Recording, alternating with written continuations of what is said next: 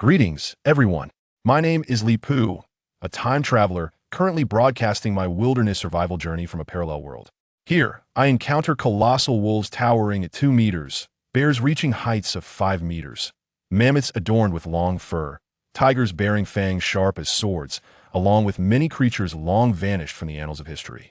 Starting with naught but a wilderness knife, I must gather all my equipment from the environment. Initially, my sole desire was to return home, yet, unbeknownst to me, I inadvertently forged countless brilliant civilizations during the Ice Age. This narrative primarily focuses on survival in the wild and the advancement of technology, with scientific exposition and commentary serving as supplementary elements. Thus unfolds the story. Chapter 1. The Parallel World Live Streaming System.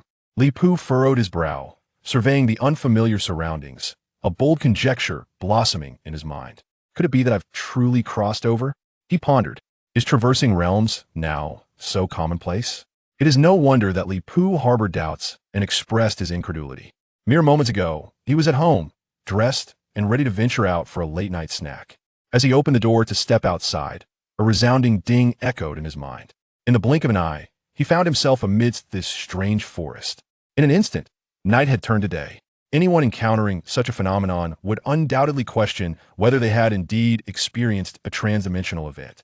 As a young man of the 20th century, accustomed to reading novels online, the concept of time travel was not foreign to him. Furthermore, having grown up in an orphanage, solitary and unencumbered by ties, he bore no disdain for the idea of traversing realms. Yet, at this moment, he was filled with regret. Had I known I would be transported, I should have brought along the essential tomes for travelers, the dual-purpose talent companion, and the handbook of barefoot doctors. While Li Pu was lost in such musings, a fierce wind swept through the trees of the dense forest, causing them to sway violently as the leaves clashed together, creating a cacophony. The biting wind struck his face, prompting him to shiver involuntarily. Cold. Why is this wretched weather so frigid? He exclaimed, tightening his clothing and zipping up his jacket. Thank heavens I wore my down jacket. Had I arrived in that short-sleeved outfit from home, I would surely freeze to death here without any heating. Now, where exactly am I? Li Pu scanned his surroundings, only to be met with an unbroken expanse of trees, their density obscuring any hint of boundaries. With his limited knowledge of botany, he could ascertain that the majority of trees were firs, but beyond that, he lacked the expertise to delve further. Beneath the firs, a scattering of shrubs thrived. Suddenly, a pine cone fell to the ground with a soft thud. A squirrel, roughly the size of a cat, leaped from the tree, seizing the pine cone and examining it intently, its small, dark eyes scrutinizing the object in its paws. After a moment of contemplation, the creature seemed dissatisfied with the pine cone in its grasp, casting it aside and scurrying to seize another. Throughout this, it remained oblivious to Li Pu, showing no fear of the stranger. It appears these squirrels have never encountered humans before. Alas, I can't possibly have traversed to a primeval forest, can I? A sense of foreboding welled up within Li Pu as he desperately sought any signs of human presence. Yet his efforts proved futile. Here I am, an utterly ordinary individual, thrust into the depths of an ancient wilderness. Is this a death sentence? What happened to the promised perks of a time traveler? Where is my golden finger? My novice gift package? Where are you all? System, are you there? Li Pu murmured to himself, lost in thought as he gazed at the little squirrel. Ding! The system is loading. As if it had heard Li Pu's lament, a cold, mechanized voice echoed in his mind. Oh, it actually arrived? Taken aback for a moment, a flicker of joy danced in his eyes, though his expression remained impassive. A system, how typical. What time traveler lacks one? It finally made sense why he found himself in such an uncanny place.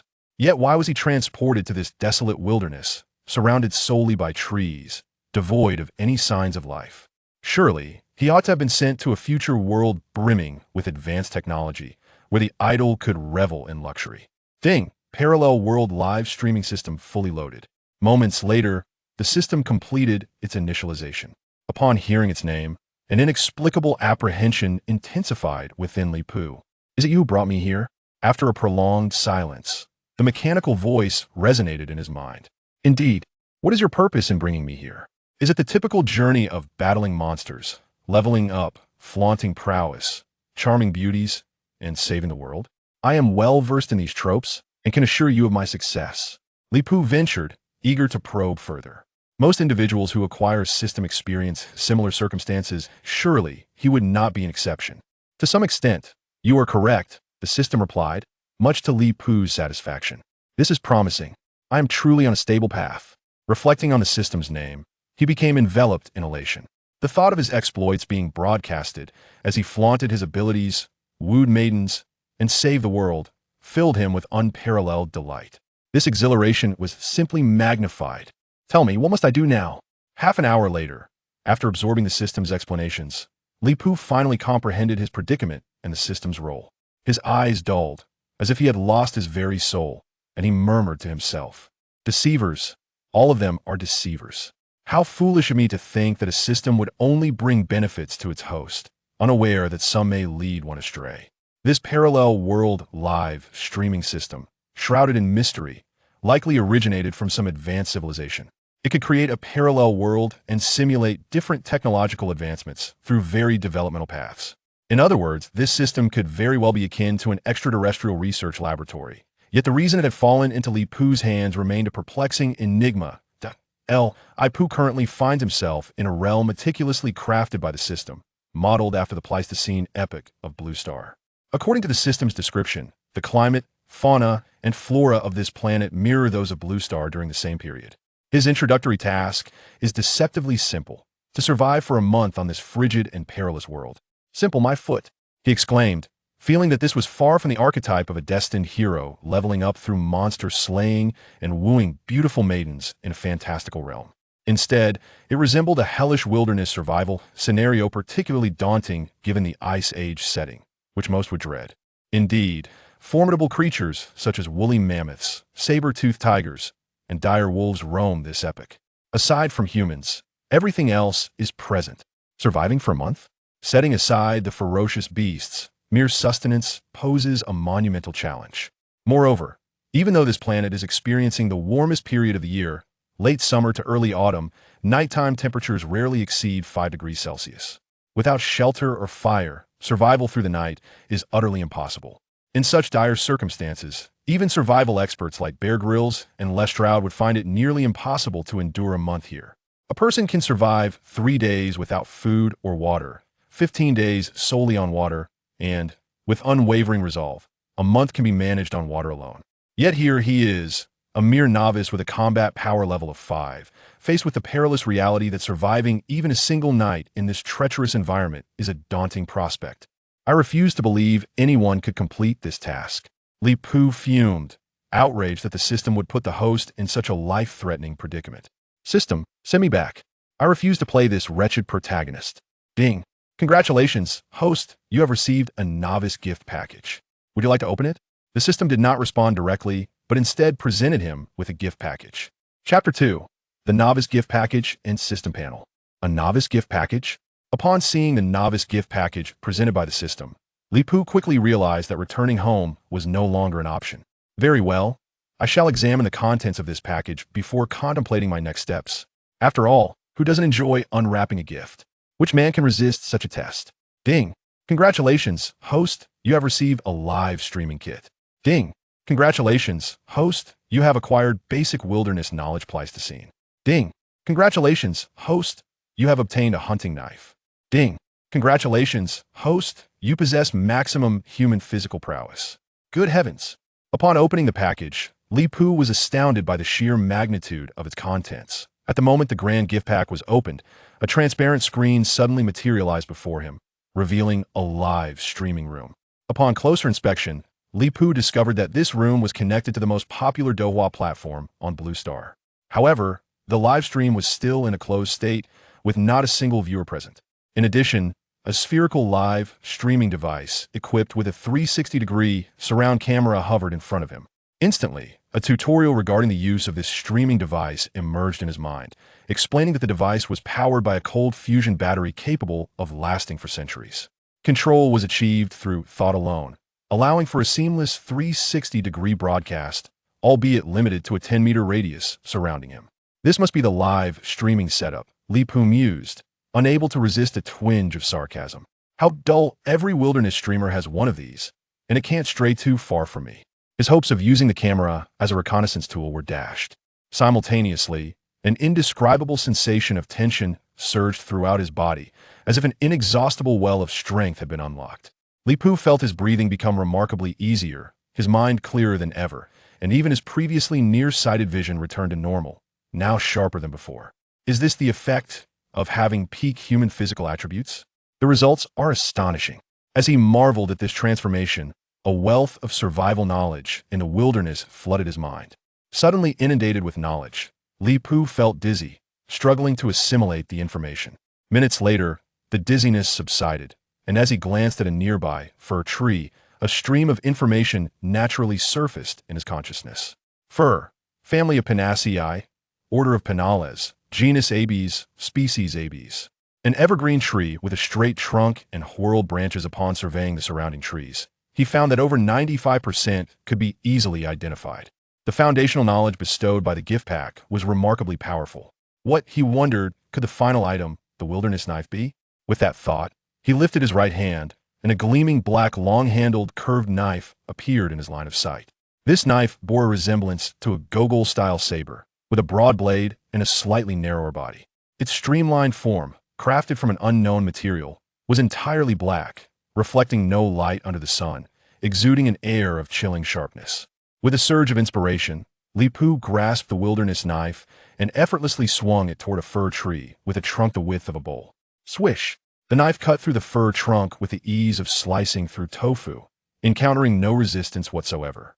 Crash! After 2 seconds, the severed tree seemed to finally realize its fate, reluctantly shaking its leaves as it slowly toppled to the ground. What a magnificent blade! Could this truly be the beginner's gift pack? Impressive! Having activated the gift pack, Li Pu felt invigorated. System, will I be able to return to Blue Star upon completing my tasks? You will return to Blue Star upon task completion, the system replied briskly. Li Pu's heart soared at this news. 30 days was but a fleeting moment.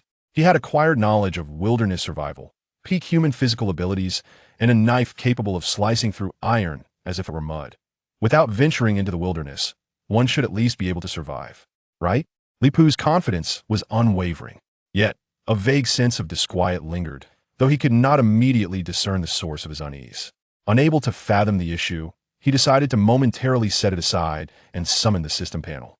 The system panel comprised character attributes, achievements, a compendium, civilization, a system store, and system tasks. He first accessed the character panel. Name, Li Pu. Age, 20. Height, 182 centimeters. Strength, 20. Constitution, 20. Agility, 20. Intelligence, 10. Charisma, 20. Physical resistance, 20. Points, 0. Note 1. The maximum value for a normal adult male is 10. Special humans are not included in this statistic. Note 2. Appearance has been adjusted according to charisma value. It must be said, the physical prowess of a max-level human is indeed formidable. Li Pu took particular satisfaction in his charisma score of 20. Once he managed to fabricate a mirror, he would relish in admiring himself. As for the intelligence score of 10, with all other attributes at 20, does one not feel a tinge of embarrassment? The sections for achievements, compendium, and civilization were currently filled with question marks, devoid of any explanations. The system store, however, was a veritable cornucopia of options, predominantly filled with various technologies. From the humble art of soap making to the lofty realm of controlled nuclear fusion and spacecraft construction technologies, it offered a vast array. Goodness, spacecraft construction. Even Li Pu, well-read as he was having indulged in novels, found himself astounded by the contents of the system store. Is this truly something I can learn? Even if the technologies were laid before me, how could I possibly master them? To take a step back, even if I were to learn them, how could I, in this desolate place, construct anything? However, upon observing the numerous rows following the point requirements for the spacecraft technology, Li Pu realized his concerns were unfounded. Lastly, glancing at the system tasks, his earlier optimism evaporated, leaving a chill in his heart. Main task, 11. Participate in the development of history and deduce unknown technologies. Mandatory task, daily live streaming must not be less than 12 hours. Novice task, survive for 1 month. Side tasks, none at present. Good heavens! Upon reading the task description, Li Pu could not help but curse. When did another main task emerge? It turned out that surviving for 30 days was merely a novice task. To truly return to Earth, he would likely need to complete the main task. As for the designation 11, it suggested that matters were far from simple. The mandatory task was even more infuriating. Live stream for 12 hours daily, without a break throughout the year? Not even a donkey in a production team would endure such a workload. Is there overtime pay for streaming beyond 8 hours? Would labor laws be upheld? Even the notorious 996 work culture of internet giants pales in comparison. Such a working limit would bring tears to the eyes of any capitalist. Even the shrewdest would feel inadequate in its presence. System, is it possible to forego the mandatory task? Yes, at that time, the system will sever its bond with you. Well, that sounds splendid. Quickly take me back to Blue Star, and then sever our bond. Li Pu rejoiced such a stroke of fortune. To snag a grand gift package and flee, what a thrill. Once the binding is Jechu, the host will perish. Are you certain you wish to proceed? Li Pu pondered. Who else but I can shoulder the weight of such a monumental task as the art of deduction? It is my destiny. His life was at stake. He glanced upwards, where the sky was fragmented into a myriad of dappled shards by the leaves above, leaving him momentarily unable to discern the precise hour. In order to fulfill the requirement of a 12-hour live stream each day, he must toil diligently. Should midday pass, he would fail to meet today's streaming quota. He must commence the broadcast at once. Chapter 3. Welcome to the live stream of the Transmigrator. Li Pu could not help but fix his gaze upon the transparent screen before him. For there was an essential task to accomplish prior to commencing the live stream, bestowing an illustrious name upon the channel. As his thoughts flowed, the title transformed. Welcome to the live stream of the Transmigrator. Once the stream was initiated, Li Pu paid little heed to the channel's status. Instead, he approached a nearby grand tree, grasped its trunk, and leapt upwards. His agile form danced upon the branches, swiftly ascending to the pinnacle. Surveying the surroundings, he beheld a vast expanse dominated by verdant foliage. Towering conical treetops stretched towards the sky, predominantly composed of coniferous species, interspersed with a few colossal trees that stood out prominently amidst the pines. It is noteworthy that the fir itself is a tall species. For instance, the largest tree on Blue Star, the General Sherman tree, also known as the giant sequoia, belongs to this family. Yet, within this forest, there existed numerous trees that surpassed the height of the fir by more than double. Possessing rudimentary knowledge of the wilderness, Li Pu found it challenging to identify the specific varieties of these giant trees. Is it daytime where the streamer is? Are they abroad? The scenery is breathtaking. Streamer. Which country are you in? Share your coordinates. I must visit this place someday. I study biology. Based on the surrounding flora, it is highly probable that the streamer is situated in North America. That username looks familiar. Is it the real director who? 2 lines of comments drifted across the transparent screen. Had viewers arrived so quickly? Li Pu paused momentarily, glancing at the stream, and was surprised to find a dozen or so spectators already present. I regret to inform you that your desire to visit here may be in vain. Allow me to introduce myself. My name is Li Pu, a transmigrator currently navigating a parallel world, with the objective of surviving alone in this perilous wilderness for a month. Upon concluding his introduction, the previously modest audience began to buzz with unusual liveliness.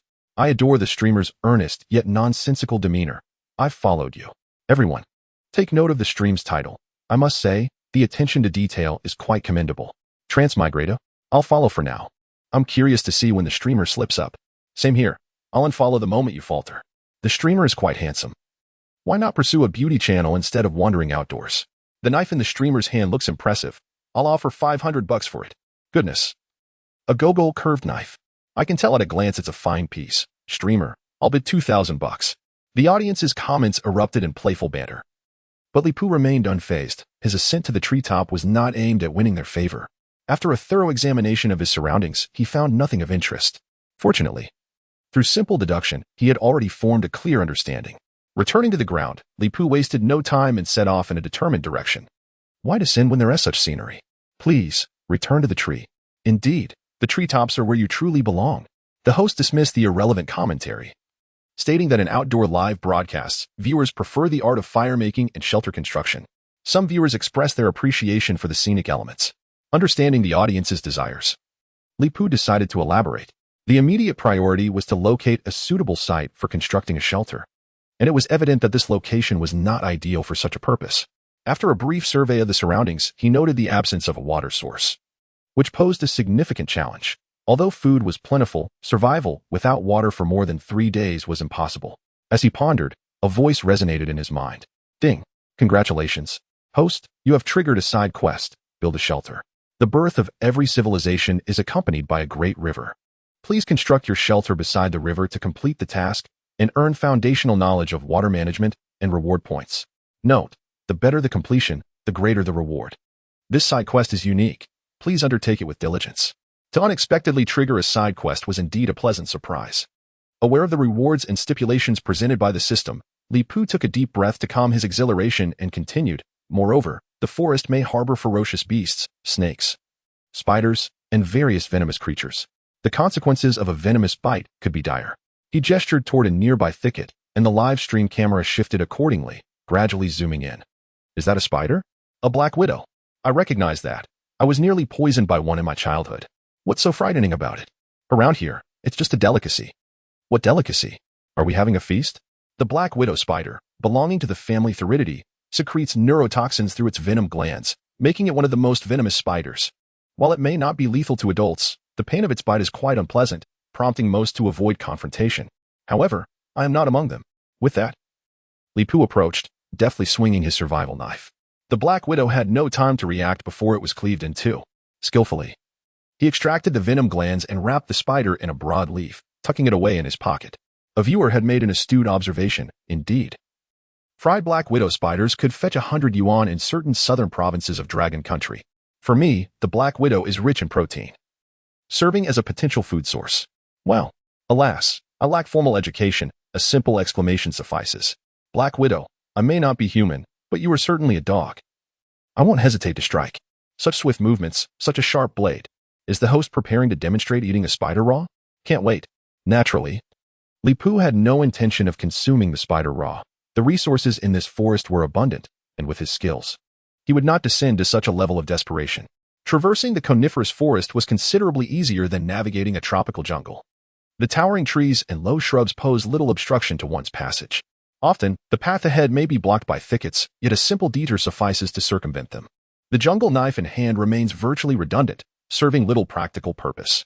Li Pu's steps are steady and sprightly, resembling not the movements of one traversing a forest, but rather those of a leisurely stroll in the countryside.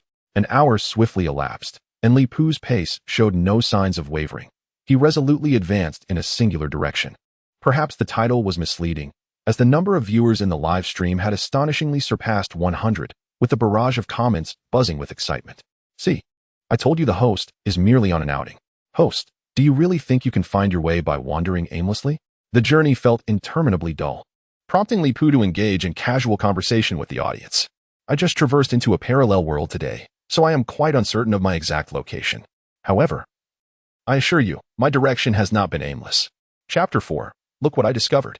Newbie seeking followers and recommendations. If I am in the northern hemisphere, then the densely leaved direction must be south. Conversely, if in the southern hemisphere, it would be north. Although I cannot ascertain whether I reside in the southern or northern hemisphere, during the Ice Age, heading towards the equator is undoubtedly the right choice. Where it is warm, there lies my ultimate destination. This serves as my broad direction. My short-term goal is to locate a river, thus I shall proceed towards the lower terrain. 666. I've learned so much. Mom, don't chide me for watching the stream without studying. I am acquiring geographical knowledge. Seems quite convincing. Yet the host need not feign being a time traveler. We enjoy ordinary wilderness survival too. Another fame seeker gone mad.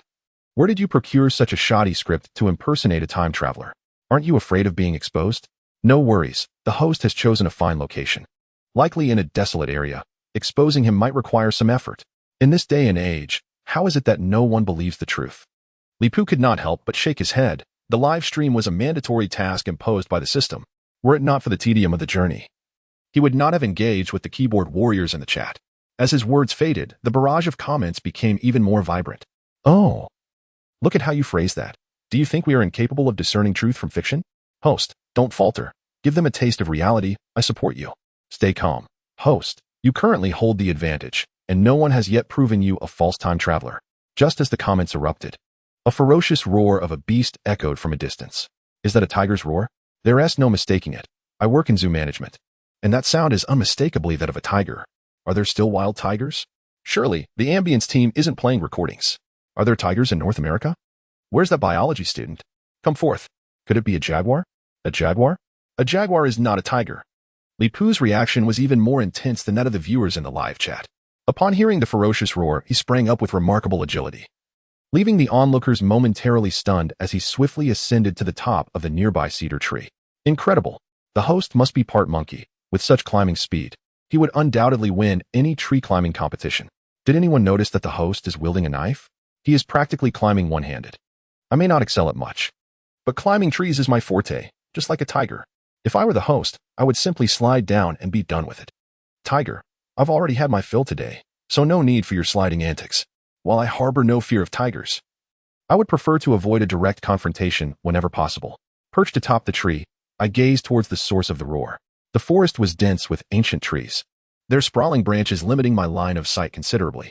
With his extraordinary vision, Li Pu could discern a fleeting figure of tawny hue vanishing among the shadows of the woods. Indeed, it was a tiger? A flicker of excitement stirred within him, yet his expression remained composed and tranquil. In wilderness survival, clarity of purpose is paramount. My immediate objective is to locate a suitable site for a shelter rather than engage in a struggle with wildlife. The tiger, weighing between 200 and 300 kilograms, would demand an immense expenditure of energy to hunt and transport, rendering such an endeavor impractical. The only significant gain from slaying a tiger would be its pelt, and I am not inclined to pursue a creature merely for its skin. Thus, I shall let it be. Well, that's quite the decision to spare it. The host speaks as if he could easily take on a tiger. The phrase "not worth the effort" is aptly employed here, a fresh interpretation of an idiom. What a pretentious host, truly admirable. Tiger, how about you come and give me a try? Try and you might meet your end. Who fears whom? 18 years later, I could rise again. How did the duck meet its demise? By being stubborn. Li Pu continued, after walking for an hour. I have traversed approximately 3 kilometers. A brief respite is in order. This provides an opportunity to survey the surroundings from the treetop. Should a suitable location present itself, I shall commence constructing my shelter. Otherwise, as night falls, the temperature will plummet to unbearable levels. Regrettably, the vastness of the forest renders my 3-kilometer trek feel inconsequential, as I have yet to identify a fitting site for my refuge. It appears we must press on.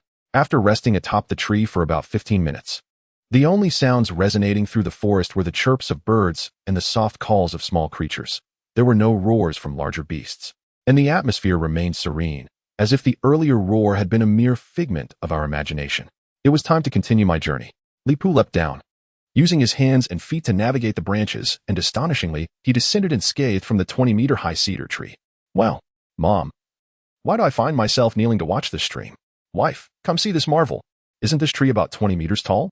The host just jumped without hesitation. Is this something a human can truly accomplish? The finesse of this technique is unparalleled. This leap rivals any epic tale. With the barrage of messages absent, Li Pu advanced with his weapon in hand, deliberately steering clear of the direction from whence the beast's roar had emanated. This scene, observed by some, took on an entirely different connotation. Some would utter the harshest words while engaging in the most cowardly actions. The streamer quipped, "You might as well read my ID card aloud. Just a moment ago, there was high energy, and now, how swiftly the mood had shifted. The reversal was rather abrupt." The live chat erupted with joy, filled with various teasing comments. Li Pu remained oblivious to the chatter, focused on his path. His current objective was to locate a great river and construct a shelter, setting all other matters aside. He proceeded with utmost caution, no longer hearing the roars of ferocious beasts. An hour had passed, approximately 3 kilometers traversed, and Li Pu's pace began to wane. "Streamer, are you safe now?" "In my estimation, this forest poses little danger to my kind, and I have maintained a state of safety." Rendering your inquiry moot, Li Pu replied, "Generally, wild animals do not attack creatures outside their food chain, as they cannot discern whether their target is prey or predator. Thus, if one encounters a wild beast in the wilderness, do not cower. Instead, raise both hands and shout with all your might. Will that scare the beast away? No. But it will afford you a more dignified demise." Suddenly, Li Pu halted, and the camera turned towards a nearby thicket. Can you guess what I've discovered? Chapter 5. The Irish Elk. Seeking collections, recommendations, and continued reading. In the underbrush, clusters of blueberries, glistening with dew, emitted an enticing fragrance. Blueberries? Blueberries? This is absurd. It's December. How can there be blueberries? A comment from a user caught everyone's attention, prompting a flurry of similar remarks. Blueberries are my favorite. However, they're nowhere to be found in stores. What gives with your blueberries? Are you perhaps streaming from a set?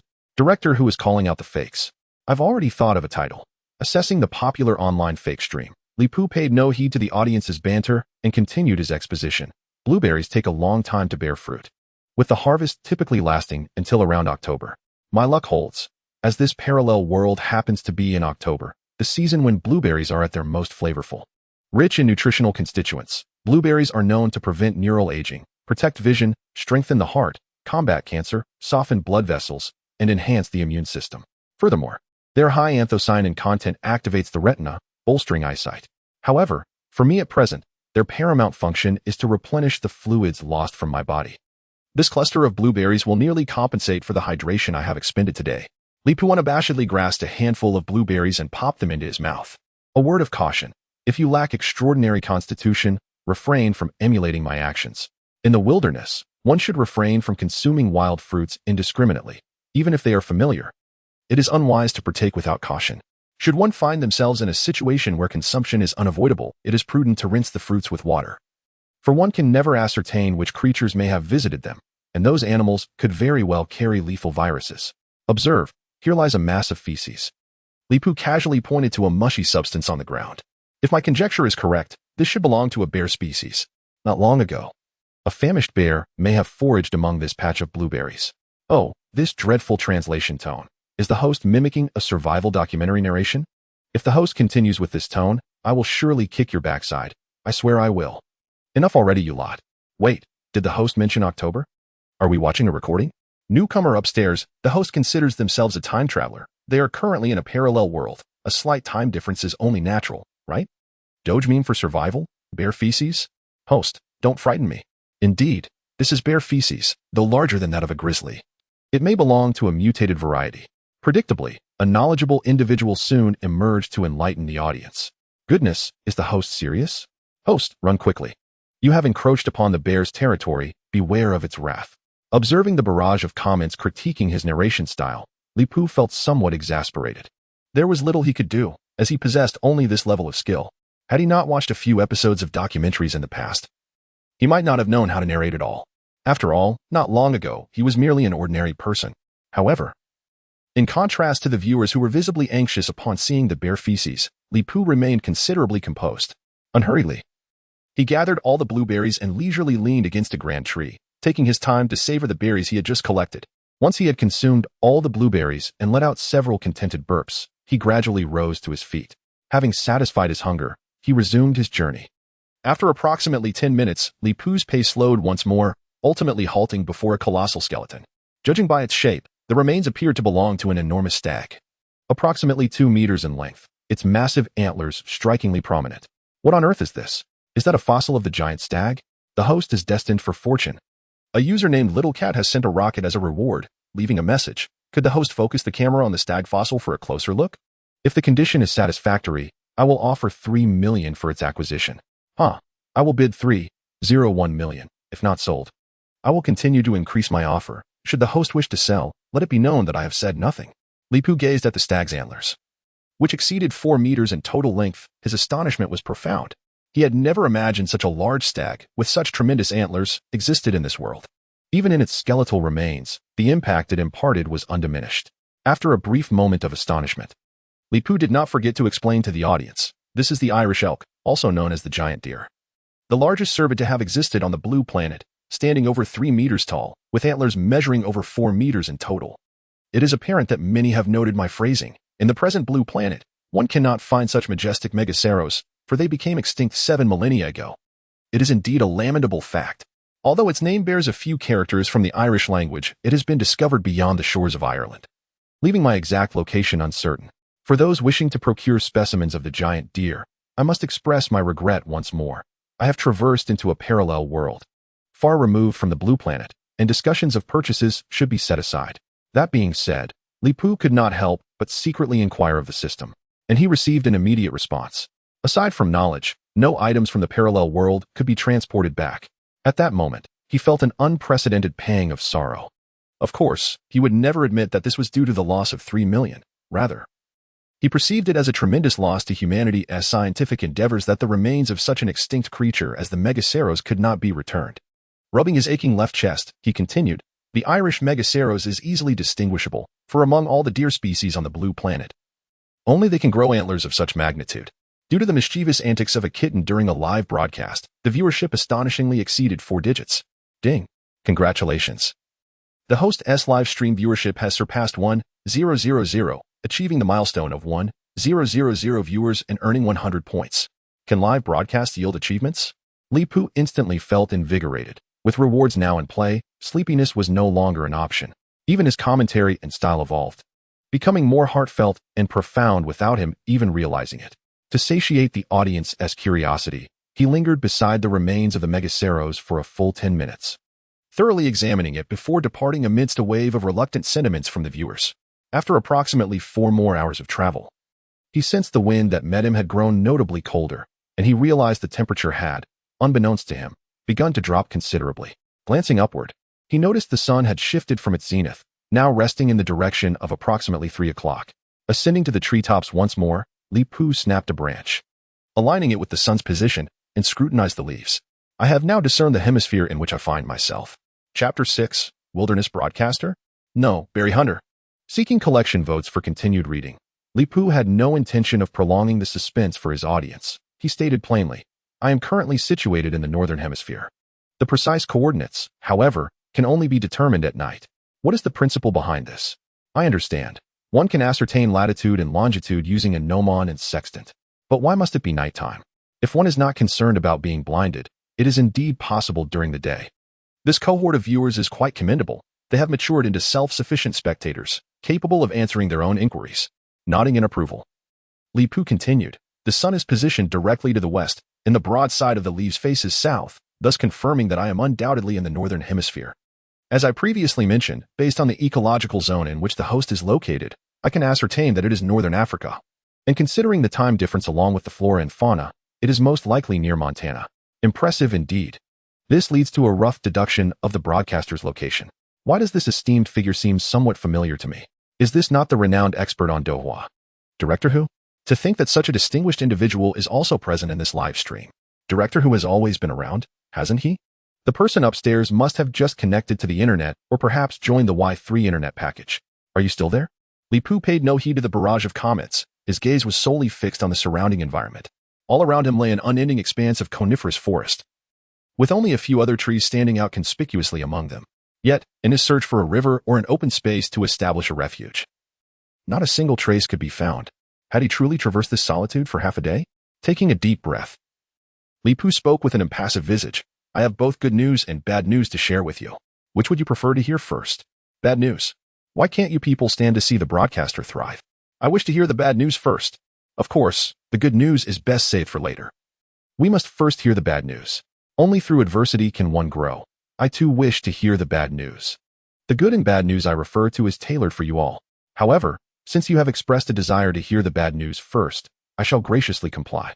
Li Pu sighed, yet a smile crept across his face. The bad news is that today you will not witness my exquisite shelter-building skills. I see. The broadcaster is about to self-destruct. It seems he's heading back to the hotel. Is he really going to stop the show? I was just getting into it.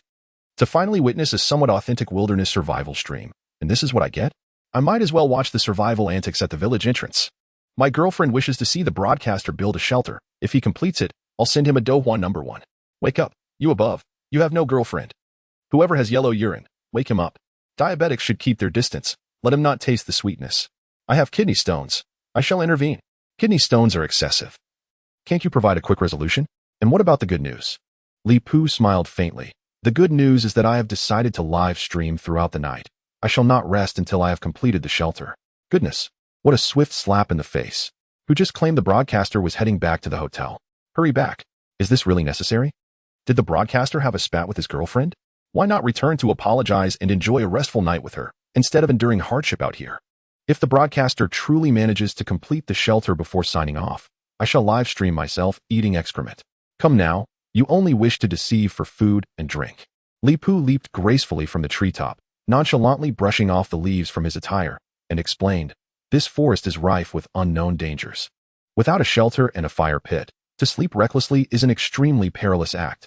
Some may believe that sleeping in a tree is safe. Yet they fail to recognize another challenge it presents, the cold. After nightfall, the temperature in the forest plummets to frigid levels. Even a fire would not provide sufficient warmth, let alone remaining in a tree. In light of safety concerns, I resolved to exit the forest at the earliest opportunity. With the primary objective of locating a small river to address my need for drinking water, thereby earning the right to set up camp. In the spirit of achieving live streaming success, Li Pu engaged with the audience through the comments section. Occasionally, he stumbled upon various wild fruits, none of which he overlooked, as he eagerly gathered them and consumed them while providing commentary to his viewers. This is the bilberry, rich in vitamins and glucose. Some individuals utilize it for treating urinary tract infections. Its flavor is quite sweet, and indulging in a couple proves to be quite delightful. This is the black chokeberry. Renowned for its high antioxidant content, thus earning the moniker of immortal berry, some Americans enjoy brewing it into wine. Li Pu plucked a cluster of black chokeberries, popped them into his mouth, and chewed a couple of bites. Suddenly, his previously cheerful expression contorted into a grimace. Sweet and sour, the taste is exquisite, he remarked, despite his apparent discomfort. Host, if your expression were not so pained, I might actually believe you. Judging by the host's expression, this fruit must be as sweet as a black plum. I grew up in America and have seen chokeberries aplenty. They are incredibly sour. The host should spare himself the embarrassment. Host, are you at odds with the berries? Perhaps consider trying something else, like wild boar or deer. Understood. The wilderness streamer, berry hunter. I have no interest in wild boar. They are cumbersome to handle and rife with parasites, making them an unworthy catch. Shaking his head, Li Pu swallowed the chokeberry whole without chewing, maintaining a stoic demeanor throughout. However, encountering deer could indeed be worth the effort. Whether elk or musk deer, they each warrant my attention. While venison may carry a hint of gaminess, with proper preparation, it becomes a delectable dish, and deer hide serves numerous purposes in the wild. As for antler and blood, they are excellent supplements. Although I have no need for such items, one can never have too many valuable resources. The coniferous forest may not rival the richness of deciduous woods, but its uncharted territory often reveals rare finds. Engaging in conversation with the audience while traversing the forest and sporadically collecting supplies alleviated any sense of loneliness. What have we discovered? A cave. Suddenly, Li Pu halted, adjusting the angle of the suspended camera to reveal a soil cave, approximately 2 meters high, presenting itself to the audience. Wow, a golden legend. The host has uncovered a natural shelter. Oh please, a natural shelter? The walls of a true natural cave are typically composed of stone. This earthen burrow is clearly dug by some creature.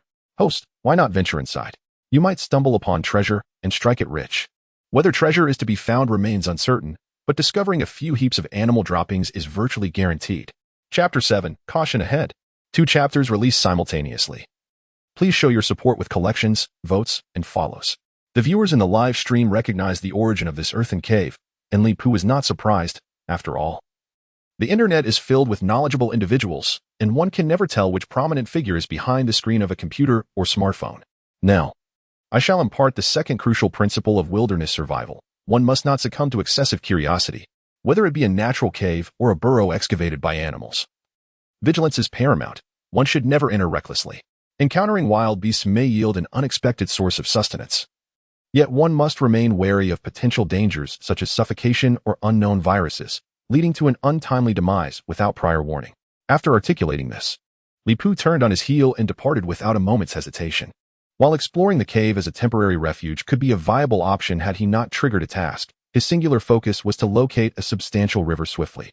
Complete the task, accrue points, redeem rewards, and ascend to the zenith of life. Unbeknownst to him, dusk was approaching, and the sun was nearing the horizon. Time was of the essence. He must craft some torches before sunset, lest he find himself stranded in place. In this coniferous forest, making torches was a straightforward endeavor, as the ubiquitous pine trees provided ample kindling. With his trusty machete in hand, Li Pu swung at a nearby pine tree, causing a branch as thick as his arm to plummet to the ground. With a few deft strokes, 3 uniformly sized sticks appeared before him.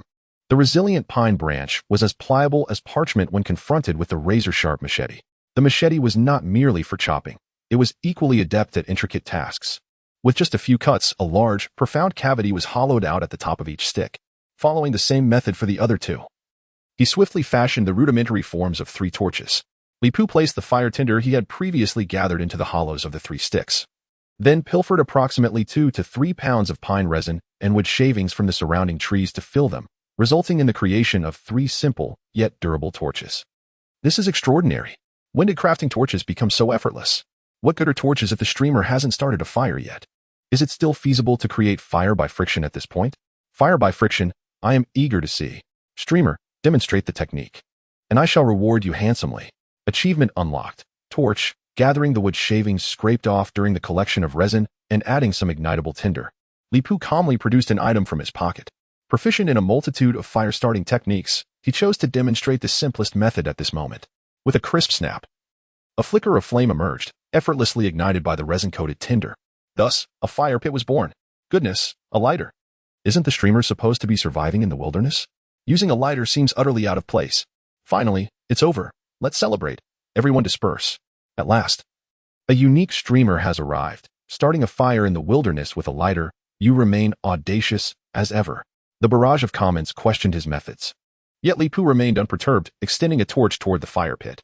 Upon contact, the torch ignited with a satisfying sizzle.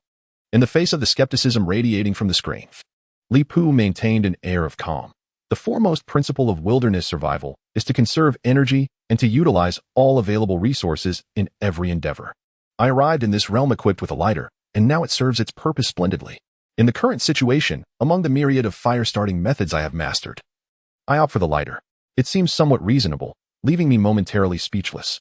I find amusement in the host's earnest yet absurd demeanor. Remarkably, this narrative can be salvaged. There is indeed a certain finesse at play.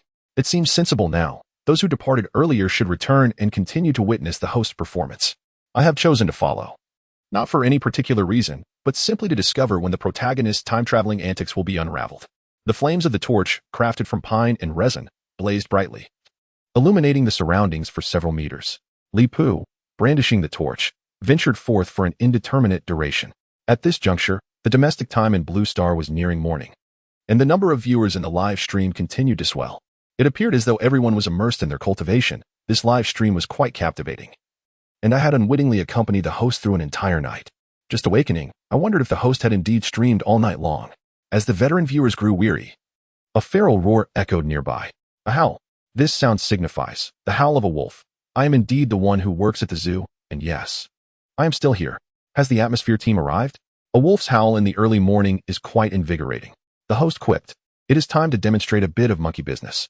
Surely, one cannot truly expect a wilderness streamer to be overmatched by a wolf, can one?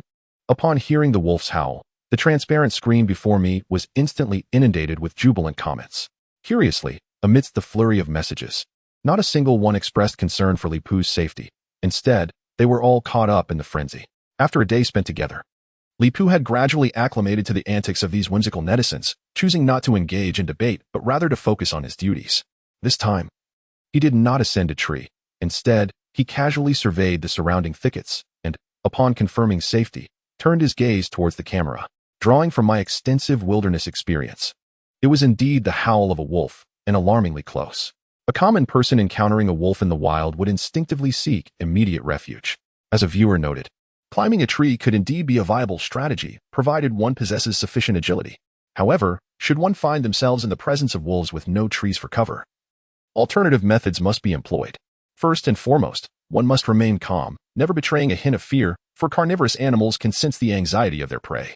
Furthermore, one must avoid the impulse to flee, as this would expose one's back to the wolf, which is exceedingly perilous.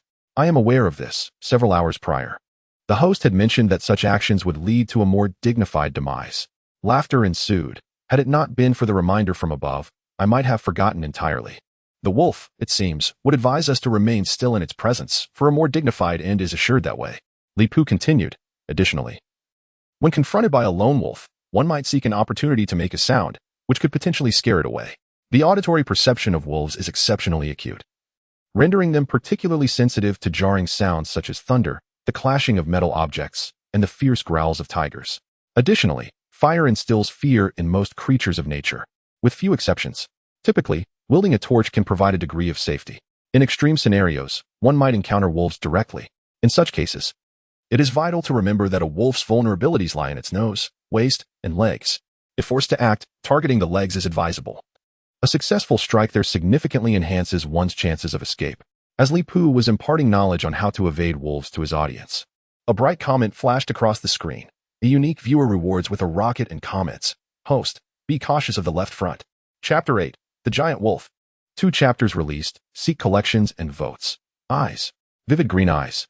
If I am not mistaken, those eyes do not belong to a human. Indeed, those are wolf's eyes. Host, flee swiftly. Oh no, that cave earlier was a wolf's den, and the wolves have caught wind of the host's scent. Warwick. I can smell the host's stench. Host, don't be reckless. Climb a tree quickly. Remaining calm, I recalled my earlier advice. When faced with peril, do not panic. Do not display fear in the presence of wolves. Li Pu glanced nonchalantly to his left front, where indeed a pair of green eyes glimmered. These eyes exuded a murderous intent, laced with cunning and cruelty. It lay hidden amongst the bushes, revealing only half its head. Yet Li Pu's extraordinary vision allowed him to see it clearly. He could even discern the drool dripping from its mouth and the slight tremor of its fur from its breathing. This wolf's head was larger than that of a German shepherd, and from its proportions, Li Pu deduced it to be a formidable beast. With a casual glance at the creature, he returned his focus to the camera. This was a lone wolf. Handling it alone would be straightforward. In this predicament, it was the wolf that should be fleeing, not he. Streaming carries risks. Bravado must be tempered. Host, let us ascend a tree. The wolf is nearly upon you. Yet the host remains unfazed. Such bravery merits the title of the strongest. This host is audacious. He genuinely courts danger. A kitten rewards with a Ferrari and comments, "Host, don't tempt fate. I still wish to purchase your large antler fossil." Observing the flood of comments urging caution, Li Pu shook his head. Wolves are opportunistic scavengers, primarily serving as nature's cleaners, possessing limited combat prowess.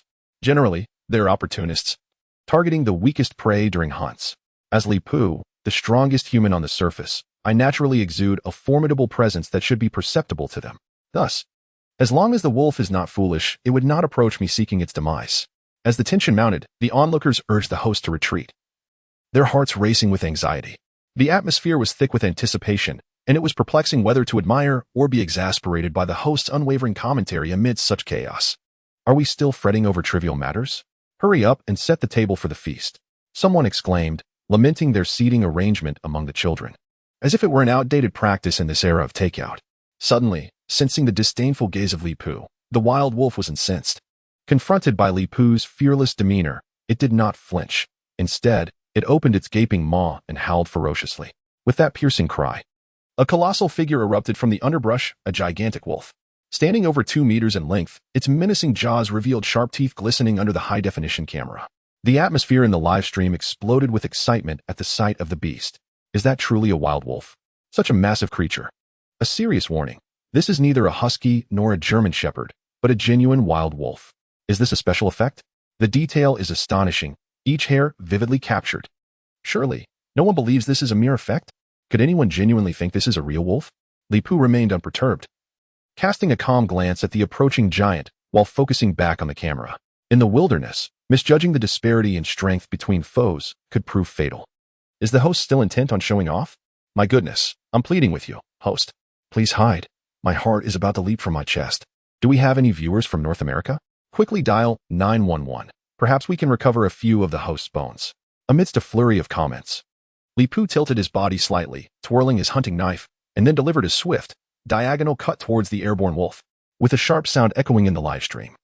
A massive wolf's head flew into the air, the colossal body collapsing heavily to the ground. Blood gushed from the severed neck, spraying violently as if propelled by a high-pressure pump. Mosaics appeared around the gruesome scene, obscuring the bloody spectacle. Unforgiving. Is this real? I was ready to feast. And then you pull this stunt? Has the bar for wilderness live streaming been raised to this level? It seems easier to slay a giant wolf than to slice vegetables. I told you, wilderness survival hosts routinely vanquish wolves in the absurdity of it all. This damn silky sensation, was this wolf crafted from tofu? Haha. Let us be bolder and assert that it must be a product of special effects. Indeed, the presence of pixelation is a clear admission of the truth. What do you mean upstairs? Isn't the appearance of pixelation in bloody scenes a common occurrence? The truth is clear. The sole reason for pixelation is that this is a special effects film. The cost of achieving such a standard of effects during a live broadcast must be astronomical. Is the host truly funding this charitable endeavor from their own pocket? Might there be a possibility that the host is indeed a time traveler, and this is a genuine live stream? As for the audience's reaction, Li Pu remains indifferent. After swiftly dispatching the giant wolf, his heart is devoid of turbulence. Rather, he feels a peculiar thrill, almost wanting to laugh. In the past, I couldn't even bring myself to kill a chicken. So how is it that I now possess such tranquility? Could it be that attaining the peak of human physical prowess also enhances one's psychological resilience? Regardless, this is ultimately a fortuitous development. With a hint of perplexity, Li Pu silently begins to process the carcass of the giant wolf. Wolf fangs are fine materials. With a simple polishing, they can be fashioned into wolf tooth arrows, while their accuracy may leave something to be desired. The rabies virus present on the fangs is no trifling matter. Although the giant wolf's teeth are formidable, they still pale in comparison to the wild knife. With a light stroke, the fang cleanly snaps. After pocketing the fangs, the next task is skinning. Having attained peak human physical capability, his memories have been significantly enhanced. If memory serves me correctly, there exists a highly useful skill in the system's shop. Skill, basic skinning. Upon redemption, one acquires the technique of basic skinning, requiring 10 points. Skill, advanced skinning. Upon redemption, one acquires the technique of advanced skinning, requiring 30 points. Skill, master tanner. Upon redemption, one acquires the skills of a master tanner, requiring 30 points. Living alone in the Ice Age, warmth is essential. These two skills are nearly indispensable. What is there to hesitate over? Alas, barely warmed up. I must spend over half of my newly acquired 100 points. Chapter 9. Wolf meat is not as unpalatable as rumored with a consumption of 60 points. Two advanced skills now flourish in my mind. Although I have only just acquired them, they feel as though I have mastered them for ages, completely familiar. Li Pu positions the wild knife against the wolf's body, preparing to skin it. Meanwhile, the floating live-streaming device autonomously soars outside, halting only at the maximum distance, providing a wide-angle view. In the live stream, Li Pu crouches beside the giant wolf, the wild knife gliding smoothly over its form. In no time, a complete pelt is peeled away. Li Pu raises the pristine wolf pelt high, explaining to the distant streaming device. Although this is my first experience in skinning, there is no doubt that this endeavor has been executed flawlessly. Among all animal furs, the pelts of polar bears and possums provide the utmost warmth, followed by minks. While wolf pelts rank rather low in insulating capabilities, merely offering a slight advantage. Though I harbor no desire to slay wolves for their skins. One cannot control fate when they unwittingly cross my path. Therefore, I reiterate the importance of assessing the disparity between one's own strength and that of an opponent in the wilderness. If one lacks absolute certainty, it is prudent to refrain from recklessly initiating an attack. This formidable wolf serves as a prime example of such folly. Who could possibly refuse a charming and ostentatious wilderness survival streamer? Does the streamer sell wolf pelts? I wish to craft a wolf fur bag. After a brief moment, Li Pu carefully stored the wolf pelt away. He had hunted a colossal wolf, yet numerous tasks remained to be accomplished. First, he cleared a level and pristine area on the ground, then borrowed some timber and pine resin from the surrounding trees. Thus, a pile of firewood was constructed. He found 2 forked branches and erected a support on either side of the fire pit, giving birth to a makeshift grill in the wilderness. With a deft motion, he used his hunting knife to slice into the massive wolf, swiftly detaching a robust thigh. He skewered the wolf's thigh meat with a sharpened wooden stick and placed it upon the forked support. As he ignited the fire, tendrils of smoke began to rise, and the crackling sound of flames echoed resoundingly in the tranquil night. Li Pu gently rotated the stick, ensuring the wolf leg was evenly heated. It is said that wolf meat possesses an unpalatable taste. Tonight, however, he would put that theory to the test. Traditional Chinese medicine posits that wolf meat can nourish the 5 organs, fortify the stomach, remedy weakness, dispel cold accumulation, and even enhance vitality. Personally, I am robust and require no supplementation, thus consuming wolf meat was not part of my plans. Yet, plans often change, and here the wolf was. Please ask the host to create a personal space. After streaming for so many hours, the much-anticipated drama has finally arrived. Survival in the wilderness indeed hinges upon the culinary aspect. I have tasted wolf meat. It possesses a savory zest with a hint of spice, quite invigorating. The individual above seems to be in quite a predicament. Perhaps they should hasten to the nearby authorities and confess, seeking leniency. Remarkably, the host's livestream could rival that of Jackie Chung, even managing to capture a criminal suspect. Zhang-san, have you heard of emergency measures? I am quite familiar with it. If I were on the verge of starvation, I would not hesitate to consume anything, even panda, let alone wolf meat. I advise you not to recklessly test the boundaries of legality. Firstly, you must be someone like Zhang-san, and secondly, you must be able to prove that you are not consuming panda meat out of imminent starvation, otherwise. Half an hour later, the wolf leg was roasted to a golden brown on both sides, emanating an irresistible aroma that filled the air. Li Pu could not help but swallow hard. Succumbing to temptation, he seized the wolf leg from the grill and took a hearty bite. It was scorching hot. Surprisingly, it is far more delectable than I had anticipated, whether it is due to having consumed little of the staple foods or some other reason. The flavor of the wolf meat is not nearly as unpalatable as the rumors suggest. Although devoid of any seasoning, the flavor was rather insipid. Yet I am compelled to bestow a 5-star commendation upon this wolf meat. I could sense a delightful response from my body after consuming the wolf meat, even though it is not intrinsically delectable. This circumstance can only signify one thing. My body is signaling to me that it is in dire need of energy. At this juncture, Li Pu experienced a moment of clarity. Though he had traversed into this world for less than 10 hours, he had been in constant motion, depleting the energy reserves within his body significantly. Furthermore, the exceptional physical attributes bestowed upon him by the system's gift not only conferred capabilities far exceeding the norm but also necessitated a consumption of energy that surpassed the average requirements. Simply put, his appetite had escalated dramatically. This is entirely rational and aligns perfectly with the law of conservation of energy. This colossal wolf weighed nearly 200 pounds, with its hind leg alone weighing over 10 pounds. Excluding the bones, the net meat was approximately 10 pounds. Yet, this substantial portion of wolf leg meat was devoured with astonishing speed, leaving only a robust thigh bone behind. Burp. At last, I feel satiated. Li Pu patted his slightly distended belly, letting out a contented belch. The audience in the live stream had never witnessed such a dining spectacle, leaving them utterly astounded. Is this what the legendary Big Eater is like? Unbelievable. How could such a large piece of meat disappear so quickly? Does the host possess a dimensional pocket? The Big Eater mentioned upstairs is probably a video-edited one, right? There's nothing quite as real as this live broadcast. Watching the host effortlessly consume an entire thigh. I even feel he could manage another. The host is a treasure. His astonishing looks that could stir the galaxy are merely his least remarkable trait. Clearly, he could rely on his looks, yet he chooses to depend on his prodigious appetite and talents. Who exactly is this Clearly? And what of this appetite and talent? How do they relate to our Li Pu? Having dined to his heart's content, Li Pu turned his attention to the wolf pelt, prompted by the barrage of comments. He had already conceived a preliminary plan for the utility of this pelt. While savoring the wolf meat, he had been contemplating, in the span of a meal, the design of a wolf pelt backpack began to materialize in his mind. I wonder if any of you attended craft classes. I particularly enjoyed them in my youth, excelling at small creations like paper airplanes and origami cranes.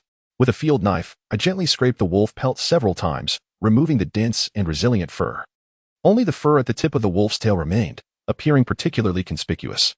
This go-go knife is astonishingly sharp, a keen blade, with a discerning edge. I still wish to inquire if the host is selling his knife. This time, I would offer 5,000. Why strip such a fine wolf pelt of its fur? It would make an excellent mattress. I wager $10 that the host intends to craft a wolf fur coat. Be bolder. Perhaps the host aims to create a leather bag. Chapter 10. Perform a magic trick. Carrying a half-finished product. I changed my position before continuing to process the fur at the wolf's tail. Soon, the entire pelt was meticulously cleaned. I casually grabbed a handful of wolf fur from the ground, took out a large leaf I had prepared earlier, and tucked it into my pocket. In ancient times, there existed a premier brush known as wolf hair, crafted from the fur at the wolf's tail, highly esteemed by the revered calligrapher Wang Shiji. His admiration for wolf hair brushes rendered them immensely popular, leading to a subsequent scarcity of wolf tail fur, which had to be substituted with the fur of weasels and deer. The creation of a wolf hairbrush is quite straightforward. All one needs is to find a slender bamboo stick and bind the wolf fur to it, thus completing a rudimentary brush. However, the present moment is not suitable for crafting such a brush. My immediate priority is to fabricate something practical. As I spoke, I discovered a flat patch of land, cleared the surface, and gently laid the wolf pelt upon it. The wilderness knife silently glided along the edge of the pelt, slicing through it with the ease of cutting thin paper. My hand, steady and deft with the wilderness knife, skillfully maneuvered as I precisely cut out 2 straps, each the thickness of 2 fingers, from the pelt. I then trimmed the uneven edges of the pelt, resulting in dozens of wolf leather strips of varying lengths. Upon completing the material processing, I noticed a flurry of comments laden with questions and couldn't help but smile softly. It was evident that I was about to undertake a simple craft project, a rudimentary backpack reminiscent of a beggar's satchel. As I had previously mentioned, wolf fur is not the optimal choice for warmth, but using it now for a backpack serves a pragmatic purpose. In the midst of my speech, I had already punctured 4 holes in the pelt. Satisfied with their placement, I nodded approvingly and carefully made several rows of small holes, spaced 3 centimeters apart. 2 minutes later, I held the entire pelt high above my head and gave it a vigorous shake. A soft rustling sound echoed as the fragments of the pelt, along with dirt and sand, cascaded to the ground. I folded the pelt neatly and arranged it into a square shape. Then, I chopped down a birch branch, roughly the thickness of an infant's arm, and sliced it 10 centimeters from the end. Repeating this process, I accumulated about 10 branches, each 10 centimeters long, at my feet. I picked up one of the branches, examined it, and shook my head in disappointment. It was too crooked for practical use. Discarding it, I selected another, scrutinizing it carefully until I nodded in satisfaction. The wild knife transformed into an ethereal shadow, deftly gliding along the branches until it was whittled down to the size of a skewer. Only then did Li Pu cease his meticulous actions. He had fashioned a solid wooden needle entirely by hand. After crafting 5 such needles, he finally came to a halt, with a smile gracing his face. Li Pu turned to the suspended camera. "Do not blink, for I am about to perform a magic trick." With a mere thought, the floating camera began to soar outward, elegantly circling within a 10-meter flight radius. Approximately a minute later, the camera returned to hover before Li Pu, who now held an object in his hands, a large bag connected by 2 leather straps. It was unmistakably a backpack. Faintly, one could discern the semblance of wolf fur, particularly the circular ring on the left side of the bag, clearly crafted from a wolf's tail. Goodness, a wolf fur backpack. Are you truly performing magic? I just glanced at the night scenery for a minute, and you're already done? The streamer is incredibly swift. It's not just speed. It's my brother Pu's quickness, finishing in a minute. If your eyes deceive you, do not despair or weep, for tomorrow they shall continue to deceive you. Were it not for the live broadcast, I might genuinely suspect the streamer was secretly accelerating the video. The streamer's daily self-revelation. Yet another evidence against the special effects streamer. Is anyone from the Magic Association here? There is someone here masquerading as a magician. What magic? One must believe in science. Open the workbench. Wolf fur, wolf leather, leather lined, wolf fur backpack. So it's reasonable now? Ding. Achievement unlocked 2, wolf fur backpack. He sliced several pieces of wolf tenderloin and placed them alongside some remaining wolf legs into the newly crafted backpack. Li Pu donned the wolf fur backpack, gave it a gentle shake, and upon finding it satisfactory, remarked with a smile, "Do not be astonished. This is the simplest method to create a backpack. With just a bit of training, an ordinary person can master this skill. I've learned it. Hence, no, you haven't. Is the streamer attempting to teach us how to make backpacks? The streamer merely wishes to show off. If he truly wanted to teach, he wouldn't have shifted the camera away. Is it possible that he refrains from broadcasting the production process to avoid legal risks? Master Ball, capture the honest person upstairs." Li Pu continued. "In any case, with this backpack, I finally possess the ability to store supplies. Previously, I encountered numerous useful items on my journey, but alas, my clothing and pockets were limited, preventing me from collecting them. From this moment forward, that will change." Gazing at the nearly extinguished fire pit, Li Pu reignited the previously snuffed torch, and with a final gesture, he doused the embers with the natural cooling liquid of his body. Having completed these tasks, the camera, which had prudently retreated, now returned appropriately. Li Pu solemnly explained, as the saying goes, setting fire to the mountains leads to imprisonment. In the forest, one should not ignite fires, except in emergencies such as mine. However, after using fire, it is imperative to ensure the source is extinguished. Otherwise, should a forest fire erupt, it is often you who faces the flames first. The Urxiankyo Fire Brigade sponsored an aircraft, remarking, "As long as you promote forest fire prevention, we shall be good friends." One private benefactor generously contributed as well. What? Is there an official organization lurking in the live stream? In the Ganges, one might be contemplating whether to gift the host a silver bracelet. The host is live streaming while consuming wolf meat and crafting a backpack from wolf hide. Surely, that cannot be the case. Zhang San, a brief guide on emergency evasion. The Jiuqing Forest Management Station also sponsored an aircraft, stating, "We cannot manage North America. I only know that forest fire prevention is a collective responsibility." The host's promotion of positive energy is commendable. Haha, I can hardly contain my laughter. The officials responded instantly. I simply wish to know how the viewer who mentioned consuming wolf meat is faring now. Do not speak further. I shall now turn myself in.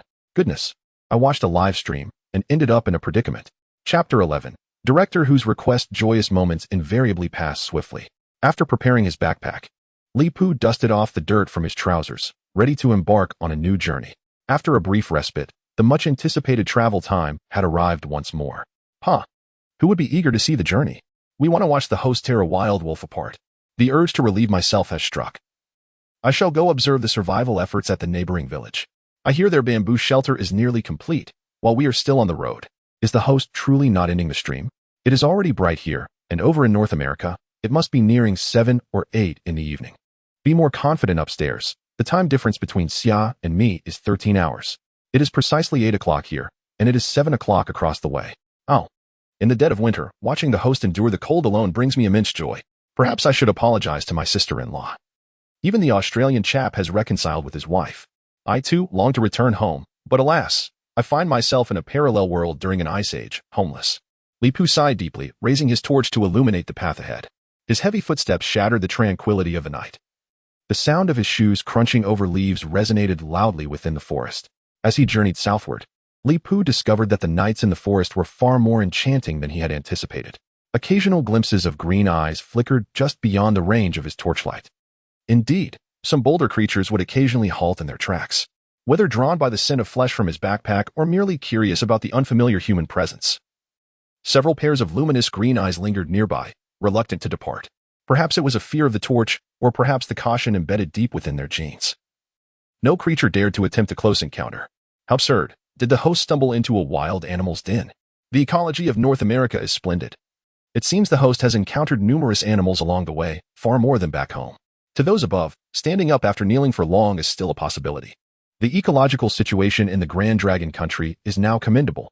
I frequently observe small squirrels and wild rabbits near my home. Indeed, wild boars have become rampant in my vicinity, with the authorities even offering generous bounties for those willing to hunt them.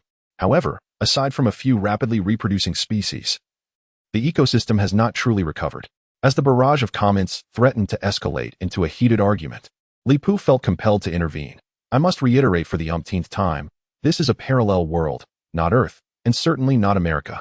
Please refrain from making baseless assumptions, fabricating narratives, or conjuring imaginations out of thin air. Amidst the ongoing debate, a brilliant golden comment illuminated the top of the live stream. Sparkling with vibrance, director who has tipped the streamer with a Dohwa number 1 and left a message. Streamer, please check your private messages. Upon inquiring with the system, Li Pu discovered a profile picture, that of a Tibetan fox, incessantly flashing on his screen. Upon opening the private messages, he found a staggering 99 notifications. Clicking on the topmost message revealed that director who had sent several notes. Little Lee, are you there? I am director who from the official media center. We have identified a potentially extinct animal in your video. Would it be convenient to add each other as friends? We mean no harm. We simply wish to study the giant wolf you just hunted through your livestream footage. Do you have an unedited version of the video? We have made significant discoveries in your stream. Director who, a figure of immense respect, had already been known to Li Pu prior to his crossing over. His lifelong dedication to popular science had elevated his videos to new heights, captivating numerous enthusiasts, even those previously indifferent to the field, with high-quality educational content. Such an individual commands respect, and Li Pu is no exception. Previously, he had noticed a viewer named Director who in his livestream, but had dismissed it as a prank by internet users. Little did he know that the real Director who was indeed present in his stream. The timestamp of the messages coincided precisely with the moment he had recently slain the giant wolf. No wonder a tip worth over 2,000 was initiated. It seemed he had inadvertently neglected the messages from such a distinguished figure. After once again consulting the livestream system, he received confirmation. Consequently, Li Pu responded to Director who, the clarity of my livestream is high, and the file size is substantial. Which segment of the video would you like? He specified the moment when the giant wolf leapt from the underbrush and was beheaded. Just as he sent the message, a swift reply came from the other end. With a mere thought, the livestream equipment automatically edited the video according to Director who's request. In reality, during the brief exchange between Li Pu and Director who, the audience perceived him as momentarily stunned by the tip, causing them to unite and launch a barrage of comments in a rare collaborative effort. What is the host lost in thought about? Is he astonished by Dohwan number 1? Shouldn't he quickly express his gratitude to the benefactor? Director who was weeping in the restroom, in an attempt to add a friend, he even rewarded Dohwan number 1. Yet it seems he has yet to receive a response from the host. Dohwan number 1 has fallen. What has transpired? Director who has actually given a reward to Dohwan number 1. What has happened? You all understand in your hearts. No, I do not understand. Whether I comprehend or not. I am aware in my heart. Goodness, are you two here testing Chinese listening skills? At this moment, a pair of green eyes lurking nearby suddenly moved. How? With a soft cry, a white figure darted out from the nearby bushes. A pure white fox. Its entire body was covered in white fur, its fluffy ears twitching adorably. Its bright, sparkling eyes were fixed intently upon this side, revealing a longing gaze. The already bustling live stream room became even more vibrant with the arrival of the white fox. My goodness, a little cutie has arrived. Director who just rewarded Dohwano 1, and now a fox brother has made an appearance, claiming you all have no script, Manual Doghead. Hearing the cry, I knew the newcomer was not here for good. Upon seeing it, I was unsurprised. The previous comment is poorly constructed, but indeed, this fox comes with ill intentions. It must be seeking a toll for passage. The fox has always had a habit of begging for food from humans. This is known as using cuteness to bully others. Look at its little ears and those sparkling big eyes. It truly is an adorable creature. My inner child is nearly melted by its cuteness. Little fox, do not seek out the host. Come directly to me to play. What a magnificent silver fox. The host should catch and raise it. Li Pu glanced at it and instantly recognized its origins. The Arctic fox, a member of the class Mammalia, order Carnivora, family Canidae, subfamily Canini, genus Vulpes, species Lagopus. Its diet primarily consists of lemmings, but it also consumes fish, birds, bird eggs, shellfish, Arctic hares, and berries. The wariness that had initially arisen in his heart dissipated significantly. If the fox is blocking the path, it is either hungry or seeking assistance. I do not harm others unless I am harmed. As long as this Arctic fox does not seek its own demise, he has no desire to resort to violence. The Arctic fox has little meat. Although its fur is warm, such a small creature is of little use. With this thought, Li Pu directly took a piece of wolf meat from his backpack and tossed it toward the fox. The white fox cautiously glanced at Li Pu, sniffed the meat in front of it, and its fluffy ears twitched as if it were struggling internally. After a moment of hesitation, it ultimately could not resist. It picked up the wolf meat from the ground and dashed towards the surrounding bushes. Chapter 12. What use do I have for this latitude and longitude? 2 chapters released together, seeking collections, votes, and continued reading. My goodness, it grabbed the meat and ran away, turning its back on me. This little creature is quite adorable. It truly lives up to the reputation of a cunning fox. The previous commenter seems to have it backward. Am I the only one who finds this fox ungrateful? What do you expect then? The host has an endless supply of wolf meat. Is there anything wrong with sharing a bit with the cute little fox? Rather than crafting it into a scarf, the allure of a fox fur scarf lies in its warmth and aesthetic appeal, which is highly anticipated. However, one must consider the cruelty involved. Without the demand for such items, the killing would cease. The very scarf around your neck represents a life. Chickens, ducks, fish, pigs, and sheep are all sentient beings. One cannot claim to show restraint while indulging in their consumption. Li Pu was not surprised by the departure of the Arctic fox. His act of feeding it was merely a fleeting whim, devoid of any intent to adopt a pet. In the wilderness, maintaining vigilance is of utmost importance. If there exists a creature that can be easily lured with a morsel of meat, its species is likely on the brink of extinction. Moreover, wild animals may carry a plethora of lethal viruses. To keep an unknown wild creature close is to court danger. A mere scratch could lead to fever or, worse yet, rabies. Alone in this parallel world, should misfortune befall me, where would I procure antibiotics or rabies vaccines? The stream of thoughts continued. I have learned nothing. No matter how much one discusses, it ultimately serves to justify survival. This streamer possesses remarkable skill, yet exhibits excessive caution. Caution? Where was this caution when he was flaunting prowess against wolves? A blend of timidity and boldness, a truly perplexing streamer. I followed him. You only just started following? I've grown up watching this streamer. My child is already 5 years old. As he engaged in conversation with the audience in the streaming room, he continued to advance several hundred meters. Suddenly, a fluffy white head peeked from a thicket ahead, 2 beady eyes fixated on the backpack behind him. Li Pu instantly recognized it as the Arctic fox from earlier. To his astonishment, it had returned, displaying an audacity he had not anticipated. Intrigued by the behavior of this remarkably charming Arctic fox, he addressed the camera with a smile. Arctic foxes are known for their intelligence. In contemporary society, they often approach humans for food or assistance. However, I find myself in a parallel world. Logically, the notion of humans aiding Arctic foxes should not yet be widespread here. What could have prompted this behavior? Has the protagonist not abandoned the pretense of being a traveler?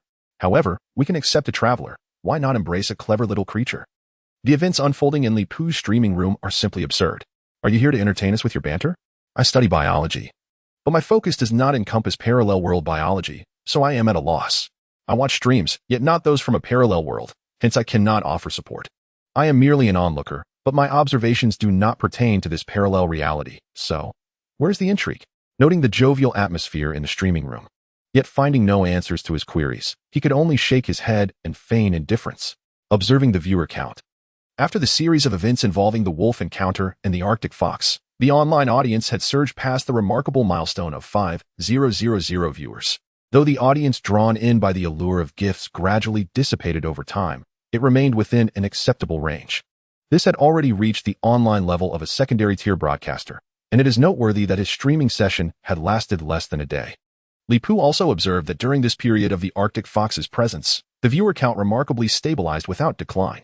He found himself harboring a sense of anticipation. If the broadcast surpassed 10,000 viewers, would he be rewarded with yet another achievement? With this thought in mind, he glanced at the Arctic fox, peering curiously from the foliage. Indeed, the Arctic fox possessed an undeniable charm, and many viewers in the stream expressed their adoration. If it were willing to accompany him, he would not mind at all. As for the fox bringing some topics and liveliness to the stream, that would merely be a delightful bonus.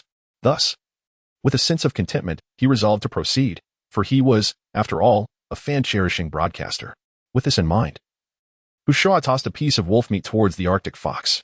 Its eyes sparkled with delight as it leaped to catch the meat midair, swiftly turning and darting back into the underbrush, disappearing once more. Li Pu was momentarily taken aback, finding the fox's cautiousness both amusing and perplexing. Meanwhile, the audience in the stream began to stir with excitement. I'm telling you, you really can't tame it. The broadcaster should just make it into a scarf. I have a scarf made of Arctic fox fur. It's incredibly warm. I support the above comment. I would pay $1,000 for a scarf made from it. There is no trade without slaughter. Such an adorable fox. Would you really go through with it? I'd offer $1,500 for it. How gruesome and violent. Is that all you think about, making it into a scarf? Why not save enough to make a fox fur coat? What are you all discussing? Doesn't anyone care about this little cutie? How could you bear to harm such an adorable fox?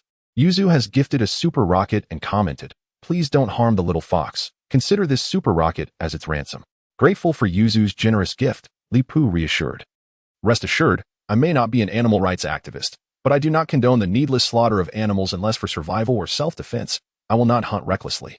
He sensed a significant misunderstanding among the viewers and seized the opportunity to clarify.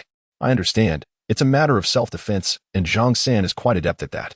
I could easily climb a tree to hide, but I choose to frolic on the ground. Hey, it's all in good fun. This is how the giant wolf met its end. Polite giant wolf. Ugh, Black Widow? I don't understand what you're saying. The most hurtful weapon is not the arms or ammunition, but rather the misunderstanding and prejudice of society. May the beauty of the world be intricately woven with my existence. Li Pu feigned a wounded expression, squeezing his eyes in a way that nearly brought forth tears. Following this brief interlude, the atmosphere in the stream became markedly more cheerful. After savoring the taste of success, the white figure of the Arctic fox began to appear intermittently around him, never straying far. As time passed, the temperature in the surroundings continued to drop. A round full moon gradually ascended to its zenith, and Li Pu could distinctly feel a chill in the air. Didn't the host mention measuring latitude and longitude tonight? The stars and the moon have already graced the sky. Why hasn't the measurement commenced? Measuring latitude and longitude? Now you've piqued my interest. I reckon the host is merely concocting excuses to evade the task. If they were to successfully ascertain the coordinates, how would this grand performance of traversers proceed? Is Director Who still present? What clandestine conversation did you have with the host? Pray enlighten us. Measuring latitude and longitude? Upon seeing the viewers' comments, Li Pu was suddenly struck by a terrifying realization. I must apologize to everyone regarding the matter of measuring latitude and longitude. Chapter 13. A momentous discovery? Is that all? As expected, this statement was met with a wave of skepticism in the livestream. Li Pu maintained a calm demeanor, choosing not to engage in rebuttals. Instead, he spoke in a voice imbued with magnetism. It is common knowledge that measuring latitude and longitude is a skill possessed by the average individual on Blue Star. Typically, one employs a mobile phone for such measurements, which is no more challenging than checking the weather forecast on a device. However, some may inquire, what if I find myself in the wilderness without a mobile phone? Measuring latitude is quite straightforward. One merely needs to construct a simple sextant to easily ascertain their current latitude. The underlying principles are quite clear, so I shall refrain from elaborating further. The conundrum lies with longitude. Longitude is determined based on the meridian of the Greenwich Observatory in the gentleman's country, regarded as 0 degrees. All other longitudes reference this 0-degree meridian to yield an accurate figure. If I were on Earth, none of this would pose a problem. As long as I possess precise time, I could employ the method of shadow casting and perform a simple calculation to determine my longitude. Yet, here I am, on a planet of a parallel world, where not only is there no gentleman's country, but perhaps even the ancestors of the gentleman have yet to appear. How then can I establish an accurate reference frame? Even now, you cannot resist invoking your status as a traverser. One must commend the host for their meticulous thoughts, everything under control. And it's somehow reasonable? Absurd. To be unable to ascertain one's location, yet possess such a rational explanation? I simply wish to witness the host falter. Yet they have persevered for 10 consecutive hours. Is there no sage to rectify the hostess' predicament? I can't endure any longer. I must take my leave. Comrades, please remember to send me the recording once the host falters. Li Pu is not absurd, and the beaver is not reasonable. Is someone up there spouting rhymes again? Li Pu continued, Nevertheless, I must express my gratitude to the audience for their reminders, knowing my current latitude is indeed a commendable choice. Allow me to craft a sextant first.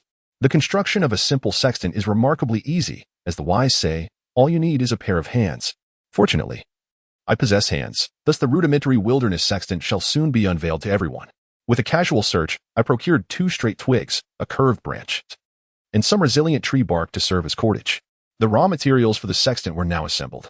On the curved tree fork, degrees are evenly marked, followed by a simple assembly, and finally, with materials sourced from the surroundings, a clean broad leaf is fashioned into an observational cylinder. Thus, a rudimentary wilderness sextant is born. Are you certain this contraption is a sextant? Host, do you take us for fools? If this thing can determine latitude, I'll eat excrement live on stream. Eh? Is that the same guy from earlier who was trying to swindle food? Will you be eating 2 servings of excrement on the stream? I have to inform my girlfriend that I cannot return. Everyone in the live chat is so talented, conversing and performing while consuming excrement, though I hate to admit it. The shabby device the host crafted indeed serves the function of a sextant. What do I do for a living? I'm a professional surveyor. Now, the moment everyone has been awaiting has arrived, the measurement of latitude. Clutching the sextant, it does not hinder Li Pu from climbing the tree. Moments later, he reaches the top of the grand tree once more. Today, fortune favors him. The visibility in the sky is exceptionally clear, ideal for the sextant's use. Of course, I believe luck is merely one aspect. More crucially, the parallel world has not suffered from pollution. As he speaks, Li Pu has already grasped the sextant and commenced his measurements. After approximately a minute, the results are in. Based on my precise calculations, I have finally concluded that my current location is approximately at 35 degrees north latitude. Impossible, absolutely impossible. Hey, how are you able to post videos? Though I am geographically challenged, I know how absurd the host's measurements are. 35 degrees north is situated in the temperate zone. Where could there be such a vast expanse of coniferous forest? For the sake of views, the host spins tales without hesitation.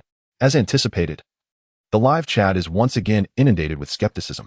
Li Pu, undeterred, focuses on the latitude information, yet he finds himself engulfed in apprehension regarding his current surroundings. It is essential to note that the present time is late summer, early autumn, the hottest period of the year. And yet, this location, at approximately 35 degrees latitude, falls squarely within the temperate zone of Blue Star.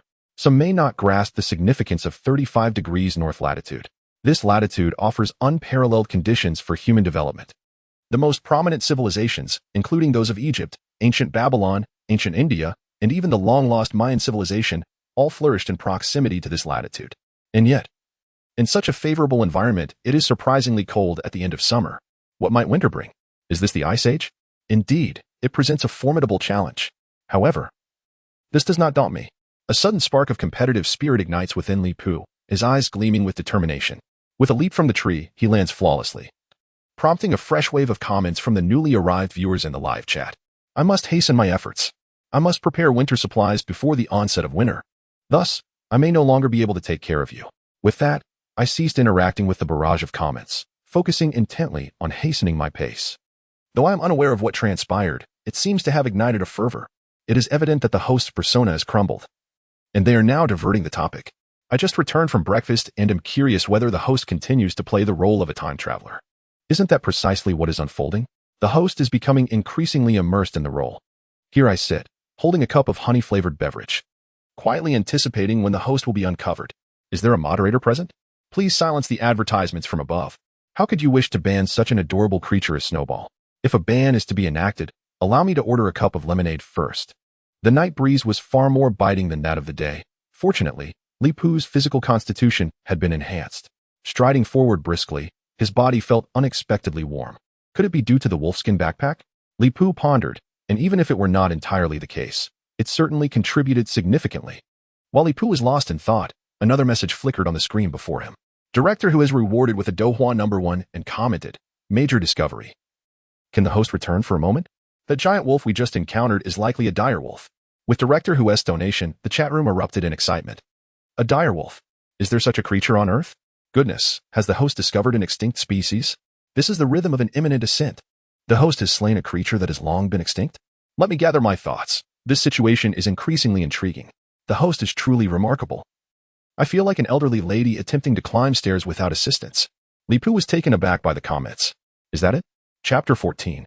Return? I refuse. Li Pu felt a bit disoriented, retorting, "Is it merely a dire wolf? Is such excitement warranted? Moreover, I have journeyed so far already. Turning back now would be a significant waste of time. Here's the plan. Since director who wishes to see the dire wolf, when I encounter it again, I will certainly provide a thorough introduction to everyone." With that, I calmly brushed aside a low-hanging branch obstructing my path, ducking beneath it without the slightest intention of looking back. But that is a dire wolf. An extinct animal is not something you can simply encounter. The dire wolf went extinct over 6,000 years ago. Could director who have made an error? No way, no way. Is someone in the chat room actually questioning director whose expertise? Little Lee, discovering a creature like the dire wolf is far more meaningful and valuable than your survival livestream. Although it may be somewhat impolite, I still urge you to return. Your contributions to biology will be remembered by every scholar in the field. Furthermore, I must clarify that the identification of the dire wolf was made by a friend of mine who studies paleobiology. As the saying goes, knowledge has its order, and expertise is specialized. I have faith in my friend's professional acumen. Let us not dwell on doubts. To my astonishment, director who notably sent 2 consecutive messages to elucidate the matter. In the Wilderness Gift Pack, there exists a compendium of knowledge pertaining to the Pleistocene, encompassing essential information about common flora and fauna. Naturally, Li Pu is familiar with the dire wolf. Faced with director whose request, Li Pu found himself at a loss. For if the dire wolf were to exist in Blue Star, it would undoubtedly be a rare find. Venturing back for such a creature would not be unreasonable. However, in this parallel world, the likelihood of encountering more such beasts is considerable, making it unnecessary to squander precious time over a single dire wolf. Despite my repeated assertions of being a traveler from another realm, it seems no one believes me. Li Pu felt a profound misunderstanding from the world around him, necessitating an explanation to the audience. Undoubtedly, the wolf seen moments ago was indeed a dire wolf, and attentive viewers may have noticed that I consistently referred to it as a giant wolf. It is well known that the dire wolf, also referred to as the giant wolf, ranks as the largest canid on Blue Star, surpassing even the present-day North American gray wolf. The dire wolf thrived during the Pleistocene, coexisting with modern wolves for nearly 100,000 years before its extinction, so encountering such a creature is not particularly astonishing. While the host provides education, I must say, the host is remarkably dedicated, never losing sight of his role as a time traveler. Is it possible that Pugu is truly a traveler from another realm? While everyone is preoccupied with the dire wolf, am I the only one concerned about the whereabouts of the adorable Arctic fox? It's nearby. Just moments ago, I spotted a white figure moving on the screen. Let us not forget, director who has already rewarded the host with a generous tip. Can't the host fulfill a small request from the benefactor? Absurd. Is the world finally waking up? The host hasn't even settled in yet. A round trip would take several hours just to glimpse that wretched wolf. What wolf? What wretched wolf? Are we hunting wolves again? My current predicament is quite troublesome, as everyone can see. Aside from facing the biting cold, I must contend with various forms of wildlife. The dire wolf is merely the least formidable of the carnivores. Should I encounter a saber-toothed tiger or a similar beast, it could significantly delay my endeavors. Thus, turning back is not an option. In what seemed like an explanation to the viewers in the live stream, yet more like a reaffirmation of his own resolve, Li Pu quickened his pace. Let me translate the host's intent for everyone. The saber-toothed tiger is simply too large and would consume valuable time to deal with. I have only heard of the saber-toothed tiger. What is this blade-toothed tiger? Can someone enlighten us? I can assist you, Director Who. No need for assistance. I have been here all along. I happen to have researched the differences between saber-toothed and blade-toothed tigers and can provide a brief introduction. The saber-toothed tiger represents a side branch in the evolution of large felids, encompassing various species, including the terror saber-toothed tiger, the short saber-toothed tiger, and the half saber-toothed tiger, the largest of which can weigh up to 300 kilograms. In contrast, the blade-toothed tiger emerged after the giant-jawed tiger entered the Americas, evolving into a new type that has never left the continent. The largest among them, the Annihilation blade-toothed tiger, can reach weights of up to 400 kilograms, making it an undeniable apex predator. Director Who is truly a master of zoological knowledge, effortlessly sharing intriguing facts about these obscure animals. I find myself compelled to learn more. What exactly is a giant saber-toothed tiger? I extend my gratitude to Director Who for this enlightening discourse. The giant saber-toothed tiger, as it happens, is a variant of the saber-toothed tiger, albeit significantly smaller, reaching just over 1 meter in length. Within the saber-toothed family, it can be regarded as a charming little creature. Before Director Who could respond, Li Pu eagerly interjected. Do you all recall that tiger roar from not long ago? I suspect that sound originated from a saber-toothed tiger, though I cannot ascertain the exact species, having only caught a fleeting glimpse. Let us hope it is not the fearsome annihilation saber-toothed tiger. Its size could lead to considerable wastage if not handled properly. Why have I grown so remarkably indifferent to the host's ostentatious behavior? You are not alone in this sentiment. Perhaps you are not even human. Annihilation saber-toothed tiger, do not prattle on in the live stream. Care to confront reality? It is truly disheartening. Have you all come to accept the host's premise of traversing into a parallel world? So far, there have been no glaring inconsistencies, which I find utterly absurd. The props and special effects teams have done commendable work, creating an experience devoid of any dissonance. Upon returning, I must reward them with a feast. As the moon gradually descended and the brilliance of countless stars began to fade, an extended period slipped by unnoticed. Movement in the darkness was considerably slower than during the day. Li Pu could not gauge the distance he had traveled. All the torches he had crafted had long since burned out. After traversing the night, he had yet to encounter even a modest stream, let alone a grand river. My luck is truly abysmal. Since my arrival in this parallel world, I have been on the move, covering no less than several dozen kilometers through this forest. Yet not a single brook has graced my path. Am I truly this unfortunate? At this moment, I can only compose a verse. Upon the plains, I pen my thoughts. Each year brings forth absurdity. What a splendid poem, so fitting for the occasion. Oh dear, another has lost their sanity. Quickly, call 911, with the host's luck. They might as well prepare for disaster. Am I the only one laughing like a pig in the cafeteria at midday? The lunch lady now regards me with a peculiar gaze. Fear not, regardless of her expression, she will still serve you your meal with a steady hand. I suspect the host is experiencing an existential crisis. Perhaps if they kneel and make a few earnest bows, they might find their way out. Trust in science. Let us refrain from fanciful notions. I propose the host take a nap. Who knows, they may awaken in a hotel for the next broadcast. Chapter 15. Rivers and salmon in the stream? How could that be?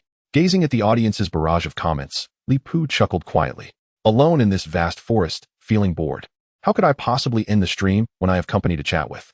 The previous situation was merely a result of my prolonged state of tension, compounded by a lack of positive feedback, leading to some emotional fluctuations. Li Pu managed a faint smile, a hint of self-mockery flickering across his face. Ultimately, I am merely an ordinary person, having inexplicably traversed into this parallel world. It would be disingenuous to claim I am unafraid. Who can truly comprehend my forced laughter? Goodness, do you really consider yourself ordinary? An ordinary person who can vanquish fearsome wolves, Wu Song would surely commend your expertise. I've just learned a new term. This is what forced laughter looks like. Wang Yuxing from the Bright Sword silently gives a thumbs up. After this outburst, all the negativity within him was purged. Li Pu took a deep breath. When faced with difficulties, one should not cower. The best way to conquer challenges is to confront them head-on and take action. Shouting this aloud filled him with an abundance of positive energy. Ignited.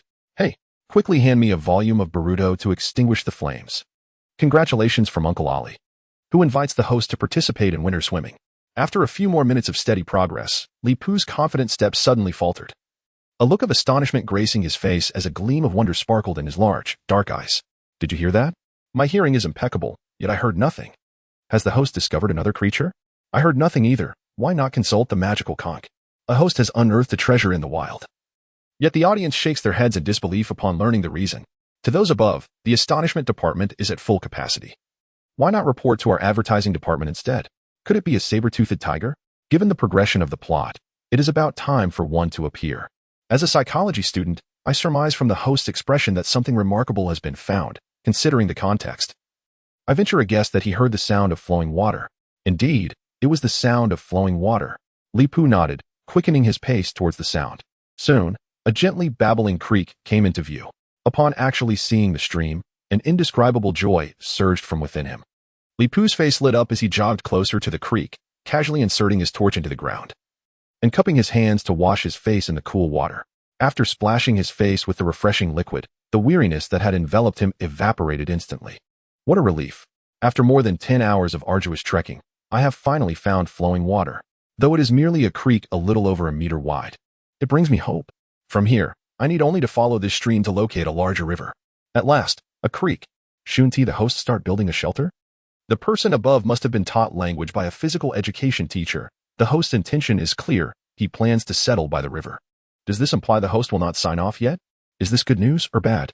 Host, take a look at the creek. I wish to see how the Ice Age creek compares to the present one. Manual Doghead. Perhaps it's best not to look. What if we discover a plastic water bottle? That would be rather awkward. With that, Li Pu held the torch aloft, and in its light, the creek remained crystal clear. In the clear waters of the stream, vibrant red fish, measuring between 20 to 30 centimeters in length, lay languidly, utterly motionless and devoid of any alertness, showing no fear of humans. These are the illustrious red salmon, a truly delightful discovery, rich in nutrients and exquisite in flavor. They are a rare culinary treasure, and I find them far more appealing than wolf meat. Li Pu instantly recognized the fish within the stream. However, despite this revelation, he had no intention of entering the water to catch them. Instead, he raised his torch and continued to follow the stream downstream. The host's actions are truly perplexing. He speaks one way but behaves another. Why not dive in and catch some fish? Indeed, some people present one facade while concealing another, offering one narrative in Yindu and a different one in Modu. I have surmised a portion of Li Gu's intentions. Which brings us to the customs surrounding red salmon, though I wonder if my insights might overshadow the discussion. Wow, Director Who is still here. Has he taken residence in this live stream? Please share. My child adores Director Who's enlightening explanations. Noticing Director Who's intent to educate, Li Pu felt relieved and eagerly continued his journey, communicating with the system as he sent a private message to Director Who, encouraging him to proceed. Since Li Gu has no objections, I shall provide a brief overview for everyone. Red salmon, also known as king salmon, is the most valuable salmon species in America. Though they inhabit the Pacific waters, their migration for spawning occurs annually from September to November. During the migration season, salmon abstain from feeding as they journey across the Pacific to North America, facing exhaustion or returning to their origins to spawn. This migration is a spectacular natural phenomenon, transforming entire rivers into shades of red when the season arrives. Of course, the migration of salmon through rivers and streams attracts numerous carnivorous creatures. Thus, the season of salmon migration also heralds a feast for these predators. But what does this have to do with the host's actions?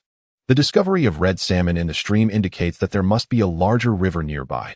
Hence, I extend my congratulations to Li Gu, for the arduous journey is nearing its conclusion. However, a pressing question has arisen. What question? Li Pu inquired, slightly puzzled. Director Who's expertise in education was unquestionable. He had covered all necessary points, and even anticipated Li Pu's thoughts. What further confusion could there be? Typically, red salmon migrate to Alaska and North America. Yet I previously assessed your location to be near Montana. The current situation exceeds my understanding. Hence, where exactly are you? Oh dear.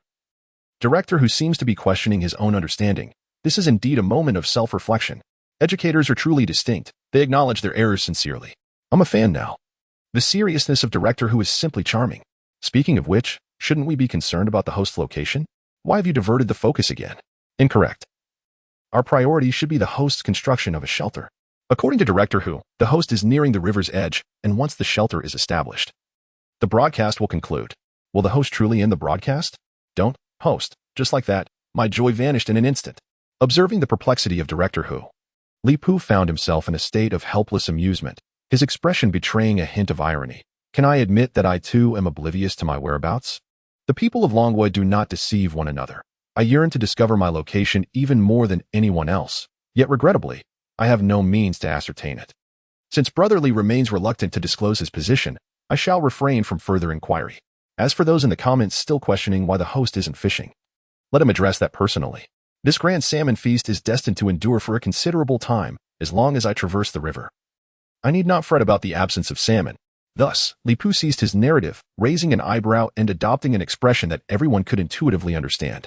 Chapter 16. Lost Wolf Meat. Found stones. With this said, those who comprehend will understand. Upon discovering a stream, Li Pu felt a significant sense of relaxation wash over him, his steps inadvertently becoming lighter. The sighting of red salmon signifies at least a handful of favorable omens.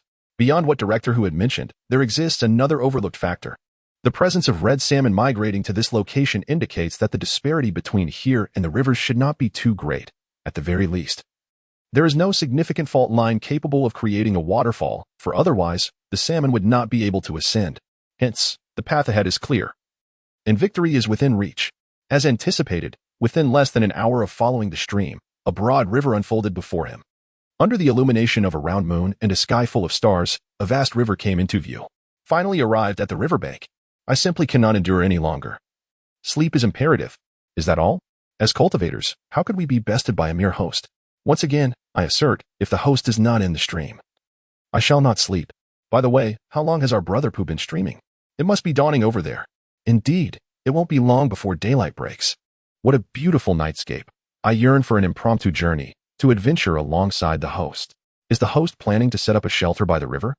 I've heard from wilderness experts that shelters should not be too close to the water.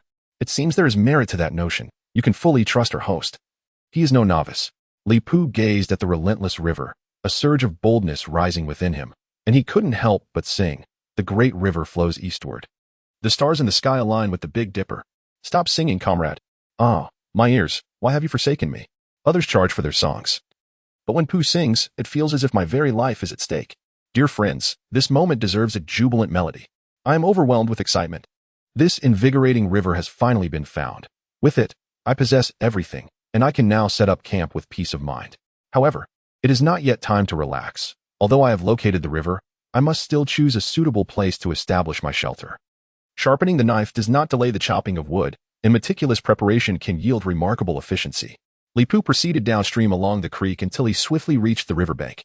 As summer wanes and autumn approaches, the rivers, nourished by the rains, enter a period of low water. Portions of the riverbed become exposed, revealing an array of pebbles scattered across the ground. Beneath the starry sky, certain stones in the riverbed glimmer with an otherworldly glow. What could be illuminating the waters? If my conjecture is correct, treasures may soon reveal themselves. Has the seer returned? What of that psychologist from earlier? They all seem to possess remarkable insight and must be dealt with accordingly. The luminous objects in the river are likely limited to diamonds or gemstones. The specifics depend on the creativity of the props team. Li Pu, however, was indifferent to the treasures within the river. Instead, he emptied his backpack of wolf meat, gathering flat pebbles to fill it before turning to depart. Meat for stones? What an unusual transaction. One might surmise he is preparing to construct a shelter. This is hardly a revelation. The host himself mentioned that sharpening the axe does not delay the woodchopper. We are left wondering about the utility of these inconspicuous stones, especially since he seems to be sacrificing even his thigh meat. Indeed, the river teems with red salmon, marking the onset of a salmon feast. At such a time, to lament a shortage of food would be ludicrous. Moreover, the fauna of this parallel world has not suffered from overhunting. While edible animals are not ubiquitous, they are certainly abundant. Compared to Blue Star, the animal resources here are extraordinarily plentiful, bordering on a veritable surplus of food. Thus, the pebbles from the riverbed are what I presently require more than the thigh meat or wolf steaks. With a backpack brimming with pebbles, Li Pu continued along the river, his gaze scanning for suitable locations while explaining his actions to the audience. Though unremarkable, pebbles are essential materials for constructing a shelter. Whether for building a fireplace or crafting a makeshift campfire, they are indispensable. Given my current situation, prioritizing warmth above sustenance is paramount. A person can survive 3 days without food or water, but in cold conditions, a moment's carelessness while sleeping could lead to severe illness or, worse yet, eternal slumber, outcomes I wish to avoid. Ah, now it makes sense. I knew Pu Gu's thoughts were clear and that he would not engage in meaningless tasks. While that is true, the host's continued journey along the river begs the question. Is he planning to build a shelter by the riverbank? Surely not. Did not a survival expert just warn that constructing a shelter by the river is a recipe for disaster? Could someone enlighten us on the reasoning behind this? I recall many places where houses are built along riverbanks. I shall elucidate. In the wild, one must exercise caution. Even playing on riverbanks can be perilous. If fortune does not favor you, a sudden flash flood could spell disaster. Thus, avoiding shelter construction by the river is primarily to evade the threat of flash floods? Indeed. And it is not merely that. Water is the essence of life, and riverbanks often attract wildlife. If one wishes to avoid the constant threat of alligators or grizzly bears, it is prudent not to establish a shelter by the riverside. Thus, in the live broadcast, Li Pu paused at a spot slightly elevated from the riverbank. Less than 10 meters away, he casually dropped his wolfskin backpack on the ground, retrieved his hunting knife, and began to carve a sturdy branch into a digging stick. Fervently excavating the earth, Li Pu selected a branch from a dense tree, which, while easily shaped with the knife, possessed considerable hardness. Although it was not a professional tool, his exceptional physical prowess allowed him to work efficiently. Clearly, he was laying the foundation. The viewers questioned the decision to build a shelter by the river. Why does the streamer always take such unconventional actions? They wondered. Is it the fault of the seasoned viewers, the streamer, or perhaps my own misunderstanding? I find myself increasingly perplexed.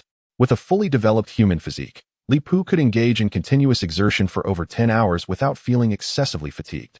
On the contrary, as the goal drew nearer, adrenaline surged within him, propelling him to work with even greater vigor. Before long, He had excavated a pit of several square meters. Pausing to admire his handiwork, he wiped the beads of sweat from his brow and began addressing the myriad questions flooding the screen. Evidently, he had found a suitable location for his shelter. After nearly 20 hours of arduous travel, one cannot simply choose a spot at random. Regarding his decision to set up camp by the river, he had his own considerations, from both the perspective of accessibility and the ease of procuring food. Establishing a campsite by the river was an astute choice. As for the issue of wild animals, it was clear that in this forest, he was a top-tier hunter, typically. Any beast that ventured into his territory would either be friendly or, if hostile, would be inviting its own demise. The primary reason for his choice, however, was the task issued by the system, which he chose to keep to himself. Such a commanding streamer, truly impressive, one viewer remarked. While such words may seem boastful from others, they hold a peculiar weight when uttered by the streamer. Of course, our streamer is a doer, not merely a talker. Another chimed in. It's merely about slaying a wolf. I fail to understand why you all are making such a fuss. An ordinary person, with their life on the line, could defeat a wolf. Moreover, our streamer wields a sharp, curved blade. Why not challenge a tiger instead? The internet giant has arrived. Perhaps you should engage with a dire wolf instead. To be fair, while wolves in North America are formidable, they pale in comparison to the true rulers of the forest, the grizzly bears. The streamer briefly shared his thoughts, asserting that discussing strategies to defeat the grizzlies could wait until after victory was secured. He remarked on the ease of managing such creatures, akin to the mindset of a warrior tribe. Due to time constraints, he resolved to employ the most efficient method to construct a robust shelter. After careful consideration, the plan for an embedded camouflaged wooden cabin emerged as the optimal choice. This design involves erecting the cabin over a dugout, creating a structure that is half subterranean and half wooden, ultimately camouflaged with bark and lichen.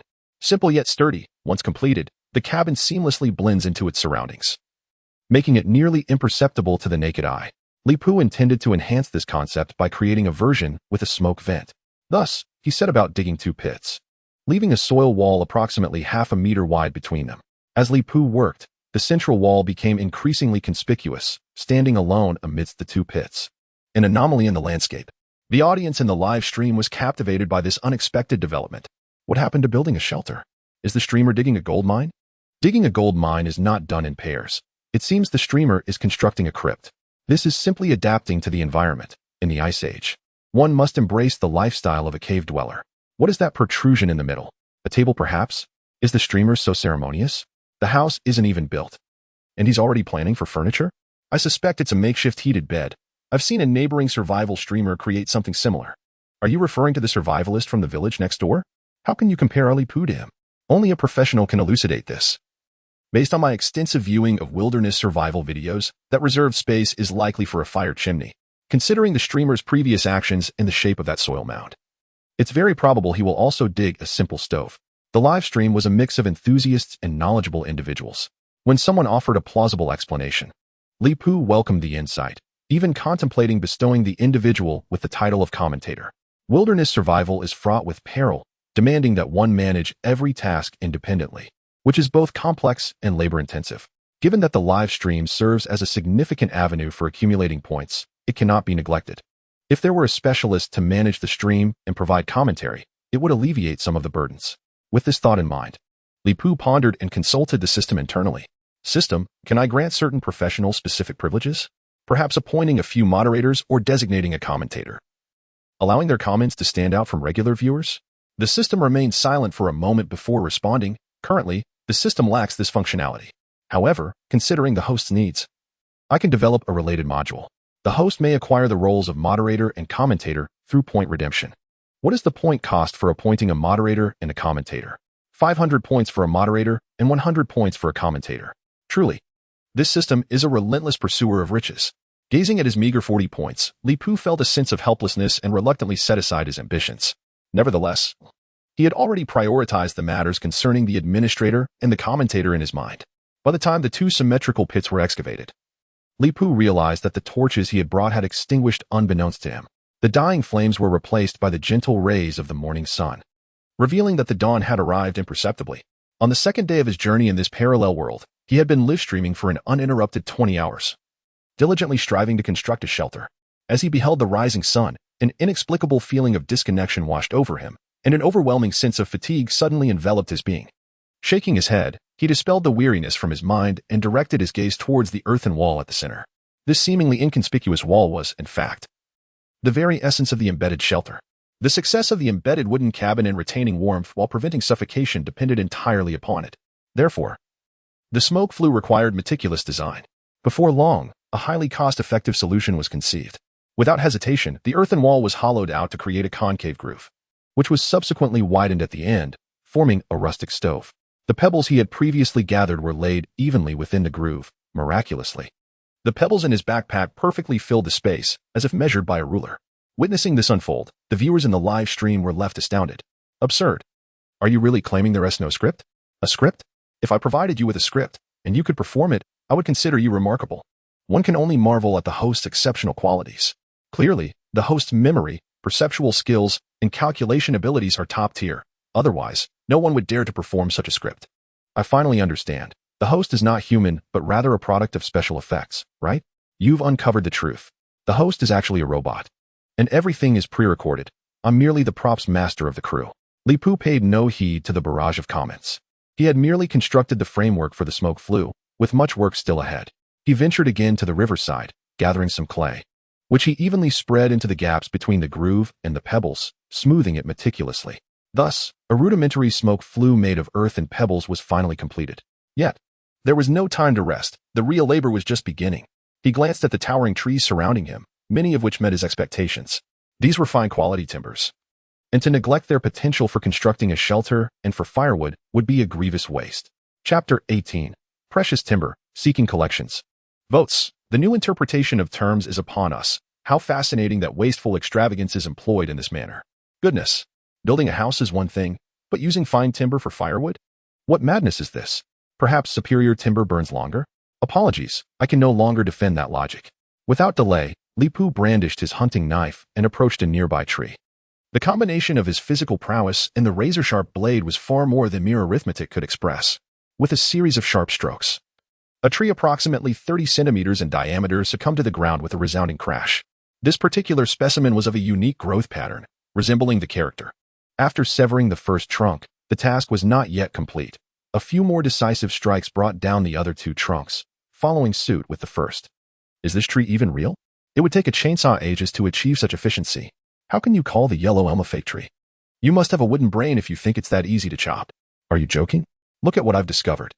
Such a thick elm tree felled in just 3 strikes. This isn't even fair.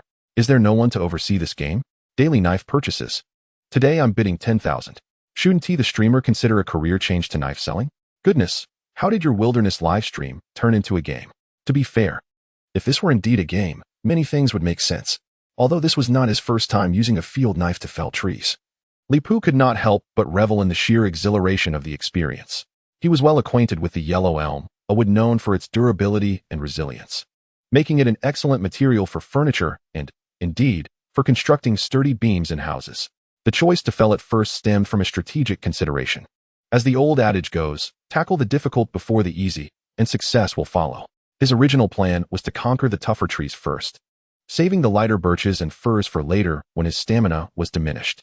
However, he underestimated the yellow elm, renowned for its gnarled appearance, which failed to withstand even 3 strikes in his capable hands.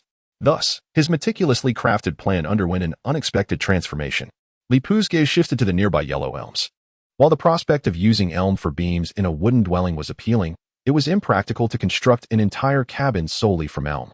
The forest was abundant with elm trees, and he possessed the strength to harvest them. With the opportunity presenting itself, subsequent actions became a matter of course. After completing the felling of several local yellow elms, Li Pu's ambitious timber endeavor reached a temporary halt. Transforming a tree into usable lumber for building required numerous steps. The first task was to remove the branches. With swift precision, the sharpness of his field knife was fully realized. Each branch fell to the ground with a clean cut, resulting in smoothly polished planks. Li Pu gazed at his handiwork with satisfaction. At this rate, his wooden cabin would soon take shape. Grasping 2 planks of elm, he moved with remarkable agility, seemingly unfazed by their weight, covering a distance of over 20 meters in the blink of an eye. The streamer previously claimed they wouldn't end the broadcast until the house was built, and I was skeptical, but now I am convinced. A fresh elm tree with a diameter of 30 centimeters must weigh at least 100 pounds, yet Pu Ge handles 4 as if they were mere feathers. While dragging is indeed easier than carrying, This is utterly absurd. No wonder he is Li Pu. Could this elm possibly be fake? Does some special effect create such an illusion? Fake? One of these logs could easily subdue an internet giant. Li Pu received a generous gift in the form of an airplane from a viewer who commented, "The host is formidable. Great efforts yield extraordinary results." However, Li Pu's objective in felling trees was not solely focused on elm wood. Any tree with hard, resilient material that was located not far from home was acceptable. For instance, Li Pu was currently wielding his wilding knife to chop down a towering tree, straight of trunk, with a diameter exceeding 60 centimeters and a height surpassing 10 meters. Belonging to a different species. Wow, this tree is impressive. Forgive my exclamation. I merely wish to say the host will strike it rich. Another viewer remarked. So what? It's just a tree. What's the fuss all about? Someone else questioned. Could it be that he has discovered small leaf rosewood or yellow pear wood? Clearly, that person is not well informed. Another chimed in. Small leaf rosewood and yellow pear would grow in temperate and tropical broadleaf forests. The host is clearly in a coniferous forest. So how could those species be present? Another expert has appeared. This livestream is turning into a hub for specialists. I wonder where Director Who is. It's been a while since he contributed. Do you think Director Who is cultivating immortality? The host has been streaming for 20 hours. And Director Who has provided commentary for at least 10 of those hours. By now, he has likely logged off to rest. This is a black walnut tree. While it may not compare to the finest woods like small leaf rosewood or yellow pear wood, it is nonetheless a precious variety, second only to mahogany. The size of this walnut trunk indicates it possesses considerable age, and its rarity is evident.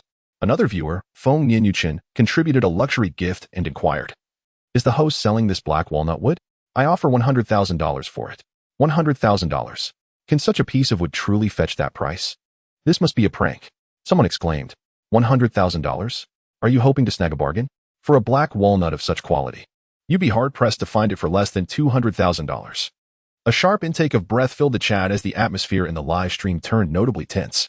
It must be acknowledged that the high value of black walnut wood is well-deserved, even with an exceptionally sharp wilding knife. Confronting the 60-centimeter thick black walnut was considerably more challenging than the previous elm trees, which measured only 20 to 30 centimeters in diameter. It is worth noting that elm wood ranks among the strongest and most resilient types of timber. The black walnut, however, did not fall far behind. While it had a certain advantage in diameter, its resilience and strength were paramount. Li Pu exerted all his strength, delivering dozens of strikes, yet only managed to create a notch of 20 to 30 centimeters deep in the black walnut. Just as he prepared to pause for a breath, he noticed the fervent discussions among the viewers. One viewer was indeed correct. This was a walnut tree. The reason he was willing to invest so much time and effort in felling it was precisely because he recognized its value. Is the host allowed to do this? Black walnut trees are protected species. Does the host possess a logging permit? I can answer that for the host. It's a parallel world. Ask again. And it's the Ice Age. Is that satisfactory for you? I suspect the host has already obtained numerous permits. Otherwise, given his previous actions, he would have long been called in for a chat. So, has everything been premeditated? The scriptwriters gain another point. The gamers, on the other hand, assert that everything is currently under control. With the present visuals and gameplay, even high-performance computers can demonstrate the capabilities. Indeed, this group not only refuses to believe in their transdimensional journey, but has also formed two distinct factions. Li Pu observed the barrage of comments and couldn't help but shake his head in silence. Continuing his commentary, black walnut wood embodies a harmonious blend of hardness and delicacy. It feels as smooth and supple as an infant's skin, providing an incredibly comfortable sensation when in contact with the body, perfect for crafting a bed. Moreover, black walnut wood boasts exceptional stability, durability, and resistance to decay, with a minimal shrinkage rate, enabling it to withstand fluctuating climatic conditions without cracking. I could craft an entire set of solid wood furniture from it, or even, given the current circumstances, utilize it to create a set of wooden tableware in case of emergencies. The black walnut tree is a treasure trove. Its veneer can be employed for piano surfaces and the interior decoration of mid to high-end automobiles. The highly prized California black walnut burl veneer is often used in the interiors of luxury vehicles such as Maserati and Bentley. Having thoroughly introduced the practicality of black walnut wood, Li Pu suddenly felt parched, realizing he was somewhat dehydrated and instinctively licked his lips. Therefore, we have stumbled upon a gem. This moment of Li Pu licking his lips was perfectly captured by the camera, resulting in a close-up shot for the viewers in the live stream. Chapter 19. The Utility of the Black Walnut Trio. Those enchanting lips and captivating gestures make my heart flutter. It's Yuzu who rewarded with a rocket and commented, if it's just at this level, Yuzu can still handle it. Brother Pooh, please intensify the effort. Super Administrator warning. Please be mindful of the boundaries and refrain from engaging in activities unrelated to wilderness streaming. That person upstairs isn't even close. The Super Admin's font is nothing like your color. Here, we strongly suggest the host move to the beauty zone. Should we not focus on earning a living with our looks instead of freezing and starving here? Li Pu remained oblivious to how his unconscious actions had sparked a wave of commentary in the live stream. He was simply aware that his body was in need of hydration. Li Pu smiled gently at the camera. Ironically, I find myself beside a great river. Yet my body is in a slight state of dehydration. Of course, this level of dehydration won't affect my mobility. There are resources in the forest that can replenish my fluids. Just drink from the river. How pretentious. There's no need. Better not drink untreated water. I nearly succumbed to untreated water in my childhood. The memory of that tragedy is still vivid. Drinking untreated water in the wild? The underground carrot from Bear Country would surely call that an expert move. This is all the host can muster? The god of four nations, Lu Yong, shakes his head in disbelief. Yet, I must emphasize that the progress on the house must accelerate once more. With that thought, Li Pu tightened his grip on the wilding knife and switched to the other side to continue chopping wood. Knock, knock, knock. The methods for felling large trees differ from those for smaller ones. It is imperative to employ directional felling techniques to avoid potential harm to individuals. The specifics of directional felling are quite straightforward, and I shall not elaborate further. For those with a keen interest, you may follow my example or seek relevant tutorials online. As I spoke, the black walnut tree began to emit crackling sounds, slowly toppling towards the notch that had been initially cut. With a resounding thud, the black walnut crashed heavily onto the ground, sending dust swirling into the air. Turning to the side, Li Pu covered his nose and, once the dust settled, spread his arms wide, saying, "See? It's that simple. Teaching me to fell trees? I suspect you wish for my demise. My eyes. I didn't learn anything this time. My hands. I've ruined it. I'll do it myself. Why bother learning to fell trees? We merely enjoy watching wilderness survival shows. We have no intentions of trying it ourselves. To achieve wealth, one must first harvest trees. Spare me. This is akin to serving a long prison sentence for tree felling." The streamer is increasingly reckless, racking up an impressive 30-year sentence. After executing a series of maneuvers with the field knife, Li Pu found himself in a quandary. Upon a cursory inspection and mental calculation, he estimated the weight of the black walnut log to be around 1 ton, far exceeding human capabilities. He crouched before the trunk, tentatively attempting to lift it. It felt somewhat heavy, yet not as burdensome as he had anticipated. Although he possessed great confidence in his strength, he remained uncertain about his ability to lift it. Nevertheless, he was a paragon of peak physical conditioning, yet to discover the limits of his newfound physique. Perhaps lifting a ton would be a suitable test of his limits. Why not give it a try? The more he pondered, the more enticing the idea became. Let us see if I can do it. What is Pugu up to? Surely he doesn't intend to lift that tree? Isn't this a standard procedure? Despite its size, it's merely a task for one bear of a woman. The joke upstairs is hardly amusing. That black walnut tree, with a diameter of 50 centimeters and a height exceeding 10 meters, is roughly 2 cubic meters. The density of black walnut ranges from 0.610783. Considering it is fresh wood, the entire trunk weighs approximately 1,400 kilograms. Even if you called upon several bear-like women, they wouldn't manage to lift it. Wow. I bow to the scholar. I've learned something new. I suggest converting this live stream to a paid model. Having acquired so much knowledge for free, I feel a pang of guilt. So, what does our Pugu intend to do?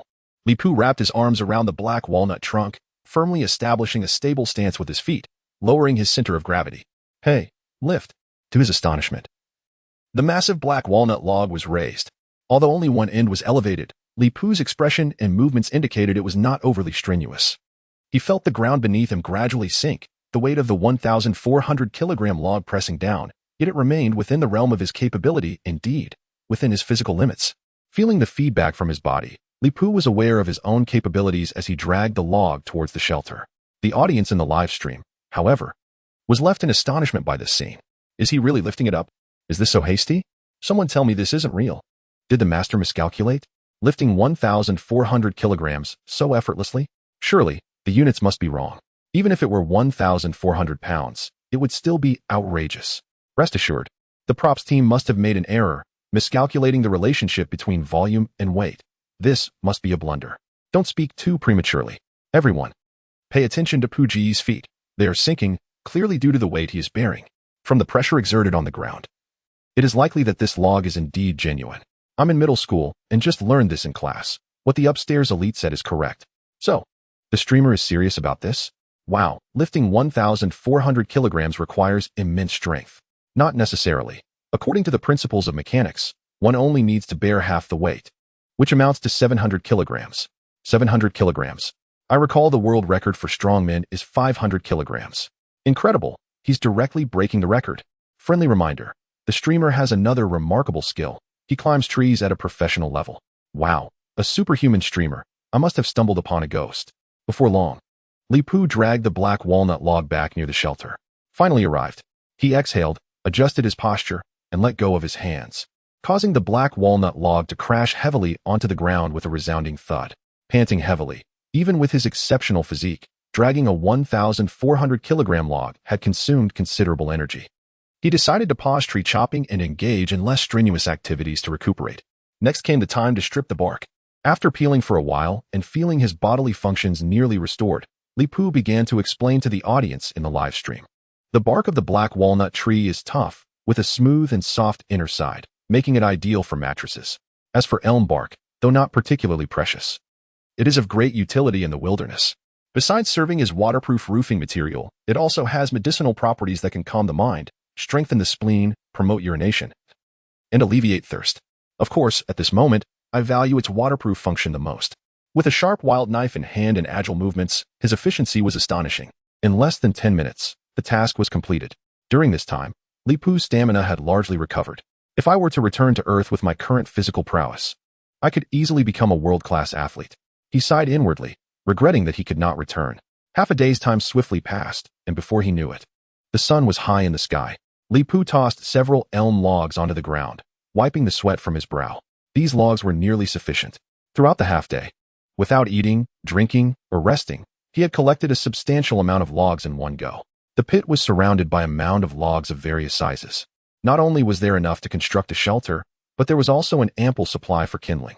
A peculiar sound emanated from my abdomen, and suddenly, an overwhelming urge to eat surged from the depths of my being. Chapter 20. The Devouring Bear. I could no longer endure. Before the shelter, I must consume something. Indeed. Considering the time, it had been over 20 hours since Pu Gu had begun his continuous live stream, subsisting only on a handful of berries and a wolf's leg. It was no wonder he felt hunger pangs. Goodness, is the person upstairs a cultivation master? They seem to know every detail about Pu Ji's activities. You're not so bad yourself. Does your cultivation sect still accept disciples? My liver is already protesting. He said, in the face of adversity, what is a mere liver? Pu Gu, too, has not slept, laboring at physically demanding tasks. I seriously suspect the host is a robot, and I have amassed substantial evidence. Does the host recall the wolf leg by the river? Hurry and retrieve it. Li Pu's memory was impeccable. He certainly remembered the wolf leg. However, now he possessed an entire river full of red salmon. Why would he bother with the mediocre flavor of wolf meat? Nevertheless, he made his way towards the spot where he had left the wolf meat, as it was a shallow area, perfect for fishing. Not long after walking along the riverbank, an unexpected sight compelled Li Pu to halt. Regrettably, the wolf meat I had left on the riverbank was gone. Li Pu turned to the camera, expressing regret verbally. Yet his face betrayed no hint of sorrow. What happened? Was the wolf meat stolen? I suspect it was taken by a little cutie. It followed the host all night. Perhaps it was consumed by another animal. Such large wolf legs and pieces of meat would be far too much for a mere Arctic fox. Well, if it's gone, it's gone. Without wolf meat, there is still fish meat. Can the host really starve? Based on the host's expression, there must be something amiss. Lord D, I haven't even asked yet. Why are you so eager to answer? Suddenly, an expression of excitement lit up Li Pu's face, and he continued, however, there is some good news. Although the wolf meat is gone, something even better has arrived. One might say, out of one misfortune, a greater fortune has emerged. As he spoke, he shifted the floating camera, directing it towards the riverbank. Goodness, a grizzly bear. Such a massive bear. Host, are you sure you can handle this creature? Russians, how can you think of eating something so adorable? There, on the riverbank, stood a grizzly bear, feasting on red salmon. The spot where the wolf leg and meat had been positioned was now left with only a few bones. Undoubtedly, this bear was a prime suspect. Given the current circumstances, I was not surprised. In fact, I felt entirely in control. Li Pu radiated confidence. The grizzly bear was not only a top predator of the forest, but also a key participant in the salmon feast. Its presence at this location was highly probable. Their keen sense of smell allows them to detect the scent of blood from several kilometers away, which was one reason I had abandoned the wolf meat by the river. Should it have caught the scent while I was occupied, it would have spelled trouble. Now, the situation had shifted. The initiative was in my hands. I admire the streamer's unwavering confidence. A stubborn and resolute streamer, I have chosen to follow. I won't follow. This content can be accessed without the need for subscriptions, which is absurd. Brother Pooh, let us proceed with caution, as long as we maintain the mountains. We need not fear the absence of firewood. Eating fish is also a viable option. The arrogance displayed now is matched only by the disarray that follows when one flees. He has truly engaged. Could it be that a confrontation is imminent? Li Pu approached the riverbank with utmost stealth, his gaze fixed upon a gray bear on the shore. Earlier, from a distance, he had not discerned the full picture. But now, upon closer inspection, he realized the situation was far more complex. The red salmon in the river appeared diminutive. No, it was not that the salmon were small, but rather that the bear's immense size rendered the fish surprisingly tiny. The salmon that had migrated to this location were fully developed, typically measuring around 30 centimeters in length. They were effortlessly swatted from the water by the massive bear's paw, only to be swiftly captured and consumed.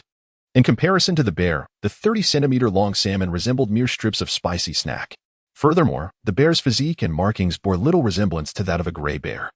Its entire body was covered in thick brown fur, and a white stripe adorned its face, extending from its forehead to its chin.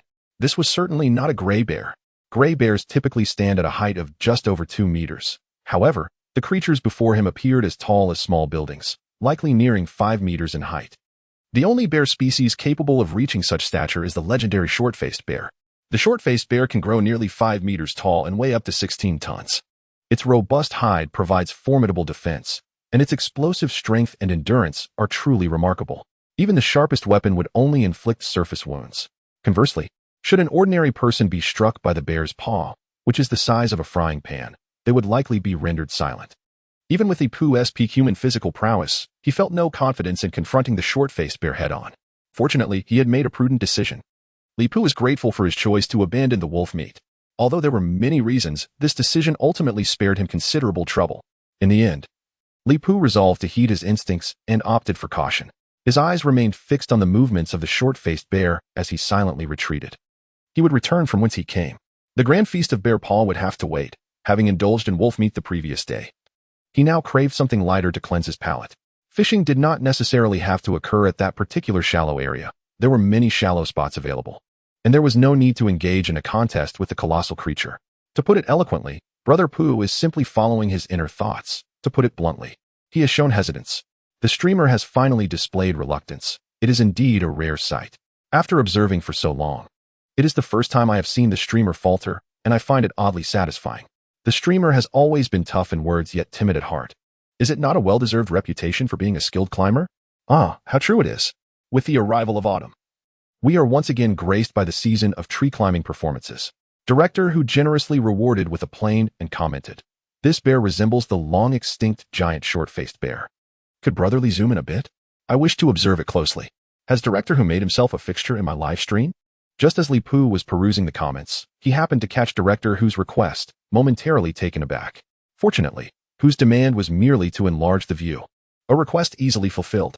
Silently maneuvering the hovering camera to focus on the bull-eating bear, he anxiously magnified the image tenfold. A colossal giant bear materialized in the live stream. Under the lens of the high-definition camera, the expressions on the face of the short-faced bear became vividly apparent.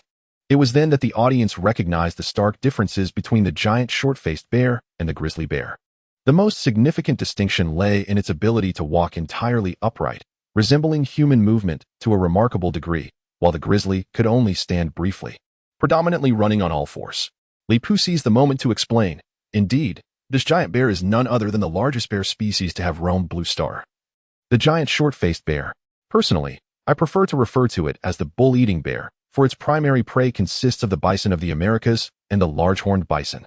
Of course, it would not turn a blind eye to other food sources, such as the current salmon feast. At times, the giant short-faced bear may even hunt a solitary mastodon for a delightful treat." What? You mean this creature would hunt elephants? Chapter 21. Mastering the mortise and tenon joint, revised and resubmitted. Let us maintain scientific rigor. Brother Pooh referred to the mastodon, not the elephant. The two are not of the same species and should not be compared. Why are you all engaging in academic discussions? We, the less knowledgeable, have no interest in this. We simply know this bear is impressive. One cannot merely describe it as impressive. It is the epitome of a true bear. What of the giant short-faced bear? The streamer is merely timid. No amount of explanation can obscure the undeniable truth. Impressive indeed. How about this? If you can face a polar bear head-on, I shall concede to you. What is going on here? Are you so accustomed to prehistoric creatures that you find their appearance in a live stream unremarkable? What's the fuss? We've seen wonders all day. Why bother with what is reasonable? Speaking of which, animals are territorial by nature. Clearly, this short-faced bear claims this territory. Should the streamer consider relocating? Relocate? Upon seeing the suggestion in the comments, Li Pu found himself briefly tempted. Not to mention that moving would render all previous efforts futile. Where could he possibly move to? In this forest, large predators lurked everywhere. There was no guarantee that a new location would be devoid of other beasts. Thus, he promptly dismissed the thought.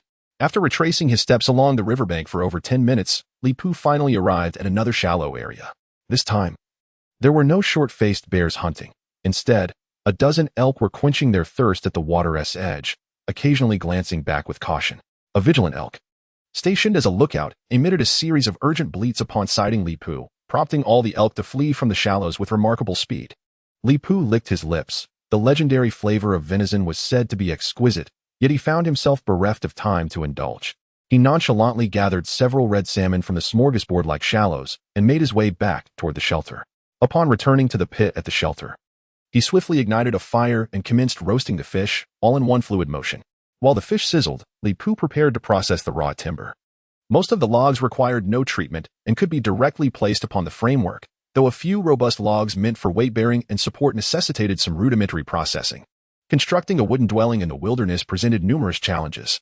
Foremost among them was the scarcity of essential tools. One could scarcely find a saw, drill, or hammer, let alone consumables such as rope and nails.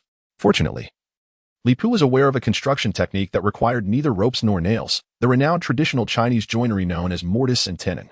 Even someone as inexperienced in architecture as Li Pu had heard of mortise and tenon joints, a testament to their widespread acclaim. However, his familiarity with this technique was superficial at best. He merely recognized the term. Thus, it became imperative to exchange for the knowledge of this technique from the system's marketplace. He opened the marketplace, navigated to the exchange page, and in the architecture section, he soon discovered that the foremost entry was indeed the technology related to mortise and tenon joints. From basic to advanced mastery of mortise and tenon construction, this was exactly what he needed. A confident smile graced Li Pu's face. He recalled having hastily glanced at the system marketplace previously and had retained a vague impression. Yet, when he beheld the exchange price, his smile froze in place. The cost was a staggering 50 points. Glancing at his remaining balance of 40 points, he felt an irksome disbelief as he scoured the marketplace once more, yet found no option priced lower than 50 points. The exchange system for mortise and tenon knowledge starkly contrasted with that for skinning and leather-making techniques. Lacking any differentiation of levels, there was but a solitary entry, granting comprehensive knowledge of all mortise and tenon structures upon completion. Initially, he had assumed that the simplest embedded wooden shelter would only require the most basic mortise and tenon joints, for which he had prepared the necessary points for the introductory technique. Little did he anticipate encountering such a predicament. What a vexing misfortune. This was undeniably awkward. To find that 40 points were insufficient to acquire the knowledge for constructing a wooden dwelling felt like an insurmountable obstacle. Life, as it often is, was rife with disappointments. Encountering difficulties was not daunting. Finding solutions was paramount. What was most disheartening was faltering at a critical juncture. Just as he was on the cusp of completing his task, his points fell short. Lost in thought as he gazed at the logs in his hands, Li Pu found himself in a quandary. Should he hastily erect a rudimentary shelter to fulfill the task, only to reconstruct it later? No, that would not suffice. Li Pu instinctively dismissed the proposal. Side quests possess a singularity, and rewards fluctuate based on completion levels. If he were to approach the task with indifference, the rewards provided by the system would likely be paltry. Every step taken must be resolute, in a parallel world as perilous as the Ice Age. Seizing every opportunity is paramount. One must exert every effort. The streamer seems to be lost in thought again. Is he concocting some grand strategy? Perhaps he has disconnected. Has someone pulled the plug? No way. I always thought this was a wilderness live stream. It turns out to be merely a game interface? What game is this? I must purchase it immediately. This game is astonishingly realistic. The streamer must be a beta tester. When will activation codes be released? I'd be willing to offer a generous tip for one. Hey, wealthy viewer, take me along. I can keep your bed warm. You should all rein it in. The streamer is clearly a time traveler. How did it morph into a game in your words? If this were a game, I'd go live streaming while washing my hair upside down to beg for an activation code. Regardless of the increasingly absurd barrage of comments, Li Pu endeavored to communicate with the system. Could the system possibly extend credit? Once I finish building my log cabin, I'll have 500 points. I can offer an additional 10 points as interest then. Initially, it was merely a test, yet the system promptly replied, "Apologies, the system has not yet activated financial services. Please accumulate sufficient points before redeeming." It was precisely due to his insufficient points that he sought to inquire about credit. Li Pu discovered that his system lacked any flexibility, functioning merely as an unfeeling machine. The system's icy response was, "To obtain points, please complete tasks." How can I complete tasks without points to redeem for the mortise and tenon structure? Li Pu was at a loss. How could such a straightforward matter be so incomprehensible to this faulty system? To redeem the mortise and tenon technology, please acquire points. I would earn points upon completing tasks. To obtain points, please complete tasks first. What on earth is this a never-ending cycle of repetition? Even the novice riders at the starting point would dare be so brazenly verbose. Li Pu was exasperated with his dim-witted system, which would even extend a mere 10 points in credit, lacking any sense of responsibility, merely echoing words back at him. After gazing at the system panel for a while, he suddenly noticed a new interface. An epiphany struck him as he clicked on the illustrated section. Chapter 22. Illustrations and Redemption. 2 chapters released. Please continue reading. The previously question-mark-filled illustration section illuminated 3 images, each accompanied by an option to claim rewards beneath them. Rewards? Li Pu's heart raced, yet he refrained from hastily claiming them, opting instead to observe briefly. The first image depicted a black spider, its crimson eyes radiating a perilous glow, fixated intently on him, its sharp mandibles agape, as if poised to pounce at any moment. He was all too familiar with it. It was the first creature he had slain upon arriving in this world, the Black Widow. The second image showcased a majestic giant wolf, undoubtedly the fearsome wolf he had encountered earlier. The third pattern depicted a vibrant red body, with the exception of its black back, resembling a large salmon. To Li Pu's surprise, 3 entries in the compendium had been activated. Although he had only been in this parallel world for a little over 20 hours and had encountered numerous creatures, it seemed logical that many entries should have illuminated by now. Neither the Arctic fox he had previously encountered nor the recently seen giant short-faced bear or elk had sparked any entries in the compendium. Could it be that one must achieve a kill to activate an entry? A thought crossed his mind, revealing the singular connection among the 3 creatures. Indeed, this might be the secret of the system's compendium. At the very least, slaying a creature was one method to activate an entry. With this realization, Li Pu no longer hesitated and proceeded to claim his compendium rewards. Illuminating the Black Widow kill granted him 5 points. Illuminating the Dire Wolf kill awarded him 25 points. And illuminating the Red Salmon kill provided 2 points. In total, he received a reward of 32 points for illuminating the 3 entries. Li Pu also noticed that after claiming the rewards for the 3 entries, the previously illuminated entries transformed once more. More specifically, 2/3 of the vibrant entries reverted to black and white, leaving only 1/3 in color, resembling a circular statistical chart. Contemplating this, Li Pu opened the Dire Wolf's entry. A new description appeared. Dire Wolf. Kill. Achieved. Not achieved. Not achieved. This indicated that each creature presented 2 more opportunities for exploitation. Containing his elation, Li Pu quietly exited the compendium template. From that day forth, he had discovered an additional method to earn points, by slaying animals. He could not only acquire abundant resources, but also illuminate entries and gain points. It was exhilarating beyond measure, a veritable triumph akin to Emperor Qin's discovery of electricity.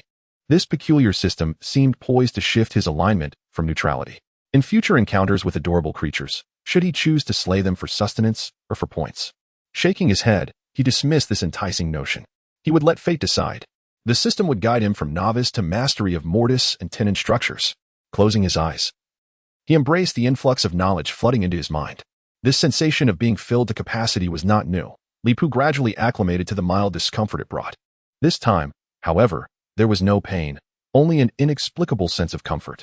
A wealth of knowledge regarding mortise and tenon structures emerged in his mind, ranging from straightforward introductory concepts to intricate, advanced techniques, encompassing both time-honored skills and long-lost crafts, all gradually assimilated by Li Pu. From this day forward, he bore the title of Intangible Cultural Heritage Practitioner of Mortise and Tenon Craftsmanship. Opening his eyes, a glimmer of subtle brilliance shone in Li Pu's gaze as he grasped his eager field knife, ready to begin carving into the logs. His movements in processing the timber flowed seamlessly, as if he possessed an innate understanding of how to handle the wood. The wooden cabin he intended to construct was a simple embedded design, requiring few components and relatively modest labor. Soon, the columns, beams, and purlins that needed to be crafted were all completed. The host's craftsmanship was swifter than that of the village's seasoned carpenter, who had toiled for 30 years. The level of familiarity displayed was such that it would take an ordinary person a decade or more to achieve. Could it be that the host had been honing his skills since birth? I can't help but wonder what skill remains beyond our esteemed host's grasp. As the viewers marveled in the live stream, an enticing aroma wafted from a distance, lingering tantalizingly in the air. The salmon was perfectly roasted. Li Pu's nose twitched as he quietly swallowed the saliva that had suddenly pooled in his mouth. It was utterly delicious. How fortuitous it was. The most wonderful moments in life often come right after hard work, allowing one to savor delightful cuisine.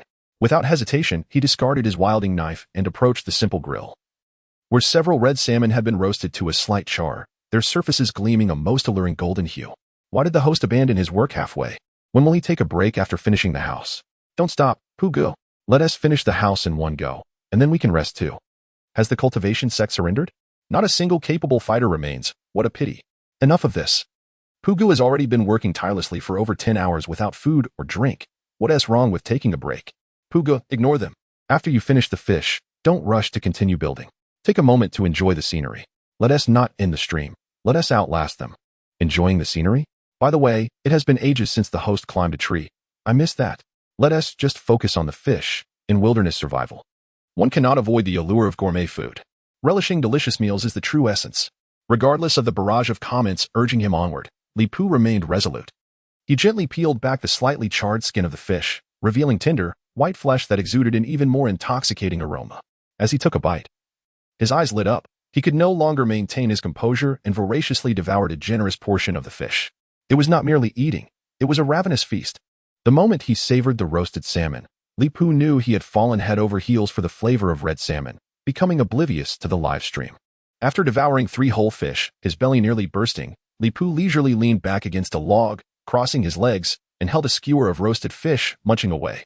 After a few bites, a look of realization crossed his face as he remembered he was still live streaming. He lazily greeted the floating camera. In this world, only love and food are worth cherishing. My apologies for neglecting you all. Allow me to share with the newcomers in the live stream that what I am enjoying is the legendary red salmon. Until today, I had never imagined it could be so delectable. Just a simple roasting brings forth its exquisite flavor.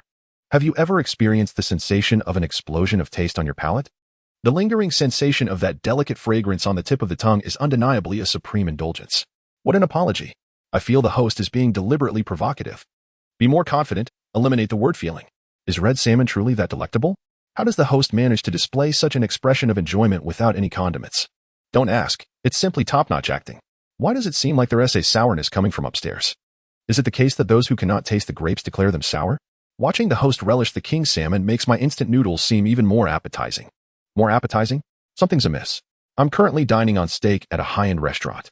Everything was fine until I saw the host's expression while eating. Suddenly, my steak lost its allure. Eating it now feels akin to chewing wax, and I yearn to spit it out immediately. Please stop eating, host. Get up and get to work. Your late-night provocations are quite intense. I tipped a Portia and left a message. Can the host elaborate on the mortise and tenon joint? I am a traditional craftsman, and I have long been intrigued by the legendary mortise and tenon structure. Today, I finally encounter a master. Chapter 23, Construction and Internal Structure, 2 chapters released together. Please collect and vote. After a satisfying meal and proper rest, Li Pu felt invigorated. Noticing someone else's interest in the mortise and tenon structure, he became enthusiastic and explained. To construct a building using mortise and tenon joints, one must rely on key components such as columns, beams, and purlins. The joints between these components interlock with mortise and tenon, forming a resilient framework that is both load-bearing and resistant to tension, remarkably sturdy. Some ancient residences have stood for centuries due to the adoption of this technique. Mortise and tenon refers to the method of interlocking 2 wooden components through protrusions and recesses. The protruding part is called the tenon, while the recessed part is known as the mortise. The interlocking of these elements serves a connecting purpose. This interlocking mechanism reveals the secret of constructing buildings without the need for nails. I have been busy for quite some time crafting mortises and tenons from the logs. Well, I've completed my rest. Now, let us proceed to the simplest phase of building blocks. Here, I'll provide a brief preview. There remains 1 hour and 36 minutes until the end of the stream. No, 1 hour and 35 minutes. Come off it.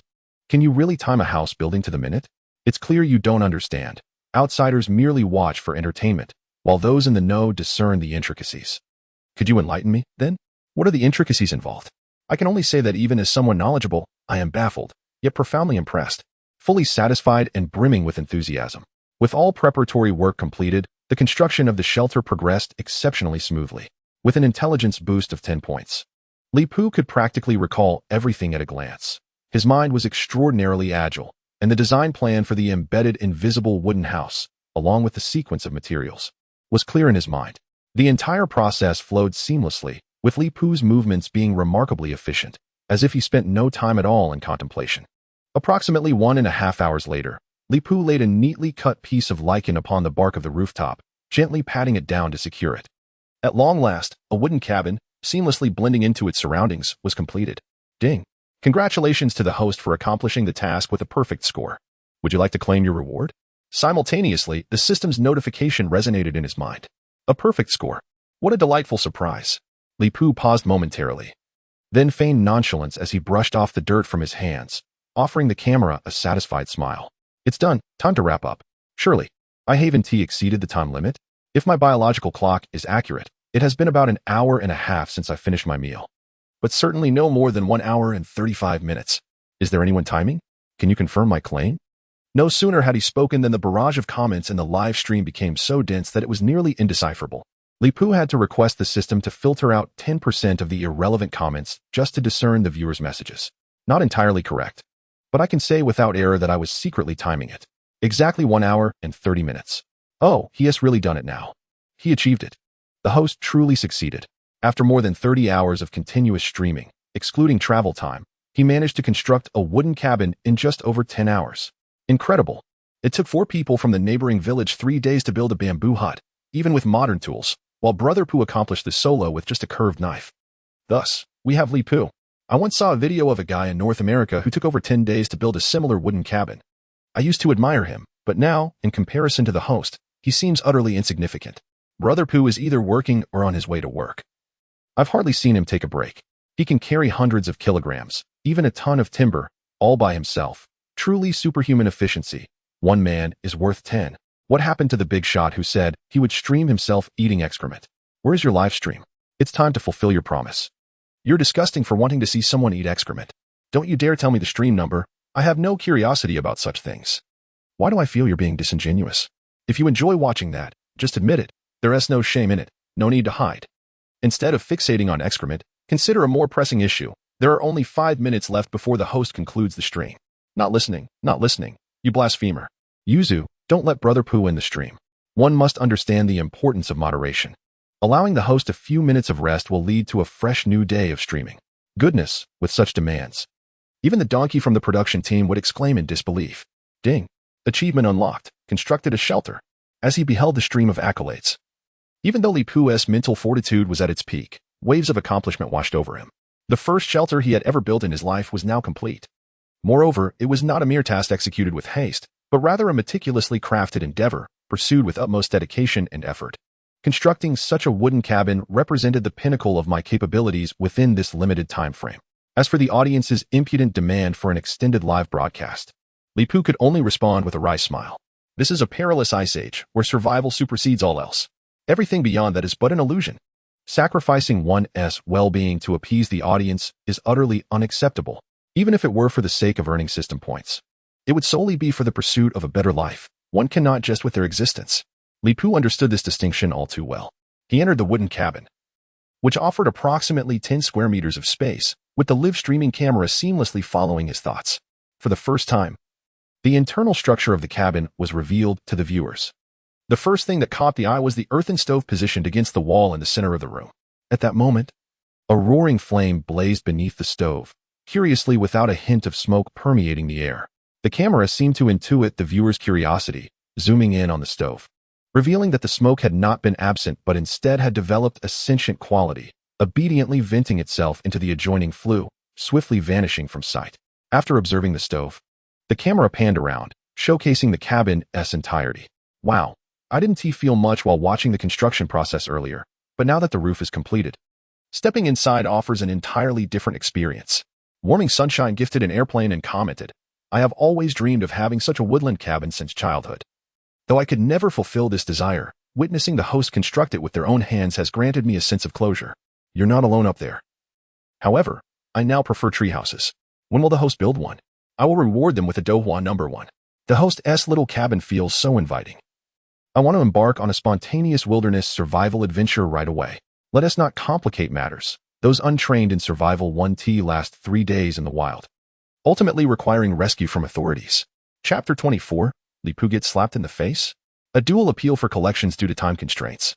The interior of this embedded wooden cabin remains unfinished.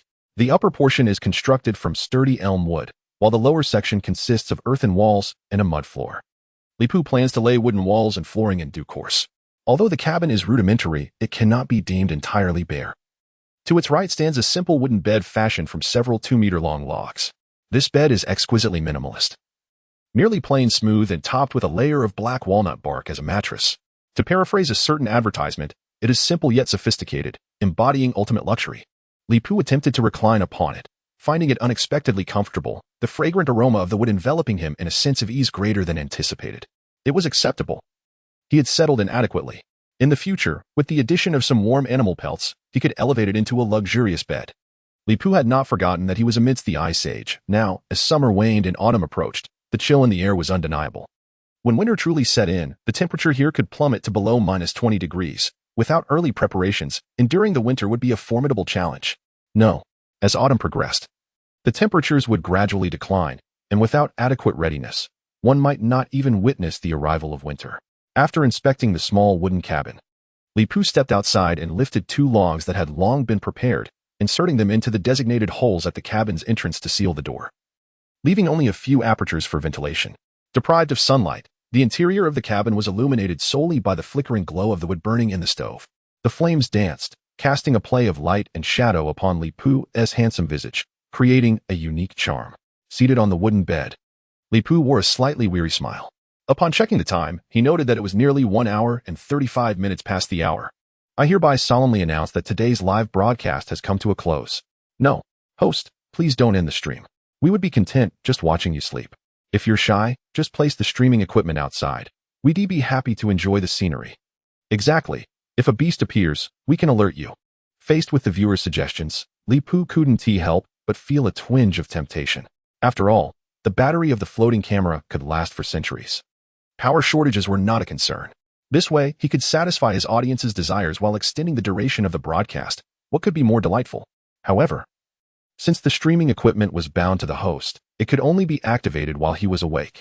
As if sensing Li Pu's internal struggle, the system promptly intervened, blocking this operation. There was no turning back now. Goodbyes are merely a prelude to better reunions. Ending the broadcast paves the way for more engaging streams.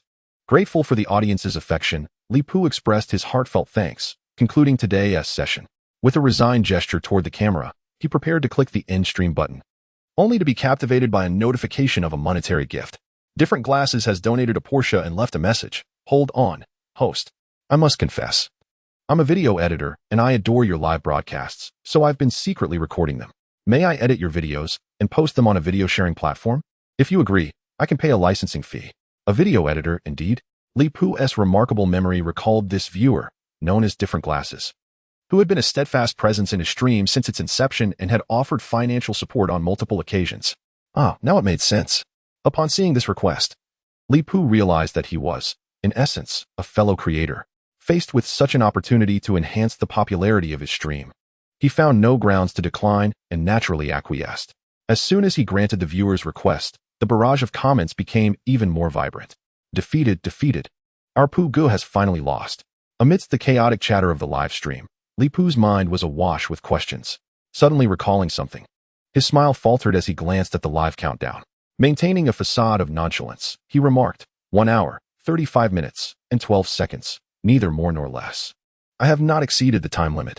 With that, he silently clicked the button to end the broadcast, exhaling a long breath. As long as I possess no dignity, I shall not be humiliated. This audience is still rather inexperienced. The live stream abruptly froze, plunging the screen into darkness. And soon the comments section was flooded with question marks. Looks like Puga can't handle the pressure. It's all your fault for being too eager. Just a mere 10 seconds and you've already exposed yourselves. I hadn't even had the chance to tease the host. Don't panic, I have notifications set up. The moment Pooga goes live, I will be there. I'm off now, having successfully transcended to the spirit division after over 30 hours of cultivation. Just completed my tribulation. Feeling a bit disoriented, I must now retreat to consolidate my state. How infuriating. I merely dozed off for a moment and missed the exciting parts. If it weren't for my golden core being taken, I wouldn't have succumbed to mere mortals. Time for sleep. My life is precious. After the broadcast concluded, some viewers lingered. Reluctant to depart, Li Pu lay in bed, perusing the comments. Yet his mind incessantly replayed the events of the day, prompting a deep sigh. Alas, reflecting on the past 30 hours felt surreal. Since his arrival in this world, he had remained in a state of heightened tension, devoid of fear amidst the overwhelming rush of adrenaline. Now that the chaos had subsided, a wave of trepidation washed over him. Cold sweat trickled down his forehead and back. As a recluse, what had he done to deserve such a predicament? Were it not for the timely acquisition of superhuman physical prowess and extensive wilderness survival knowledge, he might have already become a feast for wild beasts. Furthermore, the tasks assigned by the system were utterly nonsensical. Why must the shelter be located by the riverbank? Even with a sturdy elmwood structure erected as a concealed refuge, one could hardly claim absolute safety. The thought of being robbed in one's sleep was nothing short of tragic. This was, after all, the epic of the Pleistocene Ice Age. In an era teeming with colossal prehistoric beasts, a towering figure looming 5 meters high faintly emerged in Li Pu's mind. Fortunately, the invisible shelter he had constructed seamlessly blended into the surrounding environment, boasting an exceedingly low visibility, thus unlikely to be easily discovered. Chapter 25. Points Allocation and the Approach of Danger. Li Pu had always considered himself fortunate. Such improbable events should not occur with ease. With that thought, he dismissed his concerns and turned his attention to the system interface. Claim reward. At that moment, 4 resplendent golden characters radiated an enticing glow on the system panel. With a mere thought, Li Pu chose to receive his rewards. Ding. Congratulations, host, you have acquired basic knowledge of hydraulic facilities. Ding. Congratulations, host, you have earned 500 points. Ding.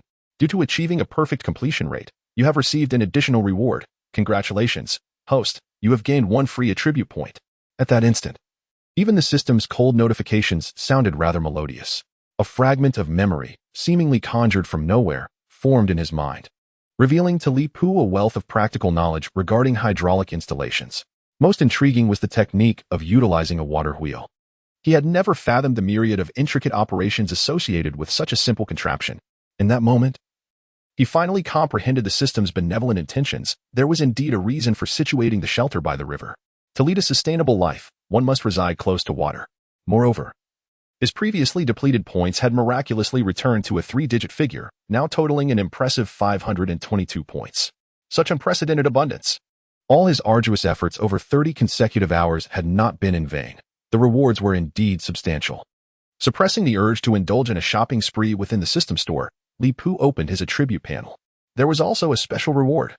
A point allocated for achieving a perfect task completion rate. Name, Li Pu. Age, 20. Height, 182 centimeters. Strength, 20. Constitution, 20. Agility, 20. Intelligence, 10. Charisma, 20. Physical resistance, 20 points, 522 free attribute points. All attributes were uniformly rated at 20 points, save for intelligence, which stood at a mere 10 points. Li Pu found this discrepancy particularly irksome, as if a thorn were lodged within his psyche. Unable to contain his thoughts, he silently murmured, "Allocate the free attribute point to intelligence." Apologies, the intelligence attribute cannot be enhanced. Please allocate the free attribute point to other options. What on earth? Li Pu was astounded. Was it not promised that free attribute points could be used freely? This seemed far too deceptive. Moreover, there was something amiss with the intelligence attribute. From the onset, it had been halved compared to the others, and now, even with a free attribute point, it could not be increased. Was this truly the fabled destiny of 3 parts heaven and 7 parts effort? A notion took root in Li Pu's mind. Perhaps intelligence was predetermined, inherently fixed, and virtually unalterable by subsequent efforts? Or was it true that the intellectually challenged were beyond remedy? Perhaps even the legendary system was powerless in such cases?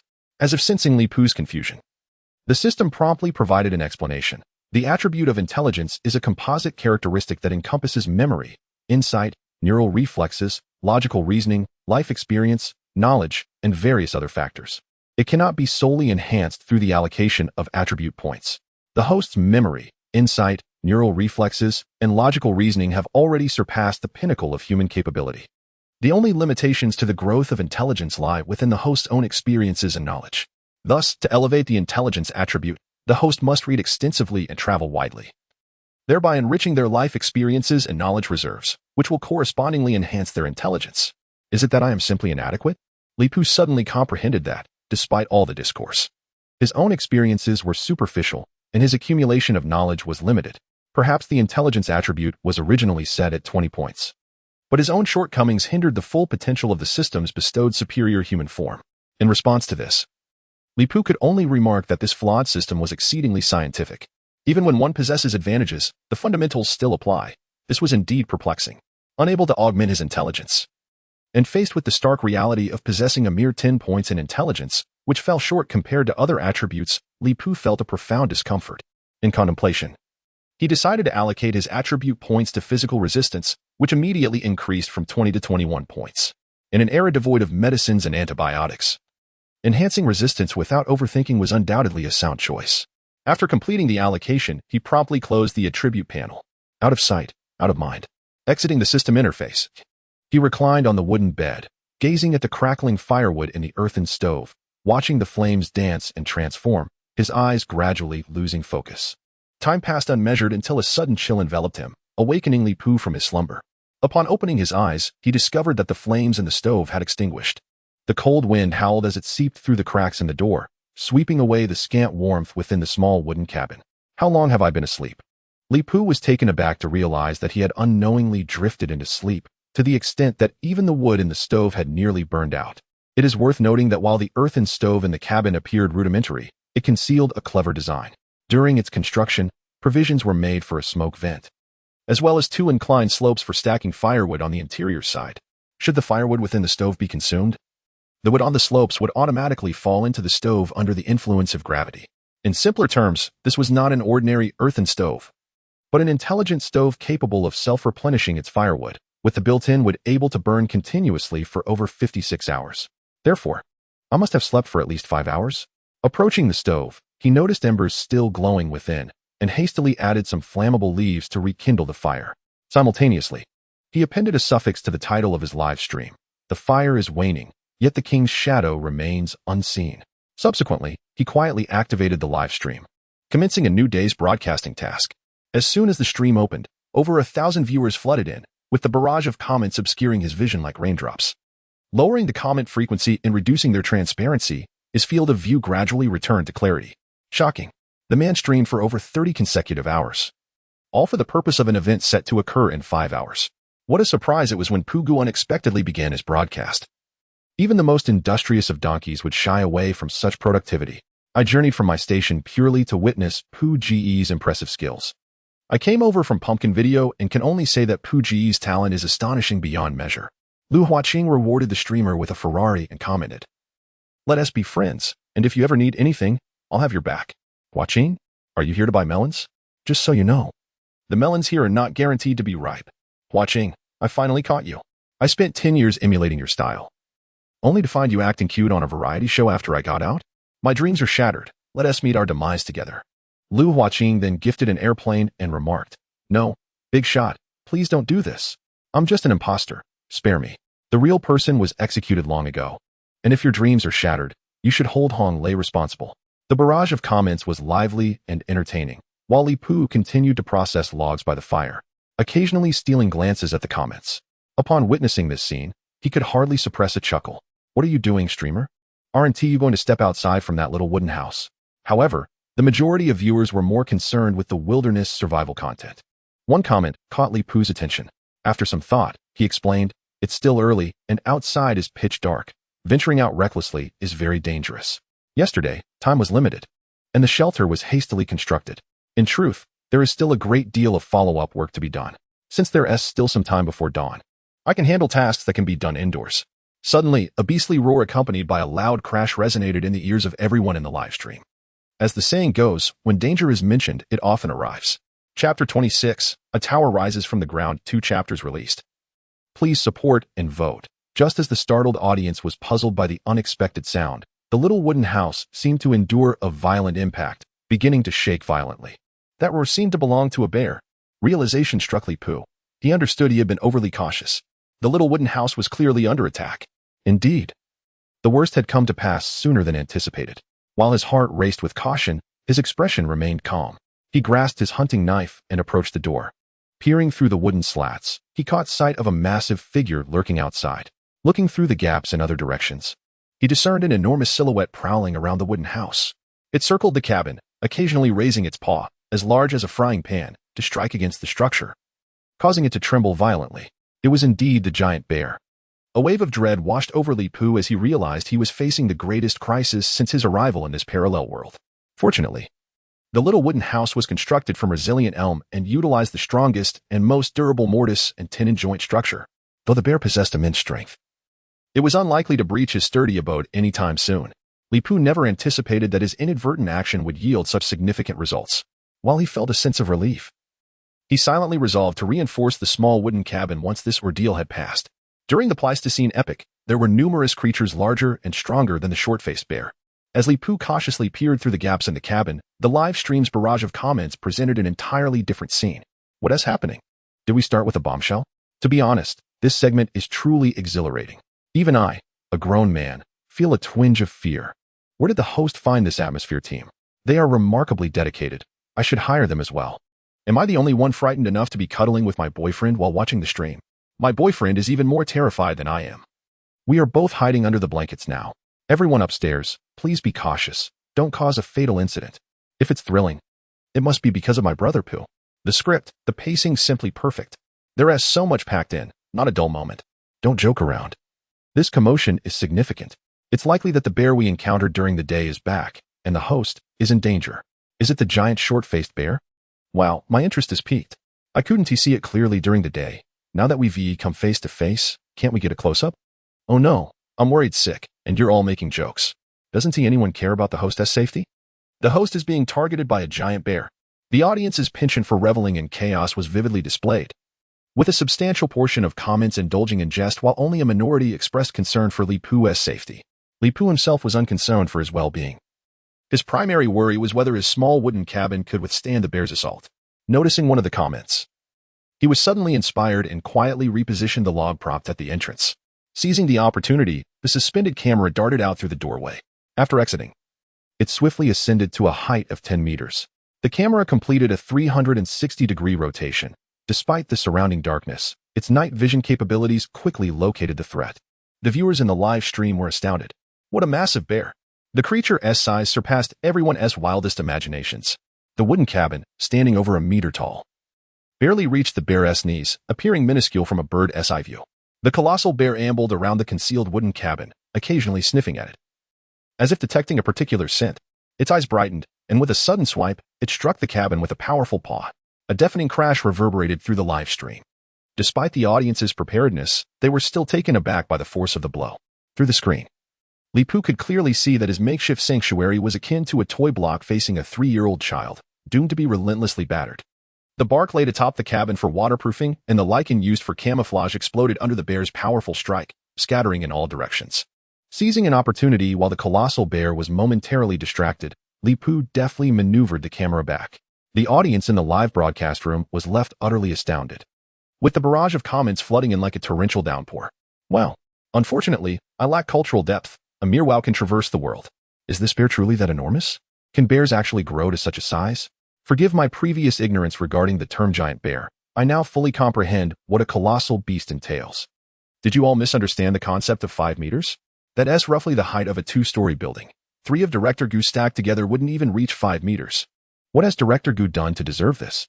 You all seem intent on criticizing him. Be careful. If provoked, he might leap up and strike your knees. Streamer, let us flee for our lives. Escaping for survival is no disgrace.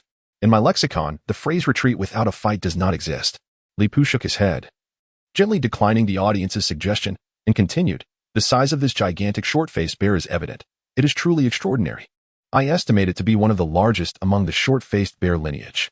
A cursory glance leads me to hazard a guess that its weight exceeds 1.5 tons. Pausing momentarily, he spoke in a deep and steady voice. A typical brown bear weighs around 500 kilograms and can unleash a force of 1,500 kilograms. Given that this short-faced bear weighs 3 times that of a brown bear, simple calculations reveal its explosive power could reach 4 tons. Fortunately, my little wooden cabin is constructed from elm, boasting suitable strength, remarkable toughness, and superb impact resistance. Otherwise, it might have collapsed upon receiving the first blow.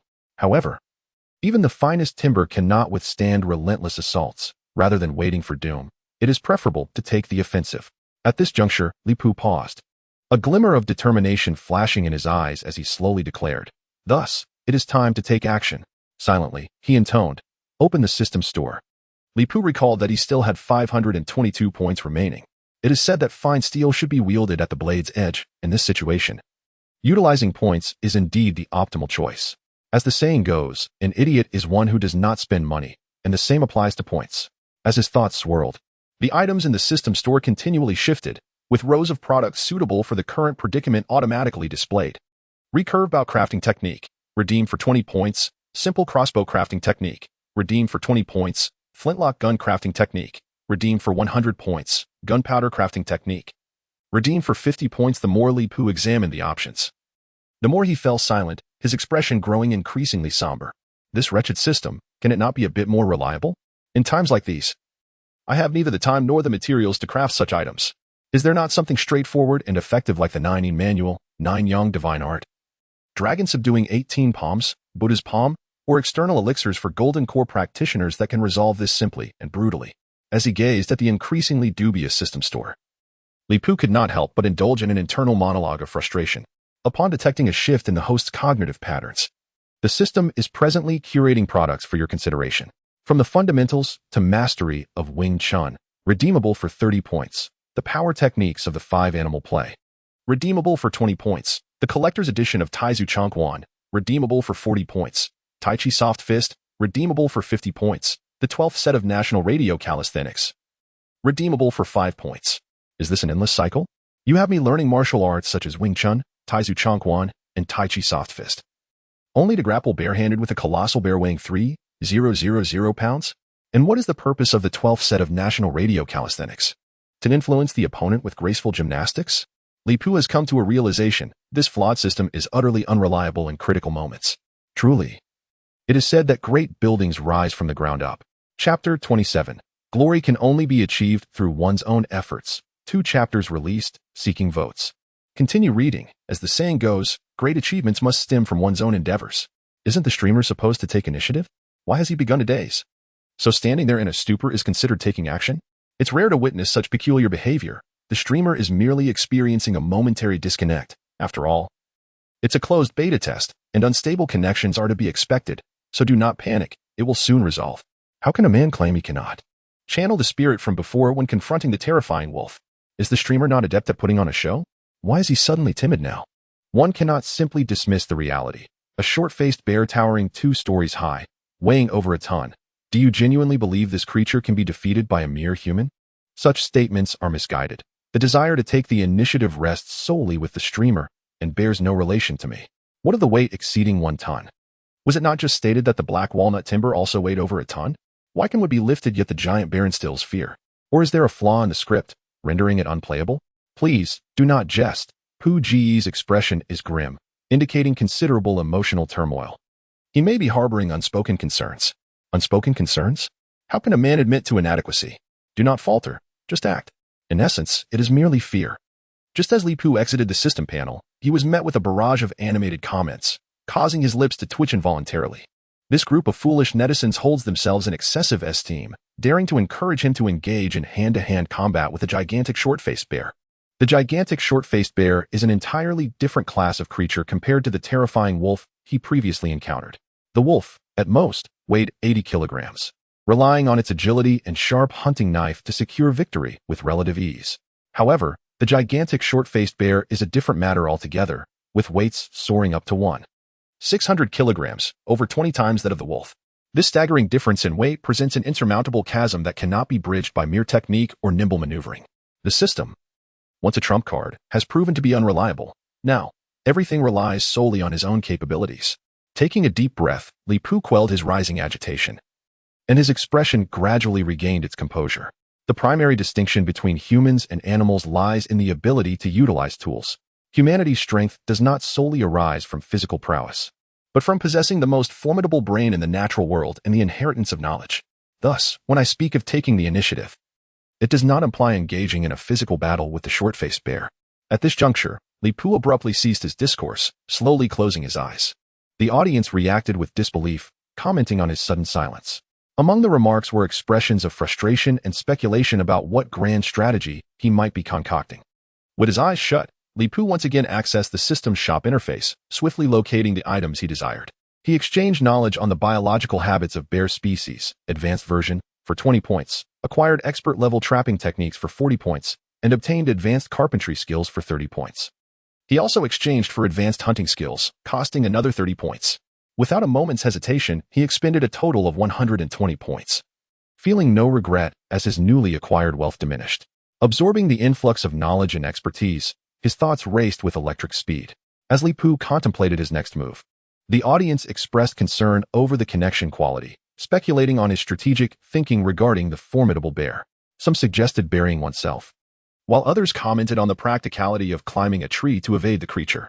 Suddenly, a thunderous crash echoed overhead, causing the small wooden cabin to sway violently, as if on the verge of collapse. Another resounding impact shattered the tranquility, followed by the sound of debris falling from the roof, revealing a gaping hole through which a colossal silhouette could be discerned. The identity of this figure was unmistakable, none other than the massive short-faced bear. Li Pu, unfazed, opened his eyes and glanced at the bear above with calm composure.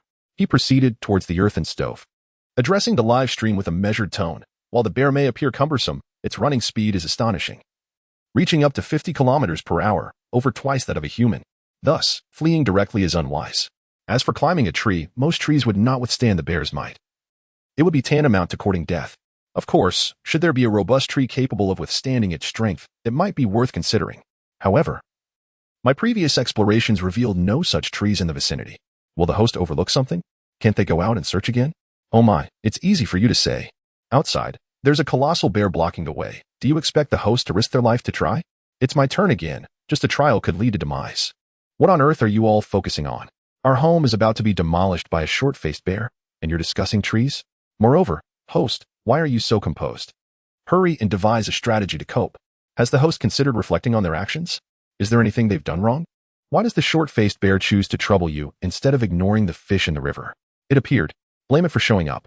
With a crash, the short-faced bear broke into the wooden cabin, intensifying the peculiar scent in the air. It couldn't help but accelerate the swiftness of its paw strikes, creating an unceasing cacophony. Li Pu approached the earthen stove, maintaining a calm demeanor while adding firewood, and addressed the viewer's inquiries. As for the presence of large trees nearby, I am certain my memory surpasses that of the average individual. I seldom forget what I have witnessed, particularly a colossal tree that can be embraced by several people, which is impossible to misremember. What do you mean a little better? Brother Pu has the gift of total recall. With such a talent, why not pursue research? Instead, he ventures into the wilderness to live stream. It's a waste of a remarkable gift. What others choose to do is none of your concern. Just because one has talent doesn't mean they must research. In my opinion, live streaming and educating the public is quite commendable. Am I the only one who remembers that the host has traversed dimensions? If that's true, he wouldn't have a place to conduct research. This is absurd. Why has your building tilted again? The focus should be on how to deal with the bear. Why fret upstairs? Look at Brother Pu's calm expression. He must have a plan in mind. I suspect he already knows how to handle this, right? Li Pu turned the firewood in his hands and ignited them all. Smiling slightly upon reading the comment, you're absolutely correct. I appreciate the generous donations of 5,000 points from Hanyu, 3,000 points from Long Zhanyi, and 3,100 points from Zhu, which have allowed me to stay at the forefront of the new book rankings for so long. Thank you very much. Chapter 28. What is this operation? 2 chapters released, seeking collections and continued reading. In my world, what is the most terrifying existence? Bears, tigers, wolves, leopards, or the legendary dinosaurs? Feel free to make your guesses. Hippos, perhaps. They rank first in the number of human fatalities each year. The top-ranked hippo? Are you joking? You clearly disregard bears, lions, tigers, and leopards. The first is humans, second is mosquitoes, third is flies, fourth is snakes, and fifth is hippos. However, if we speak of large animals, hippos indeed rank first.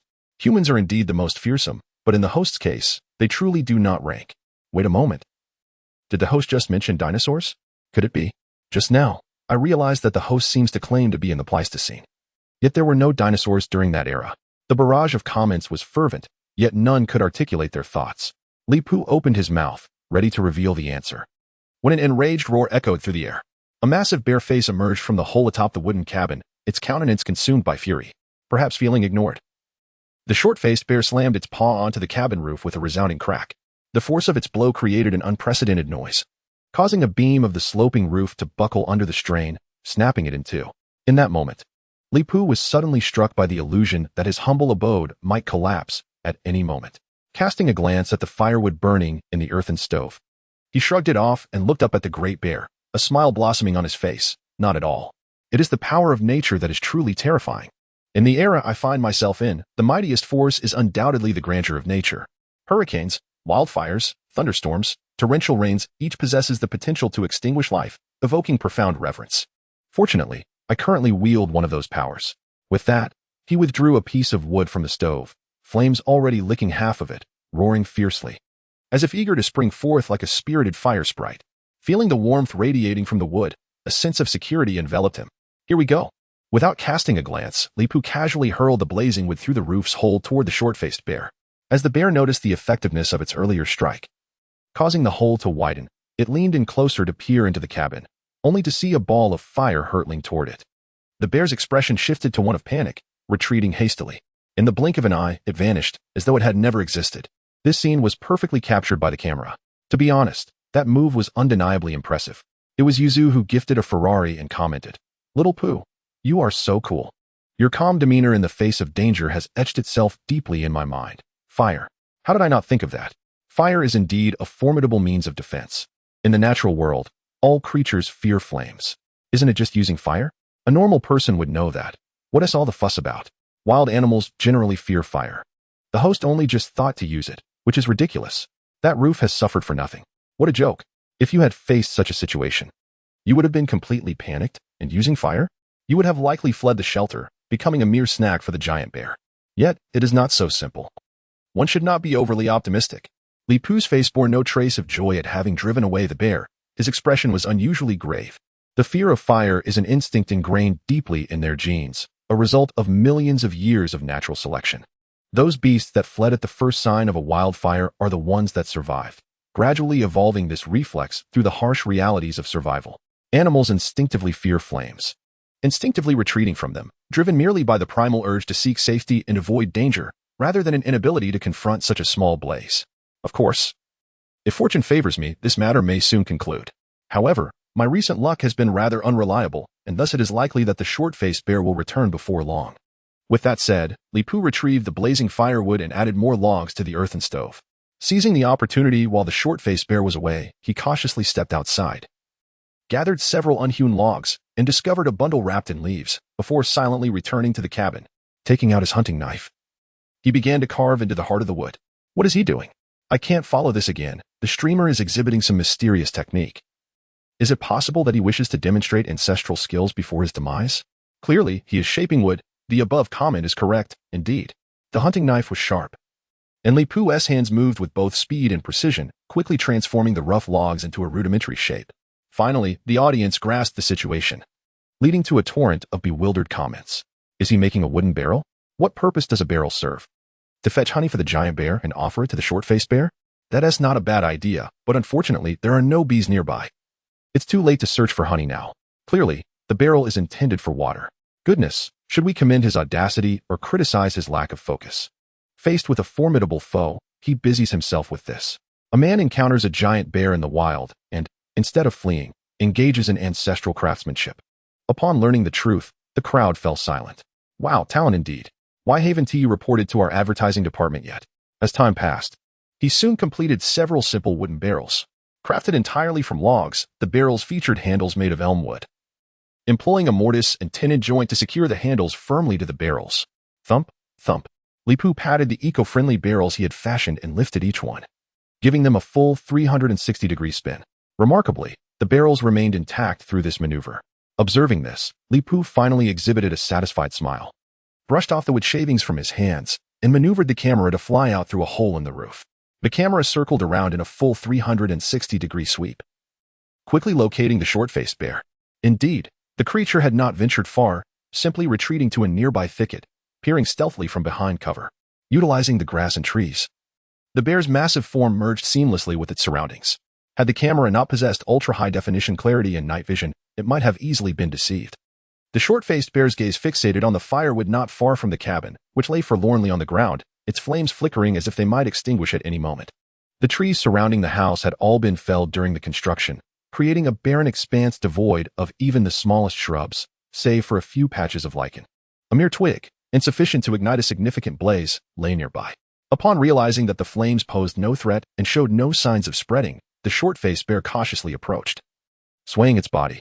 Is this short-faced bear a dog? Why does it fixate on our dear Pugu? Goodness, it hasn't strayed far. This short-faced bear is like Zhu Beiji lost in the kingdom of women, reluctant to leave. Chapter 29. Let the flames purify all. 2 chapters released. Seeking votes, as the bear drew near the wooden cabin, before it could even position its bare face at the gaping hole. A burning stick was deftly hurled at its visage. Smack. Arc. The bear's fur ignited upon contact with the flames, causing it to yelp in distress as it frantically retreated, its paws flailing to extinguish the sparks on its face. Why do I suddenly find this bear somewhat endearingly foolish? It seems to lack a memory. Endearing? It finds you charming when it considers you a delicacy. Goodness, what manner of bear is this? Walking upright? I thought this short-faced bear had always walked this way. Why the surprise at its gait? Oh, a newcomer, I see. No matter then. It should learn its lesson this time. As they say, misfortunes rarely come in threes. It would be foolish to seek trouble again. Indeed, I believe there shall be no third encounter. Li Pu replied, his face devoid of any trace of joy, merely maneuvering the camera to capture the fleeing short-faced bear. In the live stream, the flames on the bear's face had been extinguished, leaving its brown fur charred away, revealing a grotesque, yet oddly comical visage. To the viewer's astonishment, the giant short-faced bear's response had completely transformed. After the flames dissipated, it charged straight toward the cabin, abandoning its upright stance for a powerful 4-legged gallop, exuding an overwhelming presence. The bear surged forth like a tank, and as it grew larger in the frame, the barrage of comments slowed, as if even the fearless viewers were taken aback by the colossal creature. After a moment, the audience seemed to regain their composure, and a flurry of comments flooded in. We're doomed. The short-faced bear is thoroughly enraged. A simple flame scare has proven utterly ineffective. Indeed, I am a zookeeper. And if any animal in the zoo exhibited such a gaze, even the most seasoned caretakers would hesitate to approach. Is there still time to run? I can't shake the feeling that the hostess cabin wouldn't withstand a single blow from it. Faced with the oncoming giant bear, Li Pu's expression remained eerily calm, akin to an unfathomable stillness, betraying no hint of turmoil or fear. He was thoroughly prepared for the unfolding events. He tossed several blazing logs overhead. They soared through the breach and landed securely atop the cabin roof. As the leaves were unfurled, a gelatinous, translucent substance was revealed, instantly recognized by the keen-eyed viewers. Isn't this the resin the host collected earlier? What is the host planning to do? It seems the placement of the firewood was somewhat off, almost igniting the little wooden cabin. Could the host be doing this on purpose? Goodness, is this truly adding fuel to the fire? It seems like a recipe for disaster. Big screw, let the flames purify all. The guess was correct, but alas, there was no reward. A subtle smile graced Li Pu's calm face as he revealed, indeed, the target this time is not the great bear, but the entire cabin. With that, he seized a lump of resin and hurled it towards the blazing firewood atop the roof. The resin traced a parabolic arc through the air before landing beside the firewood. Just as the audience prepared for disappointment, the resin gently bounced upon hitting the ground, ultimately landing perfectly atop the burning wood. As the spectators had predicted, the resin ignited the flames, causing them to surge with newfound vigor. He then tossed several more pieces of resin towards other logs, causing the fire to intensify, even igniting the damp beams of the roof. The formidable short-faced bear, witnessing the flames erupting suddenly, displayed a look of terror in its eyes, its charge abruptly slowing. It halted its advance, but its massive body continued to glide forward due to inertia, akin to a speeding vehicle that cannot stop immediately after slamming on the brakes.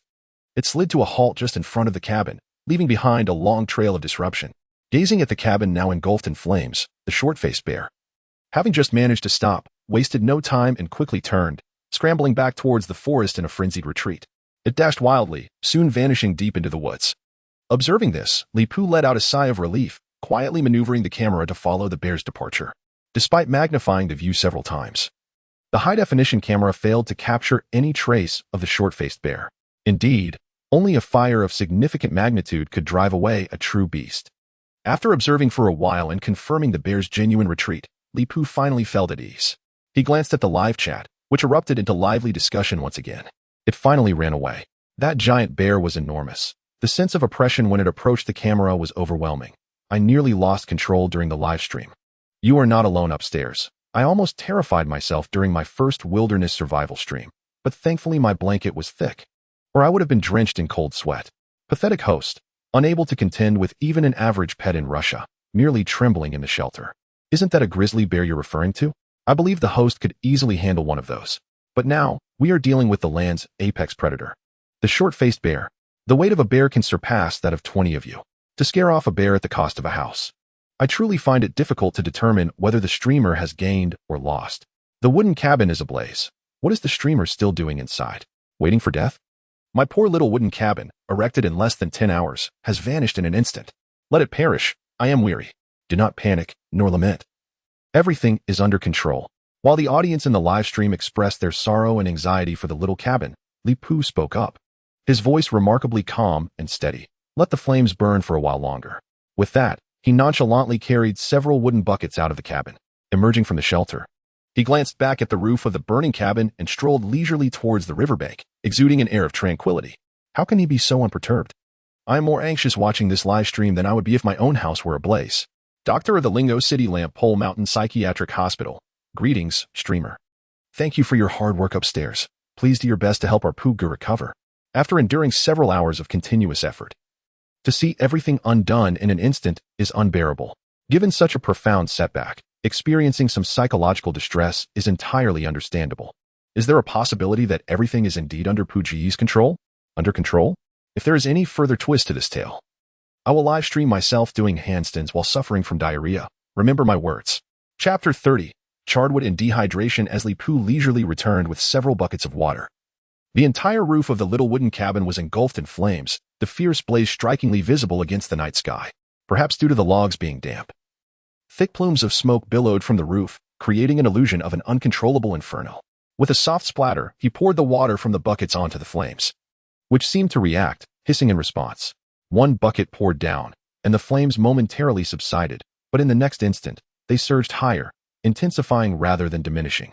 Is this fire even real? How can it blaze even more fiercely after dousing it with water? It's all the streamer's fault for not being proactive. The fire on the roof is too fierce, and this small amount of water is utterly insufficient. Weren't we told that everything was under control? Why does it suddenly feel like something is amiss? Do not overreact. Observe and learn well. This live stream is unlike any other. Just look at Puji's expression, and you will understand that this situation is not as dire as you think. With one bucket of water yielding no results, Li Pu remained unfazed, slowly setting down the empty bucket and lifting another filled with water, calmly dousing the remaining buckets over the flames. With a series of splashes, several buckets of water were poured, and the flames atop the roof finally diminished considerably, yet they continued to burn fiercely. Li Pu's expression remained unchanged as he picked up several buckets and ambled toward the riverbank, casually pausing to pluck and eat a cluster of blueberries from a nearby thicket. The composure displayed by Pugu is truly remarkable. It fills me with anxiety merely to observe him, yet he remains unfazed, even taking the time to indulge in a meal. Such calmness is unmistakable. It is evident that you are a newcomer to the audience. In the past, when Pugu faced a wolf, he remained focused, explaining the situation to us while the creature was practically upon him. It's merely a wooden cabin. A matter of 10 hours or so. If it burns, so be it. What's the big deal? As we collectively witness the construction of this small wooden cabin, the host's attitude is disheartening. I find myself reconsidering my support for someone who shows such disregard for the fruits of labor. Pugu, who meticulously built this structure, seems indifferent, while we, the onlookers, fret over trivial matters. Once again, by the riverside, Li Pu bent down to fetch water. But upon observing the escalating barrage of comments in the live stream, he decided it was prudent to clarify. Please remain calm. Everything is under control. The ignition of this small cabin has been part of my plan all along.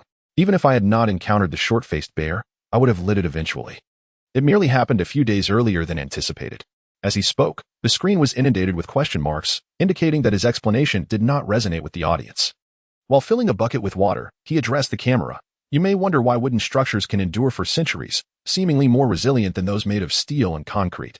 The answer lies in the thermal treatment of the wood, which involves drying it and slightly carbonizing the surface to prevent decay and inhibit bacteria. He introduced a building material known as charred wood, which, like thermally treated wood, undergoes a roasting process that enhances its stability, durability, and resistance to rot. Due to limitations during the construction phase, I was unable to thermally treat the logs, necessitating a more aggressive approach to achieve similar results. With a knowing glance, Li Pu chose to remain silent, calmly carrying the wooden bucket toward the cabin.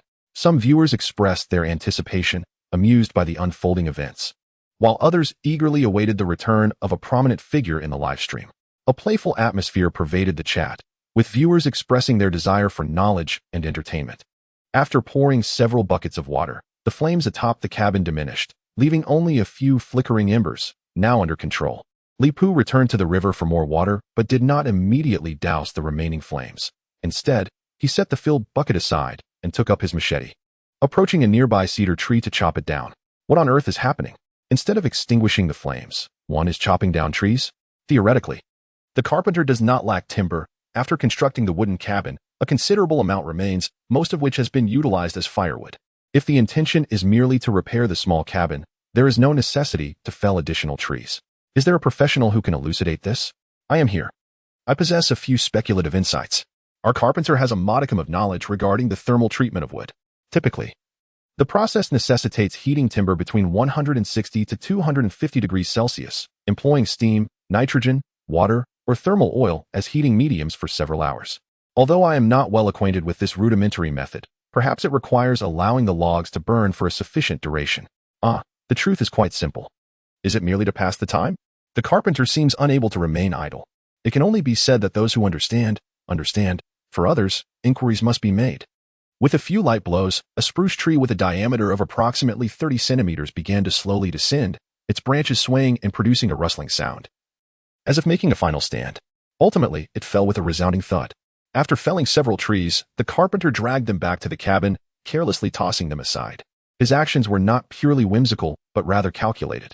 Having ignited the cabin to drive away the short-faced bear seemed, on the surface, a solution to the problem. However, the threat still loomed. The bear could return at any moment. It would be impractical to set the cabin ablaze again. Nor could one engage the bear in a duel with a hunting knife. The mere thought of standing before a 5-meter-tall short-faced bear made the carpenter shake his head in disbelief. Close combat was utterly out of the question. It would never be feasible. Thus, the carpenter resolved to construct a defensive structure. The most effective strategy would be to dig a pit capable of ensnaring the bear. Then place sharpened wooden stakes within. Should the bear fall into the trap, it would either be ensnared or, at worst, mortally wounded by the stakes. However, after a brief calculation, he realized that the effort required to create such a trap would far exceed that of building several small cabins. The idea was promptly discarded in favor of a secondary plan, the firewood pile matrix. As the name suggests, this involves arranging firewood piles in a specific pattern around the cabin and placing flammable materials nearby. Should the short-faced bear approach, the piles could be ignited immediately. This was the fundamental reason for felling trees. After transforming a dozen spruces into firewood piles, the carpenter suddenly felt a dryness in his mouth and instinctively licked his lips. Perhaps it was due to not having consumed water for nearly 40 hours. He had only occasionally replenished lost moisture with berries, which was a meager substitute, leaving him in a state of mild dehydration. It was imperative to devise a solution to the water issue. Chapter 31. The Hot Stone Water Method and New Tasks. Upon hearing Li Pu's words, the audience in the live stream ceased their antics. Their comments now a chorus of genuine concern. How about we just drink the river water? We wouldn't want to inadvertently ruin our health, one suggested. I really don't want to drink raw water. We could pick some berries instead.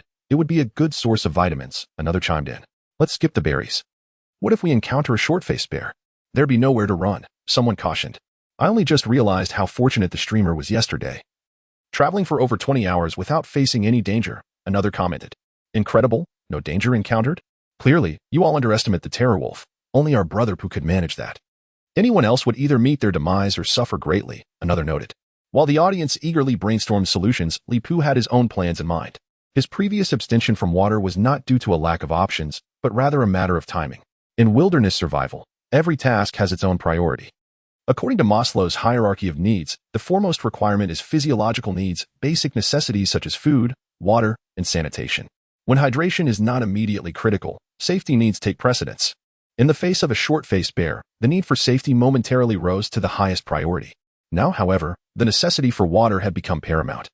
I possess various methods for obtaining drinking water, so there is no need for concern regarding my situation. Everything is well within my control, Li Pu said confidently, smiling as he gathered a few appropriately sized branches to construct a fire pit. Using the scattered flames from the roof of the wooden cabin, he ignited a pile of dry leaves. Soon, a makeshift fire blazed beside the small cabin. After splashing water from the barrel onto the roof once more, Li Pu equipped himself with a wolfskin backpack that had not seen use in quite some time. While fetching water, he also collected an assortment of pebbles, carefully washing them before returning to the campsite with several wooden barrels, ideally to ensure access to safe water. The best method would be to create a ceramic vessel and boil the water within it. However, due to time constraints, today I shall demonstrate a simple method for obtaining clean water without any container.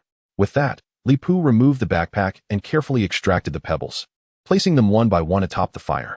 The hot stone water method is the simplest and most pragmatic approach to heating water. Those who enjoy wilderness survival shows may be familiar with it. The principle is quite straightforward, so I shall refrain from delving into intricate details. I actually know this method. The survival couple showcased the hot stone water technique, though I must admit I prefer their episode on using cacti for urine collection, the human body as self-circulation. One viewer remarked, "How gross. You actually enjoy such a twisted show? Where can I watch it?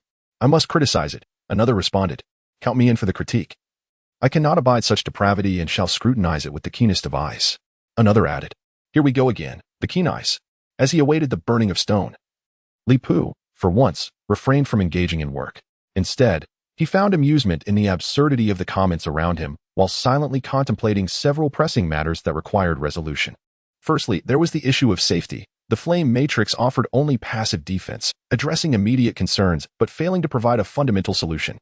To resolve the problem once and for all, he needed to dig 1 or 2 bear traps, which required sufficient size and depth, as well as a suitable location. Secondly, there was the matter of potable water. To secure a source of safe drinking water devoid of unpleasant tastes, the production of pottery must be prioritized. He had spent 30 points in the system store to directly acquire advanced pottery skills, and combined with the knowledge from high-level carpentry, Li Pu formulated a clear plan for pottery creation, merely awaiting the next step in practice. Lastly, the issue of resource storage loomed large. The shelter's proximity to the river provided an abundance of salmon, ensuring sustenance for the time being. However, once the salmon spawning season concluded, his seafood buffet would inevitably close its doors. Consequently, he needed to master a means of preserving supplies to guarantee a stable food source throughout winter. Soon, an idea blossomed within him. After addressing the higher priority tasks, he would tackle the storage issue. As thoughts swirled in his mind, a system notification resonated in his consciousness. Ding! Congratulations, host, you have triggered a side quest, Bear Paw Survival. As the undisputed ruler of the forest, the short-faced bear poses a significant threat to your safety. As the saying goes, a dead short-faced bear is a true good bear. Please resolve the short-faced bear crisis promptly. The system will grant varying rewards based on the completion timeline. Triggered a quest?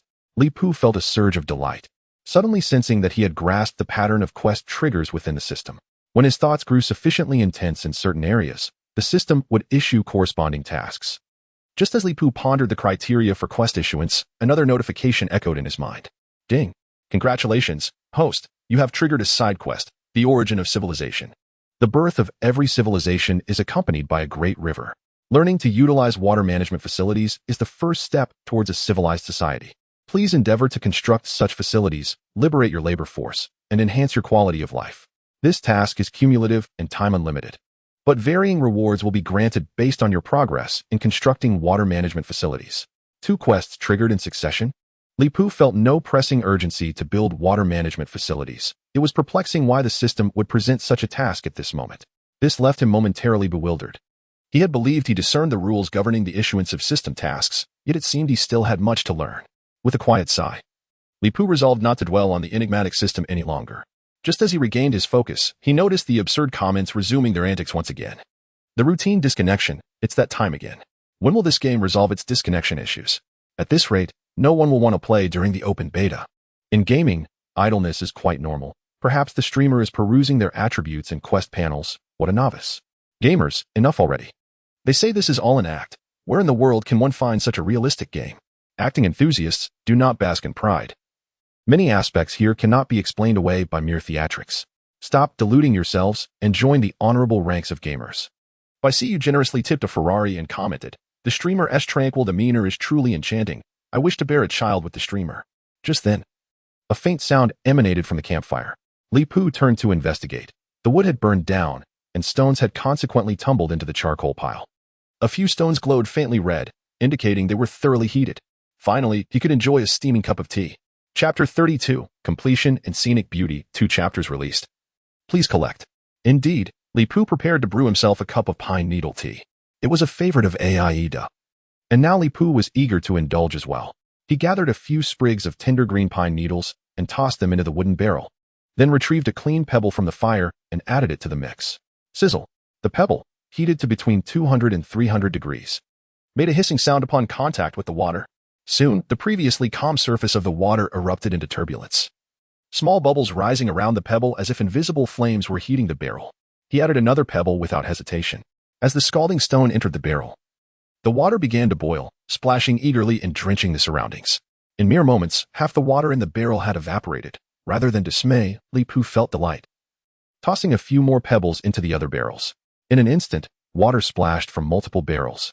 The hissing of hot objects meeting cold water mingling with the rolling sound of heated liquid. Observing the situation, each barrel still contained about half of its water. More than sufficient for drinking. A satisfied smile graced Li Pu's face. Look, now I can enjoy my tea. Amazing. Even in such moments. One doesn't forget to drink tea, truly a seasoned faucet, rusted indeed. How's this different from what I saw on the Survival Couple S stream? Wasn't it supposed to use tree bark to hold water? Ridiculous. Pugu has barrels now. What need is there for tree bark? That would be like wearing a raincoat under an umbrella, utterly redundant. Tipped a Ferrari and commented, I adore the streamer's unconventional style. One can never anticipate their crafty maneuvers. This has left me utterly enlightened. What a sight. Due to dehydration, Li Pu refrained from strenuous labor this time, merely guarding the small cabin while engaging in some light handiwork. The several barrels he had crafted were all busy heating water, leaving no spare barrels at all. The flames of the cabin must be constantly doused with water to maintain control. Otherwise, if they grow too fierce, the charred wood will transform into charcoal. Seizing this opportunity, I proceeded to craft several wooden barrels. After a series of endeavors, the once tumultuous surface of the water within the barrels had settled into tranquility. Lifting a barrel, I took a sip. It was neither scalding nor cold, but perfectly temperate. By placing stones in the barrel to heat the water to a boil, and then steeping a handful of pine needles, the resulting brew was indescribably peculiar, imbued with a subtle fragrance of stone. I could not declare it delicious, but it was certainly poignant. Logically, pebbles possess no flavor, yet for some reason, I could discern the taste of the stones. Can this water truly be consumed? It feels somewhat dubious. Purely natural and unpolluted, a herbal infusion of pine needles and stones, not for 998, not for 888, just a mere donation for a plane ticket. And it can be yours. Water heated by stones? Not even a dog would drink it. Goodness, if even dogs refuse it. I'd wager you would drink your own urine if you were dehydrated in the desert. I resolved that pottery must be crafted. With a sudden determination, I shut my eyes tightly. With a gulp, I poured an entire barrel of water down my throat. As the liquid coursed through me, I could distinctly feel a transformation within my body. The previously lingering fatigue vanished without a trace, leaving me invigorated. Had I truly been in a state of weakness? A realization struck me. I was experiencing mild dehydration, and my bodily functions had significantly declined. Yet, as a peak human, my physical capabilities far surpassed the ordinary, allowing me to perform most tasks even in a weakened state without noticing it. Now, as my body gradually regained strength, it felt as though I had cast off some unseen shackles, brimming with an inexhaustible vitality. This sensation, should I encounter a short-faced bear again, my enhanced physical prowess should afford me the chance to escape. I silently clenched my fists, rekindling that exhilarating feeling of being able to deliver a single blow strong enough to fell a bull.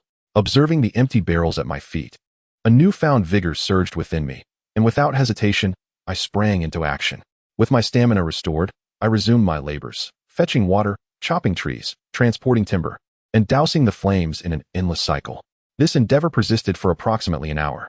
Once I deemed the results satisfactory, I fetched 2 more barrels of water and extinguished the flames enveloping the cabin. The carbonization of the small cabin had finally reached a conclusion. At last, I've extinguished the fire. My compulsive tendencies have been appeased after holding on for over an hour. Is this what carbonized wood looks like? Perhaps I shall try burning my own wooden cabin. The Urxiankyo fire station has sponsored a plane and commented, fellow students above, please do not attempt this. Causing a fire is no trivial matter. Remember, playing with fire can lead to dire consequences. Wow, look how anxious the officials are. They've even sponsored a plane. Quite severe indeed. Arrest them all, take the host away. As the live broadcast room began to grow increasingly tense, Li Pu felt compelled to clarify. The content of this broadcast transpires in a parallel universe, where every decision is born out of survival instinct, and there exists no alternative. He urged the audience not to blindly imitate, lest they inadvertently breach relevant laws. Enough, enough. Do not continually use this parallel world theory to deceive us, came a voice. Indeed, one must wonder, amidst the host's series of maneuvers, why have we not seen any other forces intervening? What do you imply? Another queried. Shoo. The secrets of the universe must not be divulged. After a series of twists and turns, dawn began to break. The sun ascended gracefully from the horizon, illuminating the world in a radiant glow. The trees stretched their branches, engaging in photosynthesis, and the air within the forest became exceptionally fresh. Feeling the pangs of hunger in his stomach, Li Pu knew it was time to head to the seafood buffet once more. With a wooden bucket in hand and a hunting knife secured at his waist, he briskly made his way toward the riverbank. Yet, as he approached, his pace slowed, and he came to a halt, utterly captivated by the breathtaking scenery before him, momentarily forgetting his original purpose. The rising sun soared alongside a solitary wild goose, casting reflections upon the autumn waters that merged seamlessly with the vast sky. Countless salmon, glistening in the sunlight, transformed the river's surface into a vibrant tapestry of red, darting upstream in eager clusters. On the shallow riverbank, a majestic tiger and a colossal wolf lay side by side, drinking from the water without a care. In the distance, a herd of elk grazed, occasionally lifting their heads to survey their surroundings. It was a remarkable sight to witness carnivorous and herbivorous creatures coexisting in such harmony. An extraordinary tableau seldom seen. Such beauty. The perseverance of the landscape enthusiast has not been in vain. I must capture this moment as my desktop wallpaper. One exclaimed. It is said that those who stand high can see far. In this moment, I have a humble request, Li Pu. Perhaps you ought to return to the tree, another suggested. Is this joke going to persist? Li Pu lamented. Regrettably, the greatest regret of my life is having climbed that tree. Wang Jingzi added. And I regret having taken that bite of food. Upon seeing the words take a bite, Li Pu was suddenly reminded of his purpose and made his way toward the shallows. As he approached the riverbank, he noticed that the herd of elk had vanished without a trace, having departed with the other animals. Only the tiger and the wolf remained, still drinking water as if nothing were amiss. But wait, was that truly a tiger? From a distance, he had misjudged. Now that he was closer, he realized his error. The wolf was indeed a familiar friend, the fearsome dire wolf, yet the tiger was not a true tiger. Though it bore the appearance of a saber-toothed cat, the details revealed a different truth. Not only is its physique more than half smaller than that of a saber-toothed tiger, but its fangs have also significantly diminished, resembling short blades that protrude only slightly from its mouth, appearing oddly endearing. Li Pu slapped his forehead in realization, so that is it. I wondered how a tiger could coexist with herbivores. It turns out to be this way. It is merely a little kitten. Is this how your cat looks? Unbelievable. This is clearly a small brain axe. How could it possibly be a kitten? Here we go. The pretentious streamer is at it again. Please commence your performance. Is there a professional who can give the streamer a lesson, Director Who? Though it sounds somewhat implausible, it indeed could be a kitten. Well, Director Who is still in this live stream? Don't you have work? Director Who rewarded the streamer with a plane and commented, Ahem, don't mind these details. As a science popularizer, I find that the knowledge gained in this live stream far exceeds what one learns from textbooks. Therefore, learning can happen anywhere. And there is no need to be confined by form. Is that really Director Who? But I find your statement somewhat perplexing. Could it be that Director Who enjoys playing games too?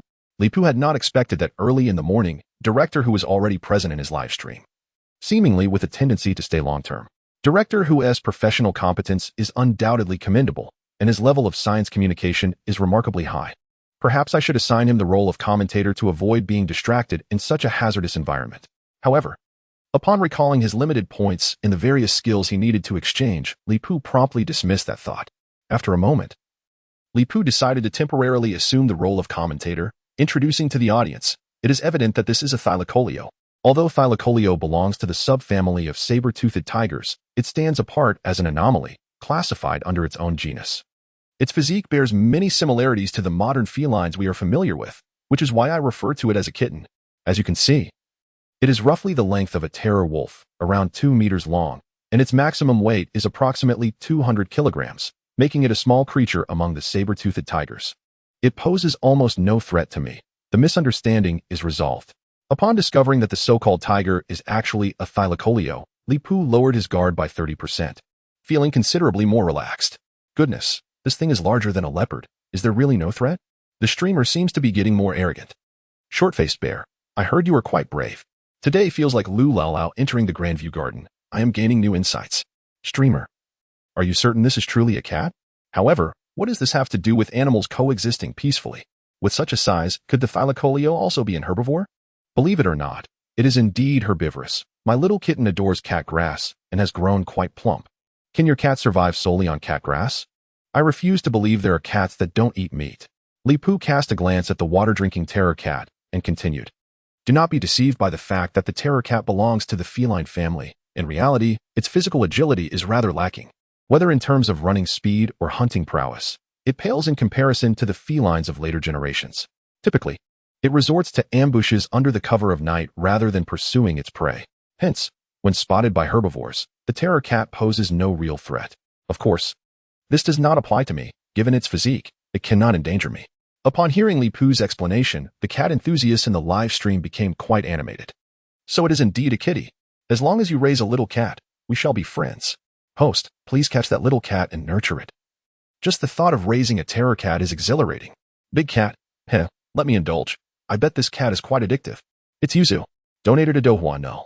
One and commented, please adopt a little cat. The previous cutie has disappeared, and we must not let the current kitten escape. Seeing the audience's increasingly outrageous demands, Li Pu felt a wave of exasperation wash over him as he waved his hands in dismissal. Though the terror cat is indeed a feline, it is a true predator, particularly fond of hunting our ancestors, the southern ape.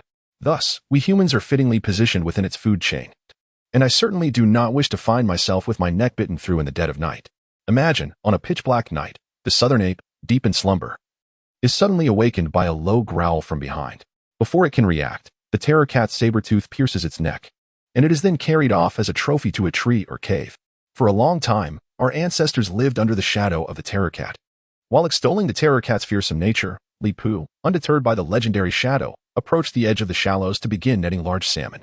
Clearly, he paid no heed to the ominous presence of the terror cat and the giant wolf.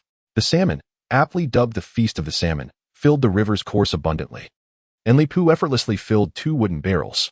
Ever since savoring the red salmon yesterday, he had completely fallen for its flavor. Now, with a hearty appetite, he intended to catch several more to satiate himself. Having gathered, or rather, picked up 2 barrels of salmon, Li Pu, satisfied with his bounty, made his way back to the campsite, seemingly oblivious to the intentions of the terror cat and the giant wolf on the riverbank. Just as he prepared to depart, the previously silent cat and wolf both turned their gaze towards him, opening their gaping maws and emitting a low, ominous growl, their eyes gleaming with a predatory hunger. It seems they harbor some ill intentions towards me, Li Pu, with a resigned expression, set down the wooden barrels and unsheathed his hunting knife. He understood that the audience held a fondness for felines, and he was not one to take pleasure in killing if they could recognize the situation. He would not pursue them unprovoked. Pausing for a moment, Li Pu shifted the conversation, his demeanor turning unusually serious. However, I shall not spare this terror wolf. I promised yesterday that should I encounter a terror wolf, I would ensure Director Fox conducts a thorough study. Now that it has appeared, it is time to fulfill that promise. In that moment, I was present at the scene. I had always believed it was merely the idle chatter of the esteemed Pugo, but now it appears I was the one lacking in purity. Unworthy of being a fan of Pugo, Li Shouyue, a man of his word. Congratulations to Pugo for achieving a commendable credit score. By C, you generously rewarded a Dohua #1 and commented, this cursed charm, I have completely succumbed. Director who contributed a plane, expressing gratitude. Thank you. Shali Gu, for remembering this matter, I am deeply appreciative. Your contributions to popular science will always be remembered. Afterward, Li Pu, wielding his jungle knife, strode directly towards the position of the giant wolf. I extend my gratitude to Yang Yudo Do for the generous reward of 1,500 points. And I ponder if I could perhaps manage to slip away with an additional 500 points. Chapter 34. The Might of Gentle Fists, Seeking Collections. Li Pu had already formulated a prudent plan regarding the handling of the cat and wolf fears. It would be best to capture the giant wolf alive. Apart from promising Director Who assistance in research, there were other purposes to consider. Activate the Pokédex. The entry for the giant wolf in the system's Pokédex had only illuminated 1/3. The remaining 2/3 remained to be discovered. Although the methods for activating the other 2 entries were unknown, opportunities favor the prepared. With repeated attempts, one would eventually discern the usage of the Pokédex. Since fate had conspired to bring him face to face with the giant wolf at this very moment, how could he not capture one for experimentation? As for the cat fear, gazing at its glossy fur and docile demeanor, Li Pu found himself in a quandary. It was not that he coveted the gifts bestowed by the affluent viewers in the live stream. Rather, the allure of the traffic generated by such gifts was simply irresistible. Li Pu quietly glanced at the transparent screen displaying the number of online viewers. 37,521. How outrageous. A mere novice streamer achieving such a milestone within 3 days of broadcasting is, if not unparalleled, certainly a rare phenomenon. Li Pu was confident that the natural growth of the audience in his live stream could yield similar results. However, without the influx of gifts, reaching this figure would not have been possible at this moment. It would have taken at least a day or two longer. What he lacked most at present was time. Time equates to points, and time is life. While the monetary rewards from gifts may not be readily withdrawable, the system points could be exchanged for tangible rewards.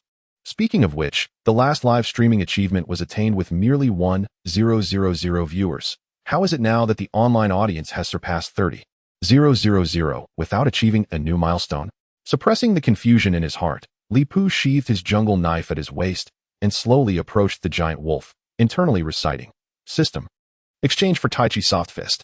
50 points expended. Tai Chi Soft Fist has been successfully redeemed for the host. With the fist technique secured, for safety's sake, he must also acquire a set of evasive maneuvers. As this thought crossed his mind, he recalled a particularly captivating video in the arena. One boxer unleashed a barrage of attacks while the other deftly evaded, a flurry of punches failing to connect. That individual was none other than the legendary evasive warrior, the boxing champion Muhammad Ali. This shall be my choice. The system has exchanged 50 points for the champion Ali's butterfly step, and the host has successfully acquired the Tai Chi Soft Fist technique, which emphasizes the principle of overcoming rigidity with flexibility, blending softness with hardness, and maintaining a balance of both to control movement through stillness and to react post facto. This art demands acute observational skills and reflexes, rendering it a profound martial discipline. The champion Ali's butterfly step, also known as the Comprehensive Evasion Warrior's Training Manual, employs rapid footwork to achieve an evasive effect. As Li Pu instinctively grasped the Tai Chi Soft Fist and the champion Ali's butterfly step, a confident smile graced his face. This would be more than sufficient to deal with the terror wolf. Even unarmed against the fearsome cat, he would find himself in a position of advantage. Indeed, as he prepared to capture the terror wolf alive, he had no intention of using a hunting knife. A single slash could inflict serious injury on the robust creature, leading to its demise and significantly diminishing its research value. The wolf and the cat fixed their gazes upon him, their expressions reflecting a blend of confusion.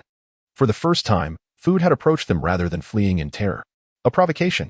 This was an unabashed challenge. The terror wolf, standing resolute, appeared insulted, a flicker of anger crossing its features. With a howl, the wolf raised its head and leaped forward, charging at Li Pu with remarkable speed. Yet, Li Pu was swifter still. Instinctively, he executed the butterfly step, his feet moving at a rapid cadence. In a split second, he sidestepped the wolf's assault with effortless grace. An opportunity presented itself.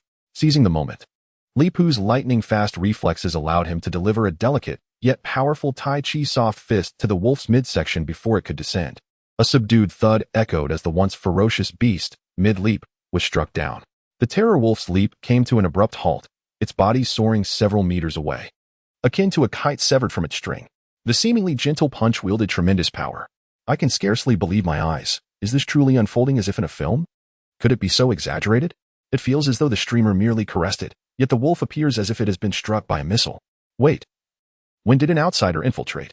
Moderator, how can we allow foreigners into this live stream? Quickly, expel them. It's over. The fact that everyone in our dragon country possesses martial arts skills is becoming undeniable. The terror wolf traced a parabolic arc through the air before crashing heavily to the ground. Struggling to rise, it seemed to have lost all strength. Unable even to maintain a basic stance, the bloodlust that once gleamed in its eyes had vanished, replaced by a look of sheer terror easily discernible to any observer. As one of the most formidable creatures capable of contending with tigers and leopards, the terror wolf now displayed unmistakable fear. Li Pu's seemingly light punch had instilled dread within it. In just a brief encounter, a fully matured terror wolf had been utterly vanquished. As the fearsome wolf lost its combat capability, the once spectating fearsome cat had mysteriously vanished. Is that all? I initially anticipated a thrilling spectacle, assuming that Brother G would engage his wild knife, yet this proved utterly ineffectual. That fearsome cat is quite astute, recognizing when to retreat. It discerned the danger and fled, proving that the esteemed figures did not plead for it in vain. Cats are inherently clever. It is only natural that the fearsome cat surpasses the fearsome wolf in intelligence. Director, who graciously rewarded with an aircraft. Brotherly, could you please maneuver the camera closer to the fearsome wolf? We wish to conduct a more thorough investigation. Director, who is indeed generous, showering gifts with every utterance. One cannot help but admire the poise of such prominent figures. However, despite Director Who's grand gestures, the conditions were exceedingly simple. It was assumed that this request would be a mere formality, and Li Pu would readily acquiesce, yet his response was unexpectedly disheartening. No way. Could it be? Is he truly so heartless that he won't even allow a closer look at the fearsome wolf? Once more, Director Who faced rejection. This aircraft might as well have been given in vain. How outrageous. Accepting gifts yet refusing to acknowledge them. This streamer would surely rank among the top 10 across the web for such behavior. Just as the crowd simmered with indignation and confusion, Li Pu languidly proclaimed, "The battle is far from over." As he spoke, his body subtly shifted aside. In a swift motion, a brown figure lunged at the very spot where Li Pu had just stood, only to find nothing but air. It was the fearsome cat. Contrary to assumptions, it had not clandestinely fled, but had stealthily maneuvered behind, launching a surprise attack when least expected. The fearsome cat, having failed in its initial strike, displayed a look of astonishment. What was meant to be an assured ambush had utterly missed. Chapter 35, an odd relationship having evaded the attack. Li Pu did not retreat but advanced, quietly drawing the wild knife from his waist. Upon witnessing this, the audience in the live stream was immediately engulfed in despair. Good heavens, the cat didn't flee but rather attempted a sneak attack. A treacherous ambush. How dishonorable. Brother Pu has drawn his knife. Little kitty, flee. Your delicate frame should not contend with a formidable foe. Alas, poor Meow-chan is surely doomed this time. Brother Pu, grant her another chance. The orange treasure has rewarded you with an aircraft. While one might survive the consequences of fate, self-inflicted misfortune is inescapable. To provoke Brother Pu is to court disaster. Li Pu, do not claim I did not provide you an opportunity. It is you who failed to cherish it. Alas, the cat's existence is forlorn. Ultimately, I misjudged. Li Pu was not surprised by the fearsome cat's ambush. Despite its classification within the feline family, it lacked prowess in direct confrontation. Its true strengths lay in climbing and nocturnal strikes. Thus, the moment he noticed the fearsome cat's disappearance, he comprehended the devious intent it harbored. Had it encountered other Pleistocene creatures or an ordinary human, its stratagem might have succeeded. Unfortunately, it faced Li Pu, rendering all its calculations futile. It can only be said that the little kitty was rather naive. The strike proved ineffective, and the terror cat fell heavily to the ground. It shook its head as if in scathe, then rose to its feet, its eyes fixed intently in this direction, baring its teeth and emitting a threatening hiss. Despite its fearsome demeanor, it was evident that it was intimidated. Li Pu could not help but chuckle to himself. Typically, felines prefer to act rather than engage in idle threats. This display indicated that the creature recognized him as a formidable presence and was attempting to persuade him to vacate its territory. Generally, most animals would heed such warnings. For survival in the wild is fraught with peril. A single injury could lead to death. At this point, the mirth faded from Li Pu's face as he approached the terror cat with his blade drawn. Unfortunately for the creature, it had miscalculated. This was his domain, and it had squandered the opportunity he had afforded it. Instead of fleeing, it dared to retaliate, thus justifying his response as self-defense. Observing the peculiar primate disregard its threat and continue to advance, the terror cat crouched low, its fur bristling in agitation. The distance between man and beast gradually diminished. Suddenly, the terror cat lunged, claws extended, only to be met with an unfamiliar curved stick. A flash of steel glimmered, and the cat's movement abruptly halted. Its forelimbs, adorned with elongated claws, detached from its body and fell softly to the ground. In the next instant, a perplexed head followed suit, tumbling down beside its severed paws. As the familiar pixelation descended upon the screen, the live chat erupted with fervor. This is dull, an unremarkable skirmish, entirely predictable. What skill is it to bully a mere kitten? If you have guts, challenge a short-faced bear. You're meek before the giant bear, yet fierce against a cat. My poor kitty, how tragically it perished. Streamer, accompany me in mourning. Such power from the host, yet no mercy shown. One should show compassion. For the heavens are always watching, and indiscriminate killing invites divine retribution. The previous commenter has me confused. It was clearly a wolf and a cat conspiring against the streamer. How did it twist into something else? Is it possible that the streamer could also fall to injury or death? Apologies, but in a one-on-one confrontation, whether facing a terror wolf or a terror cat, I possess the confidence to emerge unscathed. However, when besieged, I must prioritize the most formidable opponent. The terror cat, adept in stealth, could easily catch me off guard. As I previously mentioned, in a world devoid of antibiotics and vaccines, every decision I make must be weighed against the value of my life. Your demands have exceeded the limits of my capacity. Despite the gravity of his words, the cat enthusiasts in the live chat remained relentless in their criticisms. Li Pu, feeling the pressure, had no choice but to promise. This time, the conditions are not favorable, but in the future, I shall ensure to raise a genuine saber-toothed tiger. So you may witness what a true big cat entails. Upon hearing this, the previously critical comments transformed into a chorus of admiration and approval. As the audience finally relented, Li Pu exhaled a sigh of relief and turned his gaze towards the dire wolf. Having vanquished the dire cat, only the dire wolf remained, and he felt sufficiently empowered to confront any challenge. This dire wolf would surely fall into his grasp. An ancient adage states that killing a chicken can warn the monkey. Li Pu, emulating this wisdom, resolved to slay the cat to intimidate the wolf, his intentions unmistakably clear, to compel submission without conflict. However, to his astonishment, the terror-stricken dire wolf, upon witnessing the severed remains of the dire cat, seemed to shed its fear, replaced instead by an unsettling ferocity. With an unexpected surge of strength, it leapt from the ground, a flicker of profound sorrow momentarily crossing its fierce visage.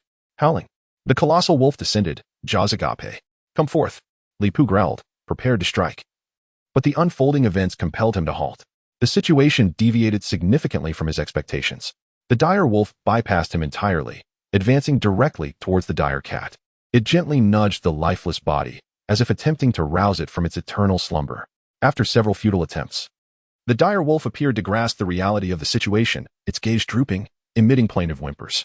Could it be that this cat and wolf shared a bond of friendship? Witnessing this spectacle, Li Pu entertained a hypothesis, though he quickly dismissed it as unwarranted. Recalling the previous harmony between the two, he found himself momentarily bewildered, only to shake his head in disbelief. How could that be possible? Both the dire cat and dire wolf were carnivorous predators, theoretically incompatible as allies. It is often said that two tigers cannot coexist on the same mountain. Large carnivores typically engage in lethal conflicts, even amongst their own kind, let alone with other species.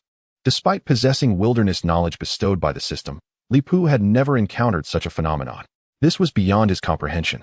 Intrigued by the rarity of the occurrence, he postponed his investigation into the dire wolf and its compendium, seeking the counsel of experts in the live stream. Truth be told, he was utterly perplexed by the wolf's behavior. In nature, cross-species friendships are not entirely unheard of. It is widely recognized that felines are among the most adept diplomats of the animal kingdom, skilled in forging connections with creatures of all kinds, from elephants to mice. No species is beyond the reach of a cat's charm. Although the dire cat is indeed a feline, it is a far cry from the contemporary house cat, with differences that could be described as vast and varied. Thus, might there be a knowledgeable individual capable of providing a plausible explanation for this phenomenon? A dire wolf and a dire cat, originally entirely disparate species, seemingly cohabitating harmoniously and perhaps even forming a collaborative bond? Their demeanor suggests an intimacy that transcends mere interspecies friendship. Did the esteemed expert above manage to elucidate this for the host? Quickly, let us discern the nature of this cat and dog. Who is male? Who is female? Who plays the role of the aggressor? And who the submissive? Alas, I had anticipated that the Wilderness University would resume its lectures, only to find myself blindsided. Director who generously rewarded with a plane and remarked, I just inquired with my friends studying paleobiology. This situation represents a historic discovery. The terror wolf and the terror cat have established a symbiotic relationship, surpassing the comprehension of paleontologists. What a shame, such splendid research material squandered. Goodness. Director who has once again been overwhelmed, showering gifts in such a brief span. I genuinely worry for your finances. Observe, even director who believes the host should not harm my beloved Meow Sauce. Oh, Meow Sauce, your demise is so tragic. You must compensate me for my loss. What constitutes a symbiotic relationship? Esteemed scholars, could you further elucidate this concept? Potato Tuatua rewarded with a plane and commented, I am familiar with this. It refers to two organisms living together, mutually dependent and beneficial. If they were to separate, one or both would be unable to survive. For instance, my existence is akin to a symbiotic relationship. Should I depart, I would be unable to thrive. Such vivid and illustrative examples. I am enlightened. Thus, it dawned on Li Pu that this must indeed be a case of complementary advantages. The terror wolf excels in direct combat, while the terror cat specializes in ambush.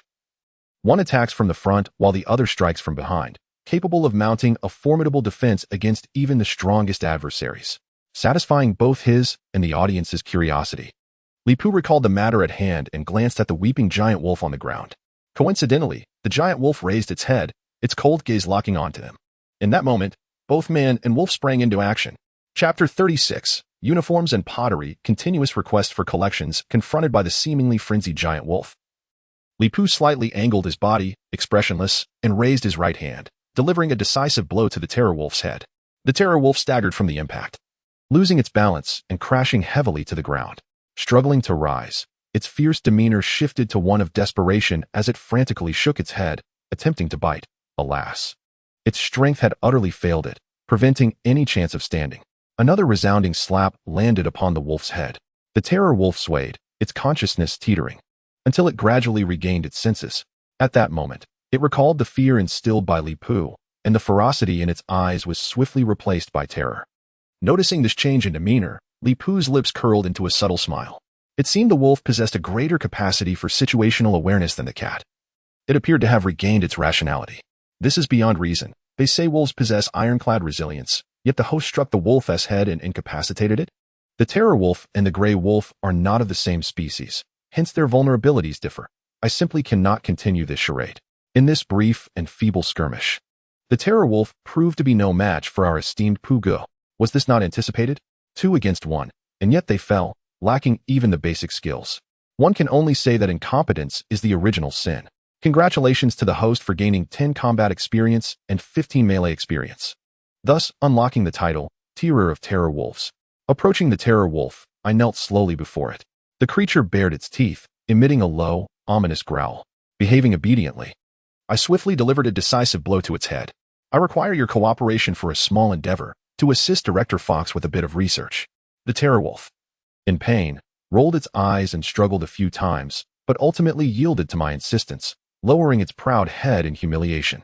An hour later, after a brief yet intense session of examination, the terror wolf was utterly exhausted, its body limp, even its toes lacking the strength to twitch. From fur to skin, every aspect had been meticulously studied. Once Director Fox completed the information gathering, he generously rewarded himself with an airplane before departing with flair. Grasping the tails of both the terror wolf and the terror cat in my left hand while carrying 2 buckets of red salmon in my right, I strode back to the camp with purpose. This mission was undoubtedly a resounding success. Not only did I achieve my initial objectives, collecting 2 full buckets of red salmon, but I also gained unexpected rewards. Outside the shelter, a disposable barbecue grill was set up once more. With both hands engaged, I rotated the stick, ensuring the salmon was evenly cooked. One can always trust in the flavor of the salmon. Regardless of one's culinary skills, the taste is unforgettable. Imagine, if you will, being a famished traveler, on the brink of madness from hunger, only to stumble upon a school of salmon by the riverbank. Such a sensation is beyond mere words. I can't believe you, you old rascal. If I hadn't tasted burnt salmon before, I might have actually believed you, quipped one voice. Burnt fish? Now that would take a lifetime to recover from, no doubt, chimed another. Why are we talking about fish again? Didn't we just catch 2 wild game? Why not roast those instead? Came a protest. How could you even think of eating that adorable little cat? You bad person, exclaimed another. What is so special about cat meat? I meant the other one, another voice retorted. How outrageous. That poor terror wolf just cooperated with Director Fox. And you turn your back on it? You scoundrel. Despite having slain a terror cat, I had no intention of consuming it. After all, terror cats have never been part of the human diet, and I was uncertain what peculiar ailments might arise from such a choice. The terror wolf, having undergone a full examination and even sacrificing some of its fur, was now in a state of utter exhaustion, panting and questioning its existence. For a wolf that had contributed to humanity, I could not bring myself to betray it. Most importantly, I recalled that the meat of carnivorous animals is often tough and unpalatable. My previous experience with wolf meat had been rather mediocre. I could only assume that terror cat meat would be no better. With the delectable red salmon at my disposal, why would I seek distant alternatives and subject myself to such torment? As for the vehement objections from the audience in the live stream, well, that was perhaps the most significant reason of all. While savoring the roasted salmon, I certainly would not forget to check the system interface for updates on my system catalog. Indeed, upon opening the encyclopedia section, a brightly illuminated icon caught my eye. The icon depicted a fierce little feline, adorned with 2 tiny fangs, glaring menacingly at me. Below the image, as anticipated, was the interface for claiming rewards. Without hesitation, I opted to claim my prize. Reward for illuminating the fearsome cat. Defeat 35 points. It's astonishing that a fearsome cat is worth 35 points. One might wonder whether the fearsome cat is truly valuable or if the points are simply too inexpensive. Regardless, I welcomed the addition of 35 points into my account. Checking my points balance, it had risen from 302 to 337. While this may not significantly alter my circumstances, it is certainly better than nothing. Having satisfied my hunger, it was time to get back to work. A glance at the fearsome wolf revealed it lethargically resting beside the fearsome cat, its head lowered, emitting soft whimpers. After some contemplation, I tossed it a red salmon and commenced my tasks for the day. In the early stages of entrepreneurship, every effort counts. Today's workload was substantial. I undertook simple repairs on the wooden cabin, laying down bark on the roof for waterproofing, and added a layer of lichen for camouflage. With that, the work on the cabin was complete. Looking at the newly rejuvenated hidden wooden cabin, I nodded in satisfaction. In my opinion, that layer of camouflage is somewhat excessive. Wang Duiyu, are you calling me? Renovating a forest cabin? Wang Duiyu, have invested in this project. That's a valid point. Our earlier encounter has shown that the hidden cabin is not at all concealed. The beasts are drawn by the scent. Haha, as long as it looks good. That's what matters. With a chuckle, I prepared to embark on my most crucial task of the day. Initially, I intended to visit the riverbank not only to catch red salmon, but also to seek suitable clay for pottery making. Unfortunately, my plans were thwarted by a menacing wolf, causing considerable delays. Now, at last, I had the opportunity to focus on the most vital task, creating pottery. At this juncture, I realized I had yet to redeem the pottery making skill, so I expended 30 points in the system shop to acquire the advanced pottery skill. After pausing to assimilate all the knowledge pertaining to pottery, I continued. The advancement of human civilization is inextricably linked to the invention of pottery. The earliest discoveries of pottery date back to the early Neolithic period, primarily consisting of pots and cauldrons for cooking, bowls and dishes for consumption, and jars and bottles for water collection. I am grateful to our ancestors for their discoveries, which allow me to enhance my dietary conditions with relative ease in my current predicament. The complexity of pottery varies greatly, and as a novice potter, I have decided to start with the simplest forms, earthen pots and bowls. However, before I proceed, I must gather an essential component, which I trust many viewers have already deduced. I know, the host wants to play with mud first. I nodded, indeed. While it is accurate to say I'll be playing with mud, it is crucial to find suitable soil. Generally, there are many types of clay suitable for pottery, with sedimentary clay, red clay, and black clay being the finest. In the absence of these, finer-grained clay can serve as a substitute. The good news is that while I was fishing in the shallows, I fortuitously stumbled upon a patch of black soil, which has now come in handy. Chapter 37. Excavating for pottery? It's not so complicated. With a wooden bucket in hand, I returned to the riverbank, perhaps due to the lingering scent of blood. No herbivores could be seen on the riverbank. However, a few diverse creatures were visible downstream. From a distance, only small silhouettes could be discerned, likely belonging to equine or cervine species. Upon reaching the location where I discovered the black soil, I found that a considerable amount of dark, muddy sediment had indeed accumulated, emanating a foul, decaying odor. This peculiar scent was somewhat intoxicating, and rather than being repulsed, I felt an unexpected thrill. I seized a handful of the black mud, which manifested in my grasp as a semi-liquid mass. The viscous black sediment oozed between my fingers, and before long, only a thin layer of fine sand remained on my hand. Brother Pooh, do you really call this stuff clay? I may be less educated, but please don't deceive me. Isn't this just river sand mixed with decayed matter? Are you sure you want to use this for pottery? It's quite the challenge. The host has finally encountered a setback. This is the entertaining segment we all anticipated. Life was sailing smoothly until this little twist. It's rather amusing. Wow, the host has only just begun streaming, and already has clashed with a bear, 2 dire wolves, and a saber-toothed cat. I'm utterly dumbfounded.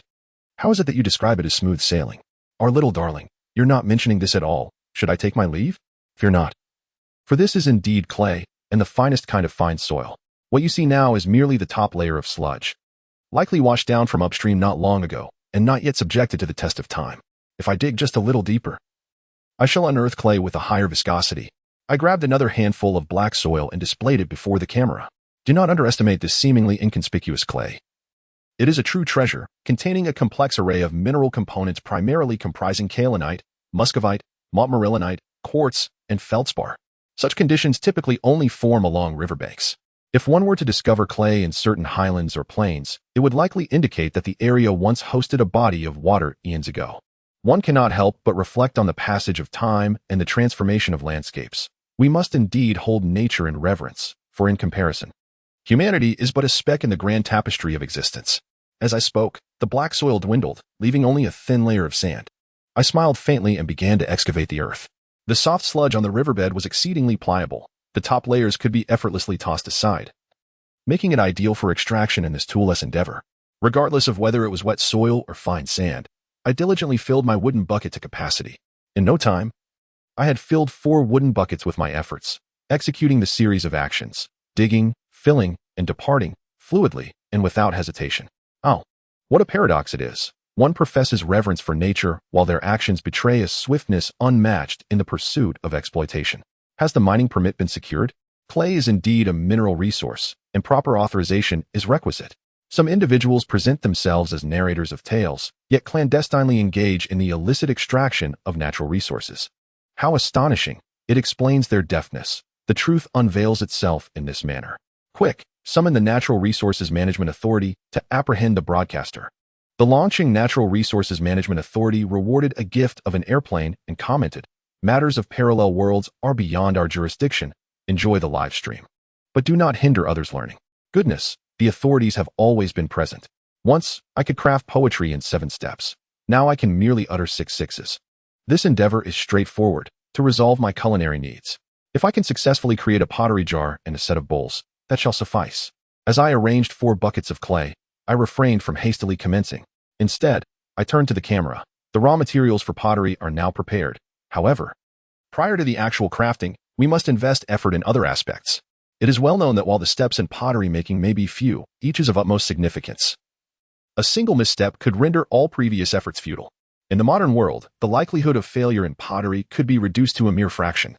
Yet here in the wilderness, every procedure must commence from scratch.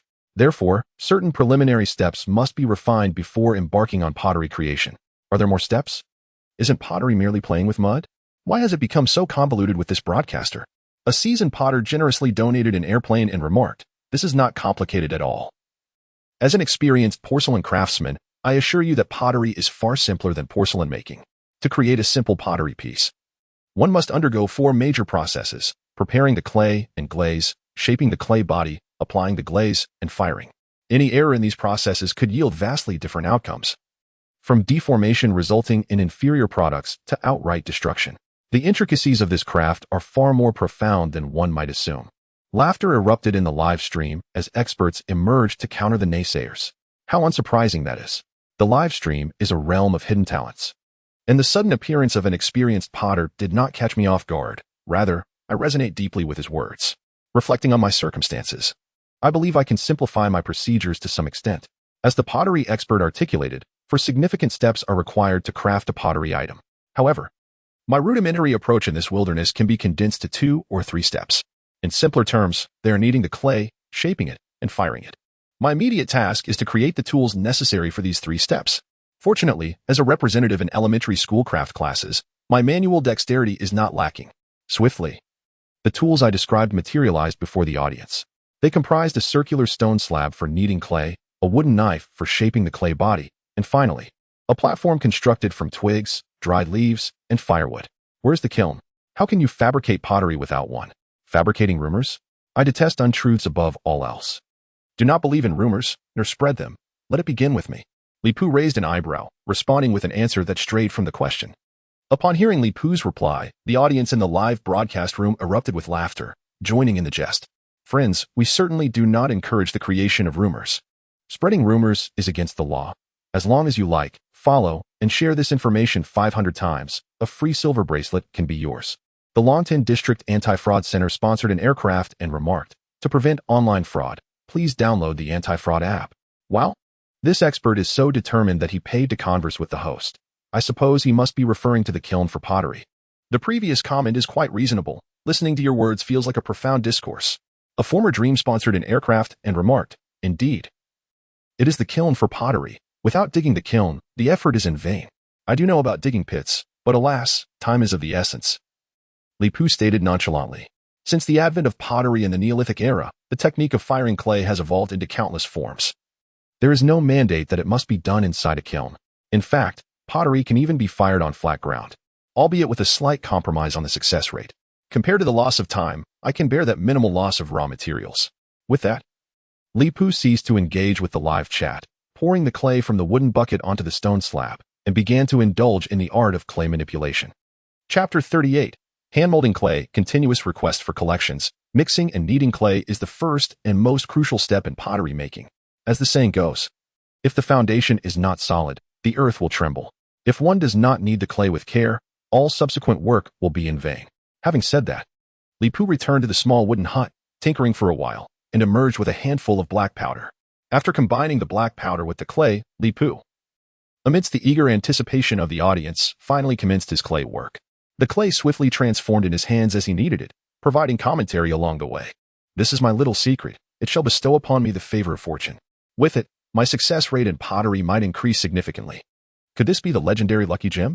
I sense this host has acquired a 100 success enhancement stone from the game shop. With this enhancement stone, even a blade of grass could yield pottery. The previous comment is a bit excessive, at most, a 99 success rate. Even if it fails, the final interpretation still belongs to the game company. If mystification were a skill, Brother Pooh would have long reached the maximum level. Clearly, this is a black powder. My blind guess is that it is the embers of the unburned. After adding the mysterious powder, the speed of kneading indeed accelerated significantly. Soon, a clay lump with just the right softness and moisture was formed. Perfect. Lipu gazed at the black clay lump on the stone slab. Feeling a sense of pride, the result of his first attempt at kneading clay far exceeded expectations, attaining a state of perfection. With the clay lump ready, Lipu showed no signs of stopping and immediately began shaping it. Generally, shaping pottery requires a rolling head and a wheel. As for the fabled stamping machine and dry pressing method, I must say that pottery produced through these methods lacks soul. I currently find myself without any tools, compelled to resort to the most rudimentary methods. Once, a dream made a generous contribution, leaving a remark. I am aware of this. It can be accomplished using the coil method. Lipu shook his head. My approach is quite akin to the coil method, yet there exist subtle distinctions. While coiling clay is indeed the simplest and most successful technique in handcraft pottery, it is excessively time-consuming. My choice is to directly hand-build the form. Such a close approximation. However, it diverges immensely. Who was it that claimed Pooh Gu was a straight shooter? Clearly, his emotional intelligence is quite high. He knows how to consider the patron's sentiments. The dream once again contributed, stating, hand-building method? I have heard of this technique. Yet it is exceedingly primitive and fraught with difficulty. Only true masters can master it. Are you certain you wish to employ this method, streamer?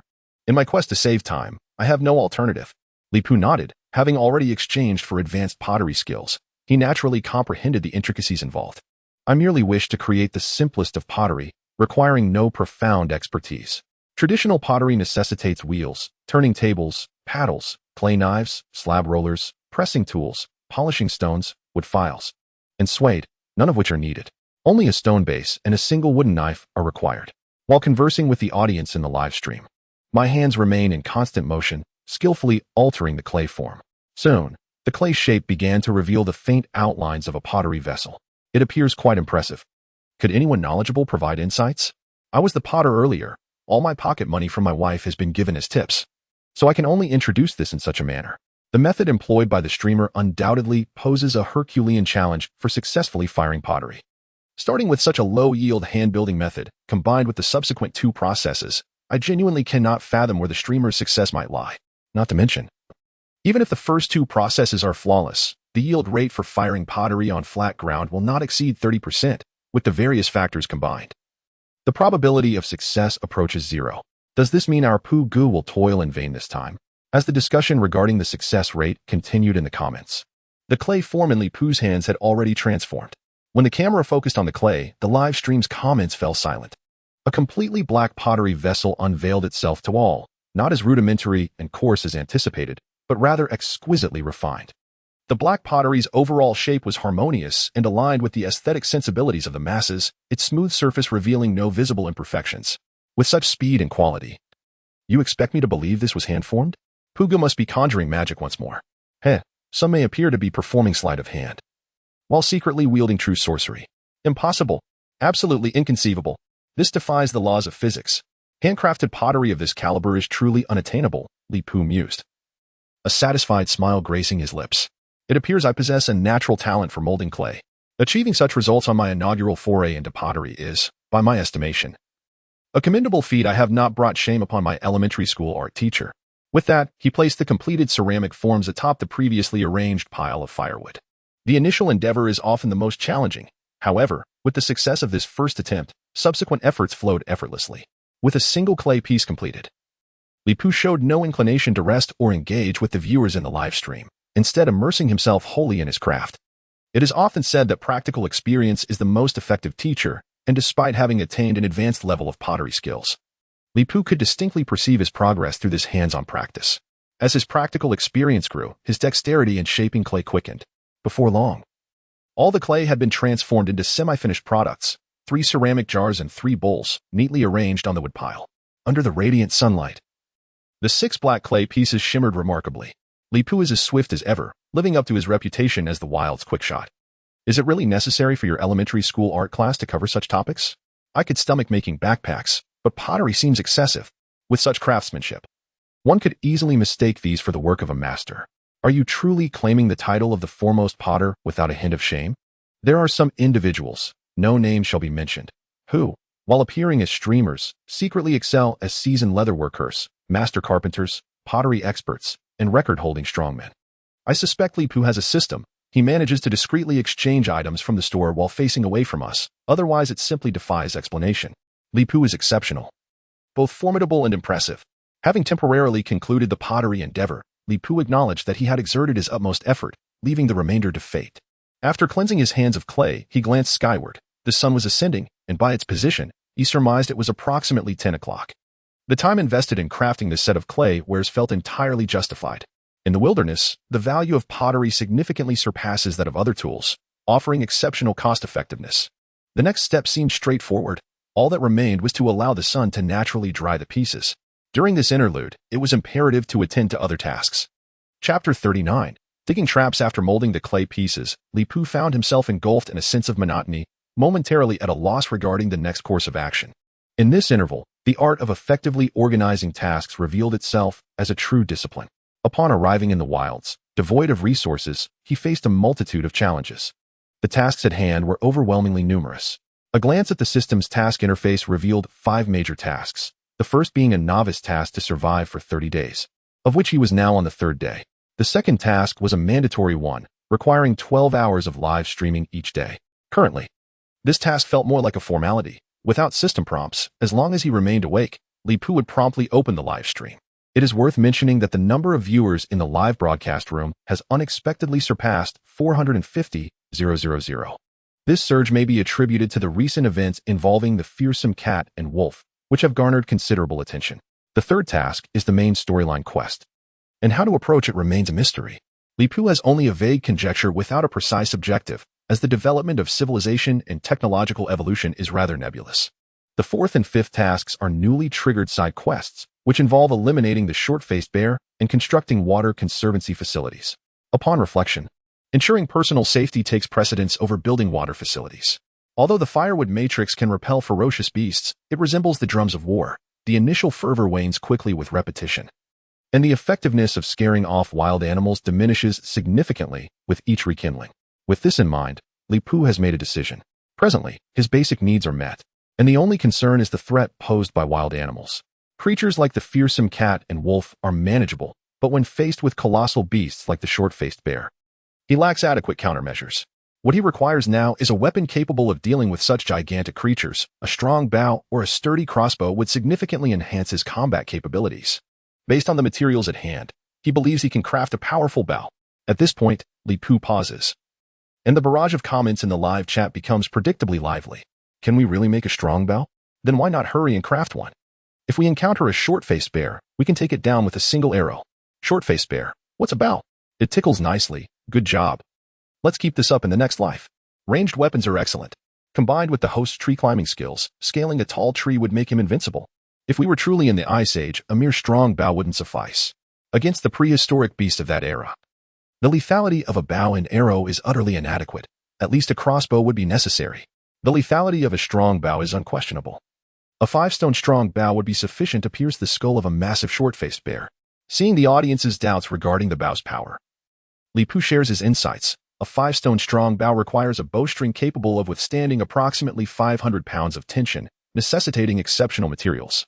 In ancient times, artisans crafted bowstrings from the sinews of cattle, which could endure such strain. I believe substituting with the sinews of the fearsome cat would suffice.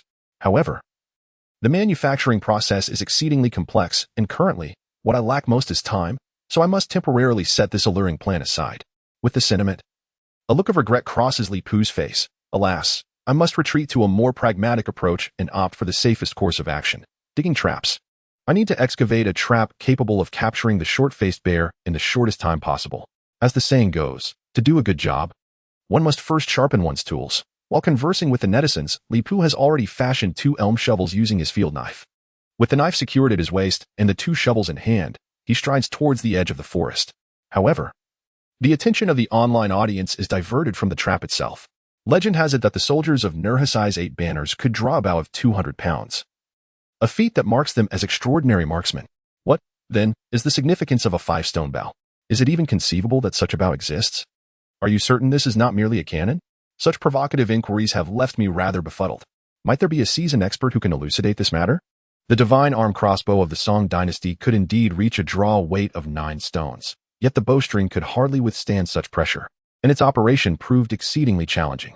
Thus, the typical draw weight was merely between 2 to 4 stones. Consequently, it stands to reason that a 5-stone bow must have existed. I recall historical records mentioning a formidable figure named Yang Kan, whose bow could achieve a draw weight of 12 stones, even mounted. He could draw a 6-stone bow with ease.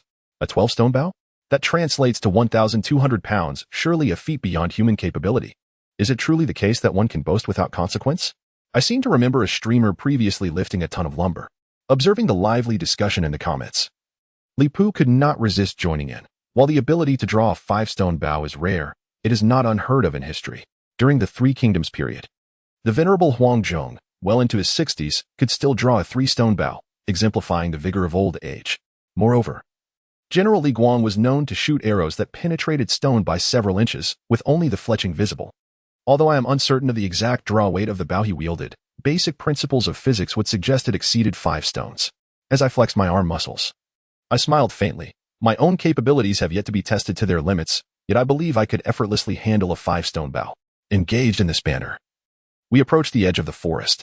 Surveying the surroundings, we sought a location marked by signs of large animals before beginning our excavation.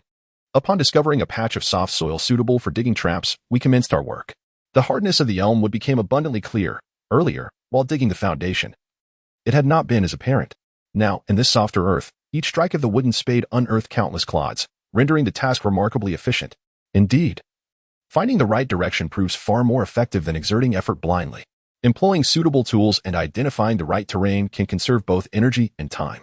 Li Pu felt a surge of joy, realizing that, barring any unforeseen circumstances, the time required to excavate the trap would be reduced by at least a third, provided the soil remained consistent. Time slipped away unnoticed, and as it passed, the depth of the excavation increased. Eventually, with a resounding crack, the elm spade snapped after what felt like an eternity of digging. Li Pu replaced it with a second spade, only to hear another crack as it too broke. By this point, he could distinctly feel the pangs of hunger and thirst urging him to consume a whole ox, as his lips grew parched once more. Looking around, he noted that he had excavated a vast pit nearly a meter high and covering an area of about 5 square meters, 9 cubic meters of earth. After a brief calculation, he had begun to estimate the workload of his endeavor.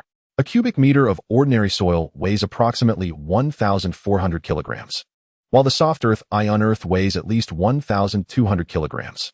In other words, I have unwittingly excavated around 10 tons of soil. Glancing at the sky, I noticed that the light had dimmed considerably, indicating that twilight was approaching. Have I truly been digging for such an extended period? I must first step outside to attend to my physiological needs. Chapter 40. The fearsome wolf and the dog. However, after such a prolonged effort, why have my results been so meager?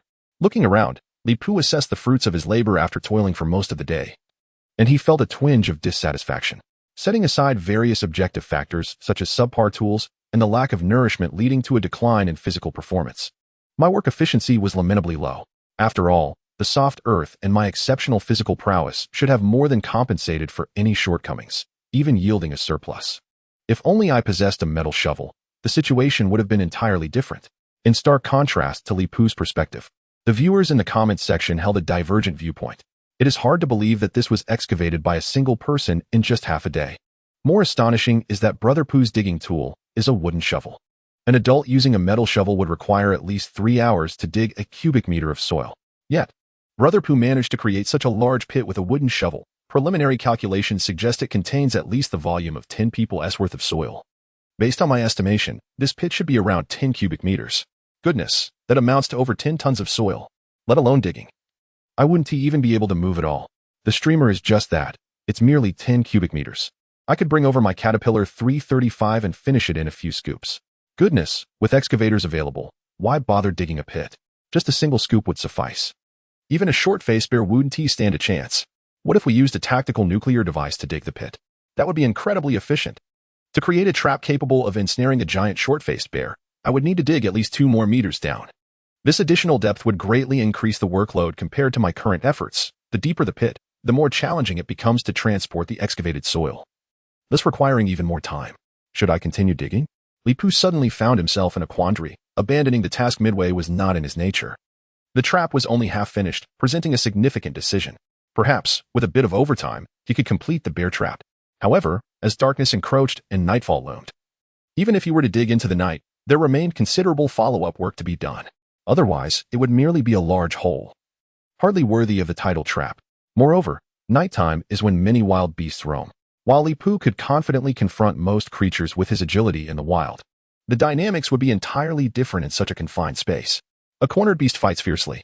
In such extreme conditions, wild animals could unleash extraordinary strength. There was no need for him to take unnecessary risks, jeopardizing the fruits of his labor from the day.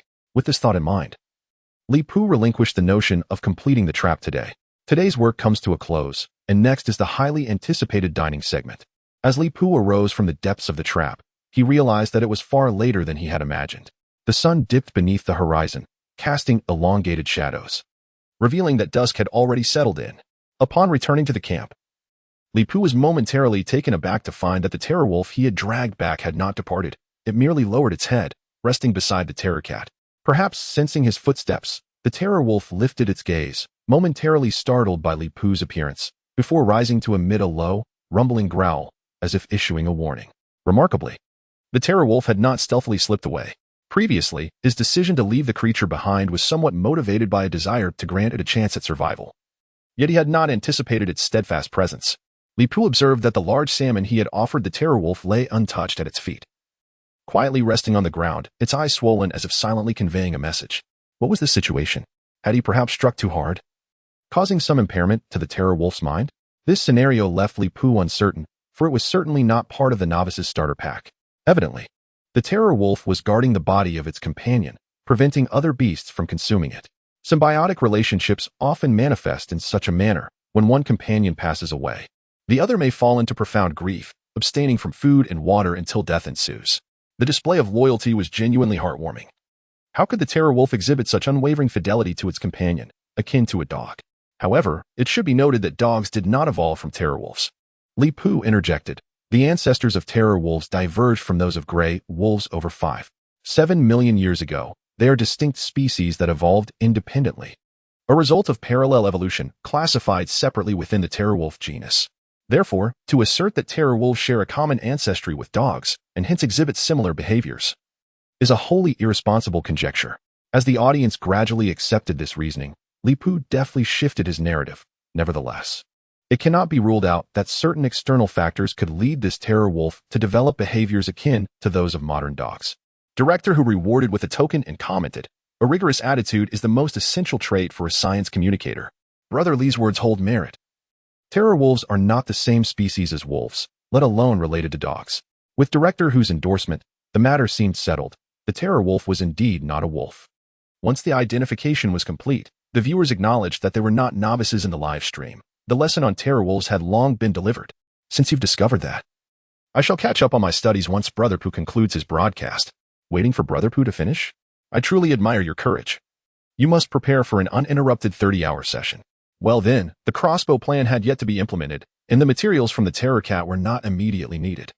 Since it wished to remain vigilant, let it do so. Having a terror wolf to assist in guarding the premises was a welcome arrangement for Li Pu. With that, he paid no further heed to the terror wolf's reactions and turned to depart. After inspecting the ceramic pieces on the woodpile, I noted that they had dried significantly under the sun's rays throughout the day. Judging by their condition, it seems that they may be ready for firing by tomorrow evening. I also ventured to the riverside bistro to catch a few sockeye salmon, disregarding the viewer's request in the live stream to enjoy the scenery by the riverbank, and returned directly to the campsite. The campfire flickered to life as I fashioned a semi-permanent grill. Tonight's main course was the majestic salmon, complemented by blueberries and huckleberries for dessert. As I leisurely savored the grilled fish, I mused aloud. After a day of toil, Master Li begins to prepare a feast. High-quality ingredients often require only the simplest methods of cooking, and the salmon from the river is undoubtedly a gift from nature. The easily accessible salmon paired with the sweet and tangy berries provides an exquisite culinary experience. After indulging in the fish, the berries serve as a delightful palate cleanser. Truly a match made in heaven. Stop talking. I'm salivating over here. Bro, this ISNT wilderness survival, it's a vacation. What a life to aspire to. How much did aspiration living pay you for that? My wild kitchen offers double. Haha, can you really eat fish all day without getting tired of it? I confess, I'm just craving it. It's just the simplest grilled fish, yet I can't help but drool. After consuming several fish and downing a barrel of water, my stomach settled and my spirits lifted. Suddenly, I felt invigorated enough to spend the night setting traps. Glancing at the 2 remaining grilled fish, I reminisced about their flavor. Unable to resist licking my lips, though my belly had expanded to a rounded shape. How careless of me. Chapter 41. The allure of flavor and achievements. I had initially thought my hunger would allow me to devour several fish. Yet I found myself satisfied after just 5 sockeye salmon. As I rubbed my swollen belly, an indescribable sense of regret washed over my face. Still hungry? Those 5 salmon must weigh around 15 or 16 pounds combined. I truly have no idea where you put all that. I suspect the host has been quite restrained. Perhaps when we're not watching, he devours an entire cow at each meal. Don't force yourself to eat if you're full.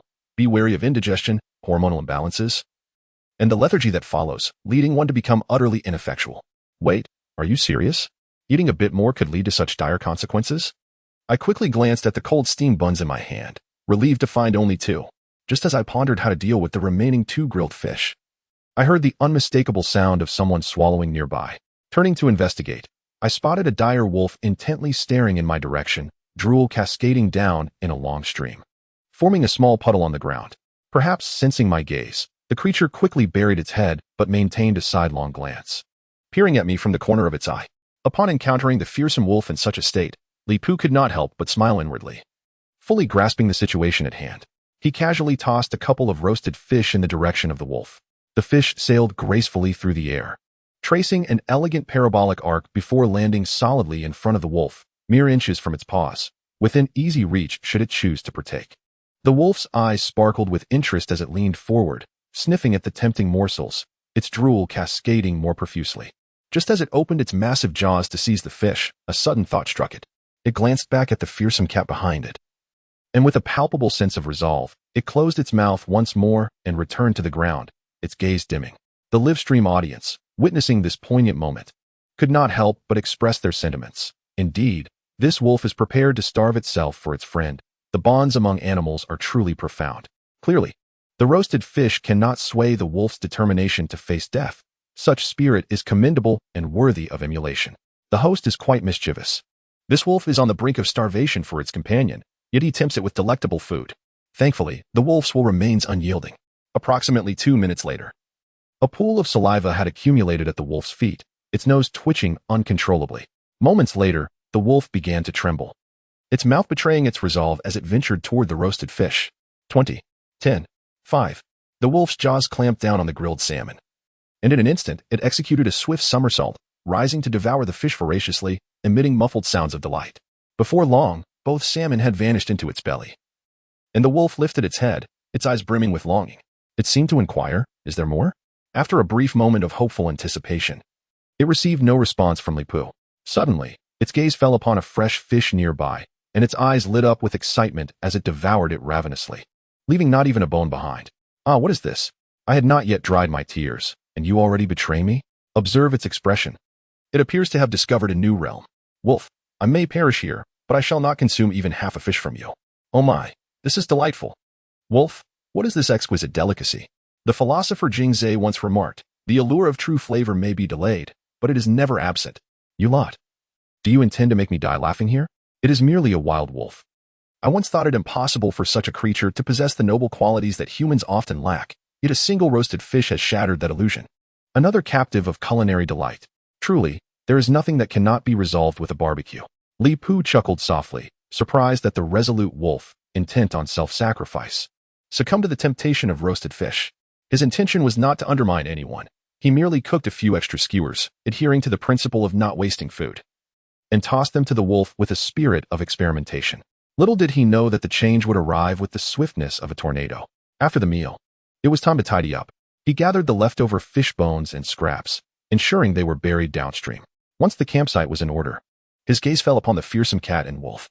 The early autumn weather of the Ice Age is not sweltering, and the decay of organic matter occurs at a leisurely pace. However, leaving the corpse of a saber-toothed cat near the camp is ultimately impractical. Should a massive predator be drawn to it, it would undoubtedly spell trouble. Therefore, I resolved to relocate the carcass to a site at least several hundred meters away from my camp. As twilight approached, it was imperative that I manage this task before the sun fully descended. Upon reaching the saber-toothed cat, Li Pu was ready to lift it when he was obstructed by a looming figure. The dire wolf, with evident trepidation etched on its face, fixated its gaze upon us, emitting whimpering sounds that resembled a plea rather than a warning of danger. I must admit, the sight of this dire wolf amused me greatly. Li Pu, witnessing this scene, couldn't help but grin. Considering its cooperation during the inspection, I shall spare its life, provide it with sustenance, and allow it to leave at its discretion. Yet, it still dares to impede my way. I could not tell if it was Liang Jingru who had emboldened it, but this time, it displayed an extraordinary audacity. A swift blow landed squarely on the dire wolf's head, causing it to emit a pitiful howl before collapsing to the ground. As before, Li Pu grasped the wolf's tail with one hand and the cat's tail with the other, sauntering leisurely towards the edge of the forest. The dire wolf was left beneath the tree, its fate to either guard the saber-toothed cat's remains or seize an opportunity to flee, entirely dependent on its own choices. By the time I returned to the small cabin, darkness had nearly enveloped the surroundings. I collected a few elm branches and made my way back to the shelter. Igniting the earthen stove and securing the cabin door, Li Pu commenced his final task for the day. The interior of my humble abode had yet to undergo any renovations, and starting today, I would dedicate each evening to adorning its interior. My first endeavor was to install wooden panels around the earthen walls of the cabin. Given my current limited processing capabilities, I decided to set a modest goal for today, to transform several logs beneath my feet into wooden boards. The flames within the stove danced energetically as Li Pu skillfully worked the logs into planks, engaging in casual conversation with the audience. The flickering firelight illuminated his focused and handsome visage, adding an air of allure to the scene.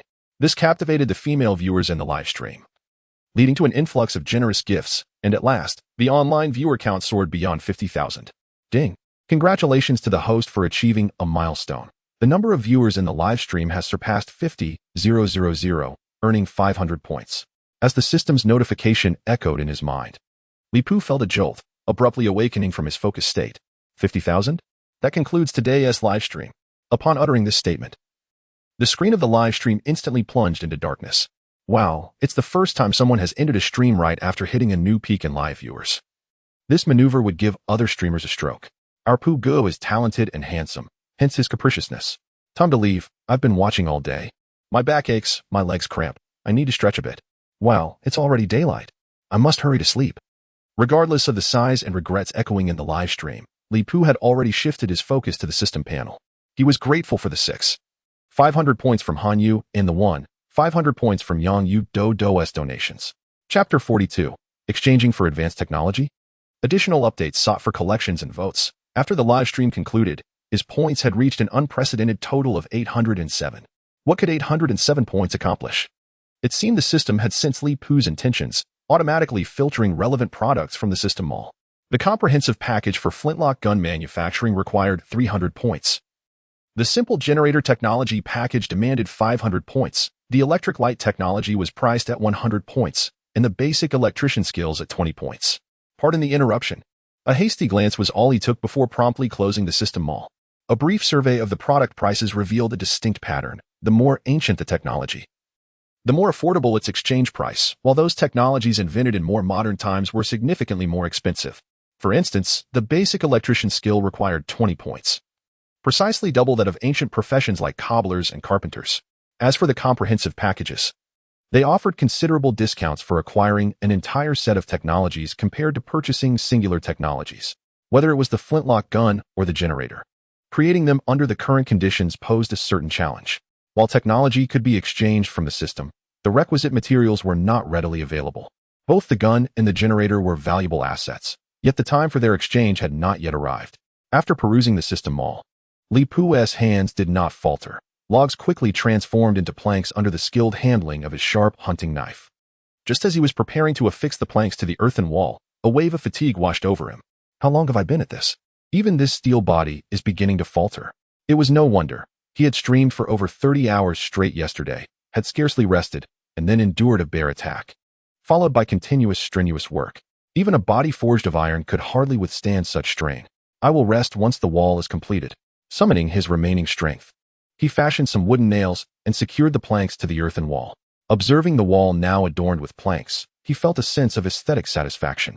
Finally, he filled the earthen stove with firewood, and after completing these tasks, he collapsed heavily onto his bed.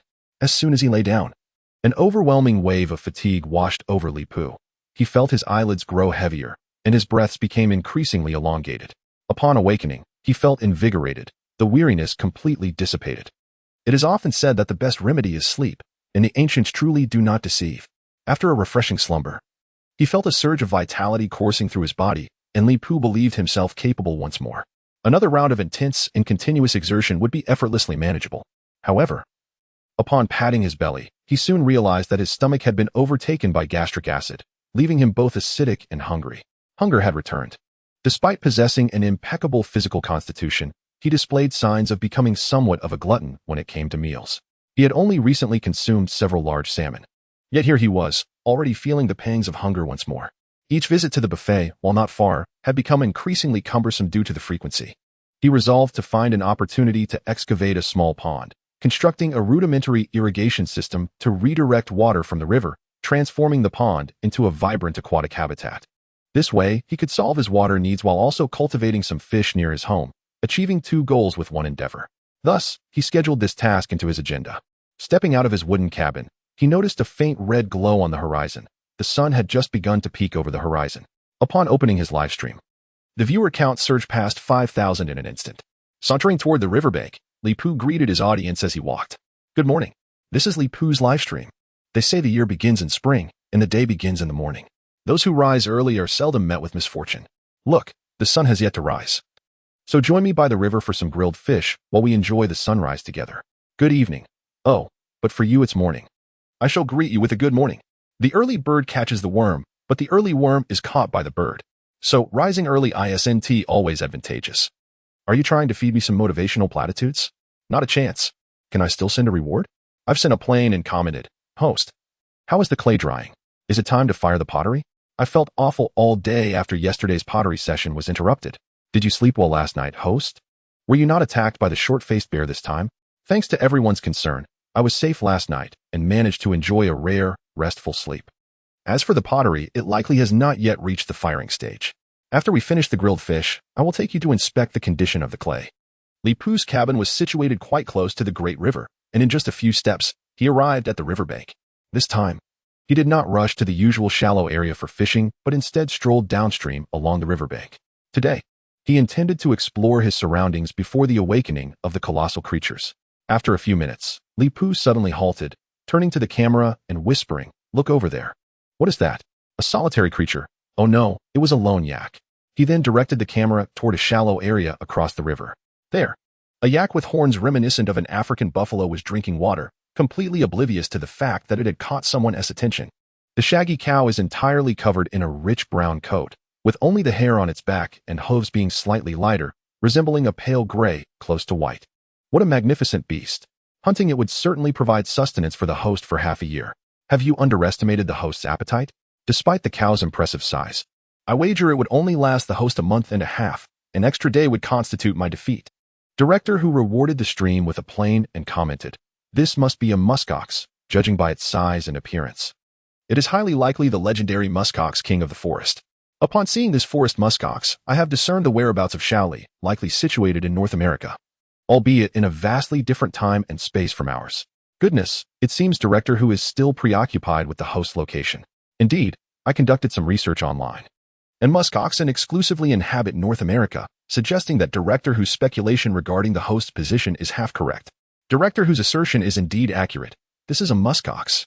Li Pu nodded, recognizing the true identity of this magnificent shaggy cow at first glance. Initially intending to keep the audience guessing about its species, he was unexpectedly unveiled by Director Who. Given the circumstances, he decided to reveal the truth directly to the camera. Discovering the forest muskox is undoubtedly splendid news. This winter should not be too harsh. It is well known that muskoxen are not cold-resistant, typically residing in the milder temperate forests of North America. Thus, as netizens have suggested, my location is almost confirmed. Yet, my good news does not end there. The presence of the forest muskox signifies that I will have all the materials needed for crafting a powerful bow. The large horns atop the muskox's head are exceptional for making horn bows. Should I manage to capture it, I would be able to craft a bow capable of hunting a short-faced bear in just a few days. Regrettably, it stands across the river, making it exceedingly troublesome to bring it back intact. After all, crossing the river in such frigid weather is akin to hanging oneself in the cold. Consider it fortunate for the muskox. Chapter 43. A choice? Only children make choices. After this brief interlude, Li Pu lost his motivation to continue downstream. Should he encounter something valuable across the river, yet remain powerless to retrieve it, he would surely be overwhelmed with frustration. He found a shallow area, caught several plump salmon, and returned to the riverbank, seeking refuge beneath a tree large enough that 3 people could not encircle it, and began to barbecue. It is often said that resting beneath a great tree provides comfort, and leaning against it greatly enhances the feeling of safety. In the event of an encounter with an overpowering beast, one could swiftly abandon their belongings and seek refuge in the tree. Judging by the tree's diameter, it has grown to a size where almost no creature poses a genuine threat. It is remarkably secure. The camera was set to patrol mode, allowing the audience to enjoy the scenery while remaining vigilant. As anticipated, during this time, no formidable beast roamed the area. After consuming several grilled fish, apart from capturing footage of a few elk drinking by the river, nothing of significance occurred. Li Pu glanced at the 2 additional fish sizzling on the grill. Feeling somewhat perplexed, he could not possibly consume more, and discarding them would lead to waste. After some contemplation, he resolved to take them home, where they could serve as a delightful snack after a long day's labor. On his way home, Li Pu chose not to retrace his steps, but instead ventured straight through the forest. If his sense of direction was accurate, following this straight path would lead him back to the place where the fearsome cat had been hung the previous day. Last night, in the midst of his slumber, he had faintly heard the distant roars of wild beasts emanating from the direction of the hung creature. Fortunately, his modest wooden cabin had escaped any assault, allowing him to remain undisturbed. Reflecting on it now, it seemed that the previous night may not have been as tranquil as he had imagined. Before long, Li Pu's steps halted once again. What is the matter? Have you stumbled upon something extraordinary? Whenever Brother Pu stops, I sense something amiss. Could it be a new species discovered? The little cat furrowed its brow, realizing the situation was more complex than anticipated. Could you not envision something positive? What if the host encountered a colossal short-faced bear? That would be the end of it. A mournful wailing echoed from a distance, cutting through the forest's obstacles, becoming intermittent by the time it reached Li Pu's ears. He immediately recognized the source of the sound. It was the fearsome wolf. Listening to the familiar lament, Li Pu swiftly deduced that the cries emanated from the wolf that had established a symbiotic relationship with the fearsome cat the day before. Oh no, my prize. He hastened towards the sound, and from a distance, he could see that the fearsome cat, once hung from a branch, was now marred with bite marks. Half of its body devoured by some unknown creature, leaving only its forelegs and upper body clinging to the tree fork. Curses. Brother Pu didn't even get a chance to savor the little cat before another claimed the first bite. Pot scoundrel. Little Pu would never consume a cat, at most. He would consider fashioning a garment. But alas, with its fur damaged, crafting a coat is out of the question. Such a pity. Fearsome cat, you ignored my plight. Little did you know, I was quite the popular one. Popular, indeed. However, how could a creature so high up be so thoroughly maimed with a wolf guarding below? What sort of divine being could inflict such damage? The comments flowed in, rife with schadenfreude and mockery. Li Pu, however, remained indifferent to his losses. The forest was teeming with diverse species, and large animals were plentiful, resources were hardly scarce. Moreover, until his personal safety was assured, all else seemed ephemeral. Mere illusions that appeared appealing yet were devoid of substance. The fate of the fearsome cat was inconsequential. While the wolf that had vigilantly guarded the area now lay on the ground, weeping, blood and tears pooling beneath it, following the trail of blood. Li Pu's gaze landed upon the wolf's back, where several elongated claw marks traversed from left to right, nearly piercing through its skin. Each claw mark was approximately 40 centimeters long, though only a few centimeters deep, having merely broken the skin without damaging any internal organs, perhaps sensing the presence of another. The terror wolf lifted its head and, upon recognizing Li Pu, surprisingly did not display aggression. Instead, it buried its head in the ground and emitted a mournful whimper. It was rare for the terror wolf to exhibit such prudence. Naturally, Li Pu had no intention of confronting it, allowing it to remain by his side. Whether it was merely an illusion or not, Li Pu distinctly perceived that the wolf's whines were laced with not only sorrow but also a hint of grievance. This creature, astonishingly, seemed to feel wronged. Li Pu noted that this terror wolf appeared somewhat different from other animals, truly worthy of its symbiotic relationship with the terror cat. Li Pu found himself both amused and perplexed, while he could comprehend the sorrow stemming from the consumption of the terror cat's carcass. The emotion of grievance was beyond his understanding. Setting aside the wolf's feelings, Li Pu briefly analyzed the situation for his audience. Based on his rudimentary investigation, it was evident that not long ago, the terror wolf had been resting in this spot when it suddenly fell victim to a feline ambush. The two had battled for several rounds, unable to best one another, leading the feline to abandon its initial target and instead feast upon the terror cat. The agile creature had climbed the tree and leisurely consumed Li Pu's spoils, leaving the terror wolf anxiously pacing below. In the world Li inhabited, it was rare for any creature capable of engaging in a standoff with a terror wolf and adept at climbing trees to exist. Li Pu glanced again at the paw prints behind the terror wolf, and a shadow of an animal began to materialize in his mind. Based on his preliminary estimation, this feline creature was approximately 3 meters in length, but relatively light, unlikely to exceed 100 kilograms. Therefore, the suspicious animal that had attempted to ambush the terror wolf and subsequently devoured his prize must have been a startling leopard. Startling? Indeed, quite astonishing. Aside from the giant short-faced bear, how audacious one must be to disturb the realm of the mighty. Goodness, in that context, could we refrain from mentioning the short-faced bear? My previously ignited fervor was instantly extinguished by those 3 words. This is ridiculous. How did the host derive such conclusions from a few paw prints? Didn't you all claim this was a game? Is it not possible that the host can perceive others' attributes? Or perhaps view battle logs, effortlessly gleaning answers? From a forensic perspective, Brother Li's deductions are entirely accurate. The terror cat on the tree was only half bitten, indicating several matters. It must possess teeth capable of easily slicing through flesh, along with a lightweight body, else it could not have ascended the tree. Moreover, the fact that the terror wolf was merely injured after exchanging blows with this creature suggests they are of similar strength. I am utterly astonished. Why is there a forensic expert in this live stream? What is so shocking about that? I wouldn't be surprised if one day a nuclear physics expert appeared in the stream. What are you all discussing? Am I the only one concerned about the startling leopard? Li Pu continued, the startling leopard, also known as the North American cheetah, belongs to the North American cheetah genus. Though they are referred to as cheetahs, their closest relatives are the cougar and jaguar. They possess remarkable agility in both running and climbing, with the Grant's gazelle typically serving as their primary prey. The saber-toothed cat and dire wolf do not feature in their diet. Last night, one of them stealthily consumed my spoils, likely driven by hunger, though it is also plausible that she is pregnant. With a sudden spark of realization, Li Pu felt he was drawing closer to the truth. A starving, expectant female leopard had discovered food in the tree, only to find a dire wolf lurking below. Left with no choice, she sought to divert the wolf's attention. After a brief skirmish, the mother leopard successfully ascended the tall tree, indulging in my spoils until she could consume no more, reluctantly departing thereafter. At this juncture, Li Pu cast a glance at the remaining half of the saber-toothed cat hanging from the branch, his expression turning grave. Well then, the reasoning phase has concluded.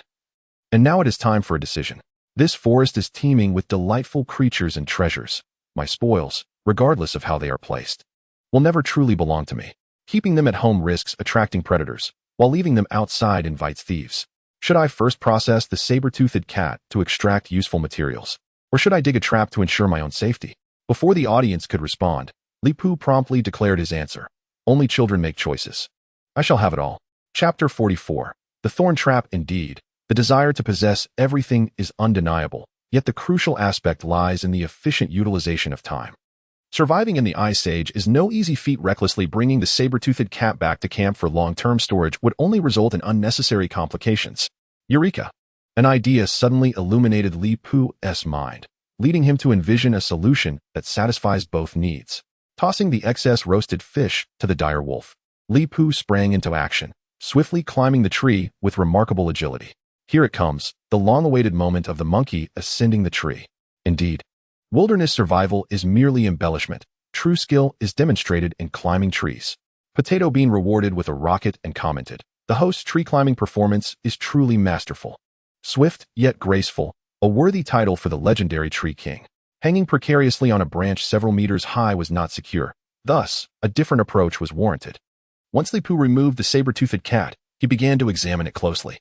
Its lower half was ragged from being gnawed upon, and due to neglect. The blood had saturated its fur, emanating a pungent, metallic scent. It became clear to Li Pu that while the saber-toothed cat had borne a faint odor of blood yesterday, it was nothing compared to the current intensity, which had gone unnoticed. Presently, leaving such a sin-emitting creature here was akin to a beacon in the ocean, perpetually attracting nearby carnivores. Had it not been suspended in the tree, the saber-toothed cat would have likely been devoured by some beast long ago, leaving no trace of its substantial form. In that case, has my method proven to be somewhat effective? Li Pu patted his chest, feeling a mix of relief and lingering trepidation. Thankfully, I did not place it far enough away, otherwise the fearsome feline might have drawn a wild beast to my humble abode. After all, the vast majority of carnivorous creatures possess an acute sense of smell. To return to the matter at hand, the fearsome feline carries numerous resources I can utilize. Its fur can be fashioned into garments, blankets, and footwear, while the hair can be twisted into rope. However, the most beneficial aspect for me is undoubtedly its intestines. The human large intestine typically measures around 15 meters, while the small intestine extends to approximately 6 meters. The intestines of the fearsome feline exceed those of humans, serving as the most natural of ropes, with minimal processing. I can employ them directly. Upon examining the creature, I noted that although its lower half had been gnawed upon, the internal organs and intestines remained relatively intact. Fortune smiled upon me, for its intestines were nearly unscathed, perhaps due to an abundance of food or the perilous environment. The agile feline had not had the opportunity to consume its innards. Looking at it from another perspective, I only lost some inedible portions of the fearsome feline, which, when rounded, equates to no loss at all. Li Pu continued, "I have already identified a suitable destination for this half of a cat, and it is imperative to preserve its integrity. Hence, the fur must remain for a while longer. First, I shall retrieve the intestines, process them simply, cleanse them, and they shall be ready for healthy use." With that said, he swiftly extracted the intestines from the abdomen, releasing an indescribable odor that wafted through the air. The scent was peculiar, yet it did not impede usability. Wrinkling his brow slightly, Li Pu held the intestines at a distance, and a sudden thought struck him. He returned the fearsome feline to its original position, then chopped off a branch to hang the intestines upon. This indeed lightened the aroma considerably. Approaching the riverbank, he sliced open the intestines, and after a simple washing, cut them into strips. Ultimately, by employing a braiding technique, a pure, natural rope was born. By the way, can intestines genuinely be fashioned into rope? They appear quite fragile. The intestines we use for making sausages tend to rupture with minimal pressure. It stands to reason that those of the fearsome feline would be no exception. Whether they can serve as rope remains uncertain. Nonetheless, I am merely hungry. And tonight I shall feast on spicy intestines accompanied by a bottle of Chongqing beer, pure delight. Ah, here comes the advertising again, I suppose. Does my Qingdao beer lack a marketing department? And where is the representation for my snow beer? Ding. Achievement unlocked. Rope. This achievement system seems a bit off. Do my wooden spatula, earthen stove, and traps not warrant recording in the achievement system? Shall I record every little thing? Perhaps we could track the streamer's steps as well? The sentiment is delightful. The host's steps, when shared on social media, are likely to surpass those of at least 99% of their friends. Oh, what a predicament. I merely wish to capture beautiful moments, yet you seem intent on my demise. Should the host decide to embark on yet another 30-hour live stream, I fear I might perish from sheer exhaustion. Observing the increasingly absurd comments, Li Pu couldn't help but twitch the corner of his mouth. These individuals are utterly bored, debating trivial matters for hours on end. He had fashioned ropes from intestines, which emitted peculiar odors, making it inconvenient to carry them around. Li Pu casually hung them on a nearby tree and approached the pile of clay sculptures. Upon inspection, the clay, after a day of drying, had not yet fully set. It still felt somewhat tacky to the touch. Indeed, it could not yet be fired. It likely required another day of drying to meet the standards for pottery. Li Pu shook his head at this realization. He had harbored a glimmer of hope to complete the pottery sooner, yet, alas, miracles do not occur. He gave the clay pieces a close-up, showcasing the 6 sculptures to the viewers in the live stream, and eventually turned to leave amidst the reluctant calls of his audience. The immediate priority was to dig traps. This forest posed significant dangers, with carnivorous creatures lurking at every turn.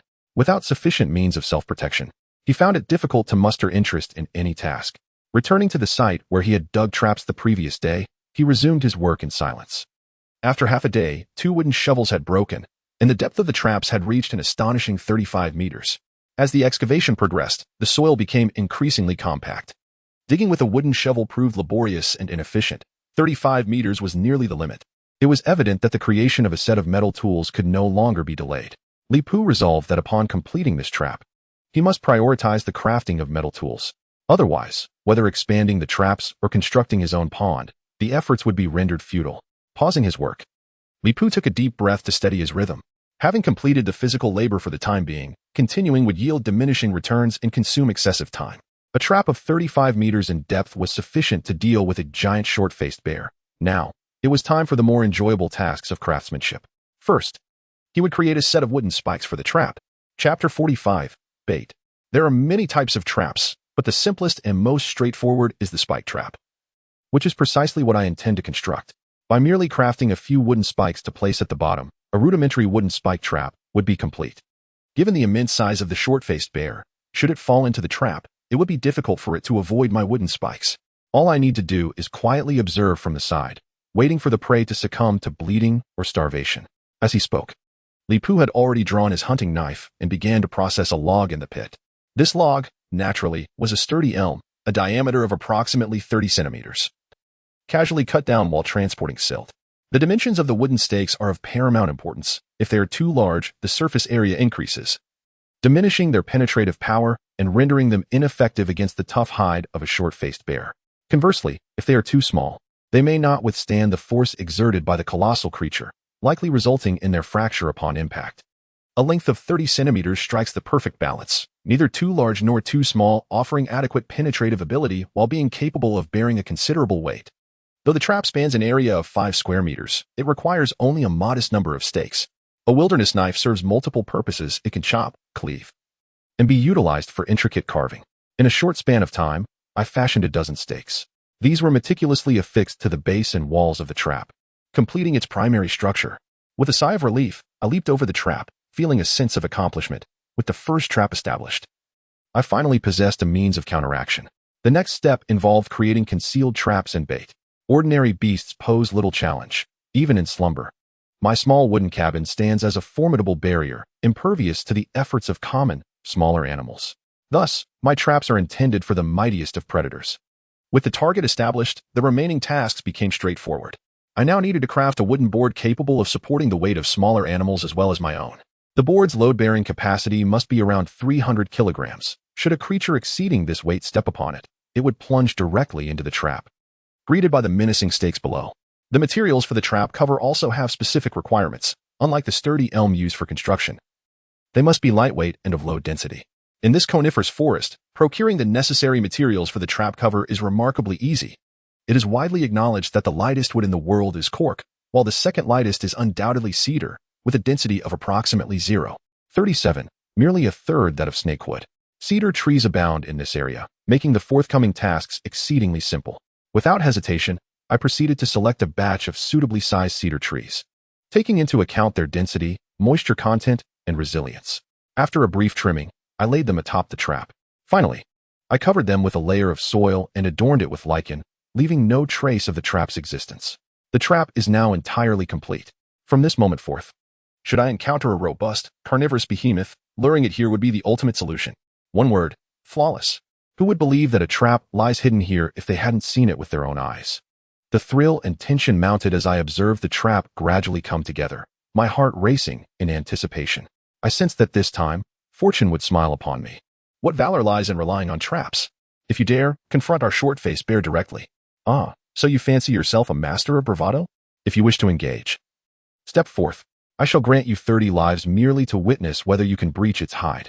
Though it remains concealed, where is the bait? Indeed, you have guessed correctly. That is precisely my intention, though alas, I cannot reward you. A smile broke across my face as the tension I had carried throughout the morning finally began to dissipate.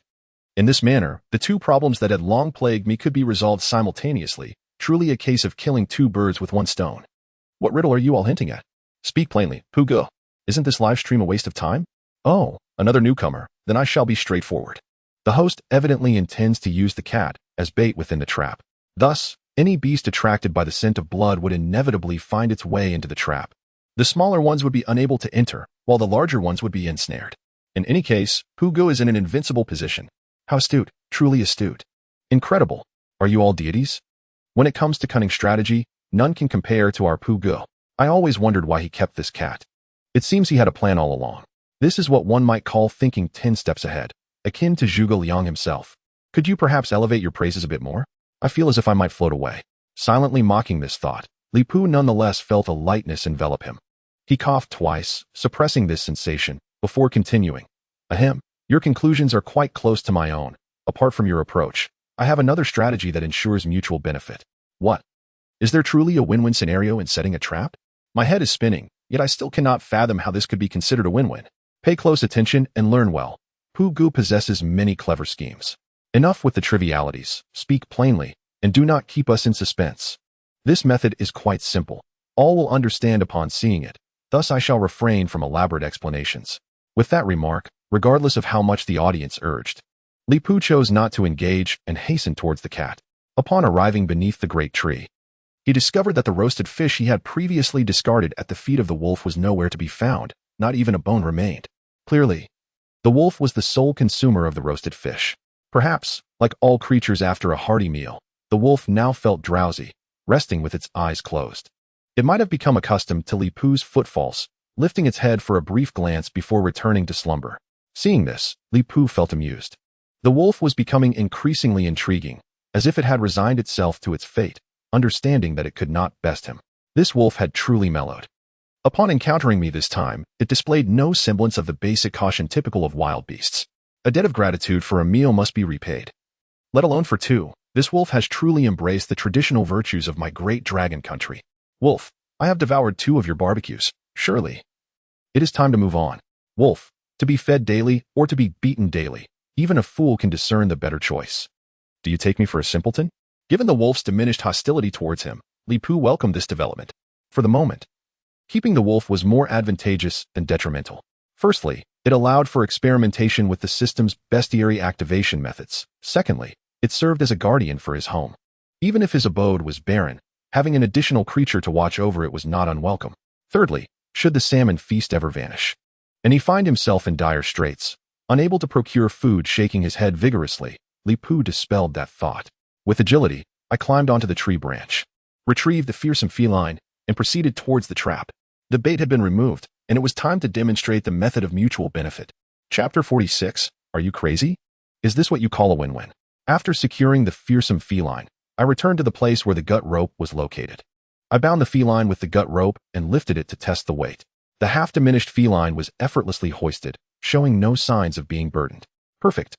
I had been somewhat concerned about the rope's ability to support the weight of the feline, but it turned out to be just right. Thus, the fact that the feline had been partially devoured by the startled leopard was not entirely a misfortune. At least it alleviated the burden on my rope, leading to an overall advantageous outcome. My thoughts are clear, my logic is sound, and my argument is coherent. I am left speechless. Can you really justify this? Fine. I concede that you have transformed a significant loss into a minimal one, but your assertion that the benefits outweigh the drawbacks is simply unacceptable. Yes. You are right. I am eager to see how you achieve this win-win scenario. Stop with the superfluous details. Curious about this win-win method? The corners of my mouth curled slightly as I decided not to keep them in suspense any longer. I hoisted the feline and ascended the nearby grand tree. This tree was in close proximity to the trap, and a sturdy branch extended directly above it. After tying the gut rope around the branch, the feline dangled in midair. Upon returning to the ground, I gauged the height of the feline, estimating it to be around 8 or 9 meters above the ground. I nodded in satisfaction. At this elevation, small beasts would find it unnecessary to even glance upwards, while larger predators like the short-faced bear would have to leap to reach it. However, below lay the trap. There was no chance of allowing them the opportunity to jump. Even slightly lighter beasts, if they managed to leap from the trap, would only meet the spikes upon landing. Behold, this is the win-win method. The viewers in the live stream were astounded by my actions. The barrage of comments nearly engulfed the entire screen, compelling me to adjust the comment frequency from 0.1% to 1% just to decipher the messages. Are you out of your mind? Is this what you call a win-win? Goodness, does this mean you win twice? A classic among classics. A new interpretation of a term. I must say, our brother Pooh's thought process is indeed unique. What a coincidence. How is it that there just happens to be a tree right next to the trap, with a branch conveniently positioned above? It feels as though this was meticulously planned. Is it possible that the location of the trap was chosen by Brother Pooh himself? Let me summarize the gains from Brother Pooh's maneuver. This trap not only protects himself, but also safeguards the spoils, capturing prey while obtaining additional resources. This is far more than merely winning twice. It is an overwhelming victory. Upon seeing the comments pointing out my oversight, I felt a bit embarrassed and scratched my head, quickly acknowledging my mistake with a sheepish expression. Well, I concede that referring to it as a win-win was a mischaracterization. As the saying goes, to err is human. I will promptly amend this and correct it to a 3-win scenario. In digging this trap, I believe I have won thrice. As for whether there will be further victories in the future, none can say. I shall merely dig the pit, leaving all else to fate. At this juncture, Li Pooh's countenance grew solemn as he added, as for those who claim that I have been scheming regarding this matter for an extended period, I hereby declare with utmost seriousness that this is no mere rumor. This is indeed my conviction. The first trap has been excavated, the bait has been set, and all arrangements are in place. Originally, I intended to excavate traps around the entire dwelling. However, due to a schedule already brimming with commitments, Li Pooh has temporarily shelved the idea of further excavation. The terror wolf remains vigilantly stationed beneath the fear cat, neither making a sound nor causing a disturbance, simply standing guard in silence. To replenish my energy, I took a moment to grill several large salmon, as is customary, tossing 2 of the grilled fish to the terror wolf, which accepted them without hesitation, quietly resuming its position thereafter. After the meal, I examined the state of the clay pieces. After enduring a lengthy sun bath, they still had not completely dried. In this case, I could only choose to wait. The time spent waiting was not squandered, for I seized the opportunity to procure a few sturdy hardwoods from the forest edge. While traps are indeed advantageous, they are inherently passive. In this wilderness, a solely passive approach equates to a slow and certain demise. Therefore, I must seize a measure of initiative, crafting some wooden javelins to assert a degree of authority. The javelin, in modern times, is a sporting implement, yet it is also one of humanity's most primitive weapons. Capable of both close combat and ranged attack, the javelin is the earliest form of ranged weaponry mastered by humankind. The close combat efficacy of a wooden javelin is generally modest, and using it to strike prey may not yield fatal wounds and could easily provoke wild beasts. However, when employed in conjunction with traps, it becomes an ideal tool. When prey is ensnared in a trap, they cannot escape, and I can deliver a final blow with the javelin from outside the trap. Thus, the time for crafting javelins is indeed opportune. As I spoke, Li Pooh began to wield his machete, commencing the process of refining the hardwood. Crafting a javelin is relatively straightforward. Theoretically, even merely sharpening a piece of wood could qualify as a javelin, though its power and accuracy would be rather unimpressive. Personally, I do not lack in close combat abilities. Rather, I require the javelin for its ranged damage, necessitating a degree of precision, despite its seemingly unremarkable appearance. The javelin's range surpasses that of an ordinary handgun. A .45 caliber pistol possesses an effective range of about 50 meters, while a javelin can achieve a staggering range of 100 meters. The world record for hand-thrown javelins in athletics is approximately 1048 meters, and on an actual battlefield, soldiers, using javelin-throwing devices, can easily exceed 100 meters. As I reached this point, Li Pooh paused briefly, conducting a simple calculation, arriving at a conclusion that left him somewhat uncertain. After a moment's contemplation, he finally voiced his estimate. If thrown by hand, it could exceed 200 meters. Initially, I anticipated this statement would elicit skepticism from the audience. To my surprise, that was not the case at all. 200 meters? Why do I feel like you're concealing your strength? We're all on the same side. Why hide anything?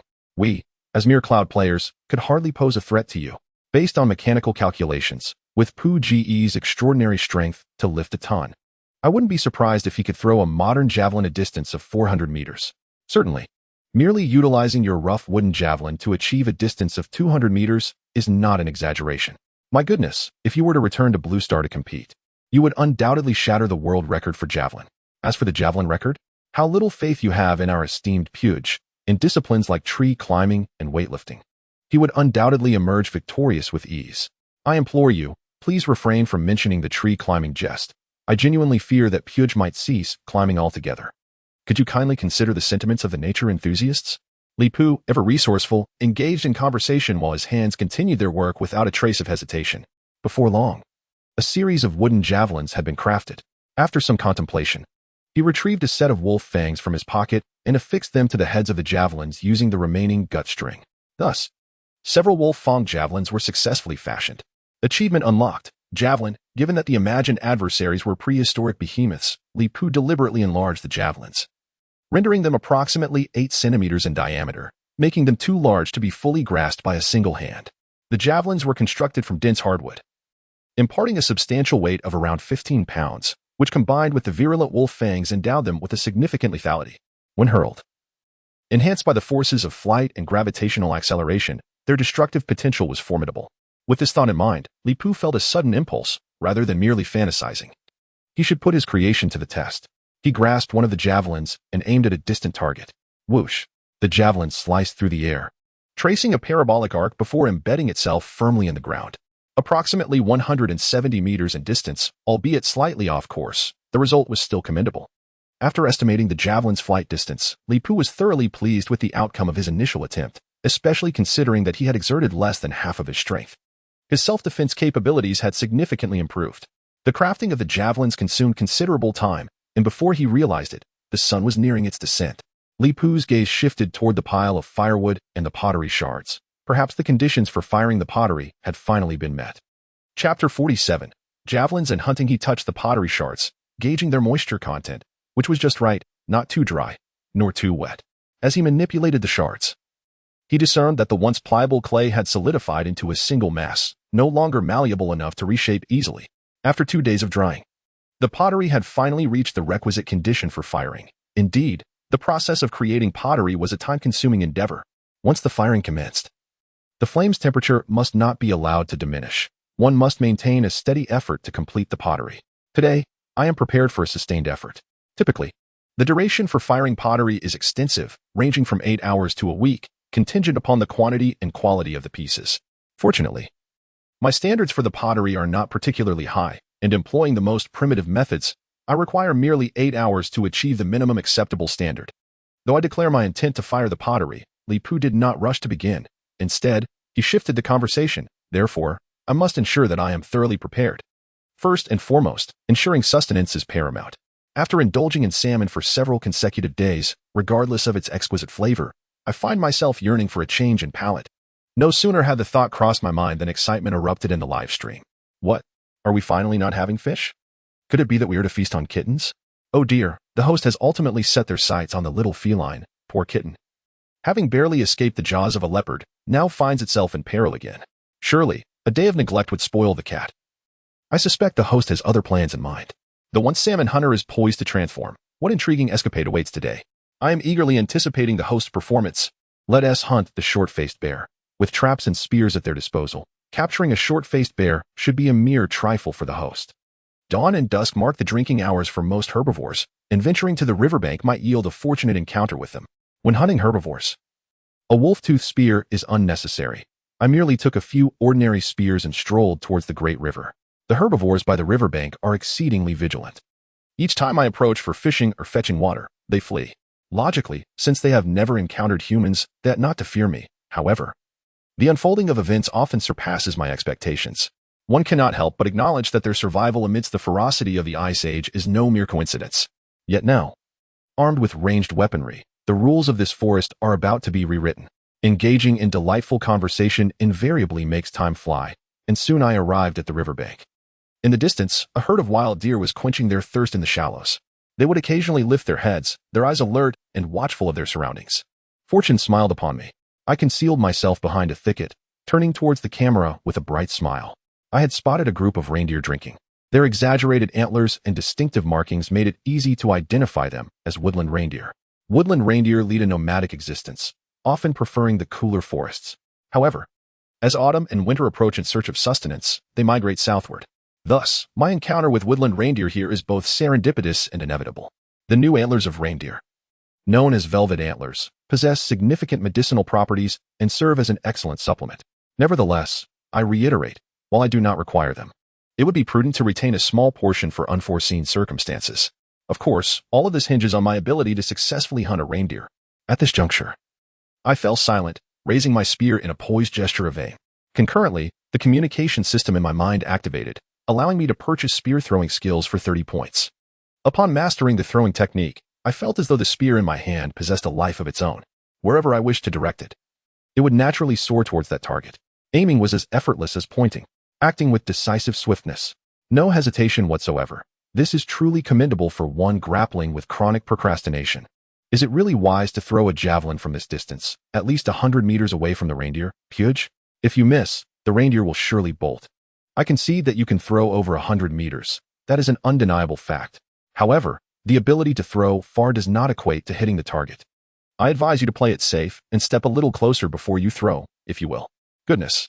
To show off to such an extent that you disregard your own comfort. If you manage to hit your prey from this distance, I will live stream myself doing a handstand while, well, you know. Ugh, that is utterly revolting. Just the thought of that image makes me want to purge my recently consumed instant noodles. Are you eating the pickled vegetable noodles? Perhaps vomiting would be for the best. You guessed it, it is indeed the pickled vegetable noodles. However, I thought it would be fine to eat the noodles without the pickled vegetables. But I was still left feeling nauseated. Had I known, I would have soaked the pickled vegetables instead. As Li Pu focused on perfecting his javelin technique, he maintained a steady aim, appearing motionless to onlookers, almost lost in thought. The audience quickly grew impatient. Why has he stopped moving? After all that, is it just for show? Hurry up and throw. Let us see if you can walk the talk. You boast the grandest of claims. Yet your combat prowess in practice seems to be lacking. Feeling a bit anxious as it was his first javelin throw, Li Pu snapped back to reality. Noticing the barrage of comments urging him to act, he chuckled nonchalantly. Throwing a javelin, much like shooting or archery, requires consideration of various factors such as wind speed, humidity, and gravity. It is a complex endeavor indeed. As someone who has never thrown a javelin, hitting a target demands precise calculations. Moreover, wild animals remain perpetually vigilant. Even the slightest breeze could send them scampering away. Though they may not see me, the scent carried by the wind is inescapable. Upon hearing Puge claim it's his first javelin throw, I knew this was going to be entertaining. Let us get a fire going. Today, we shall feast on roasted reindeer. Reindeer, I sense a spark of fate today. I feel it in my bones. Roasting, roasting. All you think about is roasting. Overindulgence might lead to discomfort. Once the pot is fired up, wouldn't a hearty reindeer stew be more nourishing? Puge has fallen to the wilderness. Where does he find the luxury to concern himself with health? Watching the conversation in the comments drift further from the point, Li Pu closed his eyes in disappointment. It seemed his words were being consistently misinterpreted. He spoke nothing but the truth, yet why did they refuse to believe him? Never mind. Such trivial matters were unworthy of his concern. He had a singular focus now. Suddenly, he opened his eyes wide, launching the javelin at a 45-degree angle towards the heavens. Watch closely. Chapter 48. An immature notion the javelin soared higher and farther, heading towards the reindeer, mirroring the rising anticipation of the viewers in the live stream. Soon, the javelin reached its zenith and began its descent, tracing an arc through the air. With a piercing thud, a sharp sound broke through flesh, accompanied by a cry of anguish that echoed simultaneously. Meanwhile, a reindeer gradually collapsed to the ground, a wooden spear piercing through its abdomen. The tail of the spear quivering slightly. The other reindeer, witnessing this, abandoned their water and fled in a panic, scattering in all directions. Wow, it hit. Are you cheating? I knew it. I knew I could hit. I am so frustrated. Why did I only bet 500 joy beans? Is the master who streams while doing handstands still here? Quickly send the live stream link. We are coming over right now. My girlfriend asked me why I was kneeling to watch the live stream, so I immediately showed her the replay. Now, she is kneeling with me. This is unscientific. How could such a crude spear hit from such a distance? Is there no justice left in this world? Do you want to learn? I can teach you. Regarding this outcome, Li Pu remained remarkably composed. The wind speed earlier was approximately a level 23 south wind, with their humidity around 50. Based on gravitational pull and visual estimation of the distance, it is quite simple to calculate the initial velocity and angle required for the throw. Knowing the initial velocity and angle, hitting the target should be a matter of course, shouldn't it? Brother Pu, you can't be serious about wanting to teach us, right? It seems like you just want us bald-headed ones to suffer. I suddenly remembered I have calculus problems left unfinished. I should take my leave. When I showed this problem to my math teacher, he ran off with the blackboard overnight. I got it. I got it. As long as I do this and then that, I can finally hit the prey. Haha, I finally learned a skill. Haha, let's hurry up and move. Another one has gone mad. With this shot, not only did it shock the viewers in the live stream, but the animals on the shallow bank also fled in all directions, leaving only the reindeer impaled on the ground. When Li Pu approached, The reindeer had not yet completely breathed its last, but its breathing was shallow and labored. Thus, this was the flaw of the wooden spear. It lacked sufficient lethality. Witnessing this, Li Pu's expression turned somewhat awkward, his demeanor apologetic. This was my mistake. I initially aimed for the head, yet struck the abdomen instead. I intended to grant it a swift end, but the spear veered off course, causing unnecessary suffering to this reindeer. Achieving this is already commendable, given the distance. Some deviation is inevitable. Do not be too hard on yourself. I feel like Brother Pooh is just showing off, but I can't find any evidence. This is just classic for Sai. I'm already used to it. Oh, I can't believe I felt a twinge of sadness for a second. Is Brother Pooh fishing again? Li Pooh expressionlessly took out his hunting knife and swiftly ended the reindeer's life before finally extracting the spear. After a single throw, the spearhead had dulled significantly, and to continue using it, it would need to be sharpened anew. After disposing of the blood in the river, he carried the reindeer back to camp. This hunting expedition was a resounding success. He casually placed the reindeer beside the woodpile, his gaze falling upon the ceramic piece atop the stack. Li Pooh, however, had not forgotten his paramount task of firing pottery today. Standing before a pile of firewood, ready to ignite it, he was momentarily distracted by several comments that caught his attention. Is the host really planning to fire pottery using the ground method? The success rate of this technique is appallingly low. After all this preparation, it would be such a pity if everything fails. Indeed, waiting all this time, building a horizontal kiln wouldn't take much longer. Li Pooh was well aware of the low success rate associated with the ground method, yet his expectations were modest. While the method might not yield high success, its simplicity was its virtue. The pottery-making process was indeed lengthy, but he had not invested excessive time in it. A 50% success rate would suffice for him. I'll make this declaration. If this lad's method results in even half of the pottery being successful, I, Lao Wu, will retire from the trade. Who are you to speak so boldly? Oh, my oversight. Your avatar seems rather familiar. Could you possibly be the esteemed master of pottery? Old Wu. I never imagined there would be connoisseurs in this live stream. Even I, an old fossil, have been recognized by you. It truly is you, sir. What brings you to this live broadcast? To his surprise, two pottery experts engaged in light-hearted banter within the live stream. Li Poo's lips curled slightly, regardless of the expert's skepticism. He ignited the pile of wood. As the flames rose, smoke wafted into the air, gradually enveloping the clay pieces, signaling that the pottery-making process had entered its final phase. What followed was a protracted battle, necessitating the flames to burn for no less than 8 hours. Beside the firing site, Li Pooh erected a grill, significantly larger than usual, capable of accommodating an entire reindeer. Indeed, tonight's feast would feature roasted reindeer. He had long heard that reindeer meat possessed a unique flavor, more aromatic than beef, yet devoid of the gaminess found in lamb, making it an exceptionally rare delicacy. They say seeing is believing. Today he would personally savor the meat to ascertain whether it lived up to its reputation. To enjoy roasted reindeer, one must first remove the hide. Compared to carnivorous animals, the pelts of herbivores are far more pleasant. Though the reindeer hide bore a hint of an unusual scent, it should be relatively easy to clean. The reindeer, known for its cold resistance, possesses fur of excellent insulating quality. Thus, he resolved to fashion the hide into a blanket, which would aid him during the harsh winter months. In no time, the head was severed, the skin was peeled, and the entrails were extracted, arranged neatly on a pre-prepared wooden board for other uses. The intestines were set aside, intending to be crafted into rope when time permitted. Amidst the jovial conversation, the cleaned reindeer was soon suspended on the grill. What a magnificent reindeer, meticulously prepared. Speaking of which, can Puji finish such a large reindeer? Kidneys. I want the kidneys. If deer antler is nourishing, the reindeer kidneys should be equally delightful. Principal Wong has gifted a number 1 dohua and left a message. Send me the deer antler, deer whip, and deer kidneys, and you shall receive a generous reward. Wait, is that the Principal Wong himself? What brings him to this live stream? Li Pooh was momentarily taken aback, not expecting that his live streaming room would attract such an affluent gentleman. He was aware of Principal Wong, rumored to be the heir of a large enterprise, known for changing girlfriends as frequently as one changes attire. It was perplexing that he would grace Li Pooh's modest stream instead of seeking out popular female streamers. However, having traversed into a parallel world, the possibility of returning remained uncertain. Regardless of Principal Wong's wealth and status, the monetary rewards he offered bore little significance to Li Pooh. In other words, even if Li Pooh were willing to engage in a transaction, it would necessitate establishing a branch of the postal service in this ice age first. Disregarding Principal Wong's requests, Li Pooh turned his attention to other matters. The process of pottery firing was lengthy, yet time was of the essence. Thus, alongside pottery, he resolved to initiate a 3-pronged approach. The first line involved pottery, which required minimal time, merely the timely addition of firewood.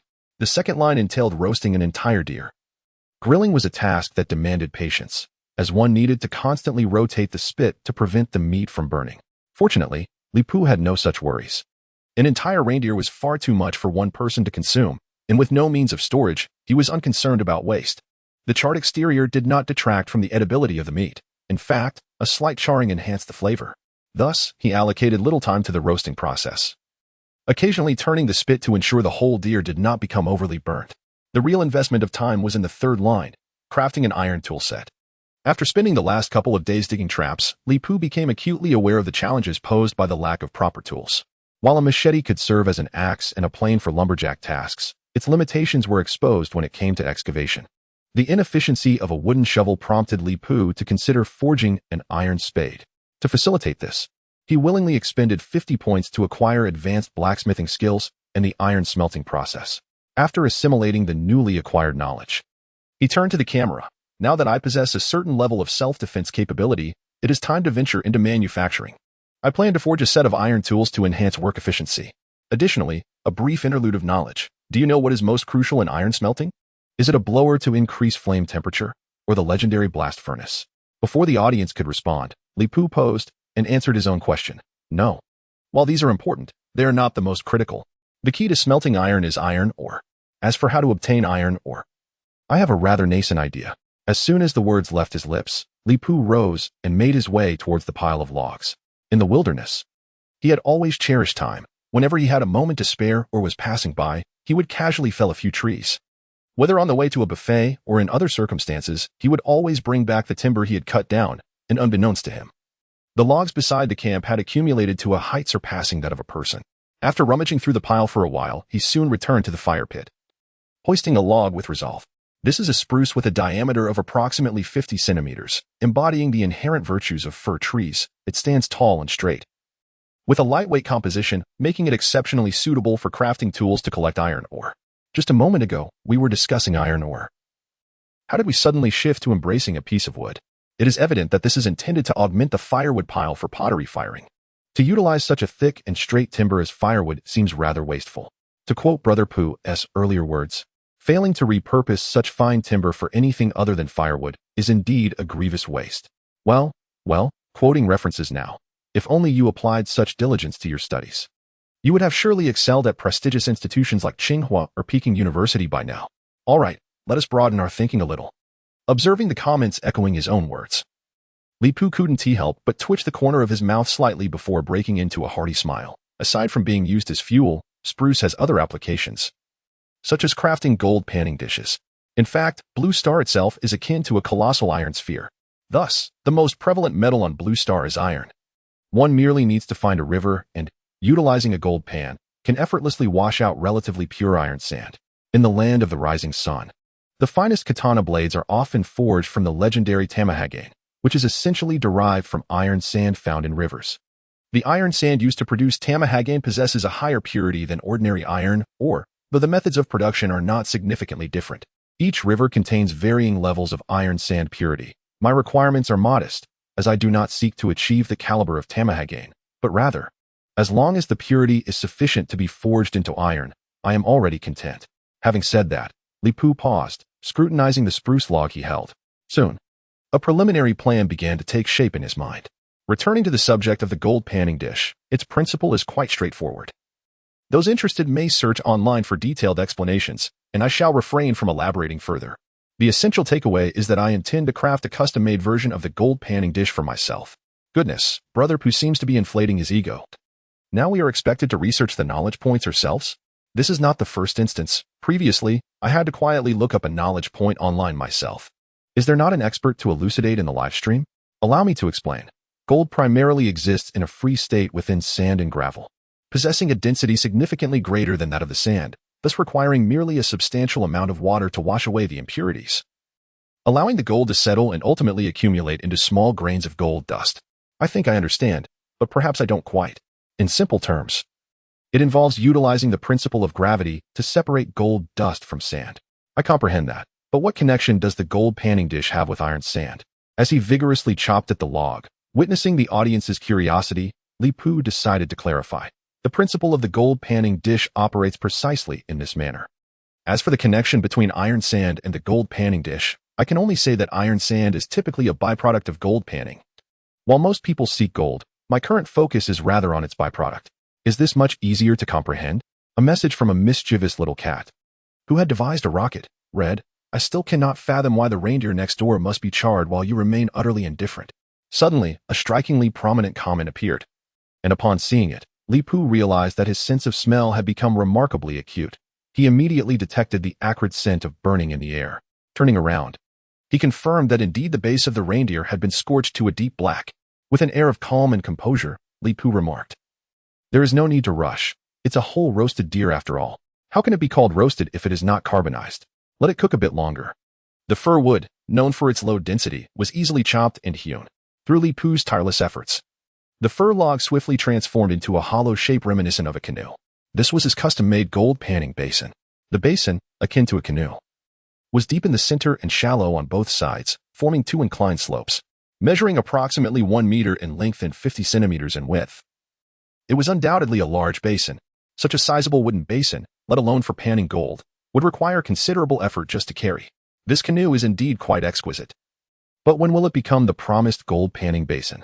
With this vessel, the creatures across the river are already trembling in anticipation of the great demon's arrival. This vessel is fine, albeit a tad small. It seems barely capable of accommodating Li Pu alone, and with prey added, it would surely struggle to stay afloat. Did it truly resemble a canoe so closely? Li Pu scrutinized his specially crafted gold panning basin. Apart from being significantly smaller than a canoe, it bore little difference in appearance.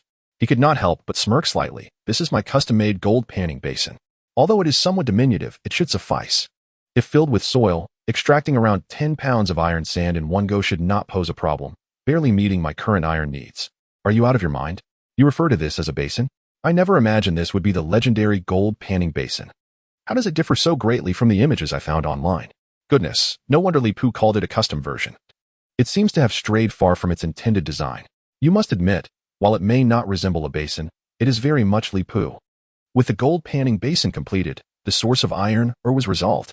To smelt iron, one requires not only iron ore but also sufficient temperature. Iron's melting point is exceedingly high. At 1 atmosphere, it reaches 1,538 degrees Celsius. Natural flames typically burn below 1,300 degrees, far too low to reach iron's melting point. Therefore, I still needed to construct a small blast furnace setup, a blower, and ample charcoal, if I wished to commence iron smelting by tomorrow. I had much to accomplish this evening. That said, Li Pu showed no inclination to continue working. Instead, he turned his gaze toward the roasting rack. However, the aroma wafting from the roasted deer was unmistakable, undoubtedly signaling a certain message. Thus, before crafting the iron smelting apparatus, I must first address my immediate needs for sustenance. As the saying goes, tonight, a person is iron and food is steel. Missing a meal leaves one feeling uneasy. I must adequately replenish my nutrition and strength to face the sleepless night ahead. Gently turning the grill, I flipped the reindeer to allow other parts to bask in the flame's searing heat. As I sliced away the charred bits, glistening golden reindeer meat was revealed. Li Pu deftly cut a piece of the meat and placed it in his mouth, his eyes lighting up in delight, causing his hand to hasten its slicing motion unconsciously. Indeed, the taste was exquisite. With several morsels of reindeer meat consumed, it felt as though every cell in my body was enveloped in a joyful ambience. The aroma was enticing, and the flavor delightful, albeit still carrying a hint of the gamey essence reminiscent of lamb, a unique flavor in its own right. Just then, a bolt of lightning illuminated the night sky, transforming darkness into daylight. The wind arrived with the lightning, causing the flames to dance and flicker. Li Pu's smile froze, his expression shifting to one of grave concern. This was bad. It seemed rain was imminent. Chapter 50, Constructing a Shelter. It could have rained at any hour. Yet it chose this precise moment to fall. What a cruel twist of fate. The once delectable aroma of the roasted reindeer meat vanished, and I hastily swallowed the already sliced pieces, darting towards the pile of logs. Regardless of their size, I grasped each log with one hand and raced towards the kiln. This frantic endeavor continued in a relentless cycle until I had moved every log. Before the rain arrived, I must construct a rudimentary shelter. It need not be elaborate, but it should shield against the majority of the downpour. I had initially planned to build the shelter before commencing the iron smelting, yet unforeseen circumstances necessitated an earlier schedule. Gazing at the sky, I observed dark clouds congregating and approaching with the gusts of wind. The clouds had not yet reached me, and from the current light, it appeared that the rain had not yet begun to fall. It is never too late to mend the fold. I hope to complete the shelter before the torrential downpour begins. The host's luck is truly unparalleled. No wonder it is Li Pu. I see the host is simply lazy. Why didn't he build the shelter sooner? Once the rain extinguishes the kiln fire, all the hard work of the past few days will be in vain. Goodness, here comes another time management expert. When has the host slacked off in the past few days? He seems to be on the verge of mastering the art of duplication. Where would he find the time to construct a shelter? Regardless, not having built a shelter is undeniably a flaw. Li Pu now wished fervently that he had been granted several extra pairs of hands by his parents. One pair for crafting the joints, another for erecting the shelter, and yet more for stripping the bark from the trees. Alas, he was but a mere mortal with only 2 hands. Everything had to be executed in succession. First, the bark was to be stripped, as it serves as an excellent roofing material, offering exceptional waterproof qualities. Moreover, a single piece of bark stripped from a large tree can often cover a substantial area, proving far more convenient than thatch or tiles. If one were to draw a comparison, only the colored steel tiles of the future could surpass the utility of tree bark. Once the bark was stripped, I would then carve the joints using a hunting knife. Time is of the essence, and the quality of this temporary shelter has not been modeled after a sanctuary. It is merely intended to provide refuge from the rain. In the interest of expediency, aside from the load-bearing columns, readily workable cedar wood has been chosen as the primary material. The shelter is designed to employ a classic framed structure, featuring a grid framework with a gabled roof. Such a design is remarkably sturdy, minimizes water accumulation, and is relatively straightforward to erect. As time inexorably passes, a thunderous clap of lightning illuminates the sky. Seizing the moment, Li Pu gazes into the distance, observing that the once distant storm clouds have gradually drawn nearer. The ominous clouds are approaching. It is imperative to complete the shelter before the rain begins. Fortunately, the materials required for the frame have been processed, and only a simple assembly is needed to finalize the structure. With a wilding knife secured at his waist, Li Pu lifts a processed wooden column and connects it to a horizontal beam resting on the ground. The mortise and tenon joint. After several repetitions of this process, a rectangular frame materializes before the onlookers. As this is not an embedded structure, a foundation must first be constructed. Positioning the rectangular frame horizontally on the ground, Li Pu skillfully assembles a rectangular prism, akin to stacking building blocks. As the camera pulls back, the entirety of the shelter S structure comes into view within the live stream.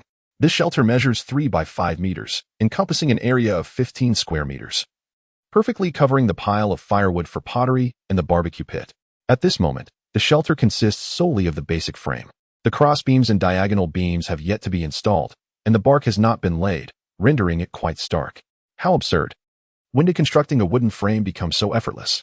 Only Pugu possesses such boundless strength and stamina. Otherwise, if another were to attempt it, they would likely still be struggling to transport the raw materials. This process appears quite intricate. It's merely a shelter? This frame is significantly superior to a concealed wooden cottage. Pugu might as well move in here. There is a considerable difference between a shelter and a house. This merely needs to protect against the rain. Some shelters are so rudimentary that they lack even windbreak walls. How could we expect Pugu to move in? This is the simple shelter I have constructed. Although it may appear far more complex than my concealed cottage, in reality, both the materials and the craftsmanship are much simpler. Noticing the audience's perplexity in the live stream, Li Pu takes a moment to elucidate. The primary purpose of the shelter is to prevent the impending rain from soaking the pottery. The construction has been quite hasty. Utilizing simple materials, and its quality and durability are insufficient to serve as a sanctuary. Thus, moving in is out of the question. As he speaks, one hand cradles a log as thick as his arm, while the other hand grips the frame. With a sudden pull, he finds himself standing atop the wooden framework. Perched on the roof, he methodically inserts the diagonal beams into the mortises, and soon enough, the gabled roof is assembled. Just then, a sudden hissing sound erupts from the firewood pile, reminiscent of water droplets evaporating upon contact with flames. Hearing this sound, Li Pu's expression shifts dramatically as he abruptly looks skyward. A droplet of rain descended gracefully, striking Li Pu's face. With an impassive expression, he wiped the moisture away. This trivial rain could not extinguish my fervor. It still lacked the necessary intensity. Once I complete the roofing, everything shall conclude. With that, he leaped down from the rooftop. At that moment, Li Pu noticed that the flames of the firewood had diminished somewhat. He hastily picked up some wood nearby and added it to the pile. After inserting a dozen logs, the fire needed for pottery began to stabilize once more. With no time to rest, Li Pu exerted every ounce of energy, sprinting towards the location where the bark was stored. 10 meters, 5 meters, 1 meter, he approached the bark with unwavering speed. As the pile of bark loomed close, Li Pu leaped into the air, executing a flawless 360-degree rotation. As he descended, he extended both hands, swiftly grasping the bark from the ground, landing steadily on his feet. This sequence of movements flowed seamlessly, devoid of any visible pause. Wow, is it really just bark? Does it need to be so intense? With such physical prowess, why does he insist on this wilderness live streaming? This performance deserves a 99. An extra point might inflate his ego. I respectfully disagree. I would award the host 103 points, 1 for tolerance, 1 for understanding, and 1 for paternal affection. With the bark in hand, Li Pu wasted no time and promptly retraced his steps. As he drew nearer to the work shed, he showed no signs of slowing down. 5 meters, 2 meters, 1 meter, just as he was about to collide with the shed, he sprang upward, breaking free from the shackles of gravity. Soaring like a wild goose to the top of the structure, landing expertly on the beam. Wow, is this some sort of aerial acrobat? What have I just discovered? This shed must be at least 2 meters high, and he jumped right up? Mom, come quickly, this uncle can perform lightness skills. Goodness, I won't watch the slam dunk showcase this year without him. The subsequent tasks became considerably simpler. He arranged the bark along the slanted beams, and the makeshift shed was successfully erected. Just as the shelter was completed, the light rain transformed into a torrential downpour, akin to a curtain of pearls. Chapter 51. Choice or Creative Freedom. After the autumn rain fell during the night, a crisp chill filled the air. Sitting within the newly constructed shed, Li Pu leisurely turned the grill, occasionally slicing a piece of venison to savor. Observing the raindrops cascading upon his wooden abode, he was suddenly inspired to compose poetry. What a splendid poem! What a delightful rain! By Juyi's verses about the autumn chill after the rain resonated perfectly with the moment. It is often said that one steals a fleeting moment of leisure. This rain arrives just in time, granting me the perfect excuse to rest for a while. However, I must admit, after this autumn rain, the temperature will likely drop several degrees. I cannot help but feel fortunate.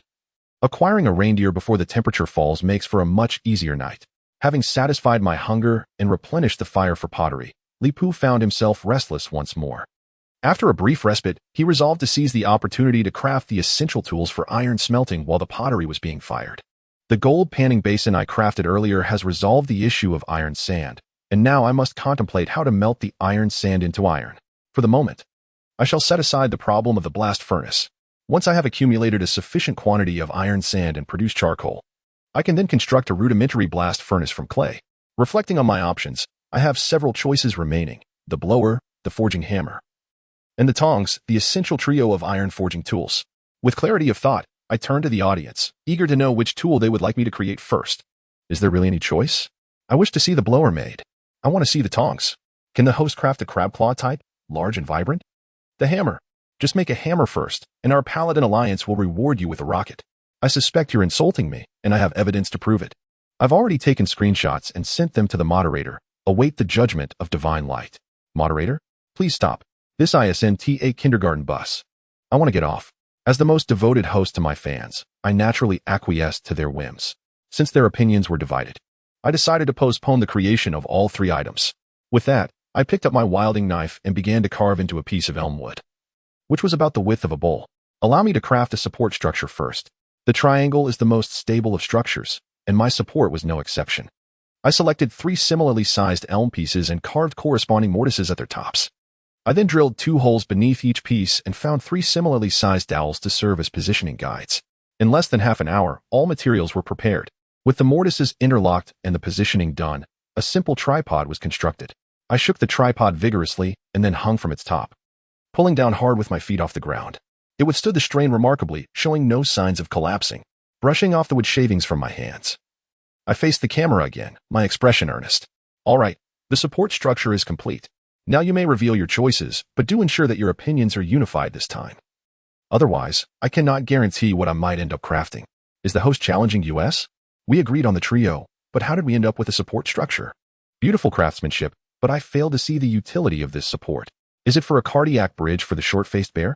Goodness, your reasoning is quite novel. With such a large support, not even a dinosaur could fit into it. Do you truly believe this support is meant for a heart? Could it be that our host is creating a support for his canoe? Or perhaps for the gold panning basin? Such a ridiculous notion. Does our host truly lack the strength for that? This support could serve anywhere, but certainly not for the gold panning basin. While a few audience members engaged in serious discussion regarding the order of the trio, most had strayed further from the topic. In exasperation, I abandoned the idea of letting the audience choose once more.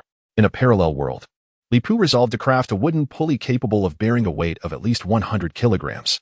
For this purpose, he selected sturdy and resilient elm wood, ensuring that the diameter of the chosen log exceeded 40 centimeters.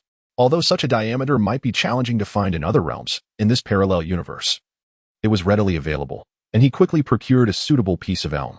With a few deft strokes, he reduced the elm into a 40-centimeter-long log and began the manufacturing process.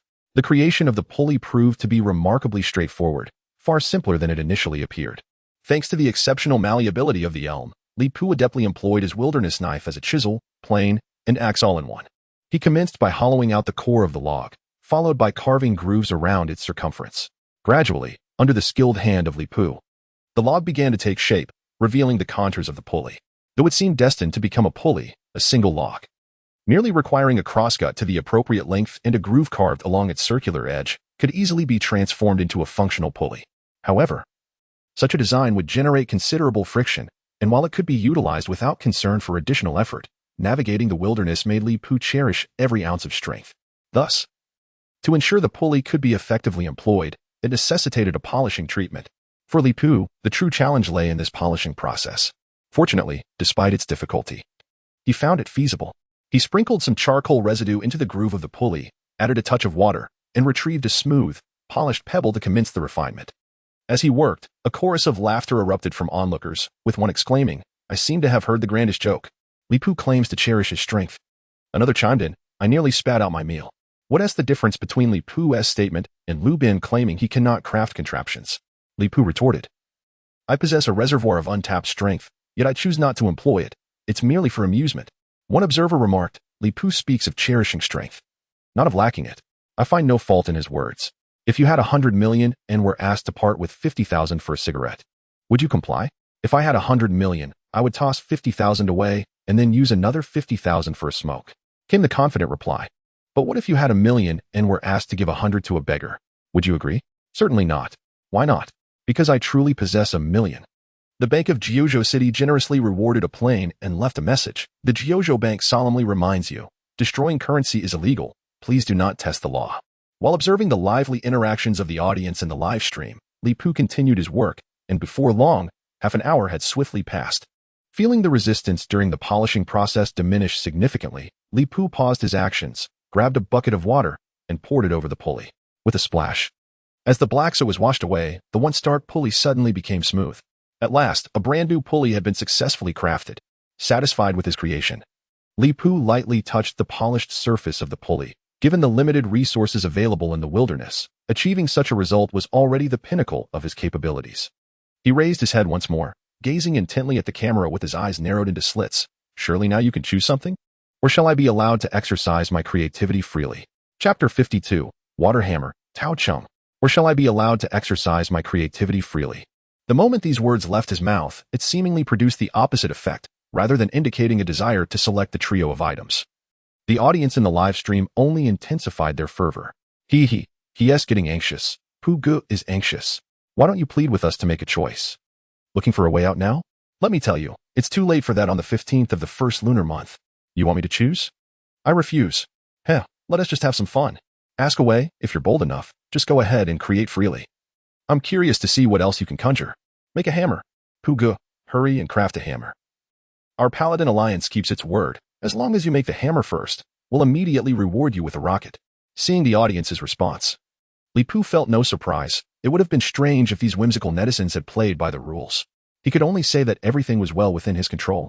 A broader smile spread across his face, and his nearly squinted eyes were almost entirely concealed, since they had granted him the freedom to create.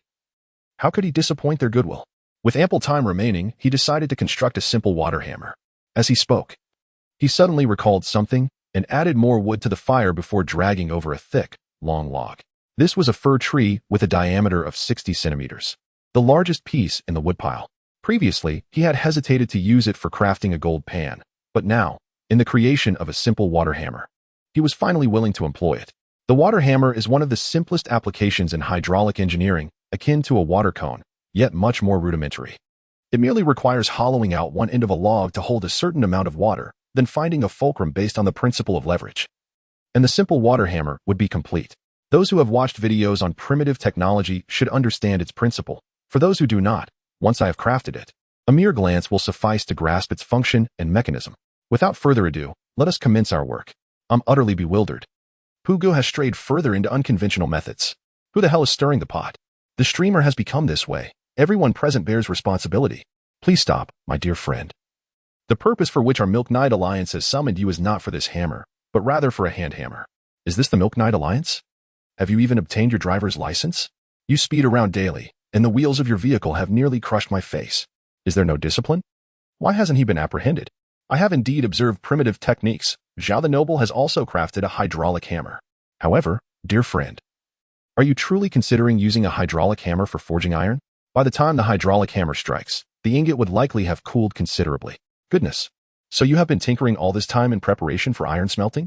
Indeed, Li Pu chuckled softly, explaining. The answer is somewhat close, yet not entirely correct. My intention for creating the hydraulic hammer is not merely for forging iron. I invite everyone to boldly speculate and cautiously verify. What do you think the purpose of my hydraulic hammer might be? Here's a little knowledge point and friendly reminder. The hydraulic hammer was originally designed for forging iron, but my simplified version does not reach that level. Rather than a forging hammer, it is more fittingly described as a water-driven hammer. After my modifications, even the hammer in its name could be entirely omitted. I see now. Connecting this with your previous work on tripods and pulleys, I comprehend your idea. It is indeed quite ingenious, I must say. Glad you understand. With this device, I will liberate myself from the monotony of labor. Li Pu smiled faintly. The live stream was indeed filled with skilled individuals. The concept he had painstakingly developed was easily discerned. Oh, come on. Are we back to playing riddles? What do you actually understand? Just say it outright. Riddler. Get out of Gotham City. This live stream is becoming increasingly absurd. I feel I might not endure much longer. I dread the day when you all delve into high school topics. 666666. Although I don't comprehend what you are discussing, it does not prevent me from typing 666. Li Pu, stop keeping us in suspense. Would revealing the answer render it ineffective? These are merely simple matters, not worthy of lengthy exposition. They are straightforward to observe, Li Pu replied with a smile, his hands never faltering in their task.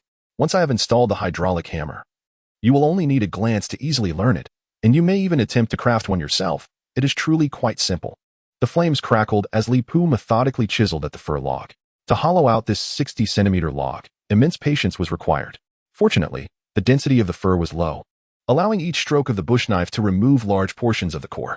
Time passed slowly, and after what felt like an eternity, Li Pu finally carved out a significant hollow capable of holding 100 liters of water. This hollow was exquisitely designed, deeper in the center and shallower near the edges, forming a sloped incline. Once filled with water, should the log tilt, all the water within the hollow would spill out. The main body of the hydraulic hammer has been completed, leaving some troublesome tasks for later. According to my biological clock, the pottery has been fired for exactly 8 hours, and it is time to assess the results. Let us now inspect the state of the pottery I crafted for the first time in my life, to determine whether it is a triumph or a failure. Approaching the pile of wood used for firing the pottery, I noticed that after 8 hours of calcination, the originally constructed platform had completely collapsed, causing the pottery to lose its support and fall into the pile of charcoal, merging with the ash. From the outside, a faint outline of the pottery can still be discerned, dark and indistinct, making it impossible to ascertain its quality. Is it finally time? The moment of revelation I have eagerly awaited, to unveil whether the pottery is good or bad. What a coincidence! Just as I return home from work, I witnessed the moment of truth. What a delight! At last, the firing is complete. Today, I shall see if this most primitive method of firing on flat ground can indeed yield pottery. They say those who do not heed the words of the elders will suffer the consequences. Some individuals stubbornly refuse to heed our wisdom until they collide with an obstacle, their heads bloodied and bruised. I can only watch in dismay as you, young man, make mistakes. It pains me deeply. Master Wu, you are still in the live stream? At your venerable age, why engage in a contest with the youth? Young people are full of vigor. A little hardship is nothing, merely a lesson learned. I simply cannot abide by others taking the wrong path. We ought to avoid errors whenever possible. In this modern age, who would knowingly tread into danger? Your virtues are commendable, truly a model in the industry. No wonder you are Master Wu, worthy of our emulation. Reading the comments in the chat, Li Pu found himself both amused and perplexed. He was merely conducting a simple pottery firing, Yet to Master Wu, it seemed akin to committing a grave error. Nevertheless, for such trivial matters, there was no need to argue with someone of esteemed reputation. It was time to focus on the task at hand, setting aside other thoughts. Li Pu picked up a stick and began to poke through the firewood. As he inserted the stick, he encountered a hard object, without a doubt. It was the pottery that had been fired. Come forth. He gently prodded, and a dark pot rolled out from the flames. Upon glancing at it, he was momentarily stunned. Chapter 53. Has the secret been revealed? Before him lay a blackened pottery jar, crafted from dark clay that appeared entirely black, coupled with the soot that coated its surface. It resembled a discarded relic unearthed from a refuse heap. At first glance, the jar's appearance could only be described as exceedingly unappealing. Yet, despite its lack of aesthetic charm, it seemed that the pottery was intact. The first mystery box had been opened. Had he, like a blind cat stumbling upon a dead mouse, actually succeeded in his first attempt? Staring at the unremarkable jar, Li Pu found it hard to believe. They often said that the success rate of the flat ground firing method was low. How could it be that the very first pottery he retrieved turned out to be a success? Well, it appears that fortune has favored me with an auspicious beginning. I hope to maintain this stroke of luck. Did Brother Pooh sleep beside the dog last night? Such luck is quite extraordinary. I've heard that those who possess a cheerful disposition tend to have good fortune. With Brother Pooh's striking looks, his luck must surely be splendid. This pottery may seem unremarkable at first glance, yet upon closer inspection, it reveals a certain charm, almost captivating. I can't shake the feeling that this vessel resembles something I've seen before, though I cannot quite place it. With a 30% success rate, theoretically, there should still be one successfully fired bowl among these. Logically, the host need not search for the pot but should directly seek out the bowl, perhaps uncovering a true treasure. Just as the audience engaged in lively discussion, another piece of pottery emerged. It was, to their astonishment, a bowl. The bowl bore a striking resemblance to the previous pot, entirely black, with much of its surface cloaked in carbon ash, as if draped in a shroud of soot. It was difficult to discern its quality at a glance. Perhaps it might be acceptable? Li Pu was uncertain about the bowl's success, but from its appearance, it seemed likely to have been a success. To ascertain the truth, it needed to be cleaned thoroughly. The bowl, freshly extracted from the embers, was alarmingly hot. Li Pu dared not touch it directly. Instead, he cautiously employed a small stick to clear away the carbon ash. Soon, the ash was removed, revealing the bowl's true form. It was smooth and rounded, entirely intact, with no cracks marring the dark surface. Yet again, they had encountered an undamaged piece of pottery. Goodness, this is quite extraordinary. Considering the 30% success rate, the probability of 2 consecutive successes. It's simple. 30% multiplied by 30% yields a mere 9% chance for 2 successive successes. Does this imply that the likelihood of the host succeeding with the next piece of pottery is only 3%? Your discussion is a fallacy. Probability does not function in such a manner. Regardless of previous successes or failures, each event remains independent, and the success rate does not fluctuate. Thus, the probability of success for the next piece of pottery remains 30%. Achieving 2 successes in succession does not guarantee continued success. It merely indicates a stroke of good fortune in finding the successfully fired pieces first. I firmly believe that the remaining 4 pieces are likely inferior, if not already damaged. The expert's assertion that 2 consecutive successful pieces exceeded my expectations resonated with Li Pu. After all, the primitive method of ground pottery firing is exceedingly rudimentary, and the success rate is clearly limited. Achieving 1 successful pot and 1 bowl has already met my expectations. To be candid, I am not overly concerned with the success rate of pottery making. Otherwise, I would not have employed such a method. The success of the remaining pieces holds little significance for me, as my goal has already been accomplished. To save time, I shall proceed with less caution in my subsequent actions. Speaking thus, he directly returned to the large wooden stick and began to stir the embers of the fire. 1, 2, 3, 4. As the remaining 4 pottery pieces were unearthed one by one and arranged alongside the previous 2, the viewers in the live stream erupted with excitement. It's over. The matter regarding Brother Pooh's apparent luck can no longer be concealed. What luck? Clearly, it was the effect of the lucky gem. Doghead. On the vast plains, Brother Pooh, where is the promised 30% success rate? Why does it seem like every single one has succeeded? Holy cow. It appears they have all succeeded. Calculating the odds based on a 30% success rate, the probability of 6 consecutive successes is merely 7 in 10,000.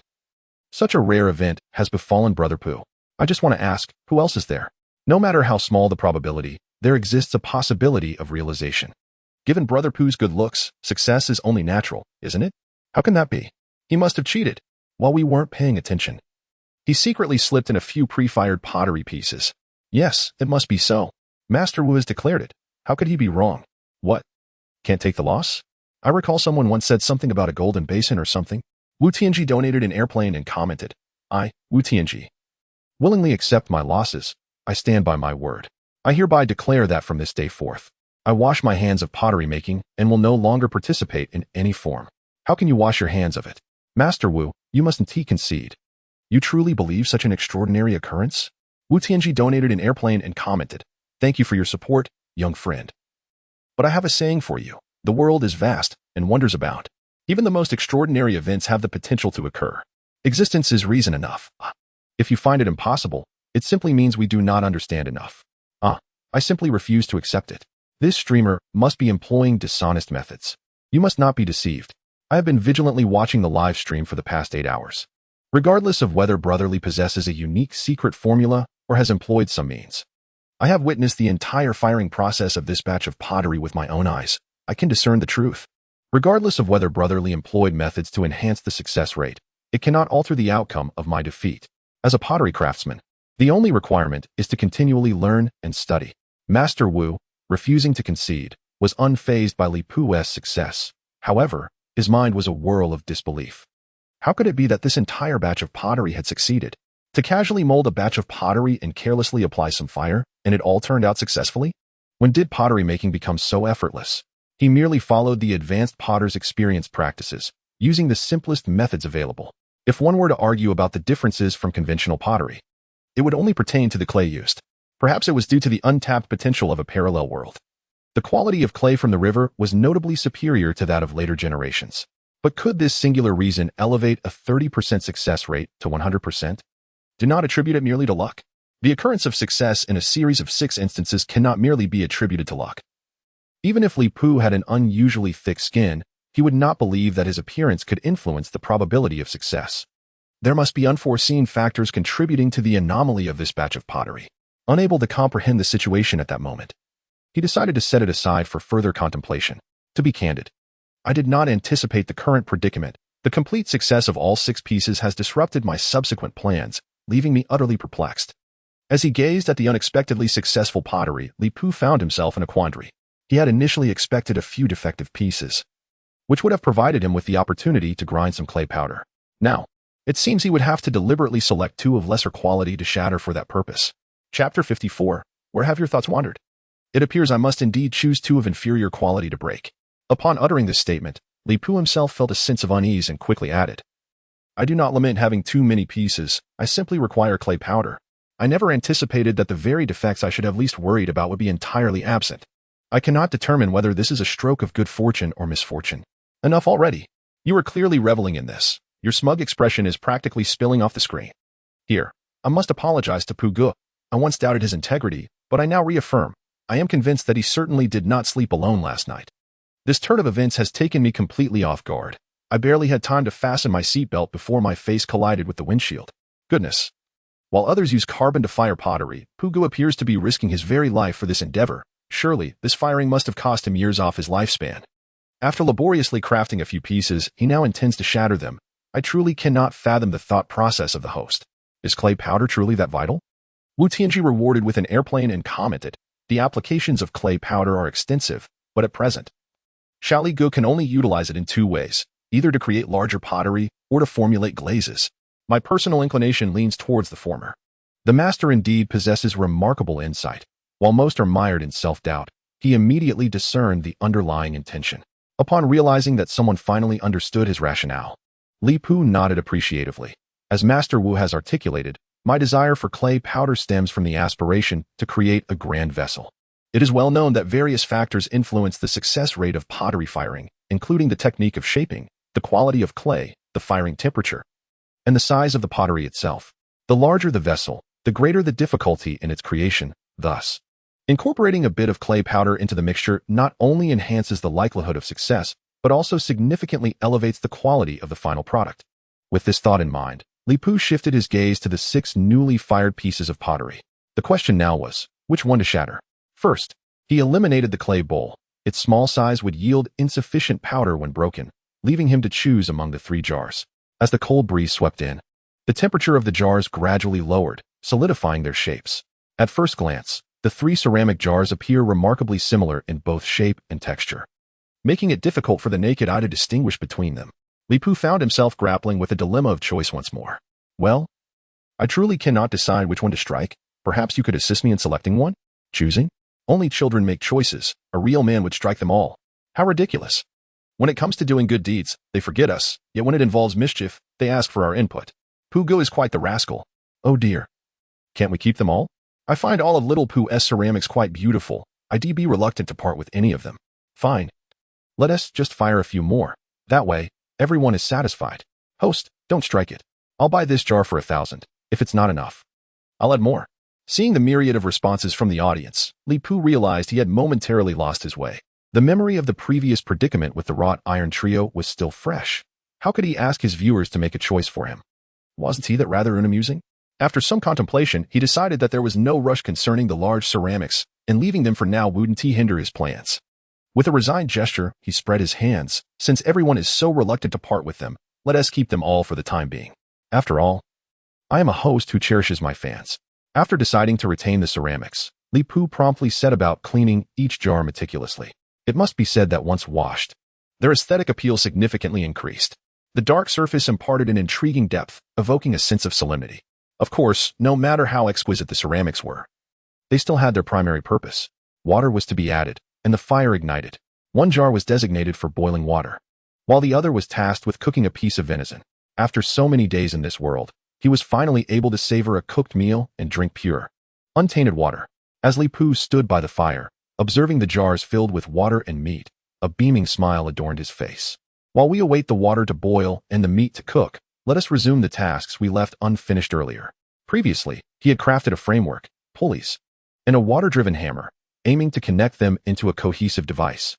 Yet still required a few additional components, a support frame for the water-driven hammer and a rope capable of withstanding considerable force. At this juncture, my intention should be quite evident. I trust you all can discern what I am endeavoring to create? Yes, I have long suspected the host aims to construct a device. Indeed, if I am not mistaken, this device is intended for smelting iron. You are all quite astute. Let me add that the device should be powered by hydraulic force. Having read your comments, I finally grasp it. The host's apparatus is quite sophisticated and will utilize ropes and pulleys, thus employing the principles of leverage and pulleys. Well, enough already. After all this discussion, it's all mere drivel. It seemed everyone was aware of the answer, yet none were inclined to unveil the mystery. Respecting their sentiments, Li Pu refrained from further commentary and seized his machete to resume the work left unfinished. First, he would complete the iron smelting tool.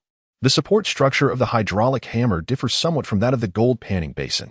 The gold panning basin is a straightforward tripod, consisting of 3 main rods and 3 supporting poles. Conversely, the hydraulic hammer's support structure is slightly more intricate, comprising 2 tripods and a central shaft. The requirements for these 2 supports are not particularly demanding. A stable frame capable of bearing weight suffices, with a height of merely 1 meter being adequate. However, the central shaft must meet higher standards, as the hydraulic hammer is mounted upon it. It must be capable of withstanding the weight of the hydraulic hammer along with 100 liters of water without deforming. Additionally, the surface must be smooth, and the coefficient of friction should not be excessively high, lest it incur unnecessary energy loss. Undoubtedly, only Elmwood can bear this responsibility. Once the 2 supports are constructed, a suitably sized piece of elm wood is procured, stripped of its bark, and sanded until smooth. Finally, a hole is burned into the center of the wood to allow the central shaft to pass through. This assembly is now complete. The hydraulic hammer is then mounted onto the central shaft and placed upon the 2 supports, causing the solid end of the hammer to descend automatically. Observing this, Li Pu smiles faintly, displaying a look of satisfaction. Perfect. My hydraulic hammer operates successfully. Next, I shall connect it to the gold panning basin. What? You say this contraption is for the gold panning basin? No way. I can't fathom how a hydraulic hammer could be related to gold panning. The host's train of thought is too erratic. Even a craftsman would feel inferior. With your cedar gold panning basin, it probably wouldn't withstand a few blows. Please don't lose hope. Could it be that you have all failed to grasp my intentions? As the comments became increasingly absurd, Li Pu finally realized. Exasperated yet amused, I merely wish to create a semi-automatic sand washing machine. Where have your thoughts wandered? Today's update has been postponed until 8 a.m. I apologize for the delays due to the Qingming festival. Time has been scarce for coding. I am still diligently working on today's update, which is not yet 2 chapters long. To ensure a more coherent reading experience, I have decided to complete both chapters before releasing them together, thus setting the release for tomorrow afternoon. As I continue to labor over these words, I acknowledge that this semi-automatic sand washing machine is an original concept of mine. I am uncertain if such a device exists in Blue Star, but I believe I have provided ample hints. The semi-automatic sand washing machine is not knowledge imparted by the system. Rather, it is a device conceived from a moment of inspiration. Whether Blue Star possesses a similar apparatus remains unknown, yet its principle is quite straightforward. Our ancestors must have contemplated it at some point. If they did not invent a comparable device, it could only suggest two possibilities. Either semi-automatic gold washing equipment is of little utility, or my exceedingly conspicuous intelligence of 10 points might be more advantageous than I had presumed. Li Pu personally leans toward the latter possibility. With this in mind, he resolves to share his thoughts with everyone. Very well, it seems I must elaborate on my design philosophy. Previously, I elucidated the principle of the gold panning basin. In essence, it involves submerging the basin in water and shaking it, necessitating only a mechanism capable of providing lateral oscillation. The water hammer can exert vertical force, therefore, I merely require an apparatus to transform this vertical motion into lateral motion, thereby facilitating the operation of the gold panning basin. The pulley is perfectly suited for this task. At this juncture, Li Pu smiled, his expression reflecting a sense of mastery over the situation. The rope posed no issue, as the tendons of the civet cat and reindeer are entirely capable of bearing this responsibility. Thus, all components necessary for the semi-automated gold panning machine have been established. Of course, I still need to secure the pulley in place. The water hammer's support frame only requires minor modifications to fulfill this role. As he spoke, Li Pu commenced the alterations to the support frame. While he referred to it as modification, he had already incorporated an insertion point for the pulley during the design of the water hammer's support, eliminating the need for additional processing. A wooden stick was threaded through the pulley, and two other sticks were inserted into the slots for stabilization, completing the pulley as positioning.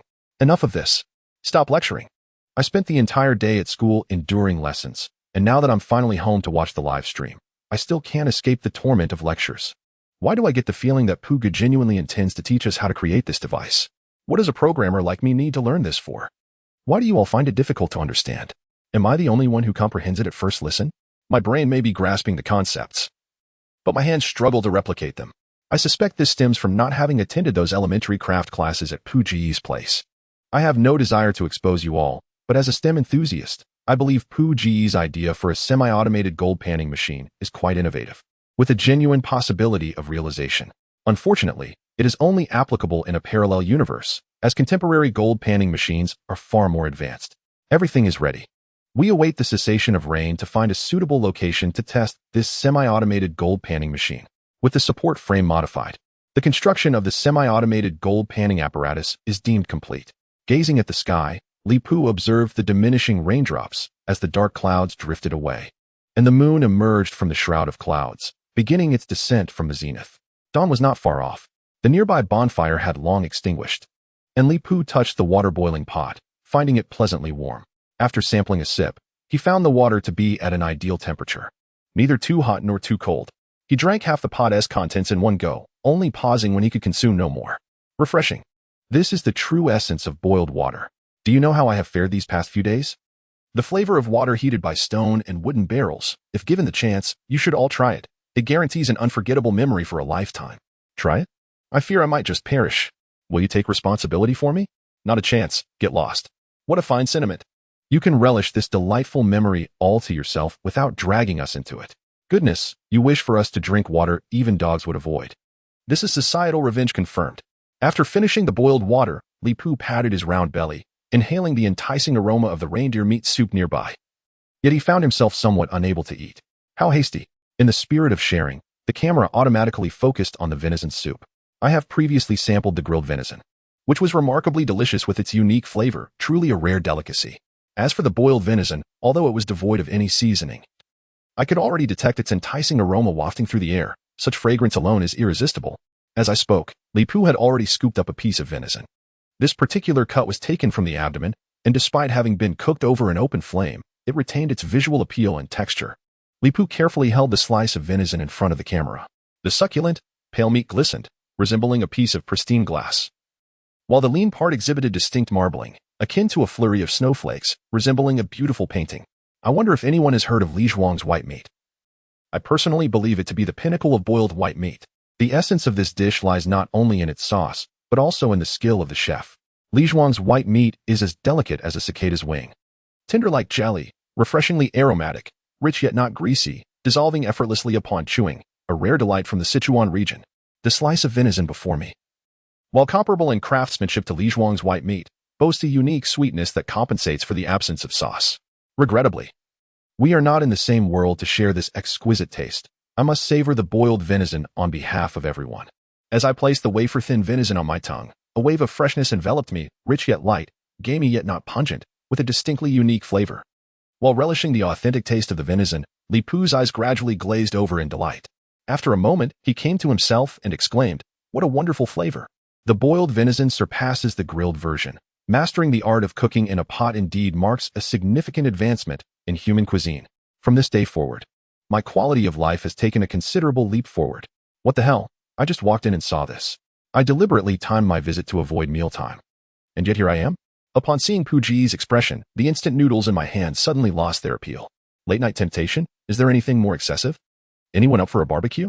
Location: Tsinghua Avenue. Is it a distortion of humanity or a decline in morality? A youth displayed an evil expression beside a corpse. And upon discovering the truth, the crowd silently drooled. After slicing a few more delicate pieces of venison, Li Pu experienced the sensation of being stuffed for the first time, discreetly loosening his waistband, only to realize he could not consume any more. Thus, he decided to stop. Well, the taste adventure concludes here. The rain has finally ceased, and dawn is approaching. I announce that today's live broadcast will continue. Chapter 56.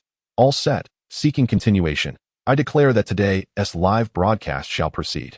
With Li Pu's words, the comments in the live stream began to flood in. Damn. I knew it. Given Puji's character, having stayed up until dawn, it was highly unlikely he would end the broadcast. It was indeed as I expected. Goodness.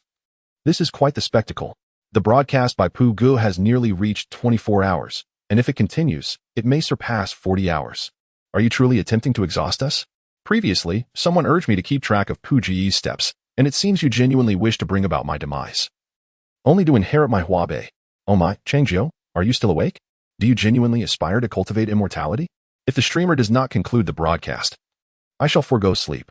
I have procured 10 bottles of Red Bull and 5 pounds of Ganqiao. I refuse to believe that I, equipped for an all-nighter, cannot outlast a primitive man who feasts on raw flesh. Seeing someone so resolutely engaged, Li Pu couldn't help but chuckle through his tears, quickly attempting to dissuade them. I find myself ensnared in this icy predicament. If I do not endure, I shall perish. You, residing on Blue Star, free from worries about food and clothing, why must you accompany me in this toil? The moon remains awake, so shall I, for I am a bald little darling. I, Changzhou, even as a zero investment on my OG, can ascend the leaderboard. My liver, fully developed, now seeks purpose, and you expect me to sleep? Goodness, you are indeed formidable. Bowing to the authorities while presenting tea. Alas, the more I attempt to persuade, the more fervent they become. With no other recourse, Li Pu resolved to continue his unfinished endeavor. The moon had yet to fully descend, the sun had not yet risen. But faint rays of sunlight were already gracing the horizon. Following the night's rain, the temperature plummeted. Stepping away from the campfire brought an immediate chill, rendering even my down jacket insufficient for warmth. Tightening my clothing, I zipped up my jacket to its full extent. After the rain, the temperature dropped by several degrees, and the morning chill approached freezing. It seems my plan to use reindeer hides for a quilt may fail.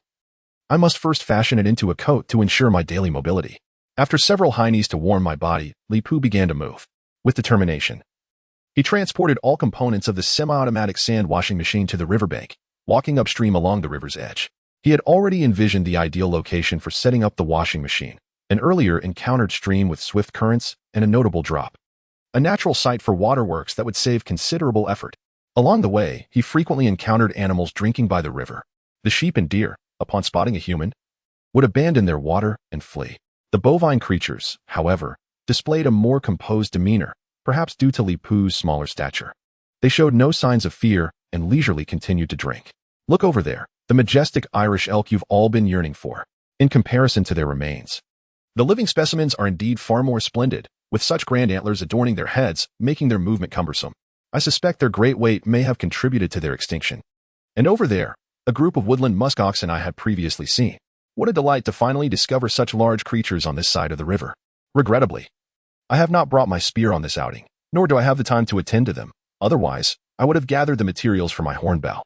Alas, today I can only observe from a distance. I have little interest in lingering and shall instead focus on my journey. Li Pujian's quaint cabin was situated not far from the babbling brook, and after a brief stroll, the soothing sound of flowing water reached our ears. We have arrived. Placing our belongings beside the stream, Li Pu refrained from hastily setting up the sand dredger. Before commencing the installation of the semi-automatic sand dredger, there was a task that required completion. Thus, I returned to the campsite. Upon my return, I retrieved 2 javelins and a bundle of firewood. After which Li Pu made his way back to the brook. A bonfire soon flickered to life by the water's edge, and as he added more wood to the flames, Li Pu seized a javelin and thrust it forcefully into the stream. With a swift whoosh, the javelin soared through the air, piercing a red salmon and pinning it firmly to the ground. Goodness, I had thought you were here to install the sand dredger. Yet it seems you have come to indulge in a barbecue instead. So, before setting up the dredger, one must first enjoy a feast, is that it? Master Luban has logged off, and the fishing expert has logged in. It is indeed time for an impromptu grilled fish feast. I can't shake the feeling that it will take Pujian a day or 2 to properly set up this dredger. When it comes to live streaming tactics, I must concede to Pujian, merely refining iron. Yet he manages to create such a spectacle, far surpassing the survival enthusiasts from the neighboring village. The depth of the brook was suitable for installing the dredger here. Observing the length of the javelin protruding from the water, Li Pu nodded in approval and began to shed his clothing. One garment after another fell away, revealing his well-defined physique to the live stream for the first time. Finally, clad only in his undergarments, without uttering a word, Li Pu plunged into the water with the gold pan and its stand. The live stream was immediately inundated with a flurry of gifts. What the heck? Is it really necessary to strip down for the installation of some contraption? In this chilly weather, he is going into the water? Pujian is quite the trooper. I see you rewarded with a doubled flower number 1 and commented, "Wow. Just logged in to see this. Love it. If I don't donate until you're weak in the knees, I want TB by?" It's Yuzu who rewarded with a Ferrari and commented, drooling, "Oh no, I want to be able to sleep tonight. Little Pujian's muscles are too delectable." Hypocritical Wang Ting rewarded with a rocket and commented, "Brother, your physique is impressive. Could you come to my place and teach me fitness? I am in need of a personal trainer." Li Pu was oblivious to the excitement in the live stream. At that moment, he was wading through the brook with the gold pan and stand. Once immersed in the cool water, it felt less frigid than it had on the shore. The previously icy stream now felt particularly warm. With the water only reaching his waist, Li Pu decided to fully submerge himself, leaving only his head above the surface. Finding a suitable position, he set down the stand, gathered some large stones to stabilize the base, and used rope to suspend the gold pan, ensuring its rim was level with the water's surface. Thus, the installation of the gold pan was complete. Afterward, he excavated river sand and filled the pan to the brim. Shaking the gold pan, he confirmed its proper functionality before securing it with a rope. This rope, crafted from deer tendons and catgut, possesses remarkable resilience and stands as the most crucial component of the semi-automated gold panning machine. It serves to connect the gold panning basin with the hydraulic hammer, transmitting the force from the hammer. The creation of this rope has completely depleted Li Pu's resources. If it were to be damaged, a suitable replacement would be nearly impossible to find. Thus, it is cherished immensely. With utmost care, he tentatively tugged at the rope. Under its influence, the gold panning basin began to sway gently, its surface becoming murky as fine sands suspended and were washed away by the stream. Success! Witnessing this scene, Li Pu felt a surge of joy, his face alight with excitement as he emerged from the water. The icy wind blew past him, yet his heart burned with fervor. Oblivious to the surrounding chill, the gold panning basin was now operational, and the rope bore its weight. All that remained was to set the hydraulic hammer into motion, thereby ensuring the success of his semi-automated gold panning machine. Chapter 57. Has the trap been set? All was in readiness, though the cold lingered, awaiting a favorable wind. As he spoke, a gust of frigid air swept across the river, causing Li Pu to stiffen, the warmth within him extinguished by the biting chill. He extended his hands toward the fire's peak, absorbing the warmth emanating from the flames, gradually restoring his state. After adding a few more branches to the fire and stirring the embers with a stick to encourage a vigorous burn, the once feeble flames surged back to life. After drying his body and donning his clothes, Li Pu continued, "Clearly, the favorable wind for the gold panning basin is the hydraulic hammer, given the limited length of the rope. There is but one principle for installing the hammer. It must maintain an appropriate distance from the gold panning basin. Too far, and the rope is insufficient. Too close, and the hammer would strike directly upon the basin. Thus, the next task was clear. The hydraulic hammer was to be positioned approximately 2 meters from the basin on the shore, with a hole drilled in the hammerhead to secure the rope. The rope would descend vertically, pass through a pulley, and then transition to a horizontal connection to the gold panning basin. Li Pu pressed down on one end of the hydraulic hammer, gradually lowering the hammer's tail. As the tail descended, the hammerhead began to rise, the rope tautened, and the gold panning basin was pulled back. With a swift motion, once the hammer tail reached its lowest point, Li Pu abruptly released his grip, allowing the hammerhead to plunge down under its own weight. The gold panning basin, having lost its tension, immediately returned to its original position, causing the surface to cloud again as the fine sands were propelled outward and subsequently swept away by the stream. It was evident that my design had succeeded. All that remained was to direct water to the hydraulic hammer, and I would be able to harvest iron sand periodically. Bamboo is an exceptional material for constructing pipes, as it can easily facilitate water flow when its segments are hollowed out. Regrettably, I have not encountered any bamboo in this forest, thus, the easier method is unavailable, compelling me to devise a solution using the readily workable cedar trees. Fortunately, this small stream possesses a natural gradient, allowing me to simply construct 2 or 3 water diversion pipes to channel the flowing water to the water hammer. Bamboo, you ask? What further desires do you have? I've hit the jackpot right from the start, and such frivolous thoughts are quite absurd.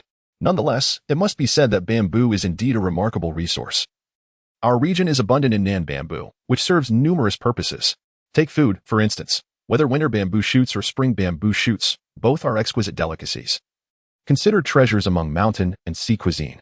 Beyond edible bamboo shoots, the entire nan bamboo stalk can be employed in construction, while split bamboo can be woven into mats, baskets, and stools. The utility of bamboo is virtually limitless. Is it truly the case that bamboo is so extraordinary? If I could discover some, with my unparalleled physical prowess and ancestral craftsmanship, I would surely soar to new heights. By heavens, I shall embark on mastering the art of bamboo weaving. Once proficient, I could craft a set of the 12 zodiac animals from bamboo, effortlessly captivating the attention of potential suitors. How outrageous. Can't you all focus on the matter at hand? I recall a video where a gentleman from Chieftain Prefecture became a resounding success after learning bamboo weaving. Yet here you are, fixated on romance. Nevertheless, the absence of bamboo does not dampen Li Pu's enthusiasm. The abundant cedar trees around, though not ideal for water pipes, can still suffice. Without hesitation, I decided to utilize the readily available cedar wood. A nearby grove provided ample material, and with just a few deft cuts, the water diversion pipes were complete.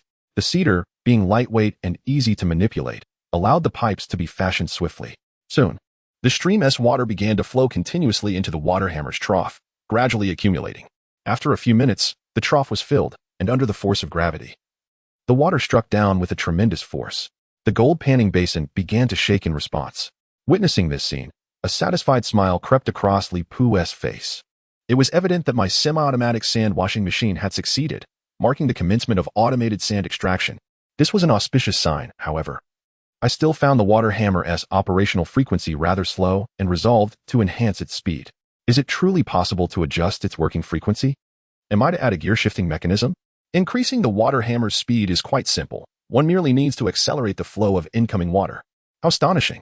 The principle is so straightforward. Why had I not thought of it before? The workings of a computer are equally simple, merely a matter of binary code. Yet, I see no inventions from you. Ultimately, the disparity between individuals lies in that minute fraction of talent and luck. Indeed, to boost its efficiency, I need only to construct a few more water diversion pipes. Among the audience, there were certainly those who understood. Upon having my thoughts unveiled, Li Pu, instead of feeling irked, smiled and elucidated. Filling one water diversion pipe takes 2.5 minutes.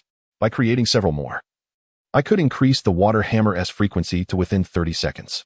This speed would push it to its limits, whether it be ropes, the water hammer, or the gold panning basin. All could withstand this operational intensity. As for the water diversion pipe, compared to spending the entire day sifting through the icy river, this task is remarkably simple. Such manual labor and physical toil are, for me, essentially a form of rest. In less than half a day, several water channels made from hollowed cedar trees were completed, with the countdown in my mind reaching its conclusion: 30 seconds, 25 seconds, 20 seconds, 10 seconds, 5 seconds. 1 second, the trough at the end of the hydraulic hammer was perfectly filled. The hammer slowly descended, and the sand-sifting basin commenced another round of work. Perfect. At this efficiency, this semi-automatic sand sifter would cleanse the impurities from the river sand in less than a day. All I could do now is wait. I planned to return tomorrow morning to observe its progress, hoping it would yield a sufficient amount of iron sand as anticipated. With the issue of iron ore finally resolved, my stomach began to grumble once more. Being a voracious eater comes with its own challenges. An insatiable appetite often leads to frequent hunger. Patting my now flat stomach, I couldn't help but lament, if only humans could survive solely on photosynthesis, without the need for food and drink, I could devote all my energy to work and, with my efficiency, modern society would advance rapidly. I bug. Foolish earthlings, your way of life is dreadfully outdated. Leaf sheep, great minds think alike. Come. Let us indulge in a feast of chloroplasts. All plants of Blue Star are cheering and suggest that Brother Pooh evolve into a plant human. Joking aside, to satiate my hunger, I must consume meat. Grasping 2 spears, I hastened towards the camp. As I approached, a fierce roar of a beast pierced the air. And sensing the direction of the sound, a thought crossed my mind. Could it be that the trap had worked? Chapter 58. The Fearsome Wolf and the Short-Faced Bear. With this realization, saliva began to flow uncontrollably, and my stomach churned as if eager to feast upon the prey ensnared in the trap. I swallowed hard and quickened my pace, racing towards the camp. This scene was observed by the viewers in the live stream, and the chat quickly filled with comments. What is happening? It seems Brother Pooh's demeanor has suddenly changed. What else could it be? It's almost mealtime. Given the energy he expended this morning, he must be starving. Goodness. At this speed, even Bolt would be left in the dust. So, what drives one to work the hardest? It's certainly for food. Awakening special abilities pales in comparison to awakening the soul of a foodie. Man is iron, food is steel. Missing a meal leads to discomfort. Eating is not shameful. Exactly. If one isn't eager to eat, where will the strength for work come from? I stand with Brother Pooh. Contrary to what the audience expected, upon returning to the camp, I did not pause for rest nor head towards the shed. Instead, I retrieved a few more spears and strode directly toward the trap. As the trap drew ever closer, Leepu gradually slowed his pace and lowered his voice, saying, "Did you hear that sound just now?"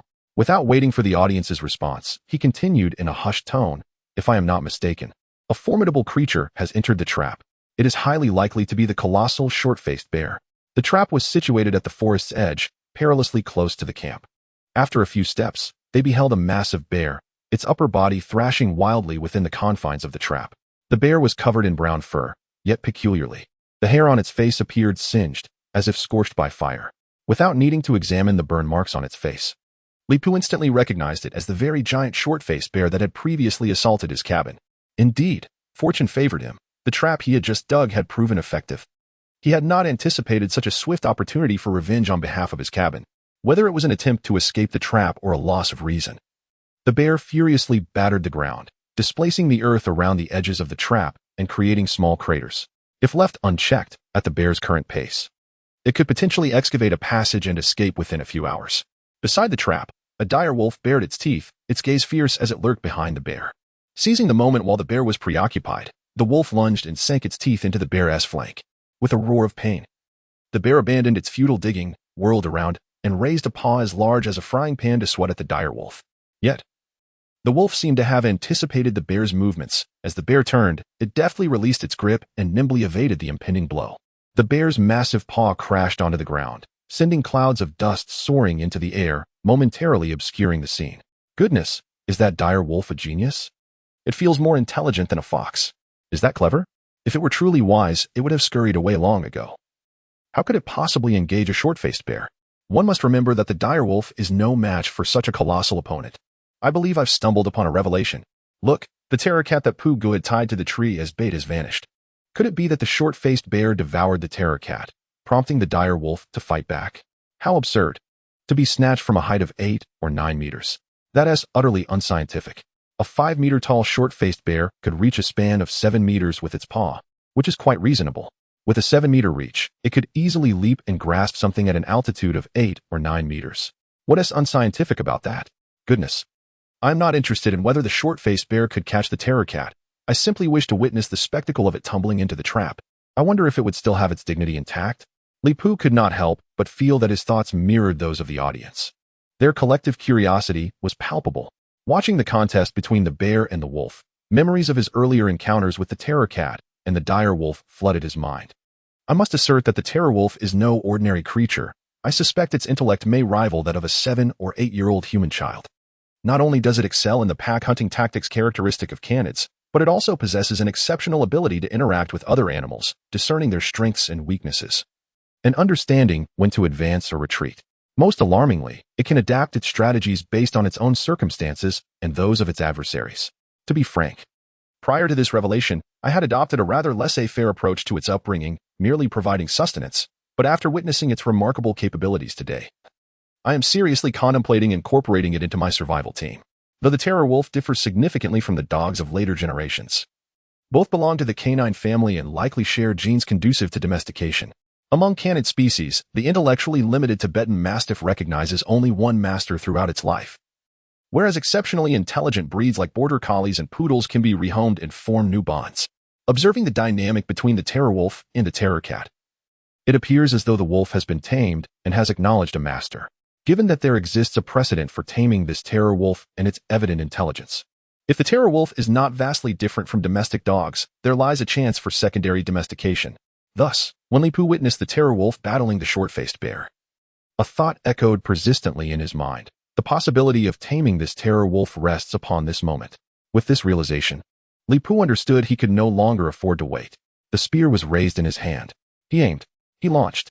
A spear soared through the sky, hurtling towards the trap. The short-faced bear had already turned to face the terror wolf, roaring and thrashing its massive paws, furiously striking the ground. Near the trap, dirt flew as the bear excavated a pit with alarming speed, seemingly dissatisfied with the pace of its digging. The short-faced bear pressed its paws against the edge of the trap and began to climb, its powerful legs propelling it upward.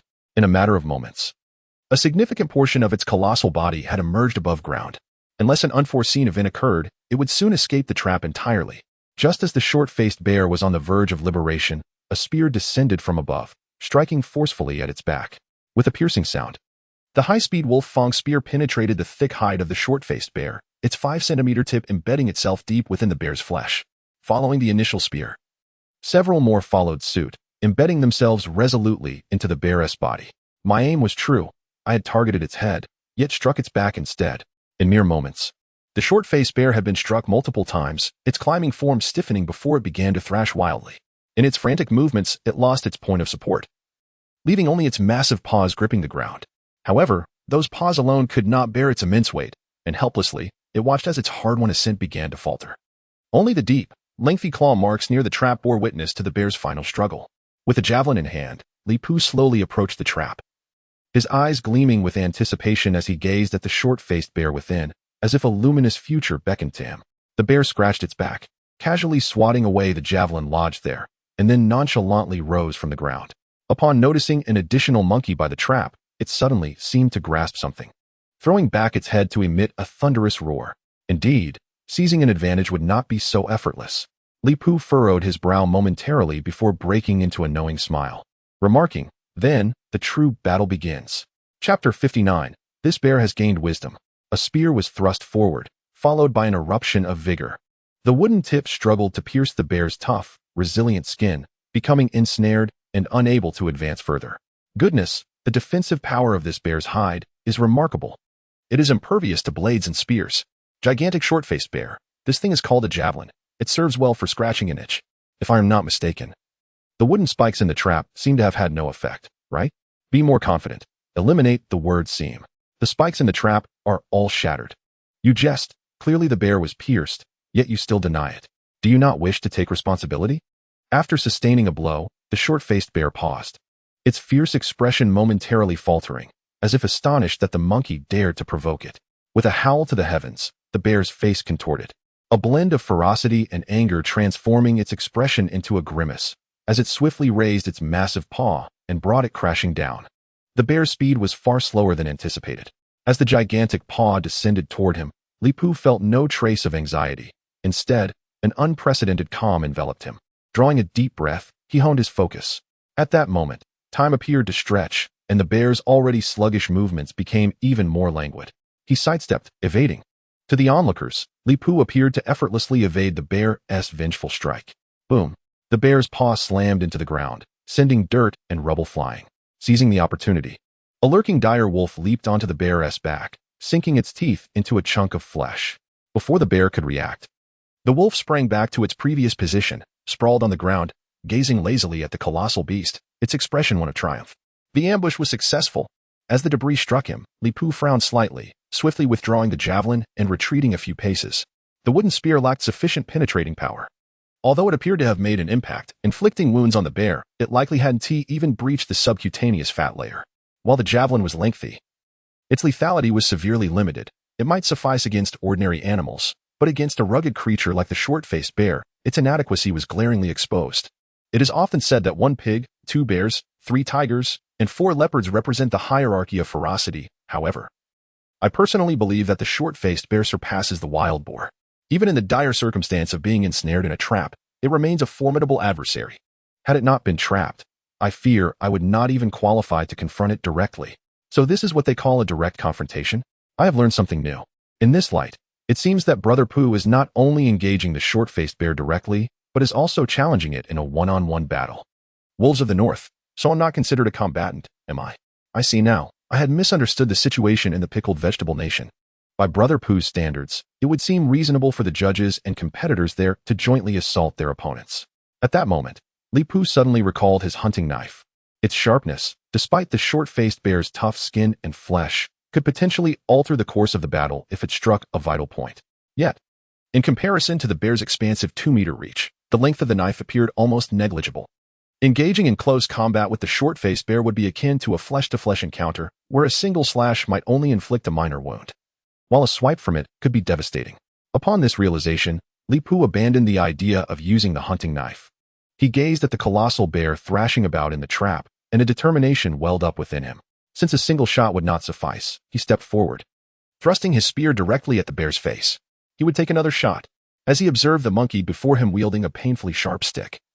The wounds across his body felt more agonizing than ever.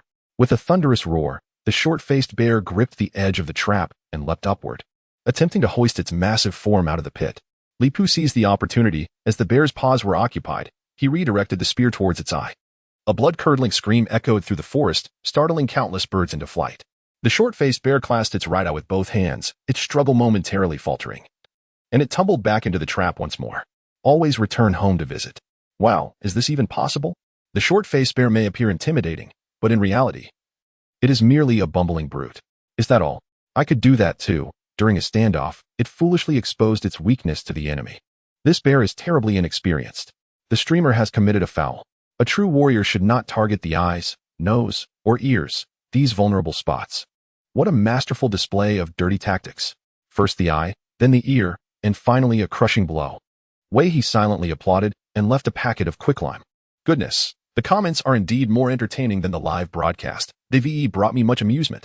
Having witnessed the immediate effect of his strike, Li Pooh remained vigilant. The attack, executed in the blink of an eye, prioritized speed over force.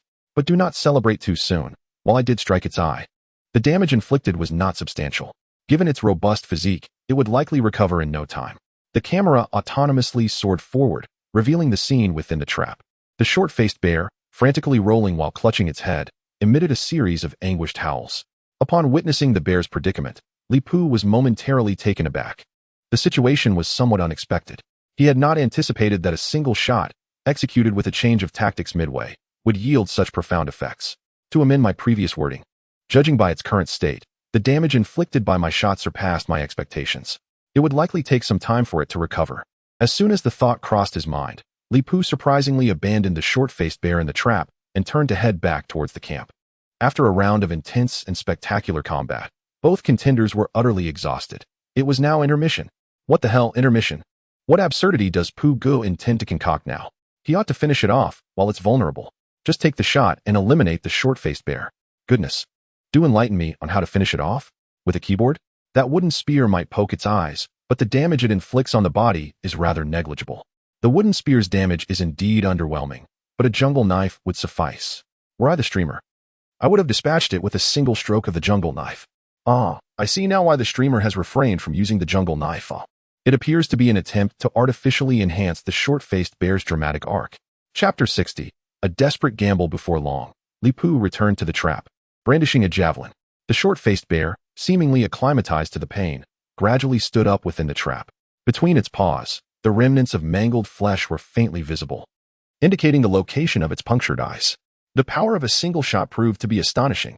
Upon witnessing this sight, Li Pooh fully comprehended the magnitude of his casual strike, realizing it had achieved such an effect.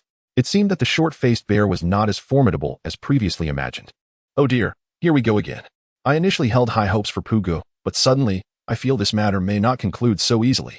Who on earth has instilled you with such courage? Is it that heap of javelins in your possession? Has a blind cat stumbled upon a dead mouse, leading it to believe it has prowess? Bear species rely heavily on their sense of smell. Much like the blind, they do not depend on their sight for sustenance.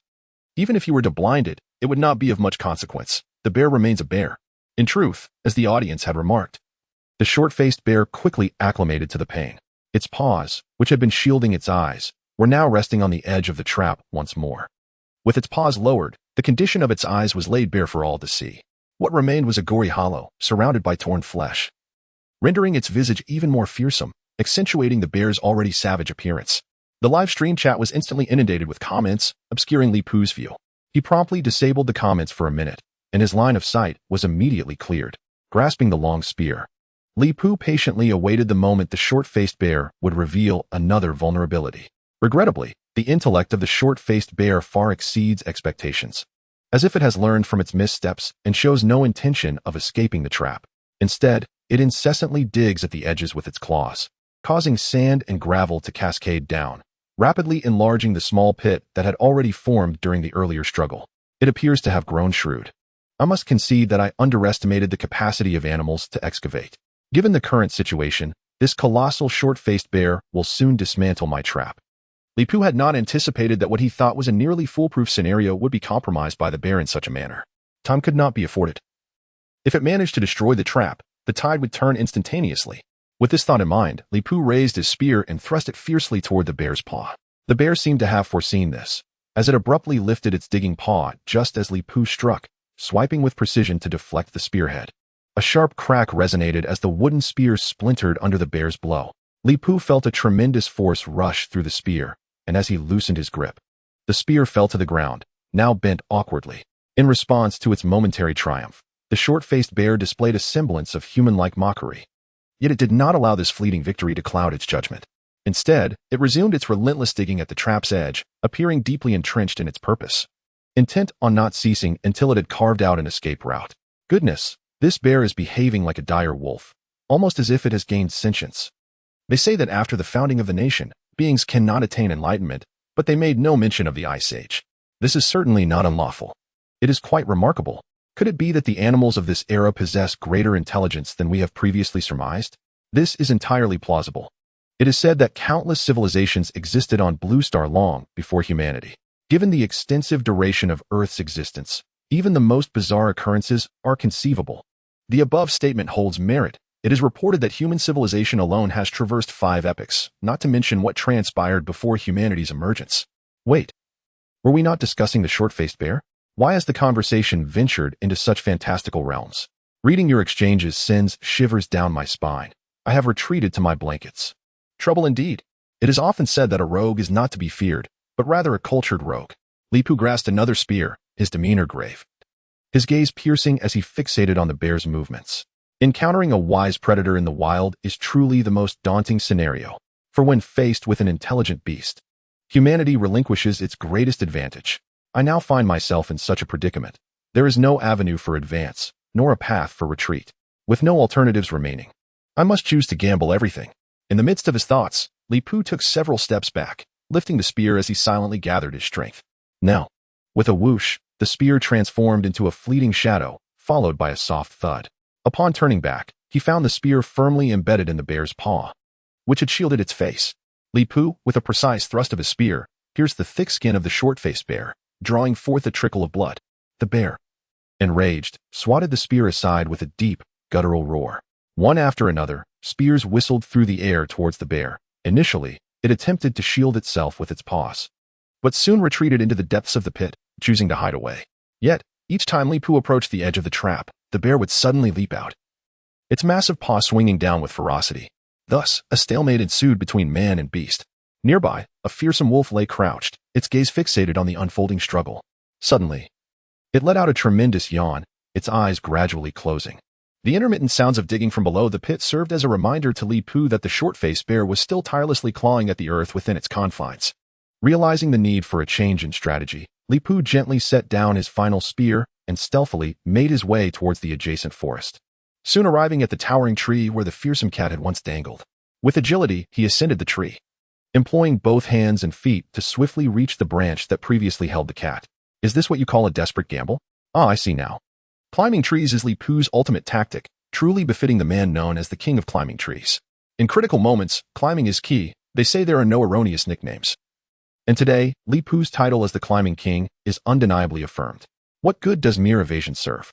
How long can you hide in a tree? Though it is grand, it is not your sanctuary. This peculiar maneuver baffles me. If you wish to hide, do so far away.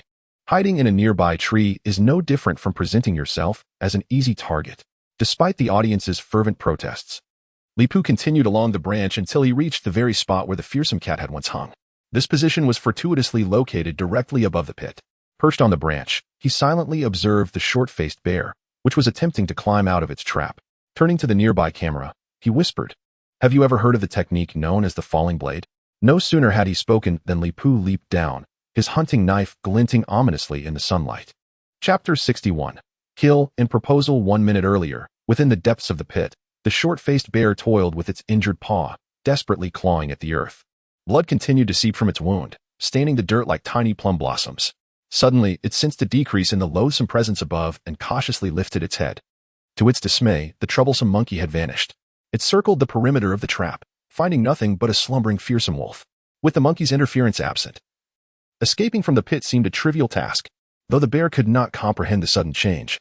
An unprecedented joy welled within it, one far more intense than the thrill of its first hunt or the tender exchanges with its mother. It felt as though it had emerged from the jaws of death. Although unfamiliar with the idiom, it does not diminish the profound sentiment it evokes within. The short-faced bear, precariously balanced on the edge of a trap that had been significantly excavated, felt its heartbeat quicken. This was the sensation of freedom. Just as the bear was about to escape, with most of its body emerging from the trap, it heard a deep voice resonating above. Have you ever heard of a blade descending from the heavens? As the bear prepared to look up, it felt a sudden weight on its shoulders, followed by an excruciating pain erupting from the back of its neck.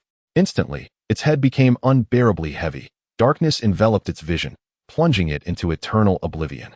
Ding! Congratulations, host. Task completed. Reward. As the voice echoed in his mind, Li Pu swiftly withdrew the hunting knife from the bear's neck. In that fleeting moment, he leaped away, not daring to look back. With a thud, the formidable bulk of the short-faced bear crashed to the ground, a torrent of blood gushing from the wound at its neck, resembling a miniature fountain spraying in all directions. The blood soaked into the earth, gradually staining the surrounding yellow soil. What a blade descending from the heavens! What a hunting knife! Truly spectacular! Goodness, this maneuver has sent chills down my spine. I feel utterly invigorated. This is akin to a heifer taking flight. Utterly extraordinary. Potato Bean generously rewarded a Ferrari and commented, "Wow, Poo Go, your technique is undeniably impressive. Though my offering is modest, I hope it inspires others." Kitten Stealing Chrysanthemum gifted a treasure map and remarked, "Real men never look back at explosions. I shan't say more. Here's a treasure map for you." Director Fox awarded a special token and noted, "Congratulations, Xiao Li, for defeating the giant bear. Please check your private messages. Congratulations on achieving milestone 6, defeating the American apex predator, the short-faced bear." Numerous rewards and effects soon filled the entire streaming screen, obscuring the content of the broadcast. Meanwhile, the orchestrator of this commotion abandoned the short-faced bear and returned to the campsite, settling down beneath the shelter. As he sat before the extinguished campfire, remnants of heat still lingered within the charcoal, the embers glowing with a silent warmth. Above the fire lay a clay pot brimming with broth, its surface glistening with a visible layer of oil. A pair of wooden chopsticks disrupted the tranquility of the pot, piercing through the oily film to grasp a piece of venison, this time not sliced, but devoured whole. Ah, still warm. The insulation provided by the fat was remarkable. To savor a warm meal immediately after a thrilling battle was a true blessing. With a voracious appetite, a sizable chunk of deer meat vanished without a trace. Li Pu then picked up another piece of venison. This time his manner of consumption became significantly more refined. He savored each bite leisurely, conversing as he chewed. Speaking of which, I now possess a short-faced bear weighing over a ton. It is high time to gather some fat. Although I currently lack a metal pot to saw with, there are countless other applications. The primary constituents of bear fat are triglycerides of palmitic and stearic acids. Besides culinary uses, it can also be employed in the production of hardened oils, soaps, glycerin, lubricants, and leather tanning. With this fat, I shall soon acquire a multitude of resources. In the midst of this, a flurry of comments erupted. What s with that? Just when it was getting good. You turned to leave? After showing off, you just upped and vanished. I thought the host was unimpressed by the bear's bulk, but it seems he was merely eager to return home for a meal. Nothing is more thrilling than departing after flaunting. Pugu has truly grasped the art of showmanship. Congratulations! It appears even Pugu cannot resist the heartfelt call of a hearty appetite, abandoning the bear carcass to rush home for a feast. So, fat is this useful? Why didn't he, the host, gather more earlier? A saber-toothed cat and a reindeer were wasted. I can deduce several reasons. Firstly, there were no containers. Secondly, the short-faced bear posed a constant life-threatening danger. And thirdly, well, I'm out of ideas. Engaged in this banter, they swiftly consumed the entirety of the deer meat from the clay pot. After finishing one jar of meat, Li Pu still felt unsatisfied. He lifted the pot and drank the deer broth in one go. After savoring the savory broth, he exhaled deeply, feeling his previously spent energy restored. He could not help but exclaim, "Delightful! The deer broth is truly fragrant and delicious, rich yet not greasy, an exquisite rarity in this world. Once I have the time, I shall venture into the woods to gather mushrooms, procure some salmon, and stew them together with the venison. Just the thought of it ignites an immense longing within me." As he spoke, his stomach, which had previously felt moderately full, began to secrete gastric juices anew, as if everything he had consumed had vanished. Suddenly, he felt hunger pangs again. He needed to eat more. Li Pu instinctively turned his gaze towards the grill, where an entire reindeer had been charred to a crisp black exterior, rendering it inedible. The truly consumable portions lay within, untouched by the flames. He instinctively drew his hunting knife, ready to carve into the reindeer, but then paused, struck by a sudden realization.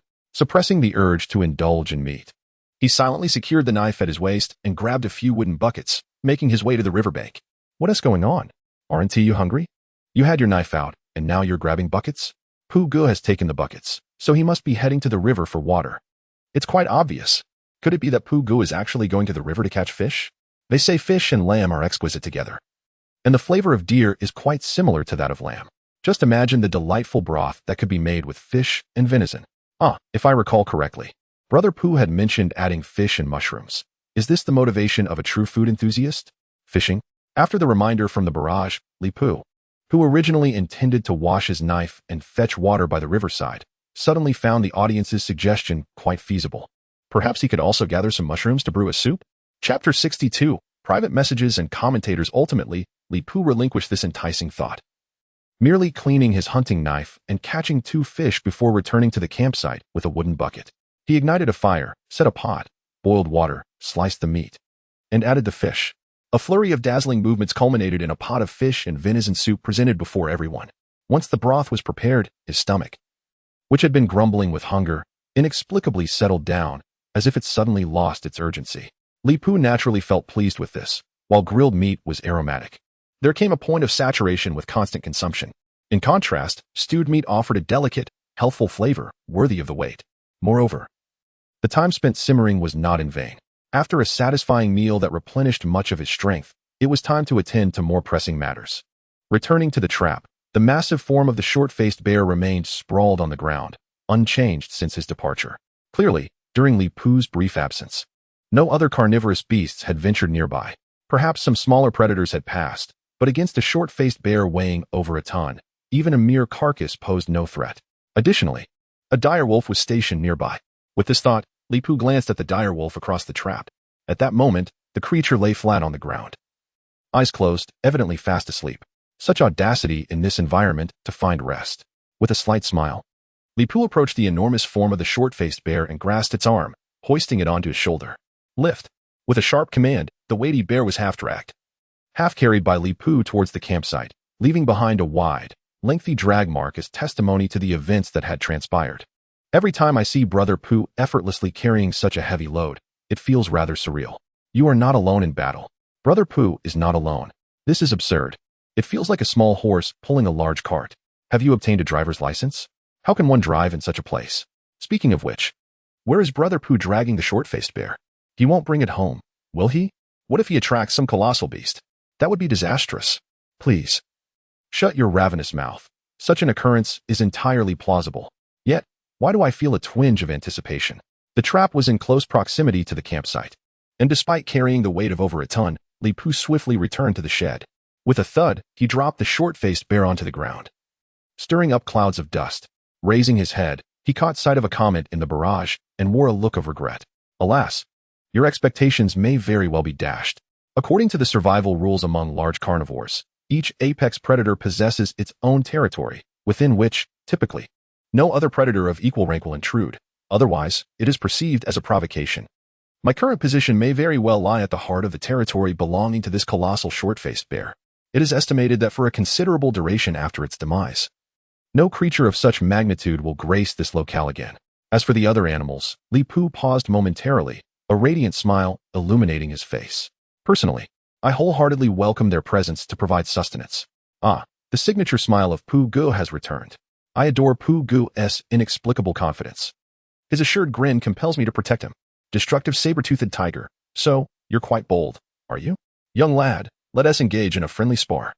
Director who rewarded with an airplane and commented, Little Li Gu, check your private messages. It's quite urgent. Haha, look how anxious Director who is. The first flying flower has once again plummeted, necessitating a supplementary airplane to restart the conversation. It makes me laugh to no end. I suspect Pu Gu noticed it long ago. He merely seeks to elicit gifts. Naturally, Li Pu observed the first flying flower rewarded by Director Hu. But his mind was preoccupied with strategies to deal with the colossal bear, leaving him little room to contemplate his plea. Now, as the urgency persisted, he felt somewhat embarrassed to disregard the message, even if he considered his thick skin sufficient to serve as a fortress. Communicating with the system. He entered the private message interface, revealing a staggering 99 messages. With a mere thought, he filtered out the irrelevant messages, retaining only 2 from Director Hu. Director Hu, Little Pu Gu, are you there? Thank you for sharing the high-definition video. It has significantly aided our paleontological research. On behalf of the official Paleontology Research Center, I extend my heartfelt gratitude. Following consultation with superiors, we have prepared a reward of 100,000 yuan for you. How would you prefer it to be dispersed? If it is inconvenient, I can directly reward you through the live stream. Li Pu glanced at the timestamp of the message, astonished to find it dated 2 days prior. Precisely when the short-faced bear had attacked him. No wonder Director Hu had not pressed him earlier. He then examined the second private message. Director Hu, Little Li Gu. I refrained from pressing you earlier upon seeing your perilous situation. Now that the formidable foe has been vanquished, have you had a chance to consider our previous proposal? Please respond at your convenience. Additionally, we have a humble request. If you plan to deal with the short-faced bear, could you possibly share the high-definition video with me? The research center will offer additional compensation. After a moment of contemplation, Li Pu made up his mind and replied to Director Hu's private message. It is but a trivial task. There is no need for recompense. As money holds no significance for me, alone in a foreign land.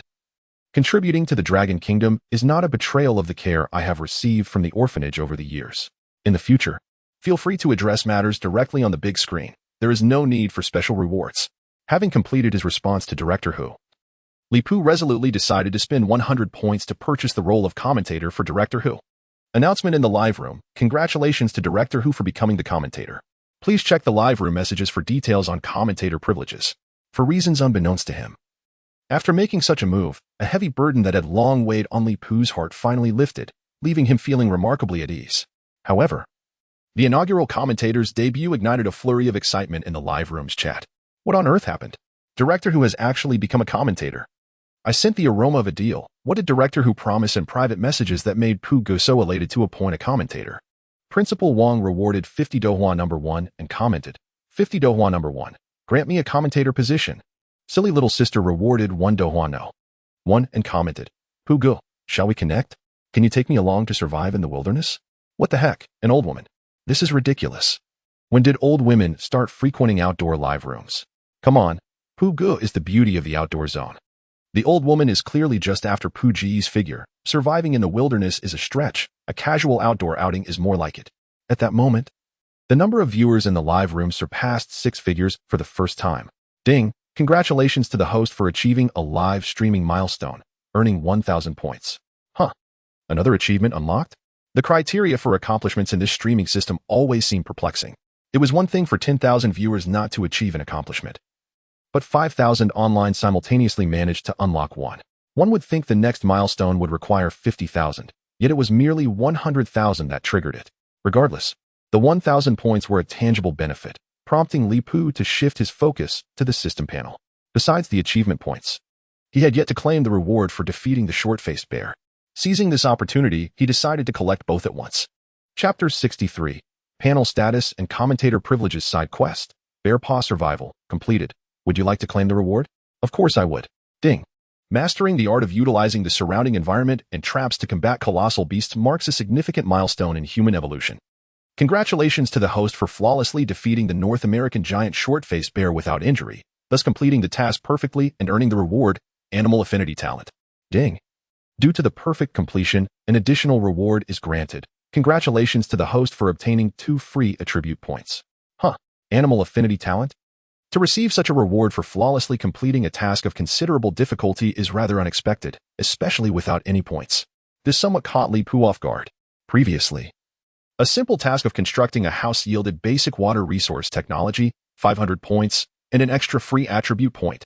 Yet, this time, after expending significant effort and time to slay the short-faced bear, he merely received this so-called affinity talent.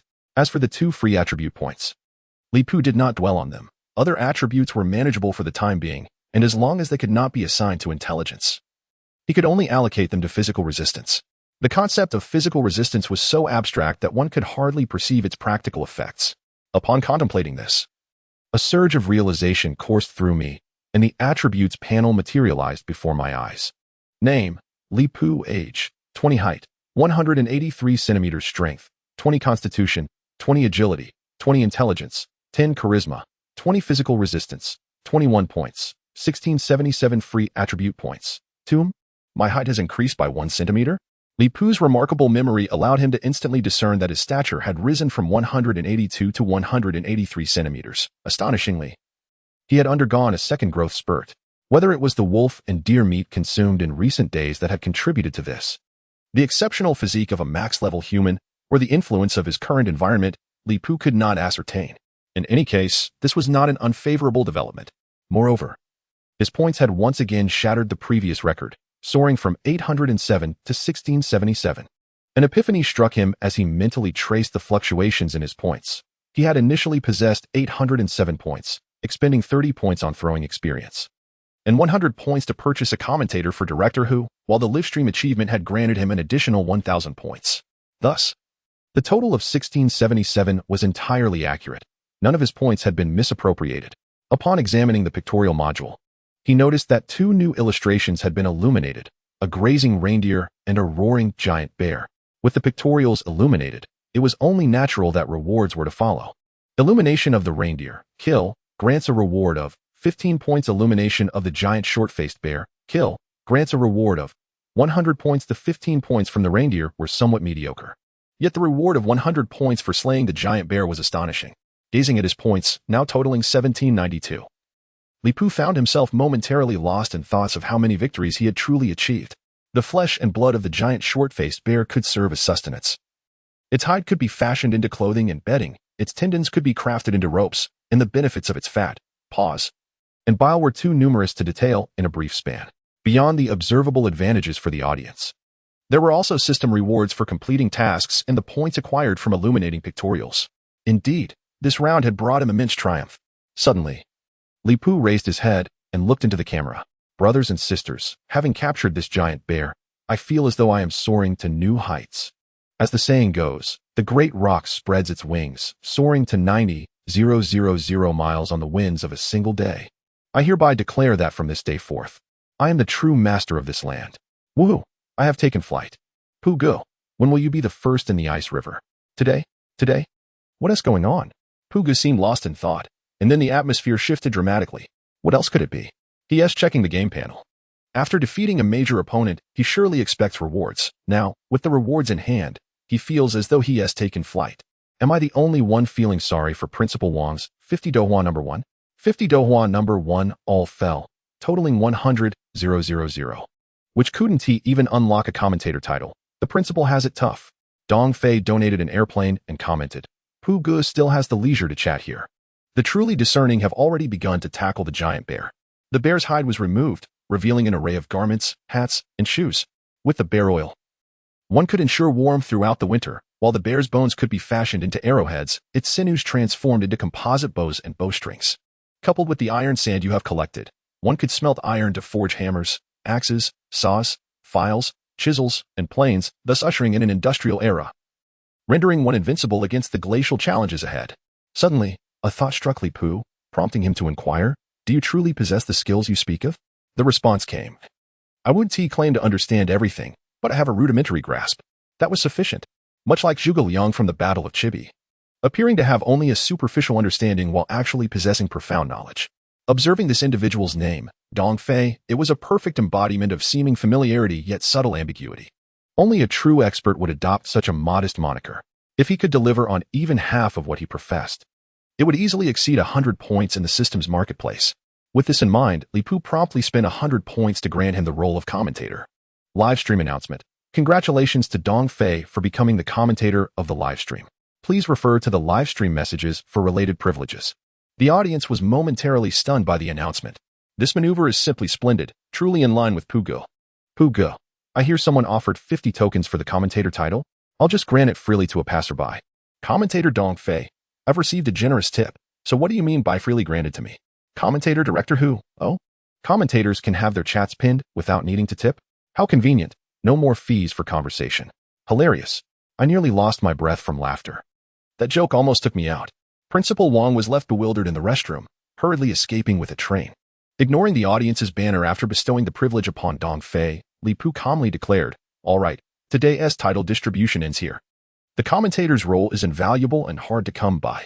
I expect both of you to take your responsibilities seriously, provide commentary, strategize, and offer guidance. As he finished speaking, Li Pu unsheathed his hunting knife and approached the colossal short-faced bear. The time for idle chatter had concluded. It was time to deal with this formidable creature. Principal Wang tipped a cruise ship and commented, save the bear's paws, gallbladder, and kidneys for me. Just say the word. And I will immediately tip 100 cruise ships. Chapter 64, Dissection and Rewards. How long does it take to dissect a giant bear? Standing 5 meters tall and weighing 15 tons? Li Pu swiftly demonstrated the answer through action. He made a vertical incision along the bear's torso, drawing a line resembling the number 1, then made circular cuts around its limbs before delving into the bear's hide. In less than 5 minutes, a bear hide, measuring approximately 5 meters in length and width, was peeled away.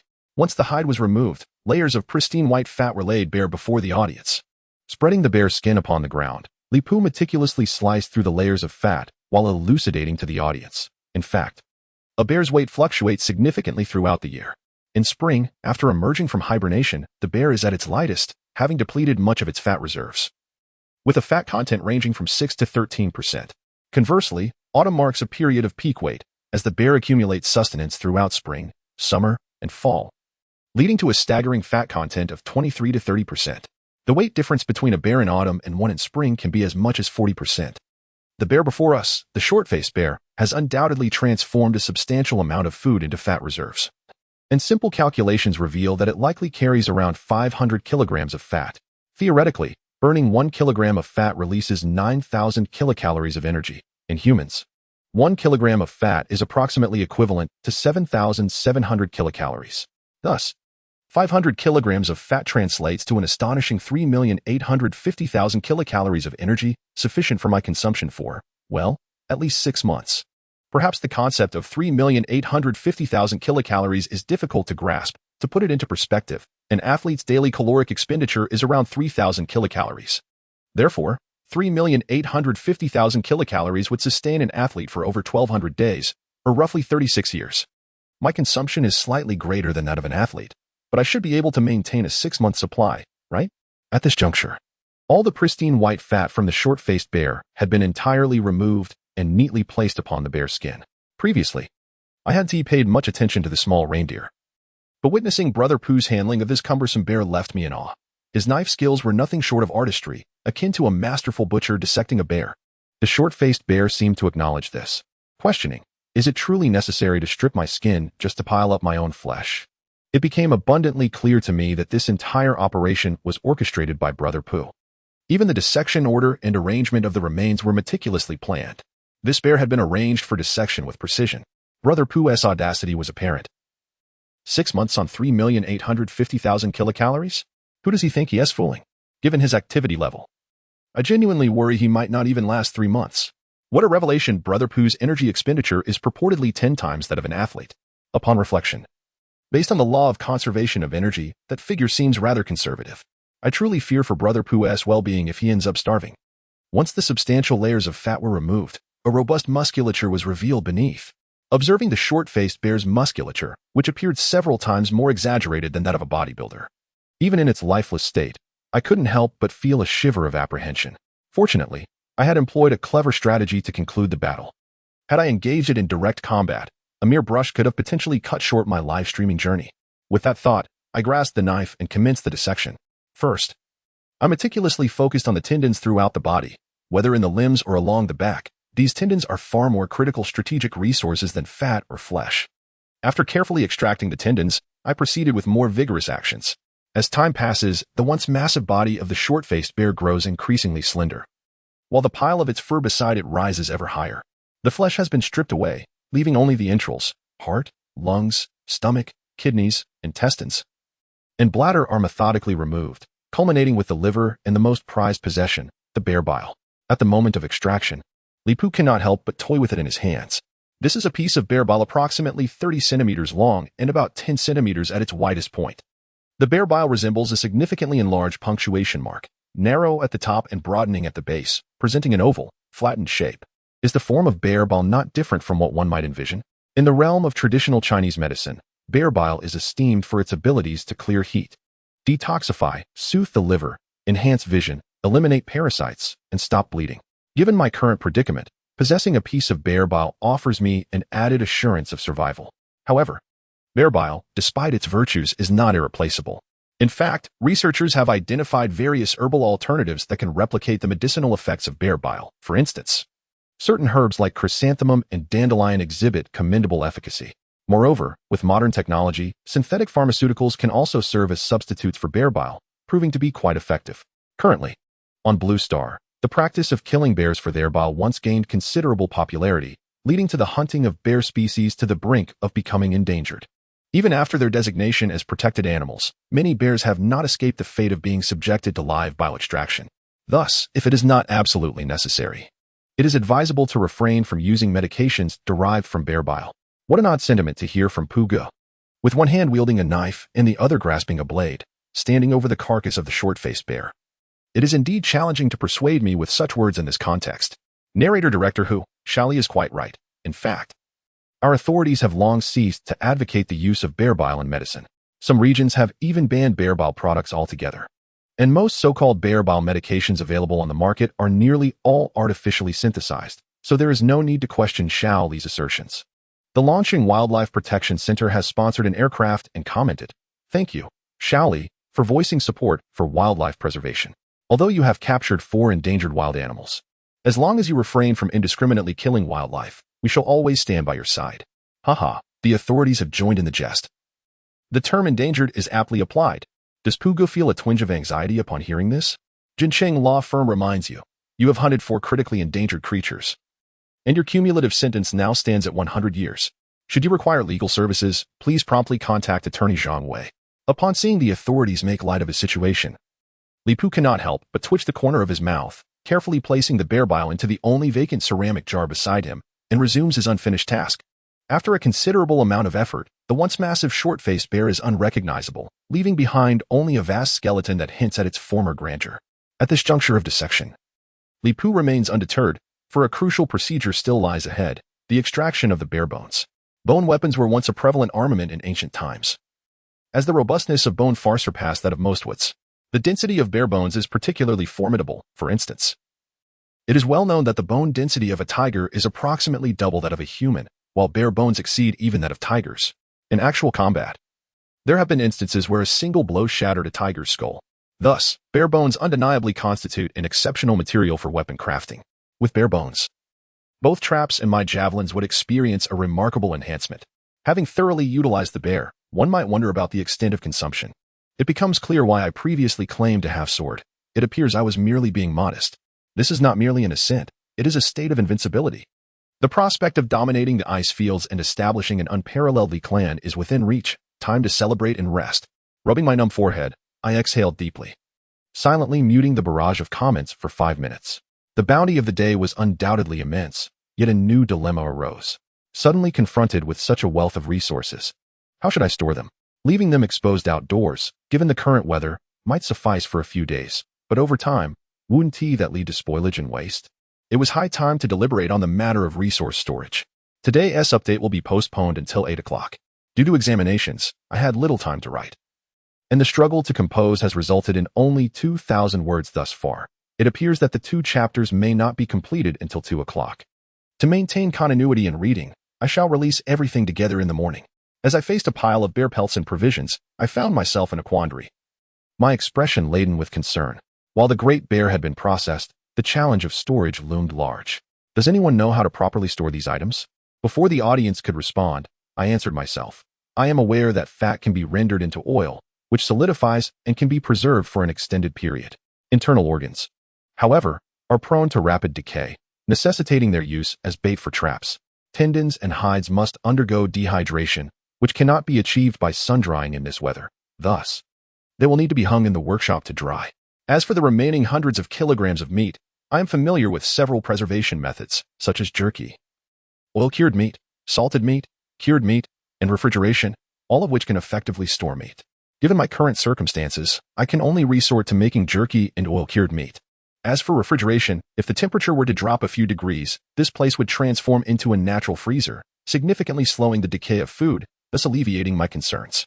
In many instances, life operates on a principle of trade-offs. For instance, while I have acquired a considerable fortune, I also grapple with the challenge of managing my provisions.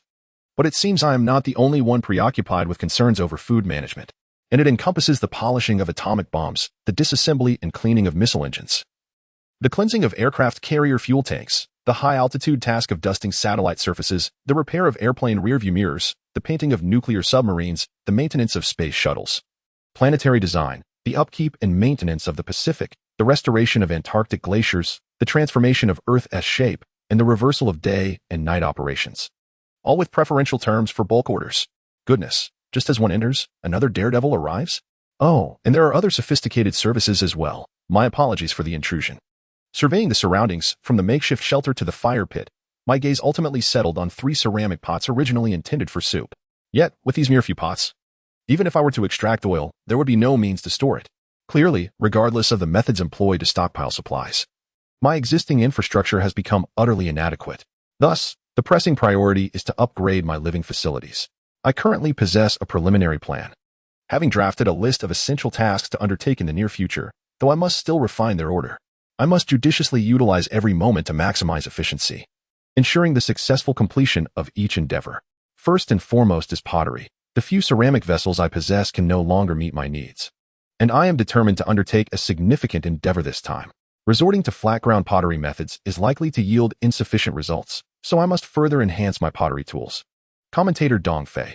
So, are you planning to employ a pottery wheel this time?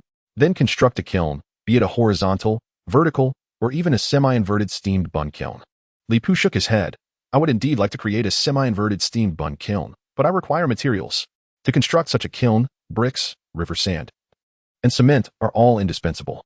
While I have river sand at my disposal, the other materials remain elusive. Therefore, I must begin with something simpler. A horizontal or vertical kiln should suffice, as they are straightforward and possess a high success rate. As for the pottery wheel, it is not a priority for now. In this wilderness, practicality reigns supreme over aesthetics. Thus, the next task is to produce charcoal.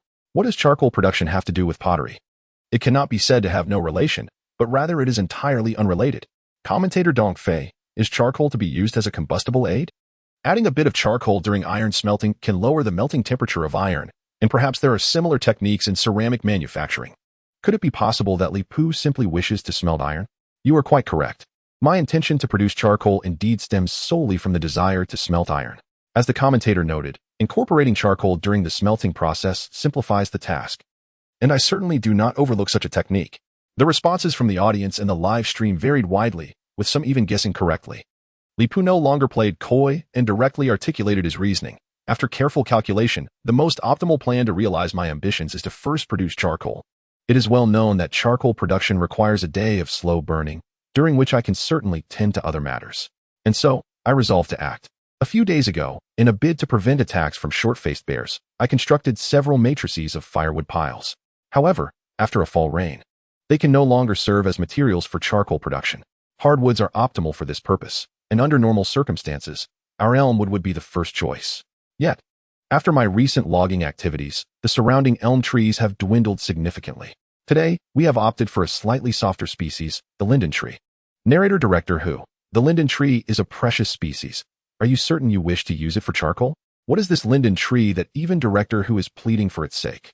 Narrator Dong Fei. The linden tree, indeed, is a key protected species in the Dragon Kingdom, possessing substantial economic, culinary, and medicinal value. Narrator Dong Fei. The flowers of the linden tree serve as an excellent source of nectar.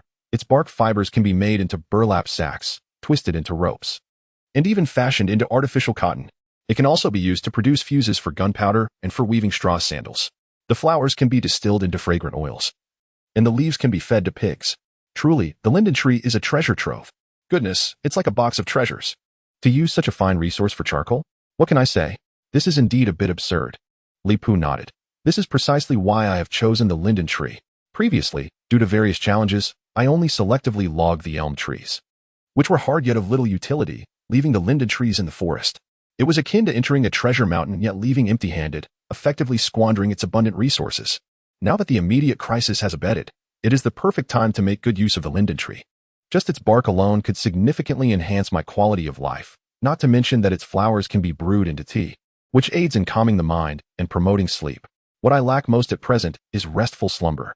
Just imagine being able to sip a cup of linden flower tea each night, greatly improving my sleep quality.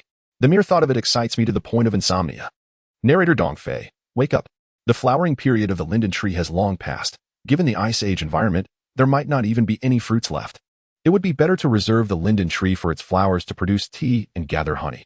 I suggest you chop down the obstinate elms instead. Li Pu was well aware that the flowering period of the linden tree had elapsed, but his true interest lay not in its flowers, but in other aspects. Therefore, Li Pu resolutely shook his head. The linden tree is definitely on my chopping list. Chapter 66. Shall we continue tonight? This coniferous forest is home to a considerable number of linden trees. The linden tree is a remarkable species, classified as a hardwood, yet often visible within coniferous forests. More accurately, it thrives in both coniferous and broadleaf forests, making it a transitional plant between the two types of ecosystems, a true marvel of nature. Although lindenwood does not boast the density of mahogany or cedar, it is more than adequate as a raw material for charcoal production. As a possessor of extraordinary memory, Li Pu is acutely aware of the locations of the linden trees within this forest. Approaching a nearby linden tree, I unsheathed my machete and commenced my task of chopping. This particular tree, neither too large nor too small, stood approximately 5 to 6 meters tall with a diameter of about 30 centimeters. Such a specimen is quite sufficient for the purpose of charcoal production. After a few decisive strokes, the linden was severed, leaving behind a sturdy stump, while the rest was neatly bundled for transport. Upon returning to the camp, I stripped the bark and set it to dry, subsequently repurposing the machete as an axe for splitting firewood. As I chopped the linden into manageable pieces, I remarked, logically, only some side branches and smaller limbs are necessary for producing charcoal for iron smelting. However, as everyone knows, the more precious the tree, the more suitable it is for charcoal production. Before my words could finish echoing, the live chat was inundated with enthusiastic comments. What a waste not to use such a fine tree for burning. The rarer the tree, the more it deserves to be turned into charcoal. You needn't tell us. We've already learned to chime in. Surprising, isn't it? Exciting, perhaps? Seeing the flood of comments brought a smile to my face, and my hands moved with increased urgency. In no time, the linden tree was transformed into a neat stack of firewood. When I piled the wood into several stacks, I was astonished to find that one linden tree yielded over a dozen neatly arranged piles, with plenty left over. As I surveyed the stacks surrounding the workshop with satisfaction, I felt a sense of contentment. The quantity of charcoal produced would suffice for my iron smelting needs, while the remainder would serve as firewood for warmth during the night. However, to convert this firewood into charcoal, we required a crucial step: sealing with clay. To create charcoal, the wood must undergo a process of slow burning. And the simplest method to achieve this is by sealing it with clay, creating a makeshift kiln. Once the wood is burned sufficiently, it can be completely covered with mud to attain the desired effect. Using readily available earth, I swiftly sealed the numerous wood piles, leaving only a small opening at the bottom for igniting the fire. As I lit the fires one by one, the billowing smoke enveloped the workshop, transforming it into an ethereal realm shrouded in mist. Realizing the gravity of the situation, I hurriedly grabbed a bucket and rushed to the riverbank, chuckling at my oversight. I was careless. I hadn't anticipated the immense power involved in burning so many piles of charcoal at once. For now, my workshop is temporarily inaccessible. With autumn upon us and continuous rain, the absence of a workshop hindered many of my activities. whether smelting iron, crafting pottery, or air-drying bear meat. Each task required its own dedicated space. Pausing for a moment, I seemed to reach a resolute decision, my expression firm. It appears I must construct additional workshops. A single one is no longer sufficient to meet my needs. Oh, are we about to embark on a grand infrastructure project? The spirit of the Dragon Kingdom is stirring. When did infrastructure become ingrained in the Dragon Kingdom's identity? Wasn't it about farming? Building and farming are not mutually exclusive. Both are part of our extraordinary heritage. By the way, when will you begin your farming journey? Wilderness survival feels incomplete without cultivation. Ah, what a delightful thought. Perhaps I should construct a city-state right here. Establishing a civilization that, when discovered by future archaeologists, will leave them pondering the meaning of life. Just the mere contemplation evokes a vivid imagery. A strong recommendation indeed. Here I am, merely wishing to build a few shelters, and yet the online community has already envisioned the creation of an entire civilization. Am I being overly conservative? Or are these whimsical netizens simply ahead of their time? Li Pu could not ascertain the correct answer, nor did he wish to dwell upon it. For now, he remained blissfully ignorant of the world outside, wholly absorbed in his pursuit of clay. Given the ambitious goal of pottery making this time, he required a significantly larger quantity of clay than on previous occasions. After countless trips carrying wooden buckets, Li Pu finally amassed a sufficient supply of clay. Holding his breath, he glanced at the first pile of firewood. Although the air vent of the kiln was quite small, the flames within had nearly consumed all the wood, reaching the point of complete suffocation. Following the sequence of ignition from before, Li Pu sealed the kiln. Exhaling deeply with a faint smile, I have accomplished all that I can. The rest is left to fate. After 1 or 2 days of combustion, if all goes well, I shall obtain an ample supply of charcoal. But what if it fails? That would mean we have collectively succumbed to an illusion. The process of charcoal production now required only patience, and Li Pu turned his gaze to the fresh clay beside him. Next came the time for playful creation. This time, the vessels he intended to craft were far more intricate than the previous jars. Thus, he opted against the hand-sculpting method in favor of a more advanced technique. I shall employ the slab-building method, an enhanced version of the coil technique. This involves thoroughly kneading the clay, rolling it into a flat slab with a rolling pin, and then adhering the slabs together to form the desired pottery shape. Quite simple, wouldn't you agree?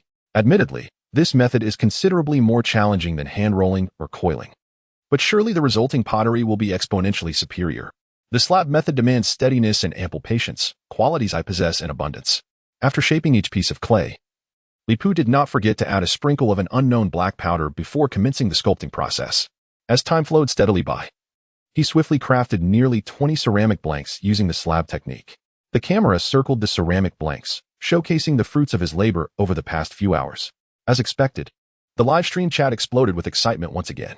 This speed is simply astounding. Unbelievably fast. Didn't we agree that the slab method was more difficult? Why does it seem to have become easier in Li Pu's hands? I can only say that one's aptitude cannot be generalized. What is challenging for us seems trivial to him. I must inquire, with so many pottery pieces resembling various utensils, what exactly is Li Pu planning to do? Open a restaurant? As the pottery was shaped, dusk approached, and the sun began its descent. Is it already evening? Li Pu felt an overwhelming sense of time slipping away, exclaiming, "Days are passing too swiftly. It feels as though I have accomplished nothing, and twilight is already approaching." At this juncture, Li Pu abruptly closed his eyes, attentively tuning into the sensations emanating from his body. After a minute, he slowly opened his eyes and, with a serene expression, addressed the camera, suggesting, "Shall we continue tonight?" Chapter 67. What has transpired? Shall we continue tonight? Upon uttering these words, Li Pu was astonished to find the audience's reactions curiously unanimous. Are we really going to pull an all-nighter? Have I misunderstood? At this rate, we'll be heading straight for 60 hours. I implore you, must you continue? You've already streamed for 40 hours. Can't you take a moment to rest? It feels as if you're trying to exhaust us to death, possibly to inherit my Aunt Flower credit. Please share a bit of that Red Bull and gacha with me. I can scarcely hold on any longer.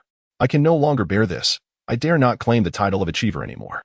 This is the first time I've encountered someone more relentless than myself, too formidable to contend with. The audience's responses were entirely unexpected, prompting Li Pu to inquire, "Isn't continuous streaming enjoyable? You can watch to your heart's content. We can differentiate between fleeting pleasure and enduring enjoyment. If this continues, do you not fear a sudden collapse? Even if you dismiss the idea of exhaustion, we are concerned. This is the first instance I've urged a streamer to conclude their broadcast. Yet I sense it will not be the last. Even those of us seeking enlightenment must heed the principles of science. Prolonged seclusion should not exceed 2 days and nights. Otherwise, one risks losing their sanity or, worse, damaging their foundational essence. Young man, take my advice, cultivation must also consider one's health. The dawn is fast approaching here. It's time to rest. Reflecting on the audience's sentiments, Li Pu acknowledged their wisdom. Having streamed for nearly 40 hours, he recognized that, while his own stamina could withstand another day, the viewers, ordinary individuals, might not endure such an ordeal. With this in mind, a plan began to form within him. And with a gentle smile, he declared, "Your consideration is commendable. My streaming duration has far exceeded limits. It is time for everyone to take a break." Thus, today's broadcast concludes here.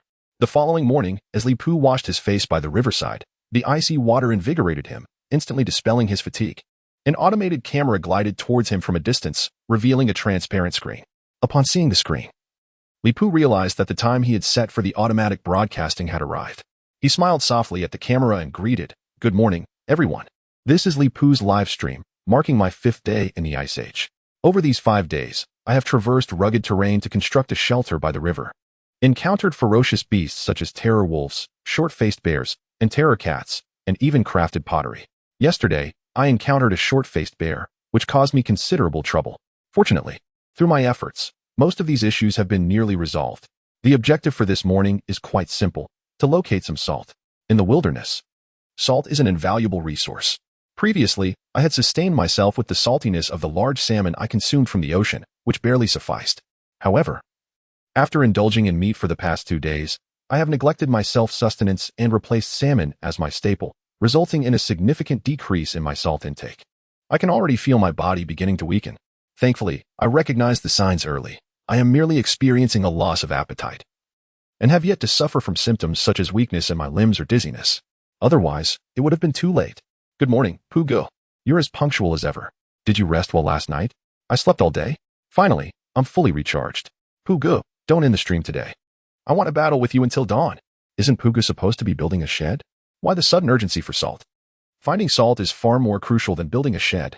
What you mentioned earlier is trivial. A severe lack of salt can lead to nausea, vomiting, loss of appetite, and even arrhythmia, blurred vision, or worse, death. Now you understand the importance of finding salt. Do you know how worried I was about your salt deficiency? I was genuinely afraid that you would succumb to exhaustion from lack of it. Thankfully, it's not too late to mend the situation. It's the perfect time to search for salt. Isn't salt easy to come by? You can obtain it by burning plant ash. It's not a big deal. If that fails, just follow the herbivores, and you'll soon find where they go to lick salt. The screen was filled with comments greeting one another, while others offered strategies for locating salt. Upon hearing that burning plant ash could yield salt, Li Pu was momentarily enlightened, only to be sobered by the next comment. Commentator Dongfei, burning plant ash for salt? While this method is feasible, there is a significant issue. The potassium carbonate content in plant ash is excessively high. Excessive intake of potassium salts can lead to hyperkalemia, which has severe side effects. If used in the short term as a stopgap, it may suffice. But prolonged use is no different than a long-lived person hanging themselves. Goodness, that piece of information alone is worth at least 20 points. Li Pu increasingly felt that purchasing commentator privileges for Dongfei was a wise decision. While the method of searching for salt deposits by following herbivores is indeed simple, I noticed an unusual absence of any large herbivores nearby this morning. This may be attributed to my earlier encounter with the short-faced bear. The dense scent of blood not only attracts carnivores but also frightens off most herbivores. Thus, I am compelled to resort to the most rudimentary method of a thorough search. I have heard that certain areas along the river are prone to salt deposits, so I will scour the riverbank in hopes of uncovering a salt mine. I have an entire morning at my disposal for this search, if it proves fruitless. I will have no choice but to seek assistance from the self-service restaurant and obtain some salt from the salmon to provide temporary relief. This time, Li Pu chose not to walk along the riverbank, but instead proceeded along the shallow waters. Not long after setting off, Li Pu came to a halt before the stone wall near the riverbank. The camera automatically zoomed in, capturing a close-up of the wall. Behold, the surface bore traces of salt efflorescence, and there were marks indicative of having been licked, although a true salt mine had not yet been discovered. This was undoubtedly promising news, affirming that our hypothesis was entirely correct. As long as I continue along this river, locating the salt deposit is merely a matter of time. With this thought, Li Pu quickened his pace. After 3 hours of searching along the riverbank, he had only found scattered patches of salt. While not entirely fruitless, it fell short of his expectations. Shaking his backpack, he heard the rustling of its contents, his meager haul from the morning. Not even a pound. just barely sufficient for his immediate sustenance, yet it was still far from his ultimate goal. With no other choice and time running short, he decided to temporarily abandon his search. Thus, Li Pu climbed up from the shallows to the riverbank and began his return journey. When the campsite reappeared on the live stream, the viewers could hardly believe their eyes. What on earth happened last night? Chapter 68. Impurities. As Li Pu returned to the campsite, 3 brand new shelters sprang up from the ground like mushrooms after rain. Underneath the shelters, neatly cut bear meat hung in an orderly fashion, reminiscent of a butcher's stall at a farmer's market. What on earth happened last night? Goodness. Did you secretly enlist the operations team to help while we were off air? Unbelievable, I merely took a daytime nap. And you've managed to complete all this work in secrecy? This is truly inexplicable. I suspect Brother Pooh is gaming, with a mere click for upgrades.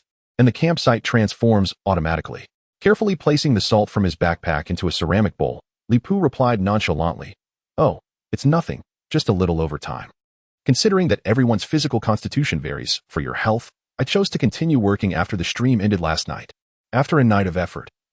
Erecting a few shelters and stringing some ropes to hang the meat seems quite reasonable, doesn't it?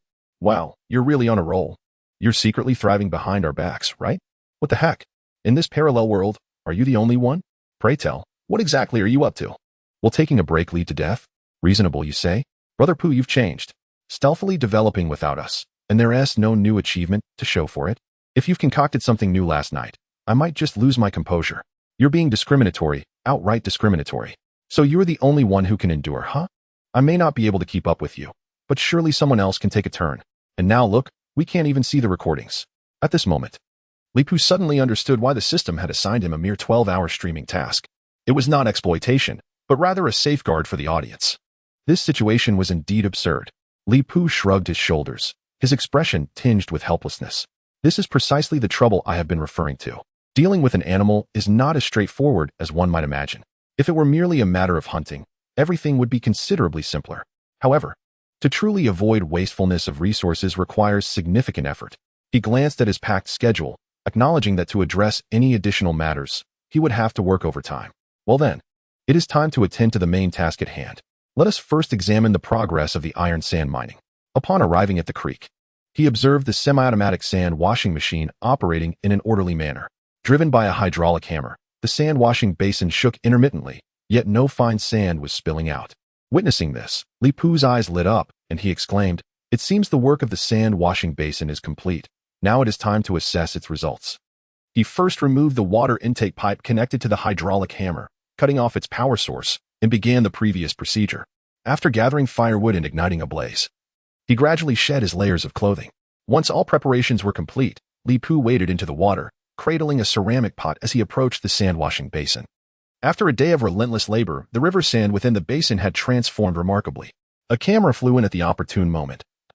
Focusing on the bottom of the gold washing basin, what had once been a basin brimming with river mud had now become a layer of black gravel. Under the sunlight, the metallic glimmers within the gravel appeared particularly brilliant and captivating. Li Pu smiled and remarked, "Behold, the black sediment below is iron sand.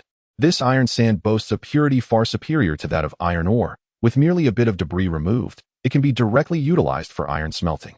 As he spoke, he tilted the gold washing basin, pouring the fine sand into the ceramic pot. After transporting the pot back to shore and replenishing the sand washing basin with river sand, he returned to the campfire. The composition of river sand is exceedingly complex. Although it had been sifted through the gold washing basin, many impurities still lingered within the iron sand. These impurities, if forged into iron ingots, would adversely affect the durability of the iron products. Fortunately, these impurities were brightly colored and easily distinguishable, allowing for their manual removal. As Li Pu rummaged through the ceramic pot, he swiftly discovered a bright orange grain. See, eliminating these impurities is quite simple. Oh my goodness, please forgive my exclamations. I simply cannot find other words to express my emotions. Are you serious, Pugo? You refer to this as an impurity? If you don't want it, I would gladly purchase it from you. I specialize in the recovery of such impurities, offering up to 300 kwai per gram. The merchant is truly shameless.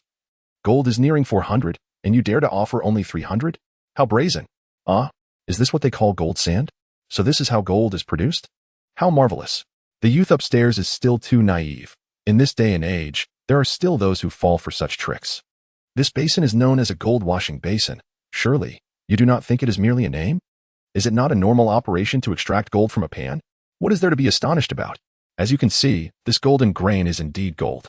When the impurities were identified, Li Pu did not express any surprise. Instead, he acknowledged it openly. However, although gold possesses numerous irreplaceable industrial applications, I currently have no use for it.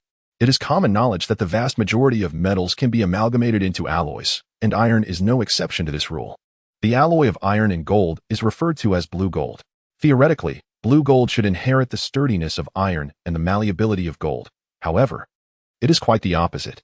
Hence, the presence of gold within my iron sand mine serves no purpose other than to act as an impurity that compromises the strength of my ironware. As I spoke, I discovered a few more grains of gold and carelessly tossed them aside. Li Pu frowned. The gold content in the river sand is somewhat excessive. Just this small jar of iron sand may contain no less than 10 grams of gold. Alas, this situation is troublesome. This must be the legendary retribution, specifically targeting pretentiousness. This is undoubtedly a rich mine. The gold content of this river surpasses that of any known wealthy mine on Blue Star. Brother Pu is about to strike it rich. Did you not hear Brother Pu say that no matter how abundant the gold mine is, it is merely an impurity, entirely devoid of any value? Such mundane words are only believed by you. Gold, regardless of its utility, is still an exceedingly rare metal. It is said that in nature, only during a supernova explosion, through nuclear fusion, can metals be transformed into gold. Therefore, theoretically, all gold is a gift from the cosmos. Upon reading the last comment, Li Pu could not help but join in. Although these are impurities for smelting iron, they are still rare metals in essence, so I have decided to keep them. Accumulating them could eventually allow me to craft a set of gold cutlery. Thus, Li Pu ceased to filter out the impurities. Feeling the moisture in his body had been dried out, he donned his clothing, embraced the ceramic jar, and made his way back to the camp. Next, it would be time for iron smelting. Chapter 69.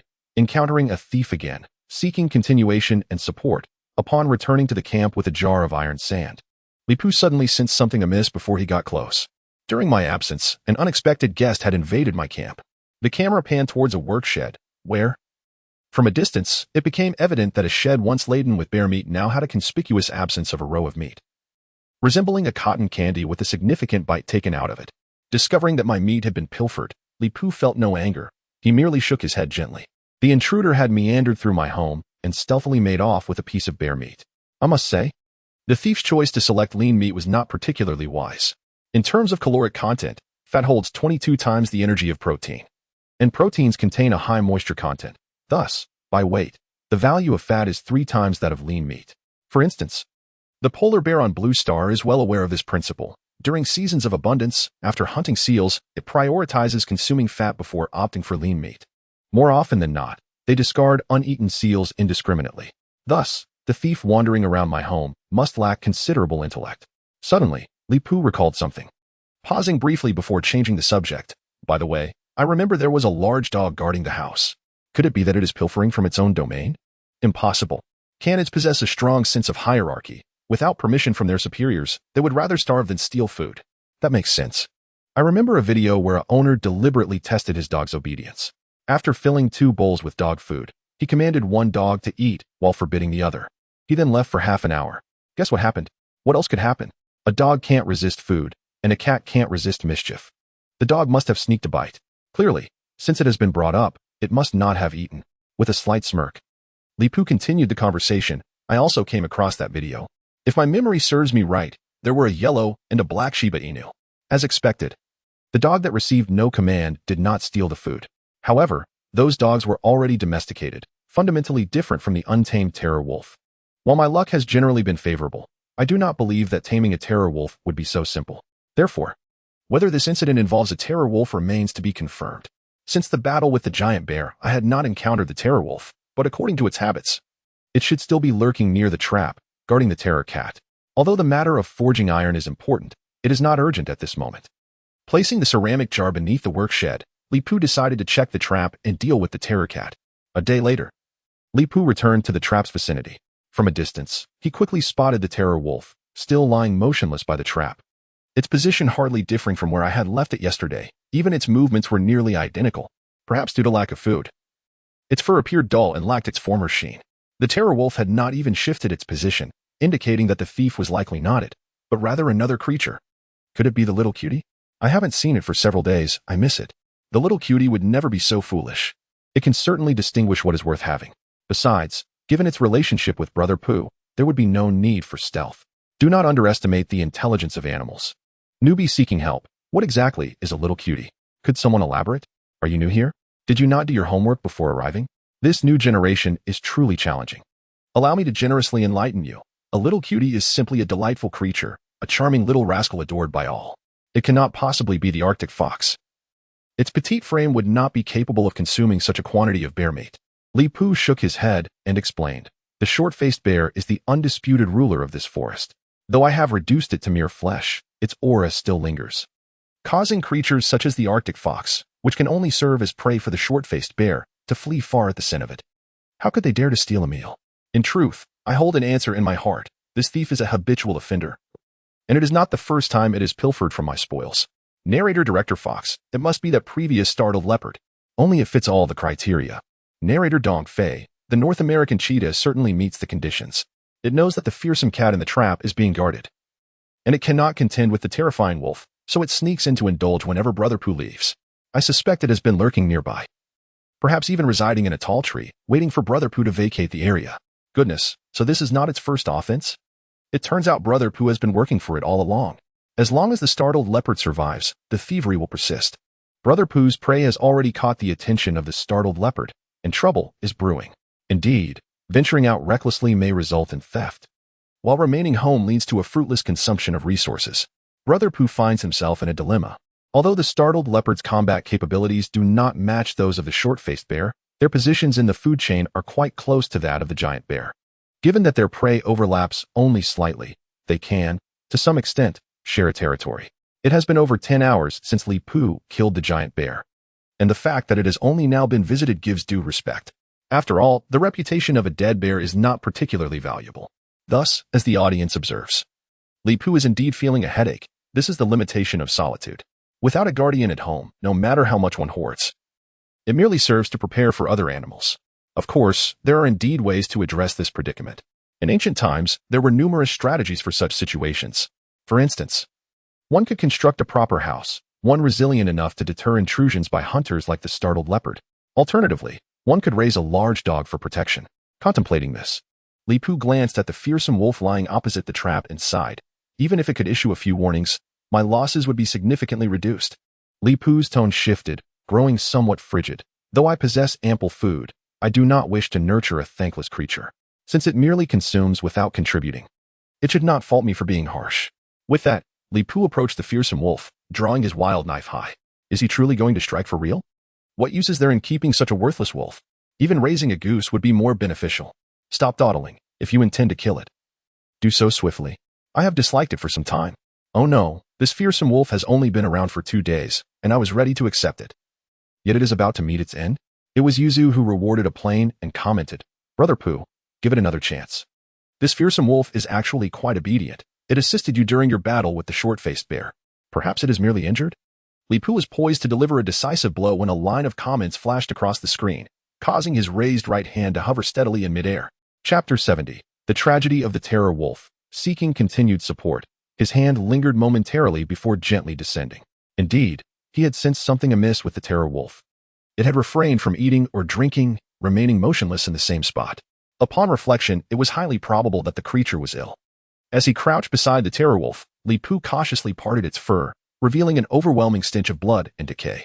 Beneath the coat, several distinct claw marks were visible, the wounds already showing signs of necrosis, with the surrounding flesh swollen and tinged with a hint of dark purple. Thus it became clear. He realized he had been overly inexperienced, possessing a wealth of wilderness knowledge but failing to integrate it effectively. Evidently, the terror wolf had previously suffered a gash from a startled leopard, endured a night of rain, and later engaged in a fierce struggle with a short-faced bear without retreating. It was no wonder that it had withdrawn to rest and close its eyes mid-battle. Previously, Li Poo had assumed it was merely slacking off and had neglected to provide it with dinner. In truth, it had fought until utterly exhausted, ultimately compelled to withdraw from the fray. Reflecting on the various details, Li Poo inhaled deeply, striving to calm his feelings of remorse. The terror wolf was indeed unwell. He needed to relocate it to the shelter and ensure it did not perish in this desolate place. I knew it. The loyalty of canines is beyond dispute. Since it accepted Brother Pooh's food, it has implicitly joined the team. How could it possibly remain indifferent to the prey of its own group? Brother Pooh nearly misjudged a loyal follower, almost losing everything. Goodness, are you playing a game of three kingdoms here? Nevertheless, the sentiment holds truth. It would be a grave loss to eliminate a trainable subject so easily. A user named Yuzu rewarded with a plane and commented, "You should thank Yuzu." Without Yuzu's reminder, Brother Pooh would have faced a tremendous loss this time. Donghua Zifu Xiaoyang Emperor also rewarded with a plane and remarked, "The wound is somewhat inflamed and festering.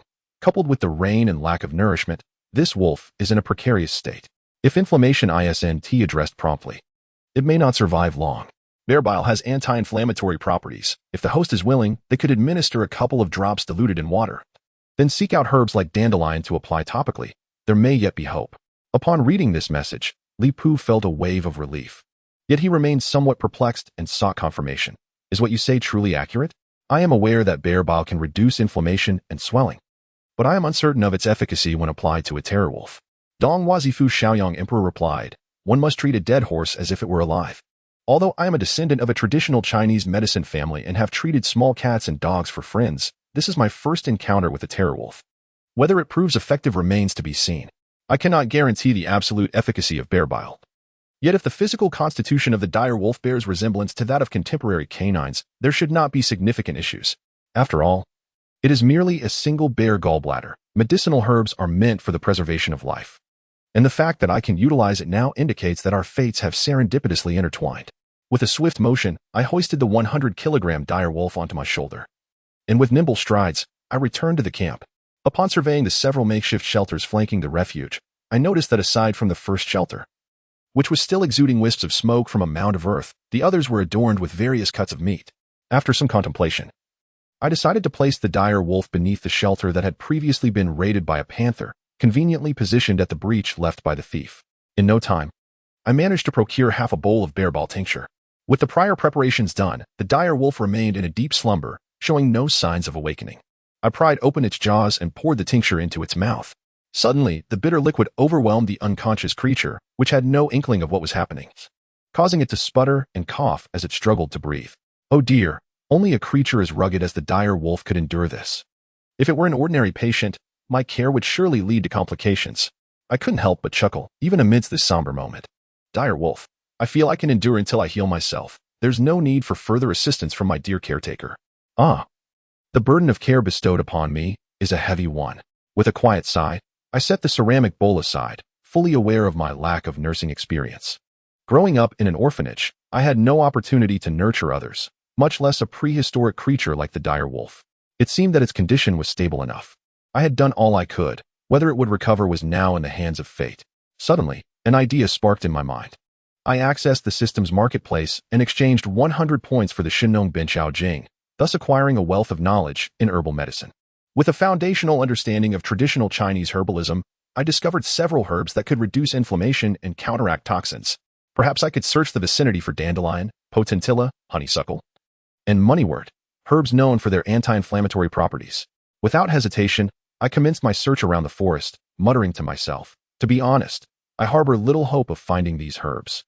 As I am limited to the vicinity of the camp, I cannot predict when the lurking thief might return. If I leave the dire wolf alone, the thief may very well transform from a petty thief into a predator upon realizing the dire wolf's plight." Honeysuckle is a temperate plant, unlikely to thrive in my campsite's environment, while the presence of potentilla and moneywort during this period remains uncertain. Dandelions, however, are easily dispersed and are found across the globe. I have heard that foreigners have been researching dandelions for centuries. They not only consume dandelions as a vegetable but also extract dandelion enzymes, which are employed for their detoxifying and anti-inflammatory properties. Thus, my primary focus remains on dandelions. Should I locate them, I could apply them topically on the wounds of the dire wolf, as they possess remarkable detoxification effects and facilitate the healing of infections and injuries. Specifically, the external application of dandelions can treat acute mastitis, mumps, rashes, dermatitis, and other skin ailments, and they can also be utilized for contusions and injuries. I searched the vicinity of the campsite but found no trace of dandelions. With a heavy heart, Li Pu returned to the shed and lamented, "I had hoped to find some dandelions, but alas, my expectations were dashed. All I can do now is administer some bear bile tincture at regular intervals. And whether the dire wolf recovers depends solely on fate." Shifting his gaze to the iron sand brought back from the creek, Li Pu's expression gradually regained its tranquility. Let us continue with the iron smelting. The update that was originally scheduled for midnight has been postponed to 8 in the morning due to the pandemic. The author had to check the travel codes at the highway entrance one by one tonight, leaving no time for writing. Once the traffic diminishes after midnight, I will be able to switch shifts for writing. So today's update is indeed delayed until tomorrow at 8. After tending to the direwolf, Li Pu proceeded to the shed where the charcoal was smoldering, inspecting its condition. The charcoal still required some time to smolder, which afforded me the opportunity to prepare for other tasks. Smelting iron, much like pottery, is a laborious and time-consuming endeavor. To transform all this iron sand into iron implements necessitates a complex and protracted process. As I mentioned earlier, the smelting temperature must exceed 1,500 degrees. To achieve this temperature, the charcoal must burn thoroughly, thus I must first construct a bellows. The bellows plays an irreplaceable role in the iron smelting process. Over the years, bellows have evolved into three main categories: positive displacement blowers, blade-type fans, and rotary blowers. Their principles are quite straightforward and easily comprehensible through online research. Today, I intend to create the simplest blade-type bellows, which requires using tree bark as blades, affixed to a central shaft. This central shaft is crucial. It should ideally be crafted from a material that combines hardness and resilience. With that, Li Pu revealed a slender wooden stick from behind, showcasing it to the group. This stick was a branch stripped from a certain tree, approximately 2 fingers wide, with a brownish hue that resembled. This is a black walnut branch. Li Pu explained its provenance before taking out a hunting knife to carve it. The group acknowledged that black walnut wood possesses excellent resilience and hardness, making it perfect for crafting the bellows' central shaft. It merely needs to be tapered and smoothed slightly, and it will be ready for its new purpose. While speaking, he did not cease his labor. The sharp wilderness knife danced upon the slender stick, and wood shavings cascaded down like noodles from a pot. Soon, the diameter of the stick was reduced by a circle, with a gentle slice from the knife's edge at the top of the stick. The tail of the stick split into two. Throughout this process, Li Pu remained undeterred, delivering another cut from a different angle, transforming the lower half of the stick into 4 slender wooden strips, while the upper half remained intact. What's going on? Is Brother Pu making a broom? I believe Brother Pu is honing his knife skills. You must understand that survival in the wilderness is no easy feat. One cannot afford to relax for even a moment. Look at Brother Pu, who never forgets to refine his craft. Don't listen to the nonsense up there. Clearly, Brother Pu is constructing a blower. I've seen an identical one online. Indeed, his technique mirrors that of an Australian chap. If I am not mistaken, he will soon be crafting the blades. Examining the tail of the stick closely, he noted the symmetry of the 4 segments and nodded in satisfaction. All right, the central axis is complete. The next task is to bind the blades for the blower. Bark and wood are the most abundant resources in the forest.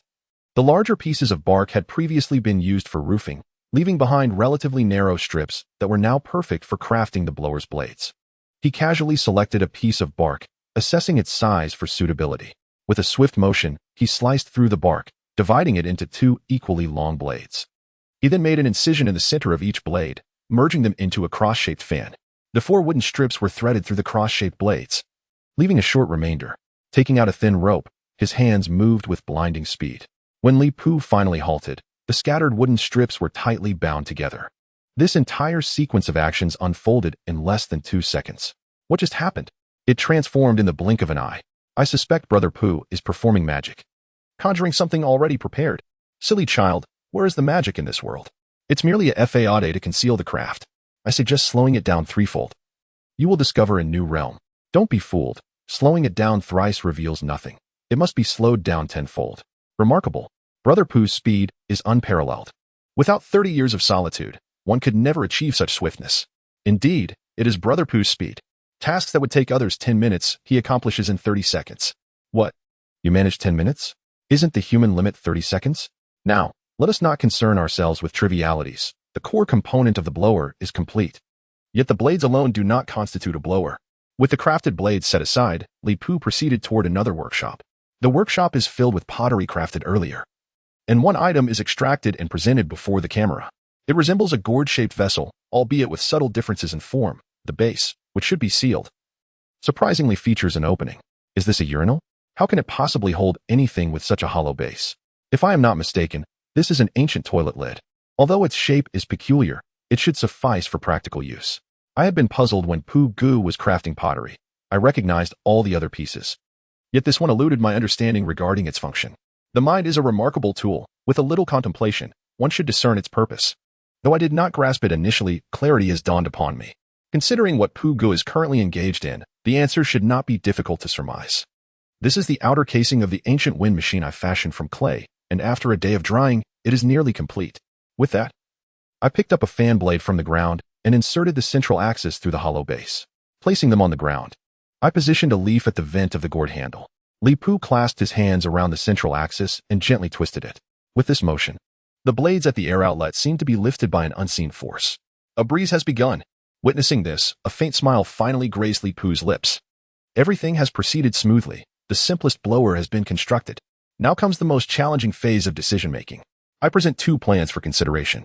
The first proposal is to refine the blower further, ensuring it becomes more user-friendly. After all, merely rubbing it with one's hands to transform iron sand into pig iron is an exercise in futility. The second option is to first construct a blast furnace, establishing its position alongside the blower, and subsequently enhancing the facilities based on practical needs. As a chronic sufferer of indecision, I eagerly anticipate your guidance. This time, we must reach a consensus, for I have exhausted all other tasks to occupy my time. Chapter 72. Worries in the blast furnace. This time, we must reach a consensus, for I have exhausted all other tasks to occupy my time. I trust you implicitly, but that old man is quite devious. I am certain that if we cannot agree, Pu Gu will devise some new antics. Today, I refuse to be swayed by superstition. I am eager to see what outrageous actions Li Pu can concoct. Come. Let the performance commence. Indecision, you say? I shall not choose. Today, my friends, I shall assist you in overcoming this troublesome affliction. Please, refrain from causing a ruckus. The host possesses numerous skills. I could easily enumerate a plethora of tasks. Do you see that heap over there? Bear paws, tendons, bones, and even bear skins await processing. Not to mention the creation of weapons or upgrading traps. There may not be an abundance of other resources here, but work is seemingly boundless. Is it true that no one is willing to offer me even the slightest assistance? Li Pu raised an eyebrow, his expression turning to one of resignation. Very well. Then I shall beseech fate to make a choice for me. He retrieved a lighter from his pocket, displaying it in the live stream. This is a disposable windproof lighter I purchased for 2 yuan at a roadside stall. Each side bears a different design. The side with the beautiful woman serves as the back, while the other is the front.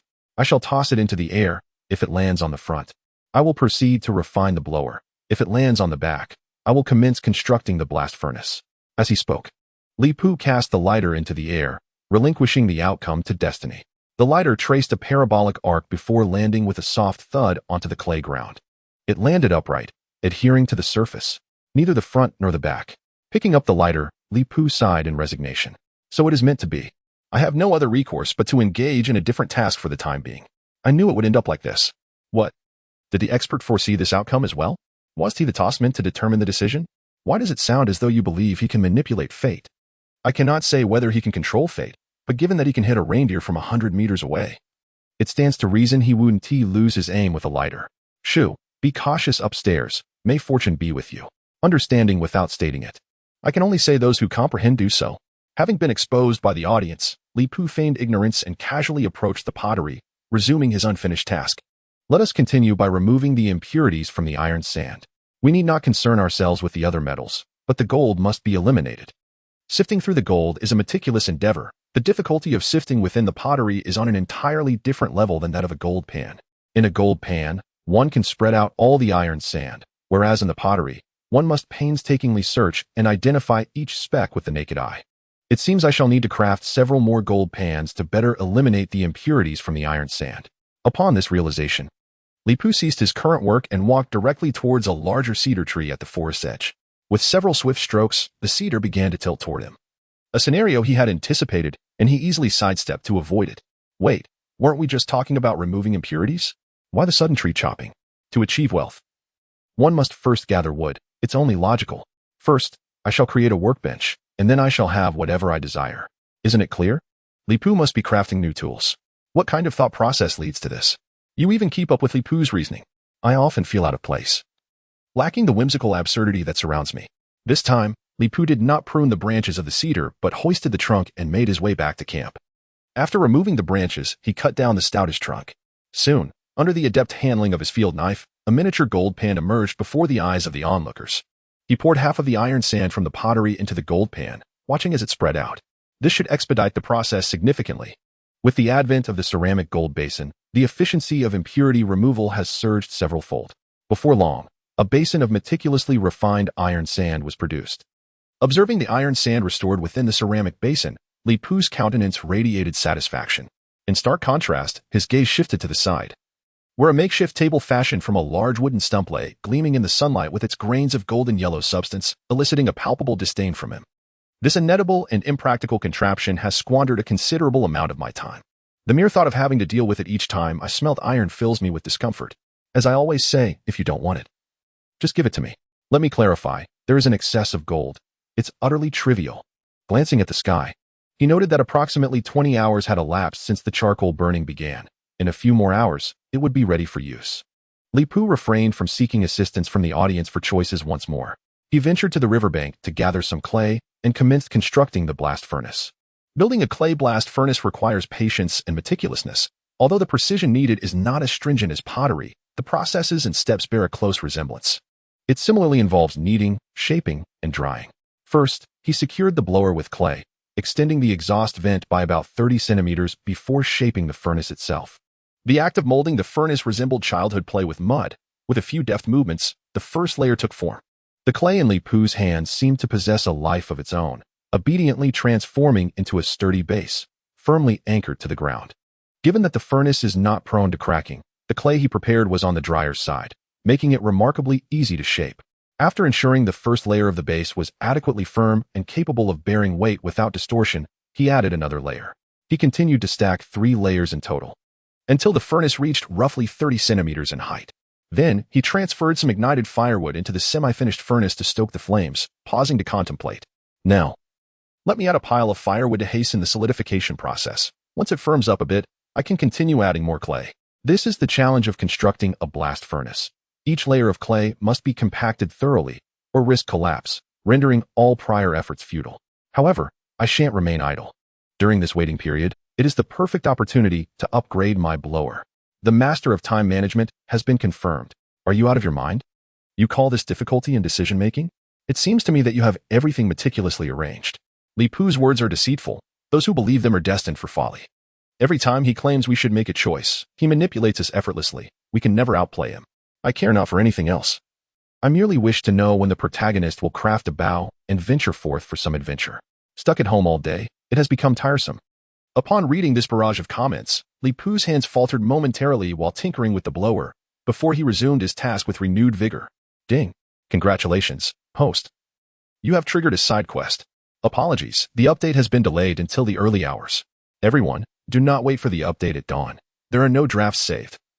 And typing on a computer is exceedingly challenging. Typing on a phone is slow and prone to errors, lacking the necessary flow. The update is estimated to be scheduled for tomorrow at noon. Apologies for the delay in the early morning update. Chapter 73, New Tasks and Coarse Salt Filtration. Ding. Congratulations. Host, you have triggered a side quest. Patrol the territory.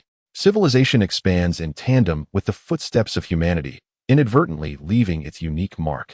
To establish a truly personal sanctuary, one must become intimately acquainted with the surroundings. Please patrol the area within 5 kilometers of the shelter within 10 days, discovering and identifying resources to enhance task completion. Ding. Congratulations, host. You have triggered a side quest, the Iron Age. Mastering the techniques of iron smelting and iron tool manufacturing signifies the advent of the Iron Age. As an exceedingly significant production tool in the annals of human civilization, iron implements greatly facilitate the advancement and progress of civilization. Please utilize your ingenuity, host, to bring forth a variety of imaginative iron tools into this world ahead of schedule. Each distinct iron tool crafted will contribute to completion. This task has no time limit, allowing the host to submit at their discretion. 2 tasks have arrived simultaneously. One is a time-constrained patrol task requiring a survey of 5 kilometers within 10 days, covering an area of 785 square kilometers. If merely traversing this expanse, one could complete a circuit in 2 to 3 days. However, the requirement to discover and identify resources will significantly hinder the patrol's pace. Nonetheless, Li Pu had previously contemplated assessing the surrounding circumstances, though it had not been prioritized. Now, with the system issuing a task, his resolve has been solidified. As for the Iron Age task, it could be described as a timely boon. To put it bluntly, it is akin to a generous gift. How unexpectedly benevolent of the system. Instinctively, Li Pu clicked on the detailed task description, revealing the completion progress marked as 0-100. Does this imply that I must craft 100 different iron tools to complete this task? A flicker of realization dawned upon Li Pu. Indeed. It was not as simple as it appeared. To forge 100 distinct iron tools, setting aside whether such variety even exists, one could foresee that accomplishing this task would necessitate a vast quantity of iron ore. Initially perceived as a benevolent task, the reality was quite the opposite. Very well, everything shall proceed according to the original plan. With a mental note, he examined the system panel while maintaining his pace. Soon, the air blower upgrade was completed. The upgraded blower underwent a significant transformation. Small wooden frames had been added to either side, supporting a bowstring that encircled the central axis of the blower's blades. Li Pu gently pulled the bowstring, prompting the blades to commence operation under the axis's drive. The upgrade was successfully completed. The bowstring, woven from bear sinew, possessed remarkable strength, alleviating any concerns of it breaking at a crucial moment in his iron smelting endeavors. This device bears a striking resemblance to playing the eru, doesn't it? You wouldn't believe it, but it truly resembles that fully charged eru, while the frail one merely hands out defeat. I must say, this leaf blade blower pales in comparison to a volumetric blower. It is not only laborious to operate, but also yields a meager gust of wind. It seems our host has exhausted all options. The previous commentator is correct. Zhao Guizhou's blower is indeed a cylindrical volumetric one, appearing remarkably aesthetic and functioning exceptionally well. I have observed Zhao Guizhou's blower, and indeed, both its craftsmanship and efficiency surpass that of Pu Jiyi significantly. Yet, how much time did Zhao invest compared to Pu Gu? Have you witnessed the Ice Age at 4 in the morning? Have you endured 60 consecutive hours of labor? Little did I anticipate that my simple creation of a blower would provoke such debate among the audience. However, it appears that aside from the rabble-rousers, a portion of viewers is engaging in rational analysis, while the vast majority merely watch the video without commenting. Li Pu had no intention of clarifying matters for the audience. He glanced at the clay in the furnace, which had hardened under the flames, and resumed his task of constructing the furnace. Each time he layered 3 tiers of clay, he would pause to tend to other duties. Thus, he alternated between layering and other tasks until the furnace was successfully erected, with twilight gradually enveloping the sky. During the intervals of building the furnace, he also crafted a large wooden mallet and wooden tongs. Just as Li Pu prepared to commence iron smelting, he was suddenly struck by a wave of weakness and dizziness. Indeed, after 3 consecutive days and nights of labor, even with the utmost human endurance, I am on the verge of collapse. Moreover, the intensity of work over these 2 days has been extraordinary. I have sweated profusely without replenishing my salt intake, pushing my body to its limits. Realizing this, Li Pu extinguished his plans to continue smelting iron. The process of iron smelting is intricate. Transforming iron sand into ingots requires considerable time, and with nightfall approaching, there is no time left for smelting today. Thus, he set aside his tasks and approached the grill, igniting the fire and binding a bear paw with branches to commence roasting. Everyone knows that bear paw is an exceedingly rare delicacy, and salt is the essence of all flavors. Tonight's roasted bear paw, seasoned with the coarse salt I found this morning, promises to be the most exquisite and indulgent meal since my arrival in this world. After a satisfying feast, I shall rest for the night, and come morning, I will commence iron smelting in optimal condition. The bear paw, the size of an iron pot, roasted over the charcoal grill, while Li Pu retrieved the coarse salt crystals he had collected earlier, placing them all into a ceramic jar. These are the coarse salt crystals I discovered this morning. To consume them, some basic processing is necessary. In truth, the salt we typically eat is refined and purified, often supplemented with potassium iodate to provide essential iodine and prevent goiter.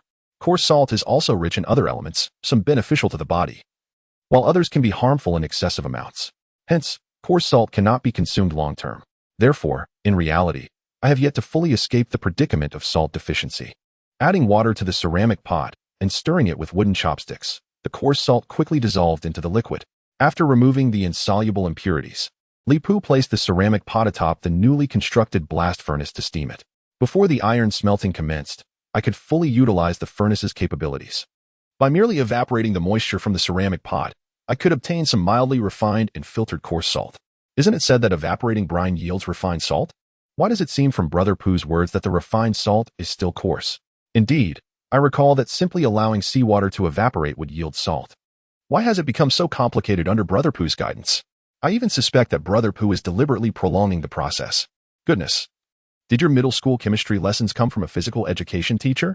Who told you that refining salt is so straightforward? To extract refined salt, aside from filtering out impurities. Many additional steps are necessary, even the incorporation of chemical reagents. Surely, you do not believe that salt production is truly that simple? Using the blast furnace to evaporate brine. Li Pu was uncertain if this constituted humanity's first attempt. Yet, he was acutely aware of the rapid evaporation rate of the brine. As the bear paw was being cooked, the water in the ceramic pot had nearly evaporated, leaving behind layers of white crystals, coarse salt. Li Pu scraped off a layer of coarse salt, sprinkled it on the bear paw, and upon tasting it, his eyes suddenly gleamed with delight. Chapter 74. Traps and Prey. Exquisite ingredients often require the simplest of cooking methods. To be frank, having salt makes an entirely different culinary experience. Initially, I believed roasted reindeer meat to be unparalleled, but the flavor of the bear paw surpassed even that. Logically, as a carnivorous canid, one would expect its flavor to pale in comparison to that of herbivorous cervets. Yet the delectable taste of the bear paw eclipsed all previous culinary experiences. Even the oceanic delicacy, the salmon, was but a shadow of the bear paw's flavor. At this point, Li Pu casually set the bear paw aside, his previously animated expression settling into calm. Well, I concede. The true flavor of the bear paw is not as extraordinary as the rumors suggest. Its texture is somewhat glutinous, accompanied by a faint fishy taste. This flavor is beyond my appreciation. However, its nutritional value is undeniable. Once the direwolf recovers, it will be most suitable for its consumption. If one does not wish to partake in the bear paw, the flavor of bear meat is still available. Li Pu selected a piece of marble bear meat from the work shed and commenced roasting it anew. Night had fully descended. Li Pu sat before the campfire, turning the meat on the grill. The flames danced in the wind, casting flickering light upon his face, tinting it a vibrant red. Suddenly, Li Pu's ears perked up, and he turned to look behind him. What was that? The camera lens followed his gaze into the darkness, where a pair of eerie green eyes glimmered amidst the underbrush at the forest's edge, strikingly unsettling. What is that? How dare it spy on a man already at the top of the food chain? Another creature arrives to offer itself as meat? Brother Pooh's home is nearly overflowing. Please, do not come any closer. I fear the feast will overwhelm me. In the wilderness, food abounds. Li Pu placed the grill over the fire and began to move in the direction of the nearby thicket. Observing this, the owner of a pair of eyes seemed startled, retreating into the underbrush. A rustle ensued, and a shadow darted from the foliage, fleeing into the depths of the forest. Witnessing this, Li Pu halted and returned to the fire. Aside from that startled leopard, I can scarcely conceive of any other beast daring to approach my camp. This clever leopard, for reasons unknown, appeared disinclined to confront me directly. Although not the apex predator, few creatures in this forest could contend with it. Logically, a creature of my size should fall within its hunting domain, yet its caution is perplexing. This leopard is excessively wary. My leopard is remarkably prudent. This leopard is so frustratingly cautious. Could it truly be the legendary stealthy leopard? Goodness, you all should publish a book. I would support it wholeheartedly. Gazing at the bear meat hanging in the shelter and the still unconscious dire wolf, a wave of concern washed over Li Pu. This is not a favorable situation. Encountering an adversary that lurks in the shadows, ambushing is far more distressing than facing a grizzly bear head-on. The theft of bear meat is trivial.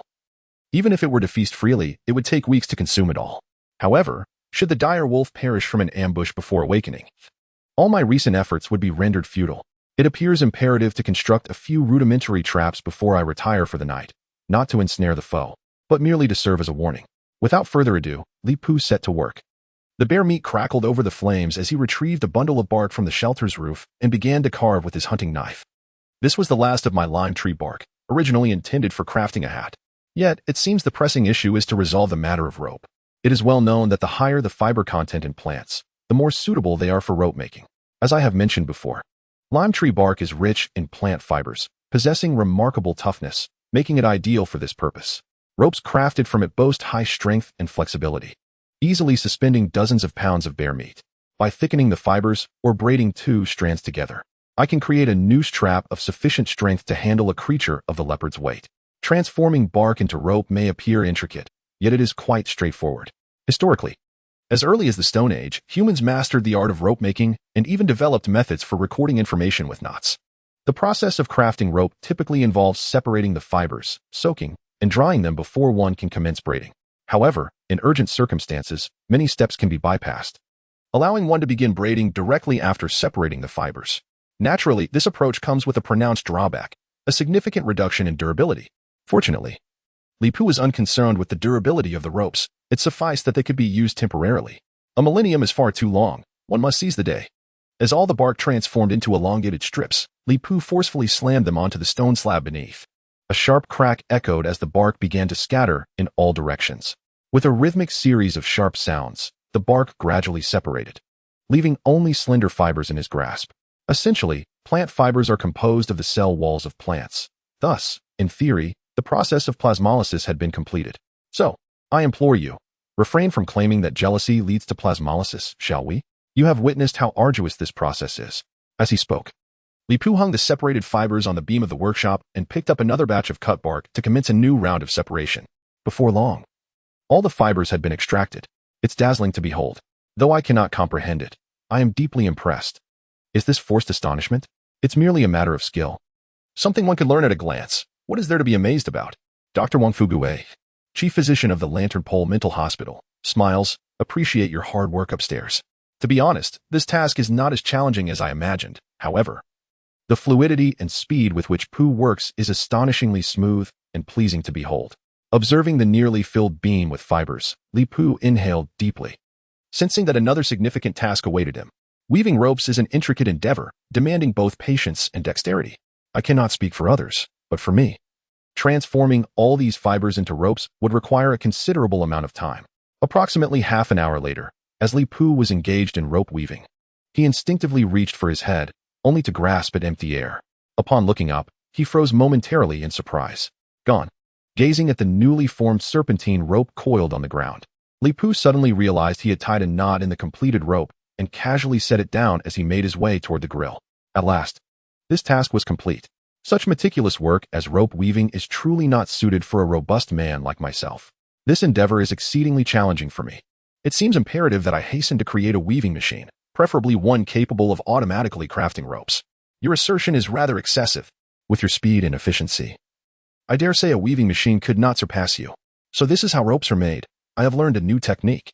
An automatic rope weaving machine? Really? The previous semi-automatic gold panning basin left me in awe, and now you're venturing into automated weaving? Pu, you seem to be delving ever deeper into automation. Mastering mathematics and chemistry, one can traverse the world without fear. I feel this phrase is no longer suitable for Pu. It should be revised to mastering semi-automatic numerical control instead. Li Pu, when will you invent computers and phones? I want to see you live streaming games during the Ice Age. The conversation in the live stream drifted further and further away, eventually veering towards launching rockets to the moon. Observing the whimsical suggestions from the netizens while gnawing on golden brown roasted bear meat, Li Pu silently shook his head, content to watch the amusing comments unfold. Once he finished the bear meat, he proceeded to his final task of the day, setting up a lasso trap. Before laying the trap, Li Pu crafted several hook-like objects from sturdy elm wood, then gathered his rope and made his way to the edge of the camp. The possession of rope greatly facilitated the trap-making process, as lasso traps are significantly simpler to construct than pit traps, saving both effort and avoiding unnecessary confrontations. There are various methods for creating lasso traps, whether they be baited lasso traps, pressure plate traps, or horizontal lasso traps. I opted for the method that utilizes the least amount of rope, the elastic trap. Constructing an elastic trap is quite straightforward. One simply ties the rope to a branch and creates a trigger mechanism. The trigger typically consists of two parts, a pressure plate that activates the trap and wooden hooks that balance the elasticity of the branch. Once an animal steps on the pressure plate, the balance of the hooks is disrupted, allowing the lasso to tighten automatically under the tension of the branch. While conversing, Li Pu had already pulled down a branch and completed the setup of the elastic trap. See, just like this. Simple enough. But can this really deal with the astonishing leopard? This type of lasso generally ensnares an animal's ankle, lacking significant lethality. It seems Pugu intends to capture it alive. Indeed, if he truly intended to kill, crafting a sinister bait lasso pit would be far more effective. Is it possible that Pugu is entirely unaware of other lasso traps? Silly dog. Goodness, if you hadn't posted those two heads, I might have lost my life. Why does everyone seem so knowledgeable? Surely I can't be the only one in this live stream unfamiliar with lasso traps? Don't worry, you're not alone. Haha. You all guessed correctly.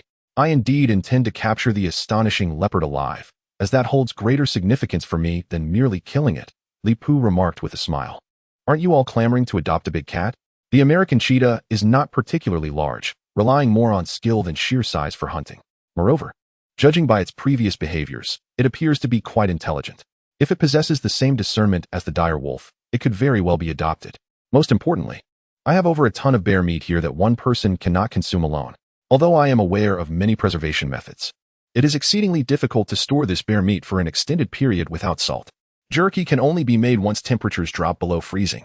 As for the cured meat, it is difficult for me to envision its flavor without salt. If only I could raise some animals, I would have an additional reserve of provisions. Well, it seems that Pugu has finally revealed himself.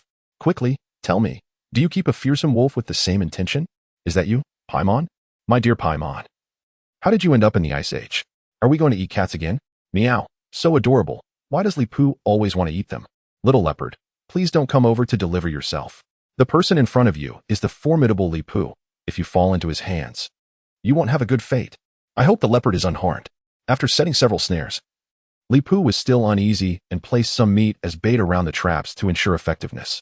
The bait was cunningly placed, not on standard pressure plates, but suspended from the surrounding branches. However, climbing the great tree might lead one to trigger the pressure plates nearby. Therefore, these traps were specifically designed for the agile leopards, as other animals would likely escape unscathed. Returning to the shed, Li Pu glanced at the still unconscious fearsome wolf. The weather was frigid, and the outside world was perilous. Leaving a lone wolf outside was far too dangerous. While the secluded wooden cabin could accommodate both a person and a wolf, such a reckless notion flitted through his mind for but a moment before being dismissed. Li Pu had never entrusted his life to a fearsome wolf. The mere thought of it waking in the night while he was deeply asleep sent chills down his spine. However, leaving it there alone gnawed at his conscience. Suddenly, an idea struck him, and he realized he would have to postpone his rest and work a little longer. He felled a fir tree and swiftly wielded his hunting knife, crafting wooden sticks with joints. After what felt like an eternity, he fashioned a doghouse just large enough to accommodate the fearsome wolf. Li Pu held little hope for this doghouse, merely wishing it could buy him some time and make a noise to awaken him if necessary. He relocated the wolf beside the wooden cabin, placed the doghouse over it, and lit a bonfire for warmth. After completing these tasks, he brushed off the wood shavings from his hands and returned to the cabin, utterly fatigued. Opening the system's encyclopedia panel, he noted that only 1/3 of the entry for the fearsome wolf had been illuminated. Yet, Li Pu felt a sense of clarity. As long as he tamed the wolf, the entry would likely illuminate another third. He had invested considerable effort into capturing this wolf, and if it failed to revive or be tamed, it would be a tremendous loss. He pondered over what the final method to illuminate the entry might be and what benefits would arise from fully illuminating it. With these various thoughts swirling in his mind, Li Pu lit the earthen stove, laid down on the wooden bed, smiled slightly, and waved at the camera. Thus concluded today's live stream. He would see everyone again tomorrow. As the flickering red light on the camera extinguished, the live stream descended into darkness. Yet, the enthusiasm of the viewers remained undiminished as they lingered in discussion within the chatroom. Li Pu, intrigued, observed the whimsical comments of the netizens, feeling his eyelids grow heavier with each passing moment. Suddenly, a series of high-pitched, urgent cries echoed from afar, jolting Li Pu awake. He dashed from the small wooden cabin and checked the doghouse at the entrance, finding the fearsome wolf inside unscathed. The campfire had not completely died out, though the firewood had been reduced by 2 logs. An idea sparked in Li Pu's mind as he contemplated the time that had elapsed. Had only 3 or 4 hours passed. He opened the live stream and hurried toward the trap. What has transpired? What has transpired? What has transpired?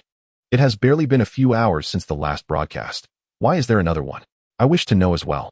But why are you playing the voiceover of Zhenzhenjinjinda? Could it be that the trap for the startled leopard has been triggered? Whoa. Discussing this has certainly kept me awake. The location of the snare trap was just on the edge of the camp, and it took only a few steps to reach it. Before arriving at the trap, Li Pu's gaze fell upon the creature ensnared within. It was a 2-meter-long feline, adorned with tiger-like stripes, its left hind leg caught in the noose, struggling vigorously in an attempt to claw at the binding rope. However, fate was not in its favor. Its body arched into a bow shape, unable to reach the rope with its hind leg, leaving it helplessly dangling from a branch, swaying side to side. Was it a terrorcat? Upon realizing that the prey was not the startled leopard, a tinge of disappointment flickered in Li Pu's heart. This was not the quarry he desired. However, the terrorcat was quite similar to the startled leopard, both being adept climbers. Its presence in his trap was not entirely unexpected. It simply underscored the astonishing richness of the biological resources within this world. Who could have imagined that so many large carnivores coexisted within his territory? At this juncture, an unbidden thought of the task triggered earlier that day resurfaced in Li Pu's mind. It seemed time to survey his domain. Understanding the fauna, flora, and mineral resources surrounding him was essential before he could truly commit to development. With thoughts racing in his mind, Li Pu momentarily appeared lost in contemplation before swiftly drawing his hunting knife and approaching the terror cat. Weren't we supposed to tame it? Why are we still resorting to killing this little creature? What is so remarkable about the terror cat? It is hardly thrilling, if one desires a large cat. It must be the saber-toothed tiger. Puga mentioned wanting to raise the startled leopard. As for the terror cat, apologies, but our Puga, whoa. Li Pu climbed to the treetop, removed the rope, and dragged the terror cat back toward the camp, perhaps due to its full contact with the ground. The terror cat seemed to revive, startled, and bolted into the forest. Alas, the next moment, the rope went taut, its front legs frantically clawed at the earth. Yet its body remained firmly rooted in place. Li Pu suddenly yanked, causing the fearsome cat to lose its balance and roll over a few times towards him. Shaking its head, the creature stood upright, as if it had suddenly comprehended its predicament and ceased its flight. Its fur bristled, teeth bared. It emitted a hissing sound as a warning. Witnessing this scene, Li Pu felt no anger. Rather, he found amusement. The fearsome cat, upon seeing him, displayed no inclination to attack, as if it recognized his formidable nature. It merely issued a warning, lacking the courage to strike. A bold conjecture blossomed in his mind, leaving Li Pu momentarily at a loss. However, its behavioral principles bore resemblance to those of the previously hypothesized startled leopard. Could it be the very creature he had long suspected? Chapter 75. Is this the iron resolve? Li Pu soon shook his head in denial. Judging by the claw marks on the terror wolf, it could not have been inflicted by the fearsome cat. Although both the startled leopard and fearsome cat excel in climbing, they are not of the same weight class as the cheetah. Had the terror wolf encountered the fearsome cat and been clawed, it would have been gravely injured, if not dead. Thus, the cunning startled leopard must still be lurking nearby. This predicament proved challenging. The cunning of this startled leopard likely exceeded expectations. As the saying goes, one fears not the thief at the door, but rather the thief who harbors intentions. Anyone would feel uneasy about being targeted by such a sly creature. Li Pu found himself gazing at the fearsome cat, unsure how to manage this unexpected quarry. Killing it would be the simplest and most efficient solution, aside from acquiring a heap of useless meat. He could obtain its fur and bones. Yet, having recently hunted a short-faced bear, his supplies were already overflowing, and he was uncertain how to handle them. The sudden addition of another fearsome cat would only complicate matters without enhancing his quality of life. Conversely, raising it could prove beneficial. It might help him consume the surplus meat while also serving as an emergency food source. If he could raise a startled leopard, why not a fearsome cat? Moreover, he had previously acquired a talent for animal affinity, perhaps specifically to address such situations. With this thought, Li Pu made a decision contrary to his initial intentions. Although it was not the startled leopard he sought, its arrival presented a dilemma. Killing or releasing it would yield adverse consequences for him. Thus, why not attempt to raise it? What adverse consequences? Pray tell, what disadvantage would arise from slaying the fearsome cat? Are you concerned about excess baggage? I believe you could be more confident. I sense that you, Pugu, simply feel burdened by the volume of your possessions. Li Pu, I can no longer consume the bear meat, and now another cat carcass arrives. I cannot finish them, nor can I store them. I am in a predicament. If I recall correctly, Pugu still has another fearsome cat unprocessed, possibly still trapped. Not to mention the reindeer that cannot be finished. Aside from the charred remains, there is still a substantial portion on the grill. With such an abundance of resources, is it unreasonable to raise one more little cat? Cheng Bao rewarded a rocket and commented, "Raise it. Immediately, without delay." It is quite rare for an audience to share the same opinion, and Li Pu was immensely gratified. However, in the next moment, he found himself in a quandary. Although he had resolved to attempt the adoption of a saber-toothed cat, he pondered how one might care for such a creature. The saber-toothed cat was entirely different from a direwolf. Not only did it weigh twice as much, but the more pressing issue lay in the fact that felines are notoriously difficult to domesticate. Even the seemingly tamed house cats of the future are, at best, only semi-domesticated. Rather than asserting that humans have tamed cats, it would be more accurate to say that cats have chosen humans, establishing a symbiotic partnership. In a certain sense, humans are, perhaps, ensnared by the endearing qualities of cats, willingly becoming their caretakers. So what should he do? Just as Li Pu was lost in contemplation, the saber-toothed cat moved, opening its mouth to reveal two sharp fangs while emitting a sound reminiscent of meow. Purring resonated from the creature, its tail erect as it elegantly approached Li Pu with feline grace. Overwhelmed with confusion, Li Pu was taken aback by the saber-toothed cat's reaction. If memory served him correctly, the purring of a cat typically indicated a sense of safety and comfort. He recalled that just moments ago, this very saber-toothed cat had threatened him with hissing. And now it was meowing at him. Was this the power of animal affinity? This was utterly perplexing. This is outrageous. The saber-toothed cat's reaction is entirely off. I can see that without your input, it seems to have taken a liking to our Li-Pu. Impossible. Cats shouldn't, at least not like this. What I mean by liking is not what you think. Keep your perversions to yourself. The little cat seems harmless. Li-Pu, you should quickly secure it.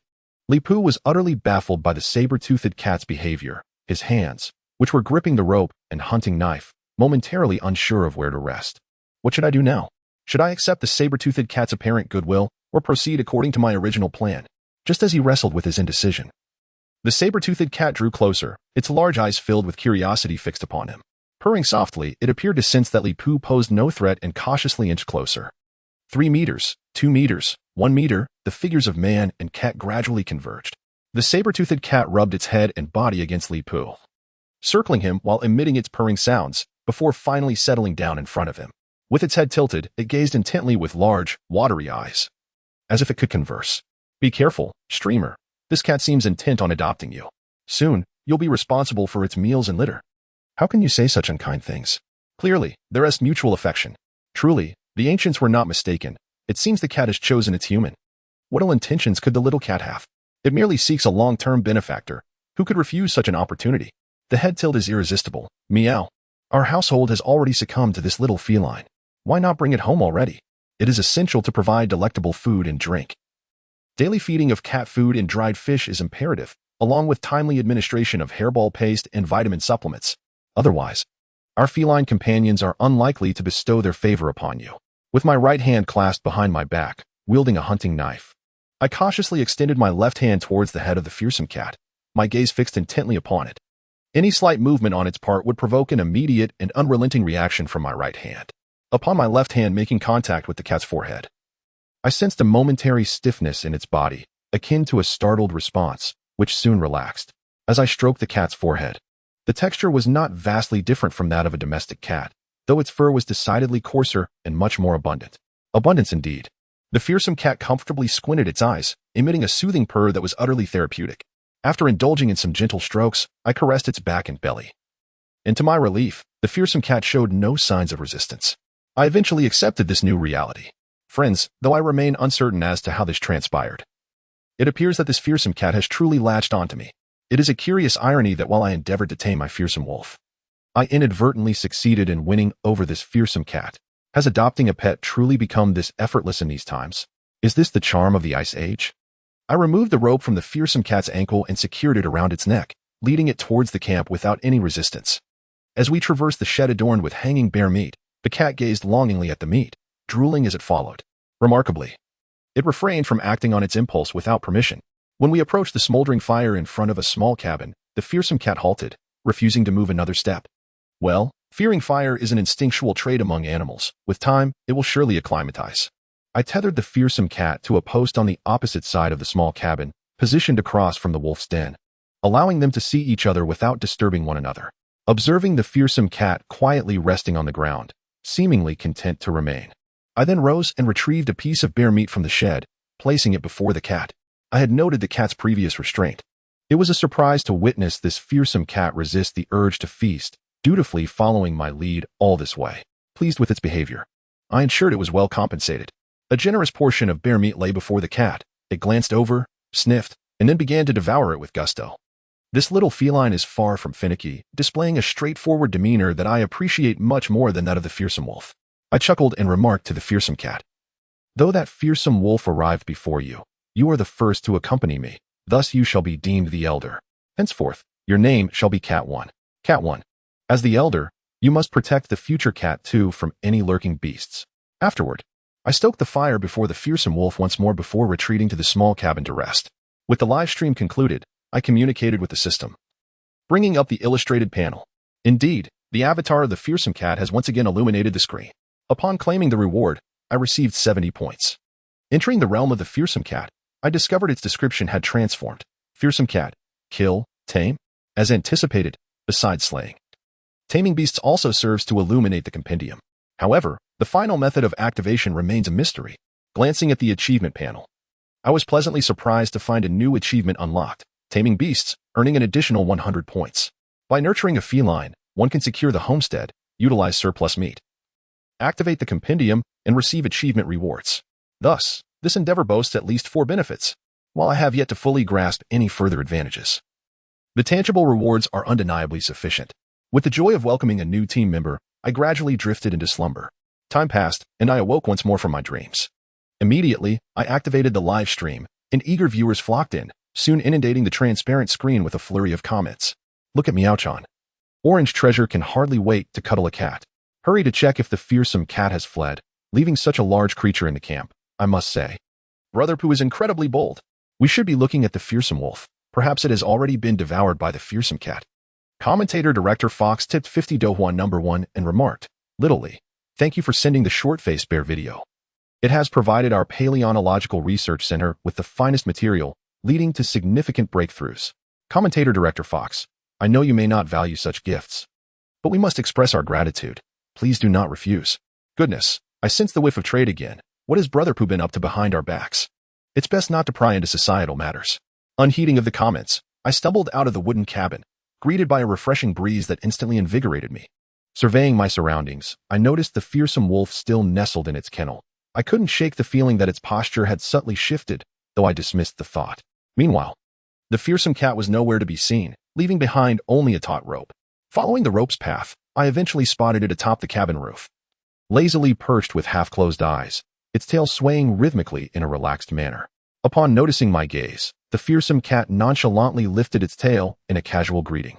I retrieved 2 pieces of bear meat from the workshop, placing one before the fearsome cat and the other in front of the fearsome wolf, along with 2 bowls of water.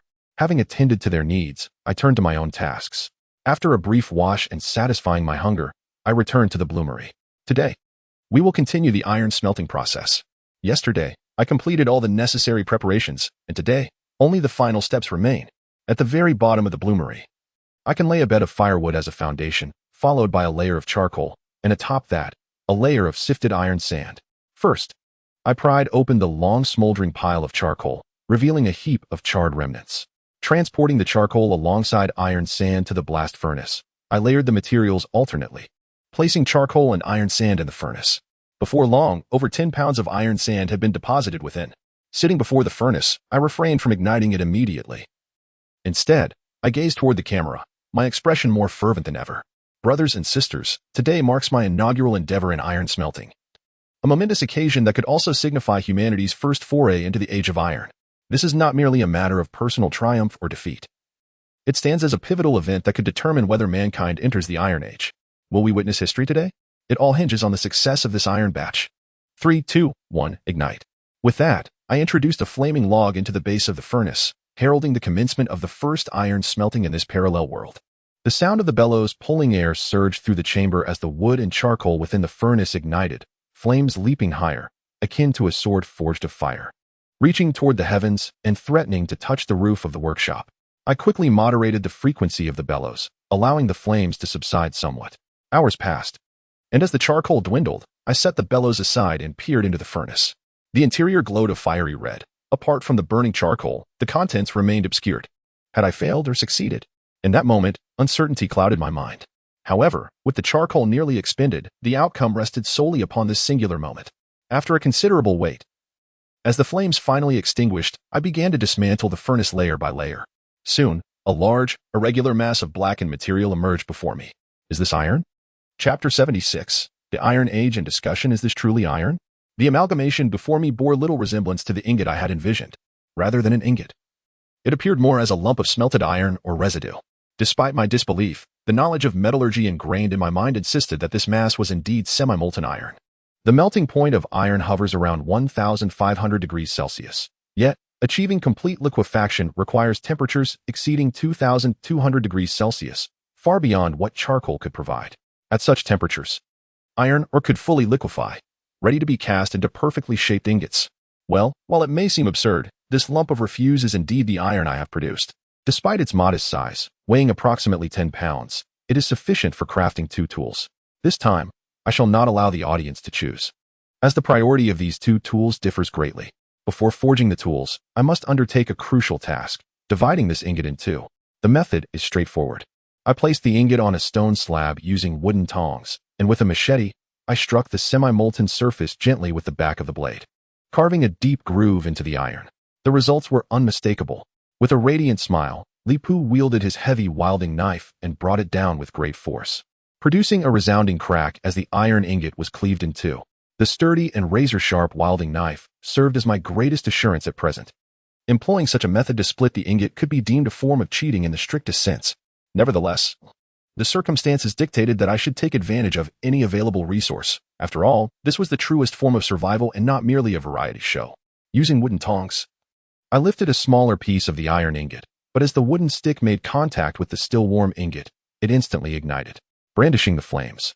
Li Pu placed the smaller piece back into the furnace and crushed a piece of charcoal, adding a heap of it to stoke the fire further. The remaining half of the blast furnace soon erupted in a roaring blaze. There was no rush to forge this piece of iron. I let it linger in the furnace to continue burning, for if it cooled, the subsequent steps would prove exceedingly difficult. Let us first forge this larger piece. With that, Li Pu grasped the ingot with wooden tongs in one hand and wielded a great wooden hammer in the other, delivering a mighty blow onto the ingot resting upon the stone anvil. The forceful strikes of the wooden hammer rang out with a bright, crisp sound. Yet the ingot showed no visible change, at least not to the naked eye. Is Brother Pu certain that this wooden hammer can truly forge the iron ingot? Once upon a time, the ancients spoke of striking an egg against a stone. Today, we have wood forging iron. Who would have thought such remarkable talents could emerge from this humble live stream? I ascend supposed to be used differently?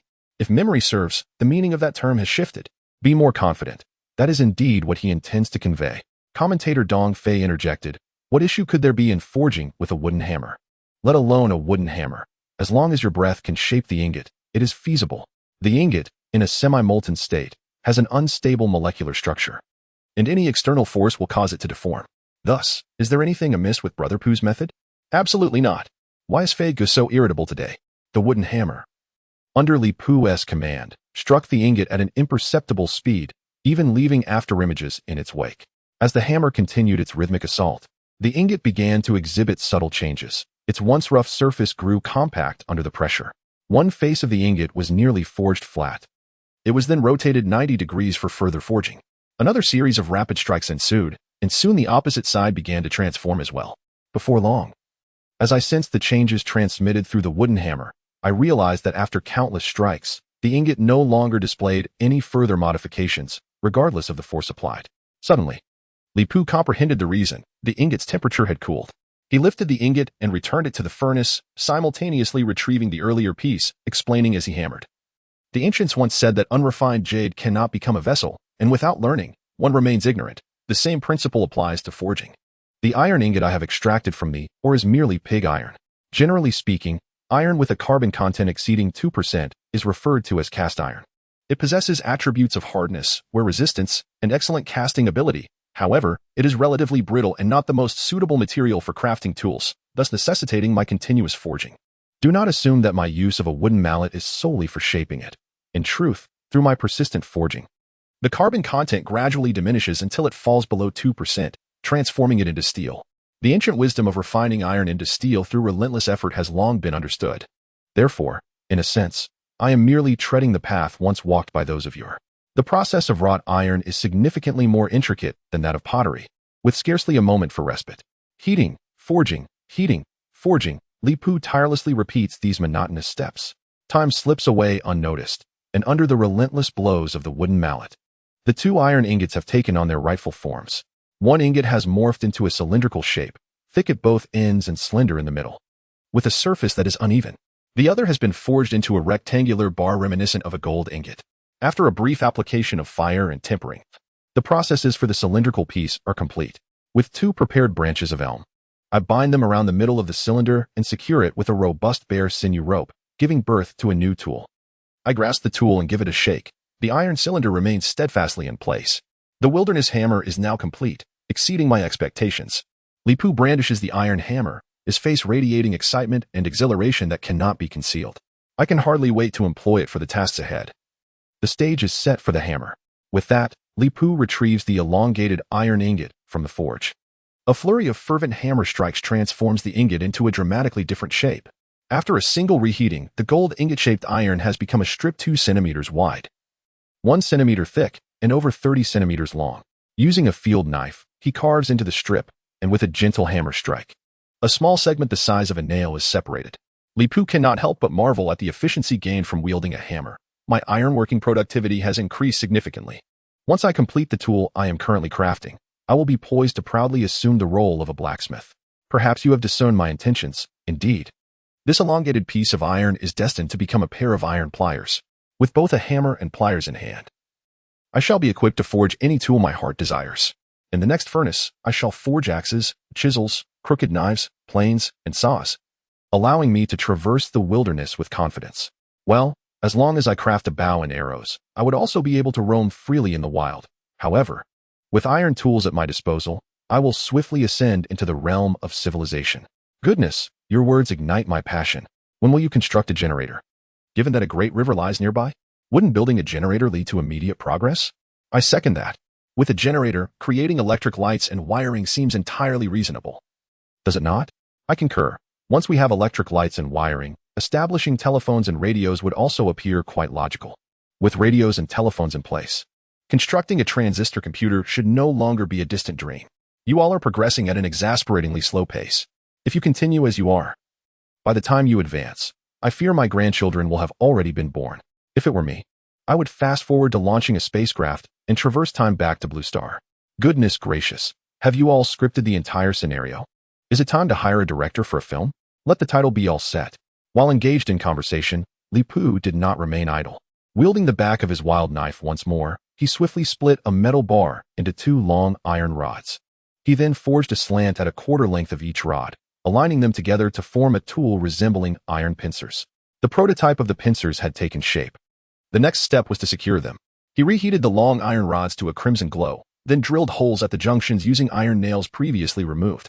Ultimately, he crossed the iron rods, inserted the nails into the holes, and after a simple process of forging and polishing, the iron pincers were complete. He lifted the pincers from the furnace and grasped a piece of charcoal. Applying gentle pressure, the charcoal instantly crumbled into fine fragments. It functioned remarkably well, and the efforts of the past few days had not been in vain. With immense satisfaction radiating from his face, Li Pu declared, "Today, I have successfully forged an iron hammer and iron pincers. This marks not only a small step for me into civilization, but also a modest stride for humanity in this world. From this day forth, I can confidently proclaim that, apart from fire, I have fully mastered the art of wielding iron tools, whether I utilize them for production or craft them into weapons for hunting. This signifies that we have truly established our presence in this world. The ancient craft of smelting wrought iron has been passed down for millennia, replete with numerous techniques and secrets, far beyond the simplicity of my demonstration. According to my original plans, I intended to create an iron shovel to facilitate digging traps in the vicinity. However, with formidable foes now vanquished, the short-faced bear has not only provided me with ample resources for sustenance, but also offered excellent materials for crafting bows and arrows. It seems my plans may require some adjustments." At this juncture, Li Pu's smile faded, and his expression turned serious once more. In the early stages of entrepreneurship, everything is new. Every detail requires my meticulous attention. Yet, an overwhelming sense of urgency lingers within me, compelling me to complete all tasks in one breath. However, the truth remains that numerous tasks still await my attention. Indeed, it seems that Pu Ji's wolfskin backpack has not been properly managed, and after so many days of use, it is likely to have developed an unpleasant odor. My heart aches for Pu Gu. I merely wish to inquire about when the fish pond, as previously mentioned by Pu Gu, will be excavated. A fish pond would be delightful if we could plant some lotus roots and construct a viewing platform. Wouldn't the moonlight over the lotus pond be enchanting? Is there no one to mention the unfortunate demise of Cheng Bao's beloved cat, Miao Jiang? It was previously ensnared by the short-faced bear, and no one has even tended to its remains. My poor little kitty deserves better. Fear not, for it is likely that the cunning shadow leopard has already feasted upon it, ensuring it did not meet a fate of exposure in the wilderness. Your words only serve to heighten Cheng Bao's anxiety. Pu Gu, you must take a look at this matter promptly. As if cradling a precious treasure, Li Pu returned to the grill, clutching the newly forged hammer and tongs. He skewered a piece of bear meat, ignited the fire, and began to roast it. Taking advantage of mealtime, he briefly shared his plans with everyone. The foremost priority is iron smelting, at the very least. I must craft the set of carpentry tools I previously proposed to elevate my quality of life, whether it be tables, chairs, benches, or beds, or even larger items like water wheels and looms. The support of carpentry tools is indispensable. Next on the agenda is the firing of pottery. For a considerable time before I can refine metals in bulk, I will rely heavily on pottery for sustenance. Therefore, I foresee many days ahead dedicated to pottery. To save time, I must construct a kiln that can be reused. Ideally, this kiln will serve multiple purposes, allowing for versatile applications. Furthermore, the processing of the short-faced bear needs to be addressed. Previously, I only conducted the most basic processing. The fur, tendons, and bones have yet to be utilized. And if left unattended for too long, they are prone to spoilage. The bear meat, already cooked, gradually charred over the flames. Lipu sprinkled some coarse salt, took a bite, and his eyes immediately sparkled with delight. Lastly, I must consider the modification of the campsite. The hastily constructed camp can no longer keep pace with my aspirations. In this wilderness, where fierce beasts abound, there is always the potential for a giant creature to encroach upon my territory. I plan to dig a multitude of traps around the perimeter, creating a trap system akin to a moat. Additionally, I will excavate a water pond and channel a water source into the camp, which will not only provide fish and hydration, but also harness hydraulic power, achieving multiple benefits. That sums up my thoughts for now. I welcome any suggestions for my development or choices that may assist me. Choices? Who would be foolish enough to make choices for you? It is well known that assisting Pooh-Go in decision-making is a task even a dog would refuse. Goodness. I had no idea Pooh-Go had accumulated so much in such a short span. Aside from proving Pooh-G's laziness, it does not signify much. Idleness is merely a form of rest. Absurd indeed. Well, it seems that not even a dog's head can save your life. You are not merely challenging Pooh-Go. You are putting us viewers at risk of a heart attack. Based solely on Pooh-G's descriptions, I can hardly contain my eagerness to witness the results. I can almost envision a tranquil paradise, far from the clamor, gradually taking shape. Chapter 77, Illuminating the Terror Wolf and Constructing the Kiln. 12. Indeed. The struggle with indecision proves to be humanity's greatest adversary. As anticipated, the notion of relying on the audience's choices proved unsuccessful, prompting Lipu to shake his head. Once again, his plea for assistance from outside had failed, and he resolved to proceed according to his predetermined plan. After satisfying his hunger and thirst, he collected the automatic sand washing machine, which yielded over 10 pounds of iron sand. With the experience from the previous endeavor, along with the reusable blast furnace and blower, the preliminary work for smelting iron was completed in less than half a day. Upon returning to the small cabin, he found that the fearful cat was once again nowhere to be seen. This time, the rope lay slack, and upon following its path, he discovered it had snapped, with the lasso that had originally secured the fearful cat's hind legs scattered nearby. The rope had been broken? A thought stirred in Lipu's mind, and he quickly turned his gaze towards the den of the fearful wolf. The flames in front of the den had long since extinguished, leaving only cold ashes in their wake. The bare meat and water that had been placed there were now missing, and the fearful wolf within the den had also disappeared without a trace. Disturbingly, both the fearful cat and the fearful wolf had vanished. As I predicted, this would happen. Putting the injured fearful wolf and the fearful cat together was akin to offering a feast. It's not as exaggerated as you say. Given the position and length of the rope, the fearful cat should not have been able to reach the fearful wolf. I suspect there is more to this. Didn't you see that the rope has been broken? To think that this rope could restrain a member of the saber-toothed tiger family is rather naive. If only I had killed the fearful cat sooner. These ungrateful beasts are nothing but trouble. Thankfully, today's ambush exposed the true nature of the fearful wolf. If left unchecked, who knows when it might attack from behind. After carefully examining the traces on the ground, Lipu's initially worried expression transformed into one of calm. So this was how it was. This development actually alleviated my concerns. Director Who, the commentator. Indeed. It seems congratulations are in order for little Lee, who no longer needs to worry about a fire in the backyard. What on earth are you all talking about? Could you please consider the feelings of us ordinary folks? The swirling quicksand has sent a celebratory message. Congratulations. Hereas to hoping for another successful pet acquisition for Pooh-Go. Wishing to marry you rewarded with a rocket, and commented, I see. So the fearful wolf has recovered? But what does that have to do with the fearful cat? Clearly, the fearful cat is associated with the fearful wolf. Perhaps even a companion from before. So, it was the fearful wolf that set the fearful cat free? Wow, that is quite the maneuver. We need to inform the child quickly, lest we hinder their future. What is the point of reporting? The VE already fled, as everyone had surmised. Based on his observations, the fearful wolf appeared to have made a recovery. Whether or not they had escaped was not of paramount importance, given their intelligence. They would likely make the best choice. In fact, compared to the notion of their escape, Lipu personally leaned towards an alternative scenario. With that thought, he followed the footprints on the ground, stopping after only a few steps. Before me lay a vast pit, its left side marred by some collapses and marked with colossal claw marks from struggling animals. A wolf and a cat were diligently digging at the base of the trap, seemingly intent on unearthing something from the earth. This was none other than the trap previously excavated by Li Pu. As I had anticipated, they were indeed here. Suddenly, a voice echoed from behind, prompting both the cat and the wolf to glance back. Upon recognizing Li Pu, they nonchalantly returned to their task of excavating the soil. However, whether it was merely an illusion or not, Li Pu sensed that their clawing speed had inexplicably intensified. What are they doing? The terror cat, which had served as bait, has fallen into the trap. There are 3 possible outcomes. It could have been devoured by the short-faced bear, stolen by the startled leopard, or, more likely, buried within the trap during the earlier skirmish. Indeed, judging by the actions of the wolf and the cat, the fate of the terror cat is likely the latter. It has been so long since the terror cat perished, yet its companions remain steadfast. How touching. Yuzu's eyes brim with tears. Li Pu offered a polite, yet somewhat awkward smile.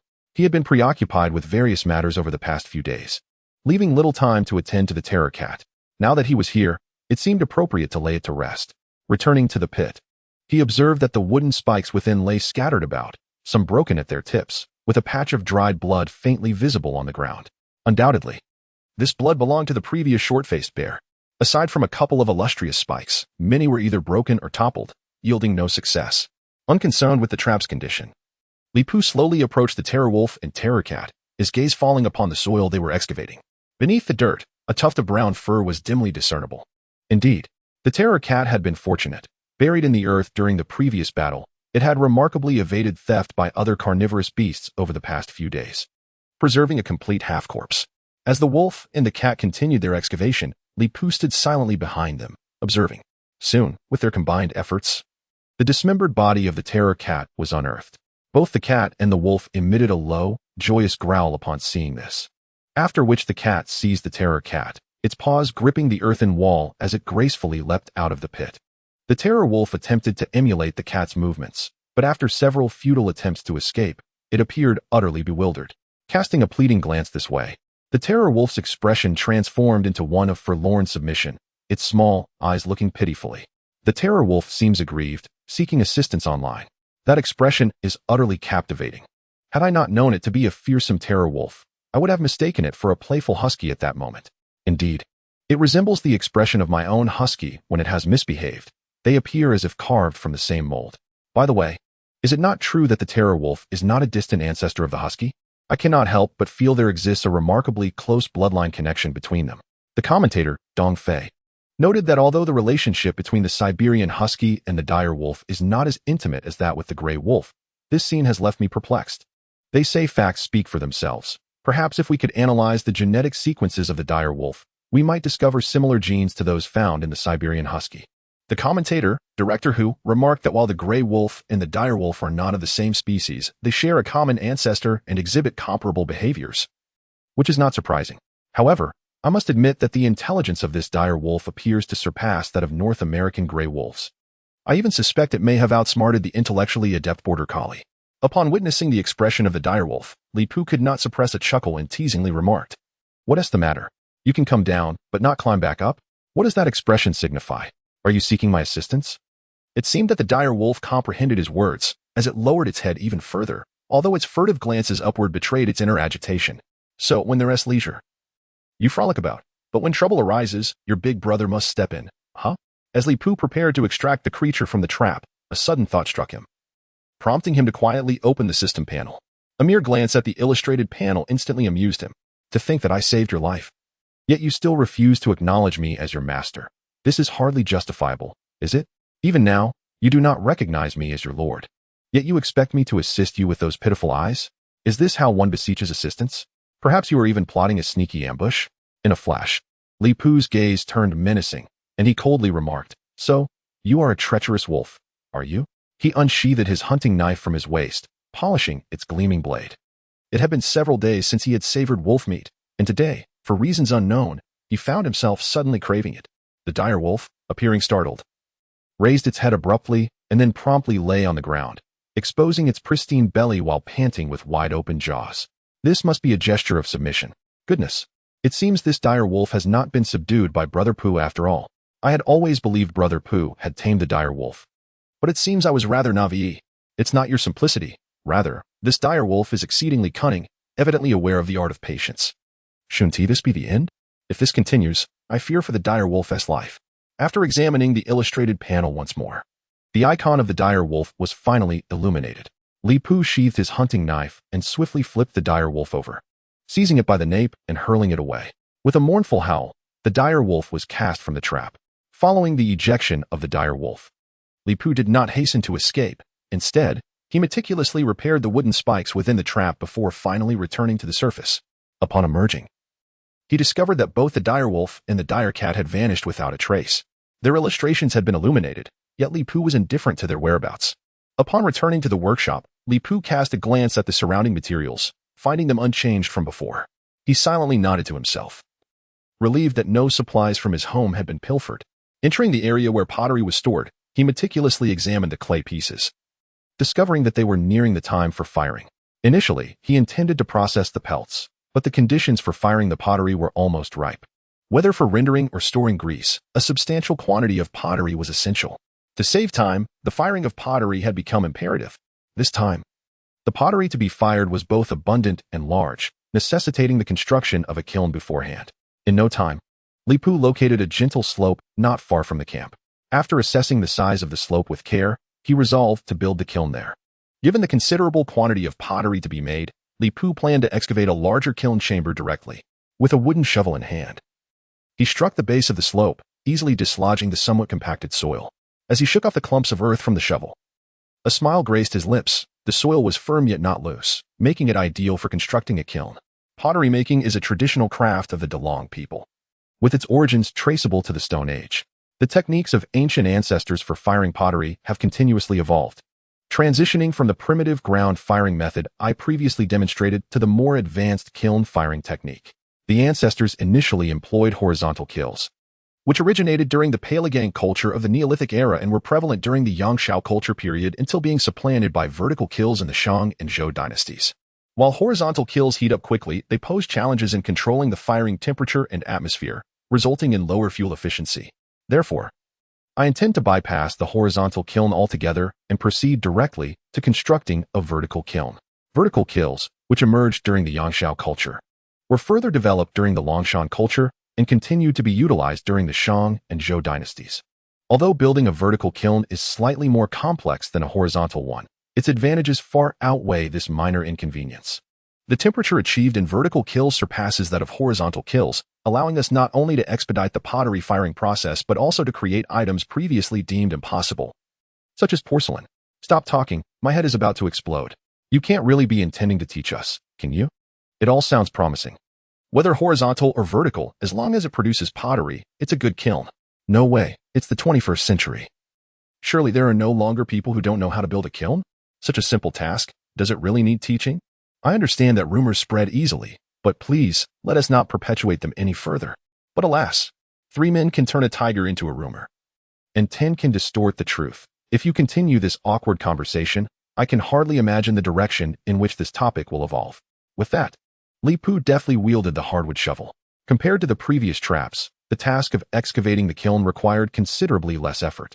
Aside from certain areas that necessitated a slower pace for fine-tuning, the remainder of the work was rather straightforward. He began by digging inward from the lower part of the slope to create a fire pit for storing firewood. The fire pit is remarkably simple, requiring only a space sufficient to accommodate firewood. Through Li Pu's tireless excavation, a fire pit approximately 60 centimeters high and covering an area of 4 square meters has been unearthed. With the fire pit completed, the next task is to construct the kiln chamber above the earthen slope. The kiln chamber serves as the repository for the pottery, and its dimensions dictate the size and shape of the ceramic pieces. For optimal firing, the kiln chamber's size typically mirrors that of the fire pit below. Li Pu's singular objective is to create a chamber of ample size, ideally capable of firing all the pottery in one go. With the fire pit's area reaching 4 square meters, the kiln chamber's dimensions will not be far off, though it may pale in comparison to the grand kilns of later generations. Nonetheless, it is more than sufficient to fire the clay forms crafted during this session. Having excavated both the fire pit and the kiln chamber, only the most challenging step remains. While the fire pit and kiln chamber are crucial, the most arduous task of kiln construction is undoubtedly the fire openings. The size and number of these openings directly influence the temperature and heating rate within the fire chamber. If the openings are too small or few, The temperature may fail to reach necessary levels, adversely affecting the success of the pottery firing. Conversely, excessively large or numerous openings can lead to rapid heating, potentially compromising the quality of the ceramics or even causing structural failure of the kiln chamber. Typically, various tools are available to meet different requirements for fire openings, significantly alleviating the challenge. However, in my solitary existence during the Ice Age, I must start from scratch without the luxury of specialized tools. Thus, creating fire openings for my kiln is not only a meticulous task but also a technical endeavor. Fortunately, after several days of progress, I am no longer devoid of resources. Despite lacking professional equipment, after some reflection, Lipu returned to the workshop to retrieve a tool. Fortunately, I had fashioned a pair of iron pliers. While the length of the pliers handles does not match the thickness of the fire chamber and kiln chamber, working from both sides offers a chance to penetrate the fire openings. However, aligning the positions of the upper and lower fire openings presents yet another challenge. Before long, Lipu discovered a solution. When faced with uncertainty, one must consult mathematics. Lipu set down the iron pliers and found a straight branch, carefully stripping away the bark and meticulously marking measurements along its length. Soon, a rudimentary measuring stick adorned with fine lines emerged. This stick may lack precision, yet precision is, in fact, a standard derived from the benchmarks of Blue Star. In reality, as the first measuring stick of the Ice Age, its markings represent the most standardized measurements in this world. But why do I feel that Brother Pooh's words carry a certain wisdom? What nonsense! It's merely a collection of fallacies. Who is this insignificant streamer to disregard facts and establish his own standards? Standards, indeed, are merely conventions. As long as they are universally recognized, they can become standards. In this parallel world, Brother Pooh is the sole human, so it is entirely reasonable for him to set his own standards. My goodness, I feel a tingling sensation. Is this what it's like to witness history? So, could it be that this absurd stick of Brother Pooh can indeed serve as a measuring tool? Ignoring the doubts of a few, Lipu nodded with a smile and remarked, "This is undoubtedly true. As the foremost standard in this world, I rightfully possess the authority to name it. Since you all find it ludicrous, I shall call it the ludicrous ruler. With a ruler in hand, everything becomes manageable." Deriving the distance between the fire chamber's edge and the kiln's edge using the slope's length and height is a straightforward task. After a brief plan, Lipu swiftly established the position of the fire orifice, marking both upper and lower openings. The iron clamps turned gently, first piercing through the fire orifice at the top of the fire chamber, and then proceeding to the kiln, carefully locating the previous markings and delicately working through them. Before long, he felt a sudden release in his hand. As the iron clamp breached the kiln wall, loose soil from the fire orifice cascaded down in a soft rustling. It was done. The openings aligned perfectly, a flawless execution. With a beaming smile, Lipu exclaimed, "It appears my middle school mathematics was not in vain. My calculations are entirely accurate. Mastering mathematics, physics, and chemistry allows one to traverse the world without fear. The ancients truly do not deceive me. Is this truly content from middle school math? I feel as though my 9 years of compulsory education were in vain." Of course it is. Isn't it simply the Pythagorean theorem? Quite elementary. Elementary it may be, but the ability to conceive and execute is an entirely different matter. Mathematics? Beyond addition, subtraction, multiplication, and division, I returned everything else to my teacher, who knew that wilderness survival could involve mathematics. It's utterly absurd. I once believed myself to be well educated, only to realize today that I had merely learned without application. All the knowledge I once acquired has been returned to my teacher, and I possess no practical skills. You are not alone. I have toiled for 12 years in study, and apart from language and history, which allow for fluent conversation, all other subjects have been surrendered back to my teachers. The kiln boasted 9 fire orifices. Once their positions were determined, they were swiftly pierced one by one. By the time he finished excavating the vertical kiln, dusk had gradually settled in. Feeling his stomach, which had already begun to protest in hunger, he tidied the surrounding excavated soil and returned his tools to the camp. Upon arriving, Lipu immediately noticed subtle changes within the campsite. After scrutinizing the footprints on the ground, he quickly grasped the situation. During my absence, while excavating the kiln, the lurking shadow leopard had once again visited my camp. This time, it had made off with a piece of bear meat. Though my supply of bear meat was ample, I still detested such unannounced thievery. The traps I had previously set had only been triggered by a civet cat. Logically, the remaining traps should still be functional, yet they failed to serve their intended purpose. Speaking of which, he retrieved the bear's sinew from atop the shed, squeezed it, and after a period of roasting, it was nearly completely dried. Very well. Since this audacious leopard continues to provoke me, I shall not hold back. Tonight, As per tradition, I will not rest. My goal for the evening is simple. Before the dawn breaks, I shall witness the creation of new pottery and bows. Igniting the bonfire, I placed a ceramic pot atop it and began to simmer a pot of bear meat soup, this time deliberately adding some leaves plucked from a linden tree.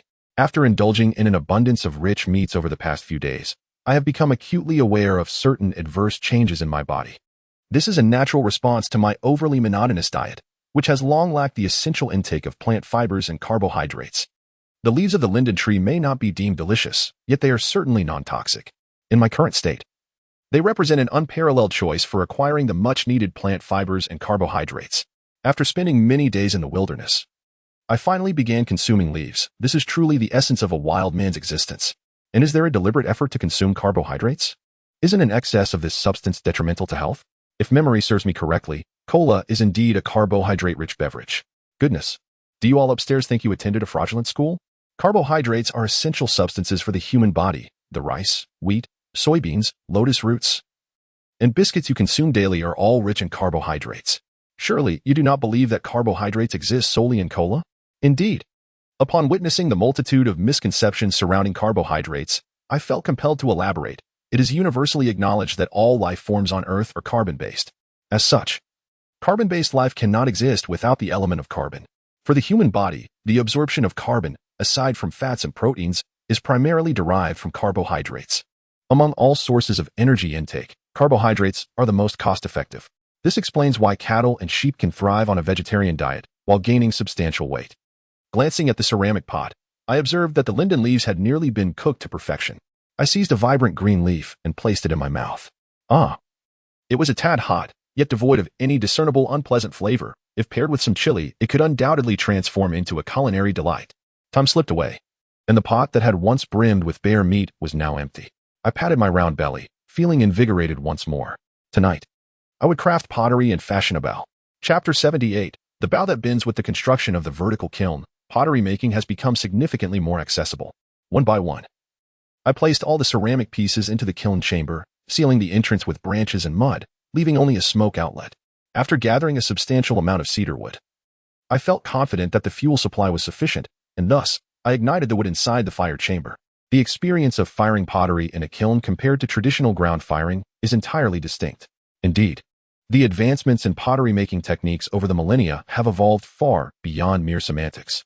Observing the steadily blazing wood within the fire chamber, I felt an overwhelming sense of satisfaction.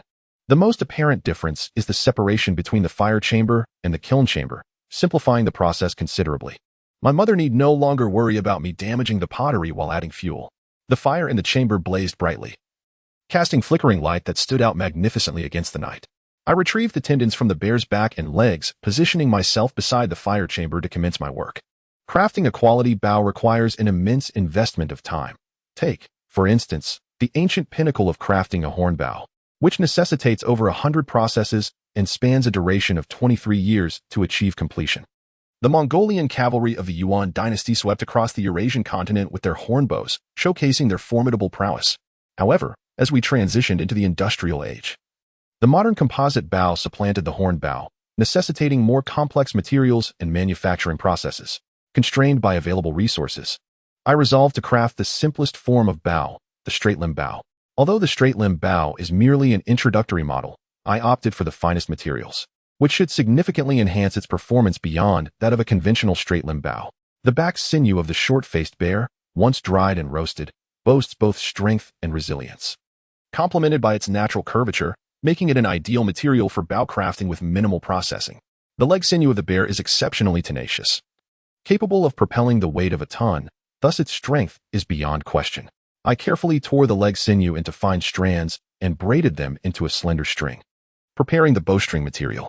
Ancient artisans utilized horn and sinew to create bows of remarkable power, thus employing such high-quality materials today. I ponder the potential of the bow I am about to create. In a short span, a robust straight-limb bow took shape. Drawing the bowstring back, it effortlessly formed a full moon arc before I released it.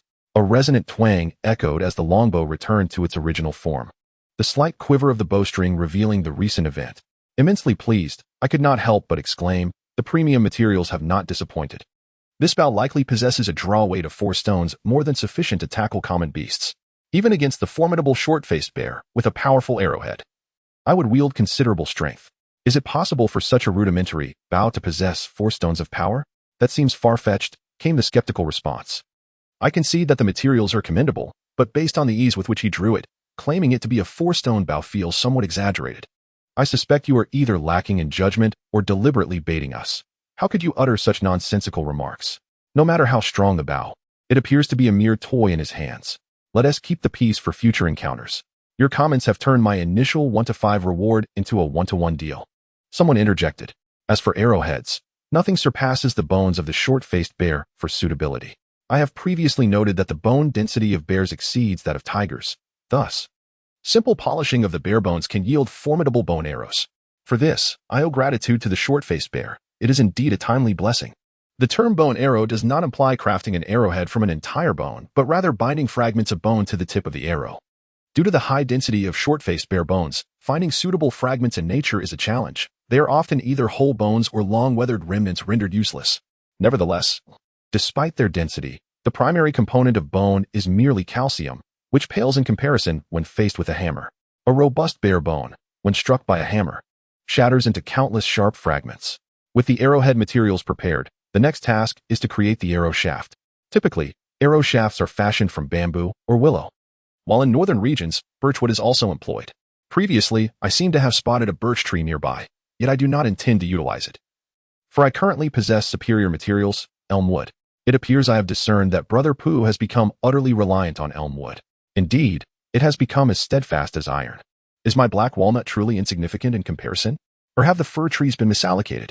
Apologies, but using fir for arrow shafts? Not even a dog would consider it. The finest material for arrow shafts is undoubtedly heartwood. Transforming elm wood into arrow shafts necessitates numerous meticulous procedures. Fortunately, the forest is abundant with trees, allowing for a selection of elm trees both large and small. Li Pu directly chose slender branches. Although this entailed a certain sacrifice and strength, it significantly reduced the workload. Time passed, and at last, a dozen arrow shafts lay before him. This quantity of shafts would suffice for now. Carving arrow shafts directly with a knife is exceedingly cumbersome. Were it not for the sharpness of the wielding knife, crafting these few shafts alone would have kept me laboring until dawn. I must await the construction of my lathe, which would enable me to craft an arrow shaft in mere seconds, allowing for an abundant supply at will, effectively covering all needs. What a grand vision you paint. One remarked, I am nearly suffocated by your dreams, yet we have not even managed to create the pond you initially mentioned. Oh. Yuzu delights in savoring little Brother Pooh's creations. Oh no, I meant his dreams, so fragrant, crisp, and sweet, absolutely delectable. Enough of this flattery. Sister, please withdraw from this admiration. A contribution from White Silkyu, who rewarded with a Ferrari, commented, in this wretched place, you all squabble over trivial matters. Truly, you have gone far enough. The materials for both arrowheads and shafts have been duly selected. To meld the bone fragments with the shafts and create an arrow, one must carve a gentle groove at the top of the shaft to accommodate the shape of the arrowhead. Additionally, a length of cord is required. The cord not only binds the arrowhead to the shaft, but also serves as a weight, enhancing the arrow's flight distance and slightly augmenting its lethality. When considering cordage, bear tendons are the obvious choice. However, upon reflection, I have decided against this notion, as the material with the highest toughness and strength available. Bear tendons are undeniably precious and scarce, with far too many potential uses to squander them merely for binding arrowheads. Plant fibers yield cords that are too light, while bear hide is excessively thick, rendering them unsuitable for this purpose. After much contemplation, a sudden idea struck me. I turned toward the small cabin. Before long, I returned to the fire chamber, bearing a backpack, the well-worn wolfskin pack. With a flurry of motion, my hands transformed into countless fleeting images, restoring the wolfskin backpack to its original state. Previously, due to time constraints, I had not processed the wolf skin, and I could now detect a distinct odor emanating from it. Crafting arrows requires a cord that balances weight and strength. Thus, this now odorous wolf skin backpack could serve a purpose, representing a form of resourceful recycling. Before long, the restored wolf skin transformed into strands of leather cord, which were then bound to the tip of the arrow. Grasping an arrow, Li Pu positioned it on the bow and aimed at a nearby fir tree. Drawing the bow, he released the arrow. With a swift whoosh, the arrow released with a soft thud, transforming into a fleeting shadow. By the time everyone regained their composure, the bone arrow had embedded itself into the tree trunk, its tail still quivering slightly. Goodness, is that arrow a mere illusion? It feels swifter than a bullet. I only heard a sound, and then caught sight of the trembling arrow tail. Could you zoom in a bit, Brother Pooh? Something feels amiss here. Isn't it just a hit on the tree trunk? With Brother Pooh's prowess, striking such a sizable tree is quite reasonable, hardly noteworthy. Have you ever heard of penetrating with 3 inches deep? I have heard of that idiom, but isn't it used to describe calligraphy? Could it be? I concede that there was indeed a slight miscalculation in my aim, yet I was merely fine-tuning my shot, nothing remarkable. However, the camera had already autonomously zoomed in on the fir tree, capturing a close-up of the arrowhead. It was evident that the arrowhead, crafted from bone fragments, had fully embedded itself into the trunk, with some of the elm wood also penetrating the fir, leaving only half of the arrow shaft protruding. Goodness! The power behind this is utterly absurd. Though I know that idiom is misapplied, this is certainly beyond merely penetrating 3 inches. Stay calm, it's merely a seller's showcase. When you truly possess it, it won't be like this. Did you mistakenly wander into the wrong scene upstairs? Yet, I must admit, your assertion carries some weight. Drawing the bowstring back, I smiled and said, with this bow and arrow, even the swiftest leopard cannot escape its fate. Chapter 79. A flute melody shocks the world. I presented the robustly wild bow and arrows before the camera. The straight bow crafted from bear tendons was evidently of a different caliber than ordinary straight bows. To distinguish it, I deemed it fitting to bestow it a name. Following tradition, I would name it after myself. Thus, it shall be known as the Li Pu bow, a name both pleasing and memorable, very user-friendly. After showcasing the Li Pu bow for a while, I observed that the firewood in the firing chamber was nearly consumed. Unlike the open-ground firing method, the enclosed nature of the kiln made it impossible to ascertain the interior conditions from the outside. Calculating the time, it had been approximately 78 hours since the kiln was opened for pottery firing. Theoretically, the process should have concluded. I extracted the remaining firewood from the chamber and pried open the sealing clay at the top of the kiln, allowing the temperature to swiftly return to normal levels. After enduring 8 hours of transformation under flames reaching 1,300 degrees, the pottery had metamorphosed from raw clay into a glossy, lustrous black ceramic. I retrieved the pottery and examined each piece meticulously. Upon finding no defects, I arranged them on the ground. Soon, a pile of freshly fired pottery began to accumulate. Fortune smiled upon me, as the success rate for this batch remained a perfect 100%. As the holder of the highest success rate in pottery making, I found myself somewhat perplexed. The recent occurrences in pottery firing evidently contradicted past experiences. Logically, even with the most modern industrial methods, there should be defective products. Yet, employing the most primitive techniques, I had achieved 2 consecutive perfect successes. This is rather absurd, to say the least. Calm down, young one. There is no need to be alarmed by everything. Learn from us. We have long since become accustomed to it. Could it be that the addition of the lucky gem by the esteemed Pooh is the reason behind this? Bai Hai Shui generously gifted an airplane and commented, could it possibly be due to the higher oxygen content? It is said that during the Pleistocene epoch, the oxygen levels were significantly elevated. In an oxygen-rich environment, firewood can burn more fully, producing a more robust flame. And the success rate of pottery in such conditions would also markedly improve. This is merely my subjective speculation, not for reference. This batch of pottery includes not only 4 large jars capable of holding 150 units, but also a meticulously crafted set of tableware reminiscent of modern design. Everything from pots to bowls is present. From today onward, one can fry or saute at will. Culinary freedom has essentially been achieved. Among this array of utensils, an oval-shaped trinket, adorned with numerous small holes, stands out conspicuously. After toying with it for a moment, I placed it before the camera. Guess what I am holding? Before the audience could respond, Li Pu continued. This is a rudimentary soon. The soon is a unique musical instrument native to the Great Dragon Nation. Its sound is distinct and remarkably characteristic, perfectly suited to my current environment. Note, sun is pronounced with a first tone. There are various types of sun, made from materials such as stone, wood, gourd, ceramics, and even resin. The one in my hand is a fairly standard ceramic version. However, its craftsmanship is exceptional. It is a modern double-chambered sun with a wide tonal range, improved by the master Wu Suxing. This may sound somewhat complex, but to simplify, this sun can produce not only the 5 traditional tones, gong, shang, jiao, yu, and wei, but also the notes found in contemporary music, allowing for the performance of songs across all tonal ranges. So, are you planning to perform a piece live? Can it be that Pooh has the leisure to create musical instruments? I never expected that while casually watching a live stream, I would hear my name mentioned. The host's remarks about the sun are indeed accurate, albeit with a slight flaw in my title. I cannot claim to be a master, merely an enthusiast of the sun. Goodness, is that really the esteemed Wu Suxing? I am indeed your fan. I adore your piece, Ink Rain. Listening to it transports me back to ancient times. Ha ha ha. Although I have always known that many experts lurk in the live chat, to have one named directly is quite remarkable, with a master present. This is a rare opportunity. Perhaps Pooh could perform a piece, and any shortcomings could be pointed out by the expert. Li Pooh stood frozen, taken aback that the founder of the wide-range double-chambered Sun was indeed in his live stream. Meanwhile, the restless netizens continued to urge him on.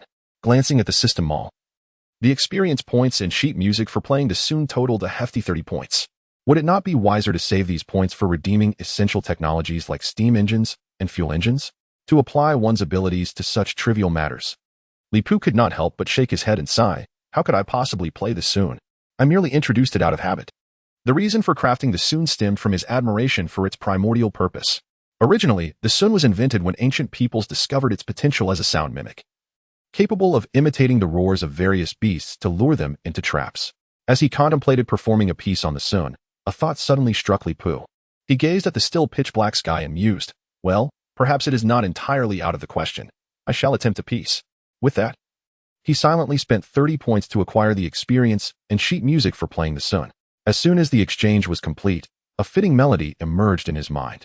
Taking a deep breath, he placed the Sun to his lips, producing a voice that was both ancient and ethereal, imbued with a profound weight. The haunting tones enveloped the audience, transporting them to an era of primitive charm from which they could not escape. Upon concluding the piece, Li Pooh noticed that the transparent barrage of comments before him had remarkably dwindled, with only a few sporadic messages flickering across the screen, reminiscent of the early days of his live stream. After a long pause, it seemed as though the viewers suddenly awoke from a slumber, and the comments flooded the screen instantaneously. Wow, Chang Wei said you couldn't fight? Is this what you call not being able to play the Sun? You truly weren't exaggerating. This melody instantly transported me back to ancient society, even giving me the illusion of wandering the martial world.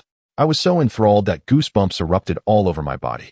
I dared not even breathe, fearing I might disturb Pooh Go. Unlike you, after hearing this tune, I felt chills and wrapped myself in a blanket. Wu Suxin rewarded him with a rocket and commented, so the host is the true master of Sun performance. This piece Shugo has reached an unparalleled level, worthy of even the likes of Shang Wanshi. Indeed, those who appreciate ancient styles are all refined gentlemen. Unique Eyes rewarded him with a shaking flower number 1 and commented, brothers, I have recorded this and posted it online. If you wish to continue listening to Pooh Go play the Sun, you can visit my homepage. Thank you all for the compliments. In truth, I merely basked in the glory of the melody. Truly beautiful Sun music must be performed by professionals like Master Wu Suxin. Li Pooh waved his hand, discreetly putting away the Sun that had astonished the audience. Although the Chugu sounded ancient and rustic, it was actually composed by contemporary performers Chen Zhong and Du Siwen. This piece had been brought to the opening ceremony of the Lashajie Olympics by Master Du, mesmerizing all and elevating the ancient instrument of the Sun to the global stage. Now that I have seen the bow and heard the music, while the dawn has yet to break, I must return to more pressing matters. Gathering firewood from the ground and the sky, Li Pooh returned to the work shed to retrieve a few items, a massive bear pelt and a lump of white fat. After self-hunting the short-faced bear, I had one skin that I had not yet processed. Fortunately, the temperature here is quite low. Otherwise, it would have surely spoiled and emitted a foul odor. Typically, animal pelts require tanning, which involves soaking them in a sodium sulfate solution for proper usage. However, sodium sulfate has never been easily obtainable. Even employing a method of collecting it from latrines, I, alone, could not produce a substantial quantity. In later times, salt and alum were also utilized for tanning. Yet these raw materials are equally scarce for me. So, how did ancient people process animal hides in the absence of materials like sodium sulfate? The answer is remarkably simple. Tree bark. Most tree barks contain a substance known as tannin, which has the ability to coagulate proteins. Due to this property, tannin was ingeniously utilized by our ancient ancestors in the tanning process. By applying the juice from tree bark to animal hides, the soluble proteins within could be coagulated, transforming the raw hide into a durable material. This method of vegetable tanning employs various raw materials, such as hardwoods like chestnut and oak, as well as the bark of trees like oak, jujube, marica, larch, and fir, alongside leaves from lacquer, yellow leaf, and tea plants. With sufficient investment, one could even employ fragrant flowers for tanning. Of course, I'm not so extravagant. With a smile, I picked up a wooden shovel and began to dig beside the pottery kiln. Here, there is no shortage of fir trees. In fact, they are nearly inexhaustible. Moreover, I had previously set aside a considerable amount of fir bark, which is now perfectly suited for my needs. My immediate goal is clear: to obtain a tannin solution. In simpler terms, this means boiling tree bark. This explains why I am only now tending to the bare skin. To acquire the tannin solution, I must first await the completion of my large pottery vat. Otherwise, with the few small jars I have, by the time I extract any significant amount of tannin, the bare skin would likely have already begun to rot. Thus, I am now tasked with crafting an earthen stove tailored for the large pottery vat. The soil surrounding the kiln is quite suitable for digging, making it ideal for constructing the stove. Before long, a stove, several times larger than the one in the small wooden hut, has been unearthed. After surveying the stove for a moment, I suddenly remarked, "Do you believe that the size of this stove I have dug is just right for placing the pottery vat upon it?" I believe.